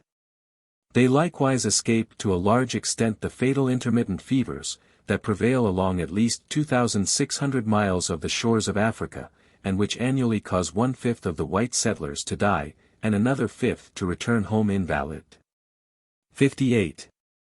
Major Tulloch, in a paper read before the Statistical Society, April 20, 1840, and given in the Athenaeum, 1840, page 353. This immunity in the Negro seems to be partly inherent, depending on some unknown peculiarity of constitution, and partly the result of acclimatization. Pouchet, 59. The Plurality of the Human Race, Translat, 1864, page 60. States that the Negro regiments recruited near the Sudan, and borrowed from the Viceroy of Egypt for the Mexican War, escaped the yellow fever almost equally with the Negroes originally brought from various parts of Africa and accustomed to the climate of the West Indies. That acclimatization plays a part, is shown by the many cases in which Negroes have become somewhat liable to tropical fevers, after having resided for some time in a colder climate. 60. Cataphages, Unite de l'Espèce Humaine, 1861, page 205. Waits, Introduction to Anthropology, Translat, Volume 1, 1863, page 124. Livingstone gives analogous cases in his Travels. The nature of the climate under which the white races have long resided, likewise has some influence on them. For during the fearful epidemic of yellow fever in Demerara during 1837, Dr. Blair found that the death rate of the immigrants was proportional to the latitude of the country whence they had come. With the Negro the immunity, as far as it is the result of acclimatization, implies exposure during a prodigious length of time, for the aborigines of tropical America who have resided there from time immemorial, are not exempt from yellow fever. And the Reverend H. B. Tristram states, that there are districts in northern Africa which the native inhabitants are compelled annually to leave, though the Negroes can remain with safety. That the immunity of the Negro is in any degree correlated with the color of his skin is a mere conjecture. It may be correlated with some difference in his blood, nervous system, or other tissues. Nevertheless, from the facts above alluded to, and from some connection apparently existing between complexion and a tendency to consumption, the conjecture seemed to me not improbable. Consequently I endeavored, with but little success. 61. In the spring of 1862 I obtained permission from the Director General of the Medical Department of the Army, to transmit to the surgeons of the various regiments on foreign service a blank table, with the following appended remarks. But I have received no returns. As several well-marked cases have been recorded with our domestic animals of a relation between the color of the dermal appendages and the constitution. And it being notorious that there is some limited degree of relation between the color of the races of man and the climate inhabited by them, the following investigation seems worth consideration. Namely, whether there is any relation in Europeans between the color of their hair, and their liability to the diseases of tropical countries. If the surgeons of the several regiments, when stationed in unhealthy tropical districts, would be so good as first to count, as a standard of comparison, how many men, in the force whence the sick are drawn, have dark and light-colored hair, and hair of intermediate or doubtful tints. And if a similar account were kept by the same medical gentlemen, of all the men who suffered from malarious and yellow fevers, or from dysentery, it would soon be apparent, after some 1,000 cases had been tabulated, whether there exists any relation between the color of the hair and constitutional liability to tropical diseases. Perhaps no such relation would be discovered, but the investigation is well worth making. In case any positive result were obtained, it might be of some practical use in selecting men for any particular service. Theoretically the result would be of high interest, as indicating one means by which a race of men inhabiting from a remote period an unhealthy tropical climate might have become dark-colored by the better preservation of dark-haired or dark-complexioned individuals during a long succession of generations. To ascertain how far it holds good. The late Dr. Daniel, who had long lived on the west coast of Africa, told me that he did not believe in any such relation. He was himself unusually fair, and had withstood the climate in a wonderful manner. When he first arrived as a boy on the coast, an old and experienced Negro chief predicted from his appearance that this would prove the case. Dr. Nicholson, of Antigua, after having attended to this subject, writes to me that dark-colored Europeans escape the yellow fever more than those that are light-colored. Mr. J.M. Harris altogether denies that Europeans with dark hair withstand a hot climate better than other men. On the contrary, experience has taught him in making a selection of men for service on the coast of Africa, to choose those with red hair. 62. Anthropological Review, January 1866, page 21. Dr. Sharp also says, with respect to India, Man a Special Creation, 1873, p. 118, that it has been noticed by some medical officers that Europeans with light hair and florid complexions suffer less from diseases of tropical countries than persons with dark hair and sallow complexions. And, so far as I know, there appear to be good grounds for this remark. On the other hand, Mr. Heddle, of Sierra Leone, who has had more clerks killed under him than any other man, by the climate of the West African coast, W. Reed, African Sketch Book, Volume 2. Page 522, holds a directly opposite view, as does Captain Burton. As far, therefore, as these slight indications go, there seems no foundation for the hypothesis, that blackness has resulted from the darker and darker individuals having survived better during long exposure to fever-generating miasma. Dr. Sharp remarks, 63. Man a Special Creation, 1873, page 119, that a tropical sun, which burns and blisters a white skin, does not injure a black one at all. And, as he adds, this is not due to habit in the individual, for children only 6 or 8 months old are often carried about naked, and are not affected. I have been assured by a medical man, that some years ago during each summer, but not during the winter, his hands became marked with light brown patches, like, although larger than freckles. And that these patches were never affected by sunburning, whilst the white parts of his skin have on several occasions been much inflamed and blistered. With the lower animals there is, also, a constitutional difference in liability to the action of the sun between those parts of the skin clothed with white hair and other parts. 64. Variation of Animals and Plants under Domestication, Volume 2. Pages 336, 337. Whether the saving of the skin from being thus burnt is of sufficient importance to account for a dark tint having been gradually acquired by man through natural selection, I am unable to judge. If it be so, we should have to assume that the natives of tropical America have lived there for a much shorter time than the Negroes in Africa, or the Papuans in the southern parts of the Malay archipelago. Just as the lighter-colored Hindus have resided in India for a shorter time than the darker aborigines of the central and southern parts of the peninsula.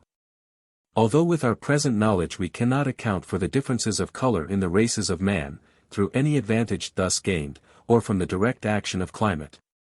Yet we must not quite ignore the latter agency, for there is good reason to believe that some inherited effect is thus produced.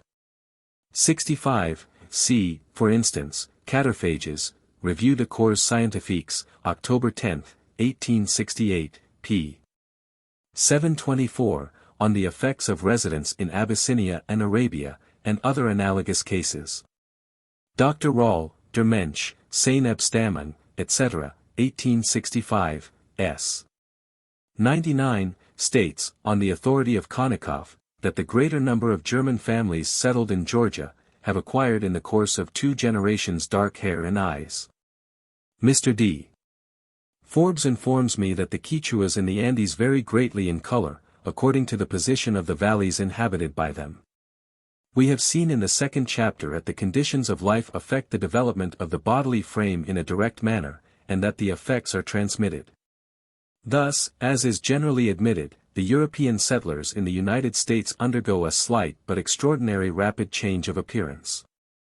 Their bodies and limbs become elongated, and I hear from Colonel Bernays that during the late war in the United States, good evidence was afforded of this fact by the ridiculous appearance presented by the German regiments, when dressed in ready-made clothes manufactured for the American market, and which were much too long for the men in every way.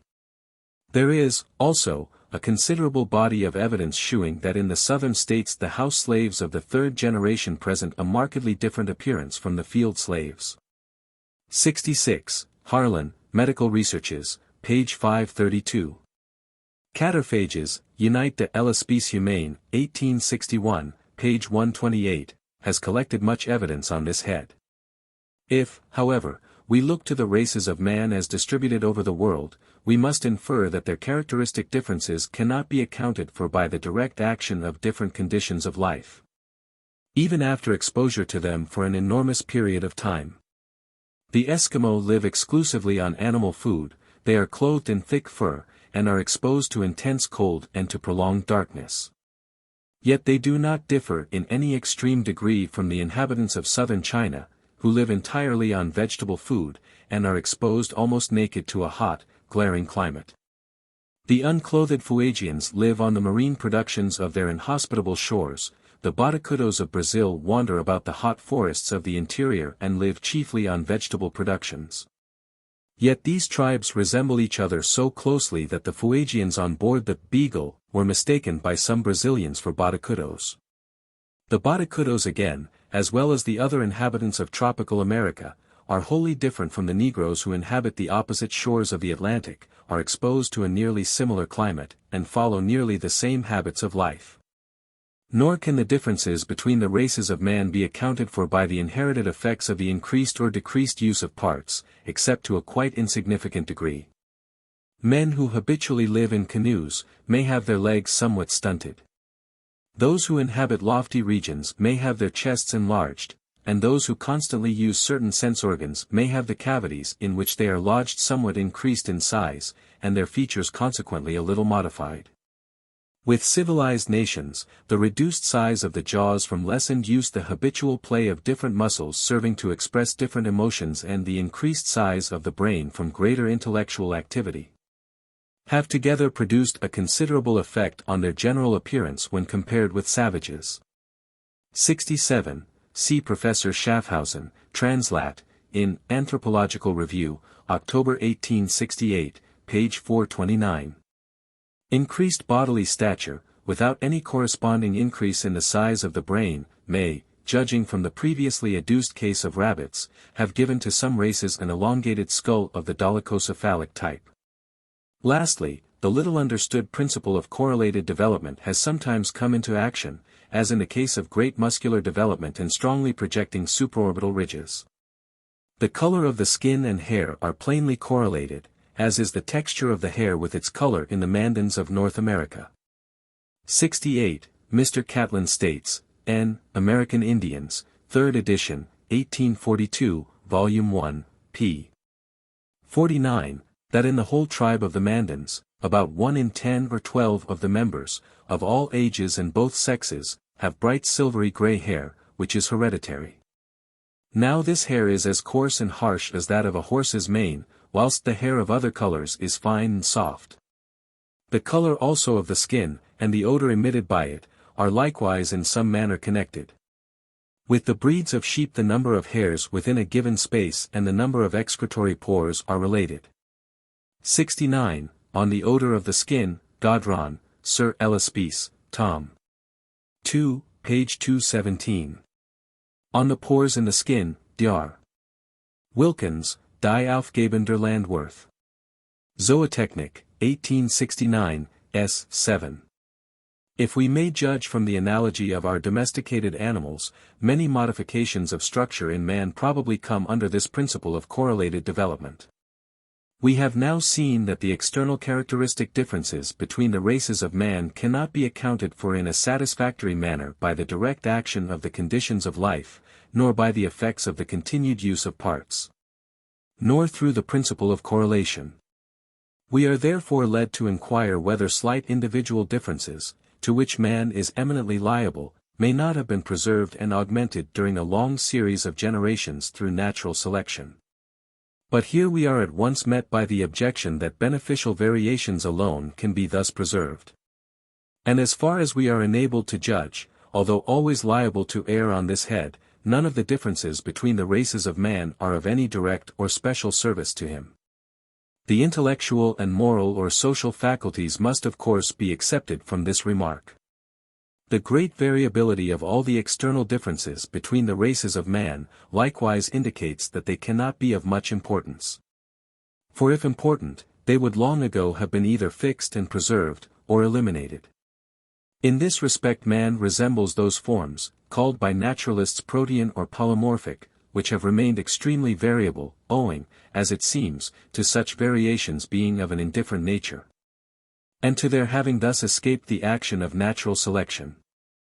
We have thus far been baffled in all our attempts to account for the differences between the races of man, but there remains one important agency, namely sexual selection, which appears to have acted powerfully on man, as on many other animals.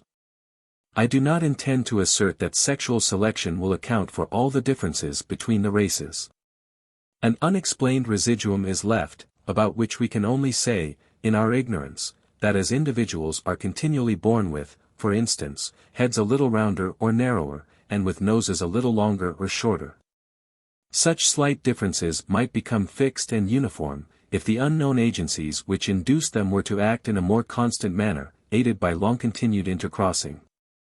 Such variations come under the provisional class, alluded to in our second chapter, which for want of a better term are often called spontaneous. Nor do I pretend that the effects of sexual selection can be indicated with scientific precision. But it can be shown that it would be an inexplicable fact if man had not been modified by this agency, which appears to have acted powerfully on innumerable animals. It can further be shown that the differences between the races of man, as in color, hairiness, form of features, etc., are of a kind which might have been expected to come under the influence of sexual selection. But in order to treat this subject properly, I have found it necessary to pass the whole animal kingdom in review. I have therefore devoted to it the second part of this work. At the close I shall return to man, and, after attempting to shew how far he has been modified through sexual selection, will give a brief summary of the chapters in this first part. Note on the resemblances and differences in the structure and the development of the brain in man and apes by Professor Huxley, FRS. The controversy respecting the nature and the extent of the differences in the structure of the brain in man and the apes, which arose some 15 years ago, has not yet come to an end, though the subject matter of the dispute is, at present, totally different from what it was formerly. It was originally asserted and reasserted, with singular pertinacity, that the brain of all the apes, even the highest, differs from that of man, in the absence of such conspicuous structures as the posterior lobes of the cerebral hemispheres. With the posterior cornu of the lateral ventricle and the hippocampus minor, contained in those lobes, which are so obvious in man. But the truth that the three structures in question are as well developed in apes as in human brains, or even better. And that it is characteristic of all the primates, if we exclude the lemurs, to have these parts well developed, stands at present on as secure a basis as any proposition in comparative anatomy. Moreover, it is admitted by every one of the long series of anatomists who, of late years, have paid special attention to the arrangement of the complicated sulci and gyri which appear upon the surface of the cerebral hemispheres in man and the higher apes, that they are disposed after the very same pattern in him, as in them. Every principal gyrus and sulcus of a chimpanzee's brain is clearly represented in that of a man, so that the terminology which applies to the one answers for the other. On this point there is no difference of opinion. Some years since, Professor Bischoff published a memoir, 70. Die Großhirnwindungen der Menschen, Abhandlungen der K. Bayerischen Akademie, B. X. 1868, on the cerebral convolutions of man and apes. And as the purpose of my learned colleague was certainly not to diminish the value of the differences between apes and men in this respect, I am glad to make a citation from him. That the apes, and especially the orang, chimpanzee and gorilla, come very close to man in their organization, much nearer than to any other animal, is a well-known fact, disputed by nobody. Looking at the matter from the point of view of organization alone, no one probably would ever have disputed the view of Linnaeus, that man should be placed, merely as a peculiar species, at the head of the mammalia and of those apes. Both shew, in all their organs, so close an affinity, that the most exact anatomical investigation is needed in order to demonstrate those differences which really exist. So it is with the brains. The brains of man, the orang, the chimpanzee, the gorilla, in spite of all the important differences which they present, come very close to one another, Locke Sit page 101. There remains, then, no dispute as to the resemblance in fundamental characters, between the ape's brain and man's, nor any as to the wonderfully close similarity between the chimpanzee, orang and man. In even the details of the arrangement of the gyri and sulci of the cerebral hemispheres. Nor, turning to the differences between the brains of the highest apes and that of man, is there any serious question as to the nature and extent of these differences. It is admitted that the man's cerebral hemispheres are absolutely and relatively larger than those of the orang and chimpanzee, that his frontal lobes are less excavated by the upward protrusion of the roof of the orbits. That his gyri and sulci are, as a rule, less symmetrically disposed, and present a greater number of secondary plications. And it is admitted that, as a rule, in man, the temporo-occipital or external perpendicular fissure, which is usually so strongly marked a feature of the ape's brain, is but faintly marked. But it is also clear that none of these differences constitutes a sharp demarcation between the man's and the ape's brain. In respect to the external perpendicular fissure of Gracile, in the human brain for instance, Professor Turner remarks, 71. Convolutions of the human cerebrum topographically considered, 1866, page 12. In some brains it appears simply as an indentation of the margin of the hemisphere, but, in others, it extends for some distance more or less transversely outwards. I saw it in the right hemisphere of a female brain pass more than 2 inches outwards. And on another specimen, also the right hemisphere, it proceeded for 4/10 of an inch outwards, and then extended downwards, as far as the lower margin of the outer surface of the hemisphere. The imperfect definition of this fissure in the majority of human brains, as compared with its remarkable distinctness in the brain of most quadrumana, is owing to the presence, in the former, of certain superficial, well-marked secondary convolutions which bridge it over and connect the parietal with the occipital lobe. The closer the first of these bridging gyri lies to the longitudinal fissure, the shorter is the external parieto-occipital fissure, Locke Sit page 12. The obliteration of the external perpendicular fissure of Gracheliet, therefore, is not a constant character of the human brain. On the other hand, its full development is not a constant character of the higher ape's brain. For, in the chimpanzee, the more or less extensive obliteration of the external perpendicular sulcus by bridging convolutions, on one side or the other, has been noted over and over again by Professor Ralston, Mr. Marshall, M. Broca and Professor Turner. At the conclusion of a special paper on this subject the latter writes, 72. Notes more especially on the bridging convolutions in the brain of the chimpanzee, Proceedings of the Royal Society of Edinburgh, 1865-6. The 3 specimens of the brain of a chimpanzee, just described, prove, that the generalization which Gracheliet has attempted to draw of the complete absence of the first connecting convolution and the concealment of the second, as essentially characteristic features in the brain of this animal, is by no means universally applicable.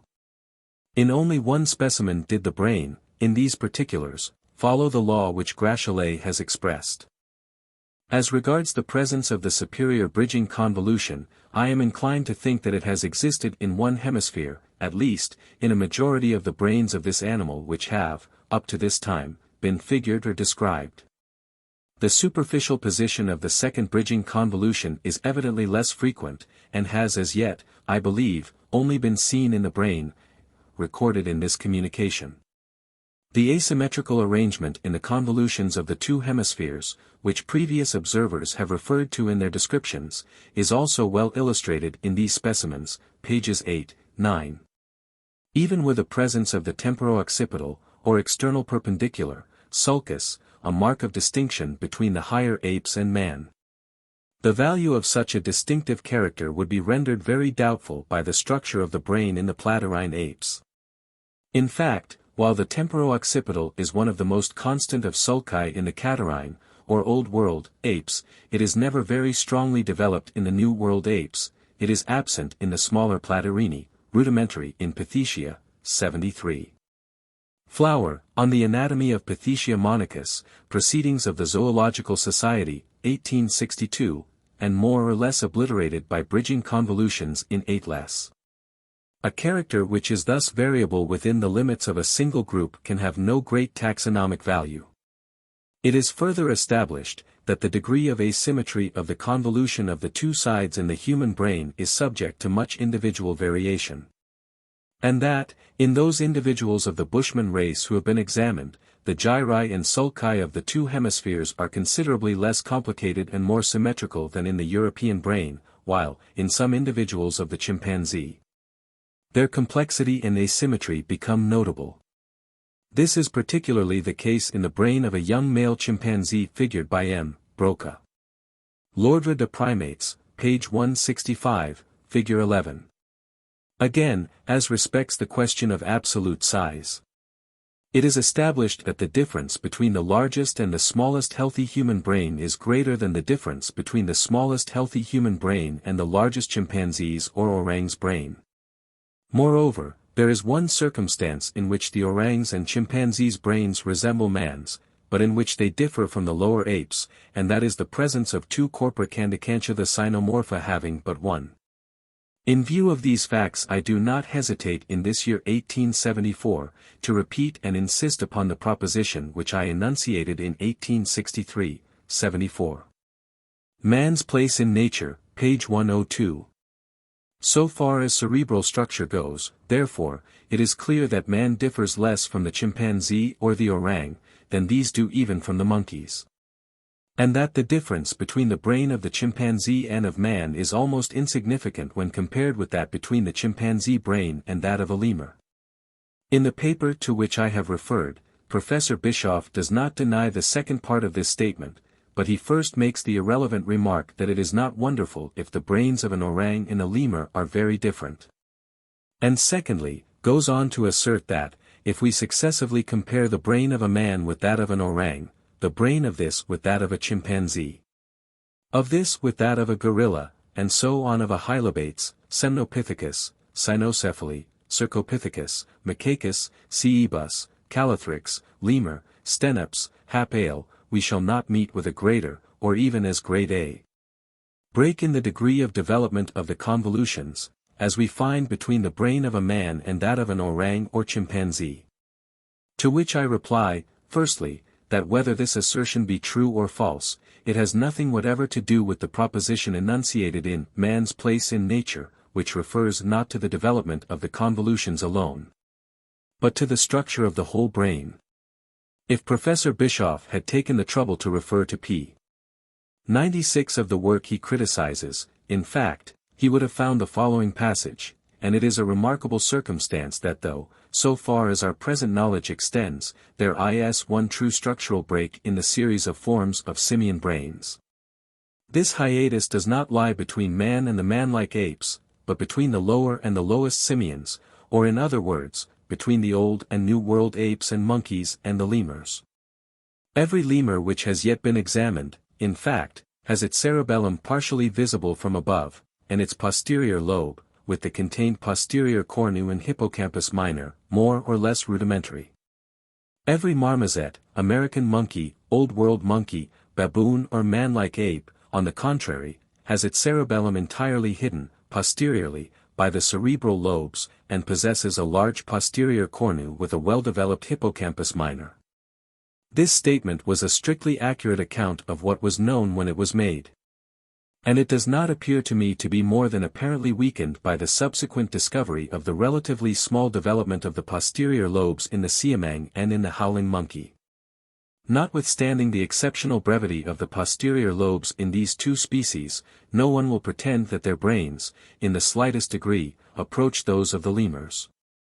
And if, instead of putting Hapale out of its natural place, as Professor Bischoff most unaccountably does, we write the series of animals he has chosen to mention as follows: Homo, Pithecus, Troglodytes, Hylobates, Semnopithecus, Cynocephaly, Cercopithecus, Macacus, Cebus, Calothrix, Hapale, lemur, Stenops, I venture to reaffirm that the great break in this series lies between Hapale and lemur, and that this break is considerably greater than that between any other two terms of that series.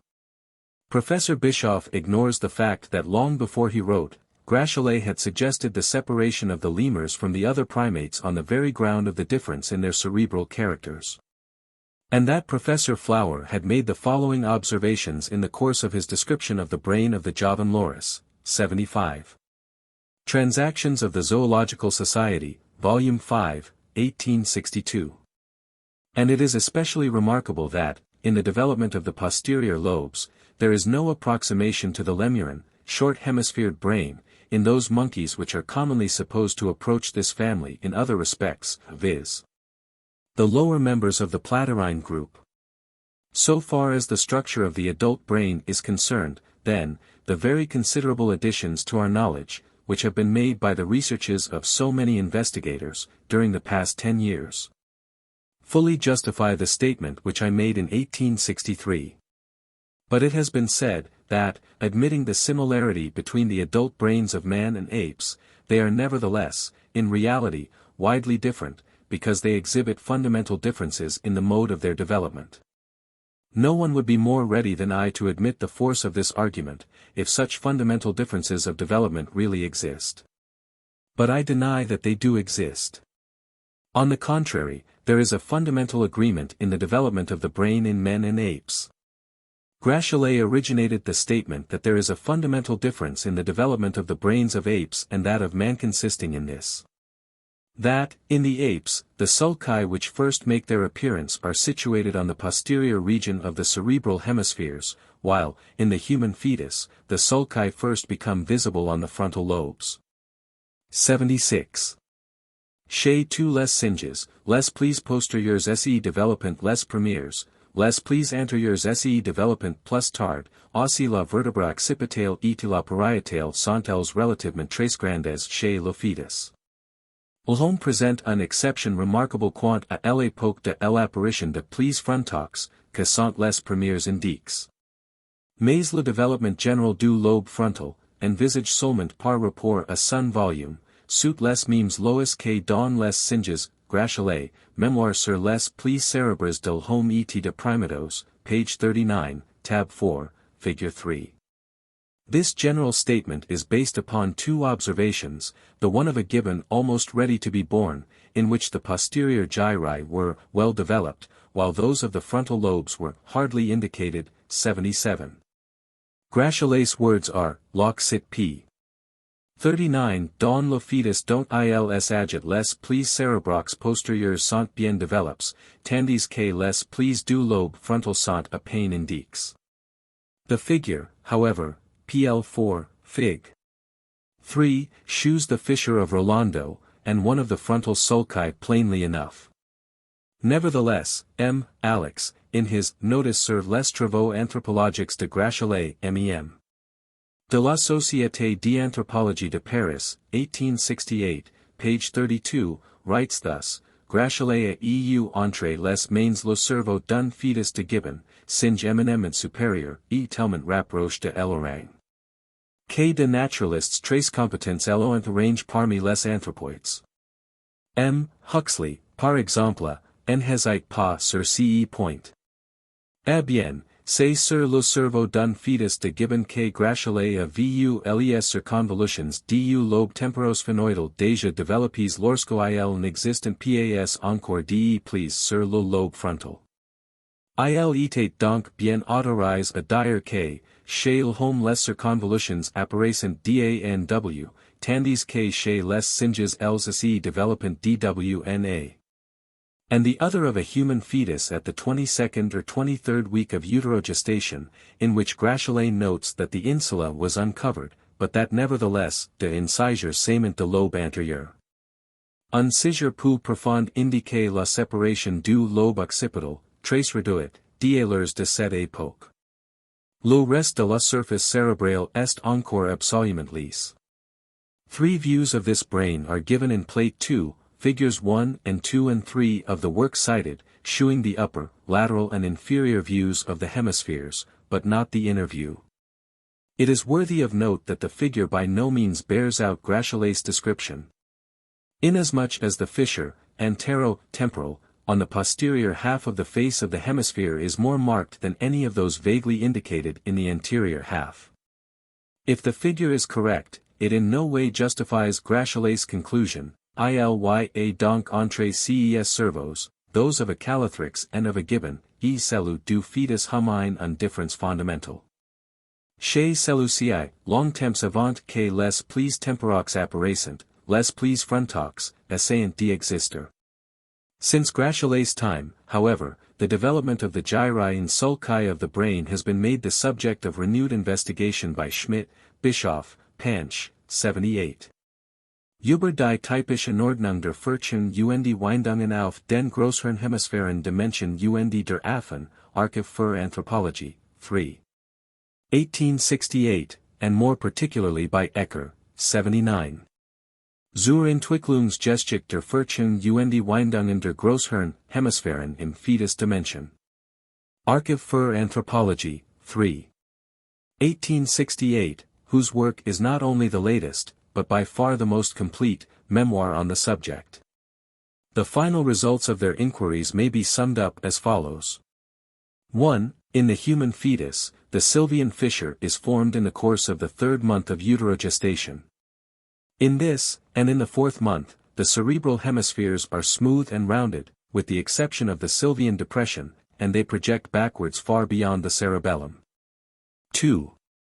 The sulci, properly so called, begin to appear in the interval between the end of the fourth and the beginning of the sixth month of fetal life, but Ecker is careful to point out that, not only the time, but the order of their appearance is subject to considerable individual variation. In no case, however, are either the frontal or the temporal sulci the earliest. The first which appears, in fact, lies on the inner face of the hemisphere, whence doubtless Gratialet, who does not seem to have examined that face in his fetus, overlooked it, and is either the internal perpendicular, occipito-parietal, or the calcarine sulcus, these two being close together and eventually running into one another. As a rule the occipito-parietal is the earlier of the two. 3. At the latter part of this period, another sulcus, the posterior-parietal, or fissure of Rolando, is developed, and it is followed, in the course of the sixth month, by the other principal sulci of the frontal, parietal, temporal and occipital lobes. There is, however, no clear evidence that one of these constantly appears before the other, and it is remarkable that, in the brain at the period described and figured by Ecker, Locke Cit pages 212 to 213, TAF. 2. Figs. 1, 2, 3, 4, the anterotemporal sulcus, scissure parallel, so characteristic of the ape's brain, is as well, if not better developed than the fissure of Rolando, and is much more marked than the proper frontal sulci. Taking the facts as they now stand, it appears to me that the order of the appearance of the sulci and gyri in the fetal human brain is in perfect harmony with the general doctrine of evolution, and with the view that man has been evolved from some ape-like form. Though there can be no doubt that form was, in many respects, different from any member of the primates now living.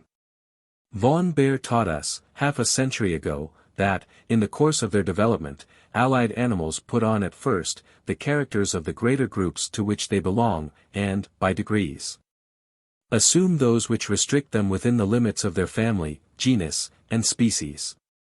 And he proved, at the same time, that no developmental stage of a higher animal is precisely similar to the adult condition of any lower animal. It is quite correct to say that a frog passes through the condition of a fish, inasmuch as at one period of its life the tadpole has all the characters of a fish, and if it went no further, would have to be grouped among fishes. But it is equally true that a tadpole is very different from any known fish. In like manner, the brain of a human fetus, at the fifth month, may correctly be said to be, not only the brain of an ape, but that of an arctopithecine or marmoset-like ape. For its hemispheres, with their great posterior lobster, and with no sulci but the sylvian and the calcarine, present the characteristics found only in the group of the arctopithecine primates. But it is equally true, as Gratialet remarks, that, in its widely open sylvian fissure, it differs from the brain of any actual marmoset. No doubt it would be much more similar to the brain of an advanced fetus of a marmoset. But we know nothing whatever of the development of the brain in the marmosets. In the Platyrini proper, the only observation with which I am acquainted is due to Panch, who found in the brain of a fetal Ceiba sapella, in addition to the sylvian fissure and the deep calcarine fissure, only a very shallow anterotemporal fissure, scissure parallel of Gratialet. Now this fact, taken together with the circumstance that the antero-temporal sulcus is present in such Platyrini as the Cimeri, which present mere traces of sulci on the anterior half of the exterior of the cerebral hemispheres, or none at all, undoubtedly, so far as it goes, affords fair evidence in favor of Gratialet's hypothesis, that the posterior sulci appear before the anterior, in the brains of the Platyrini. But, it by no means follows, that the rule which may hold good for the Platyrini extends to the Catarrhini. We have no information whatever respecting the development of the brain in the Cynomorpha. And, as regards the Anthropomorpha, nothing but the account of the brain of the gibbon, near birth, already referred to.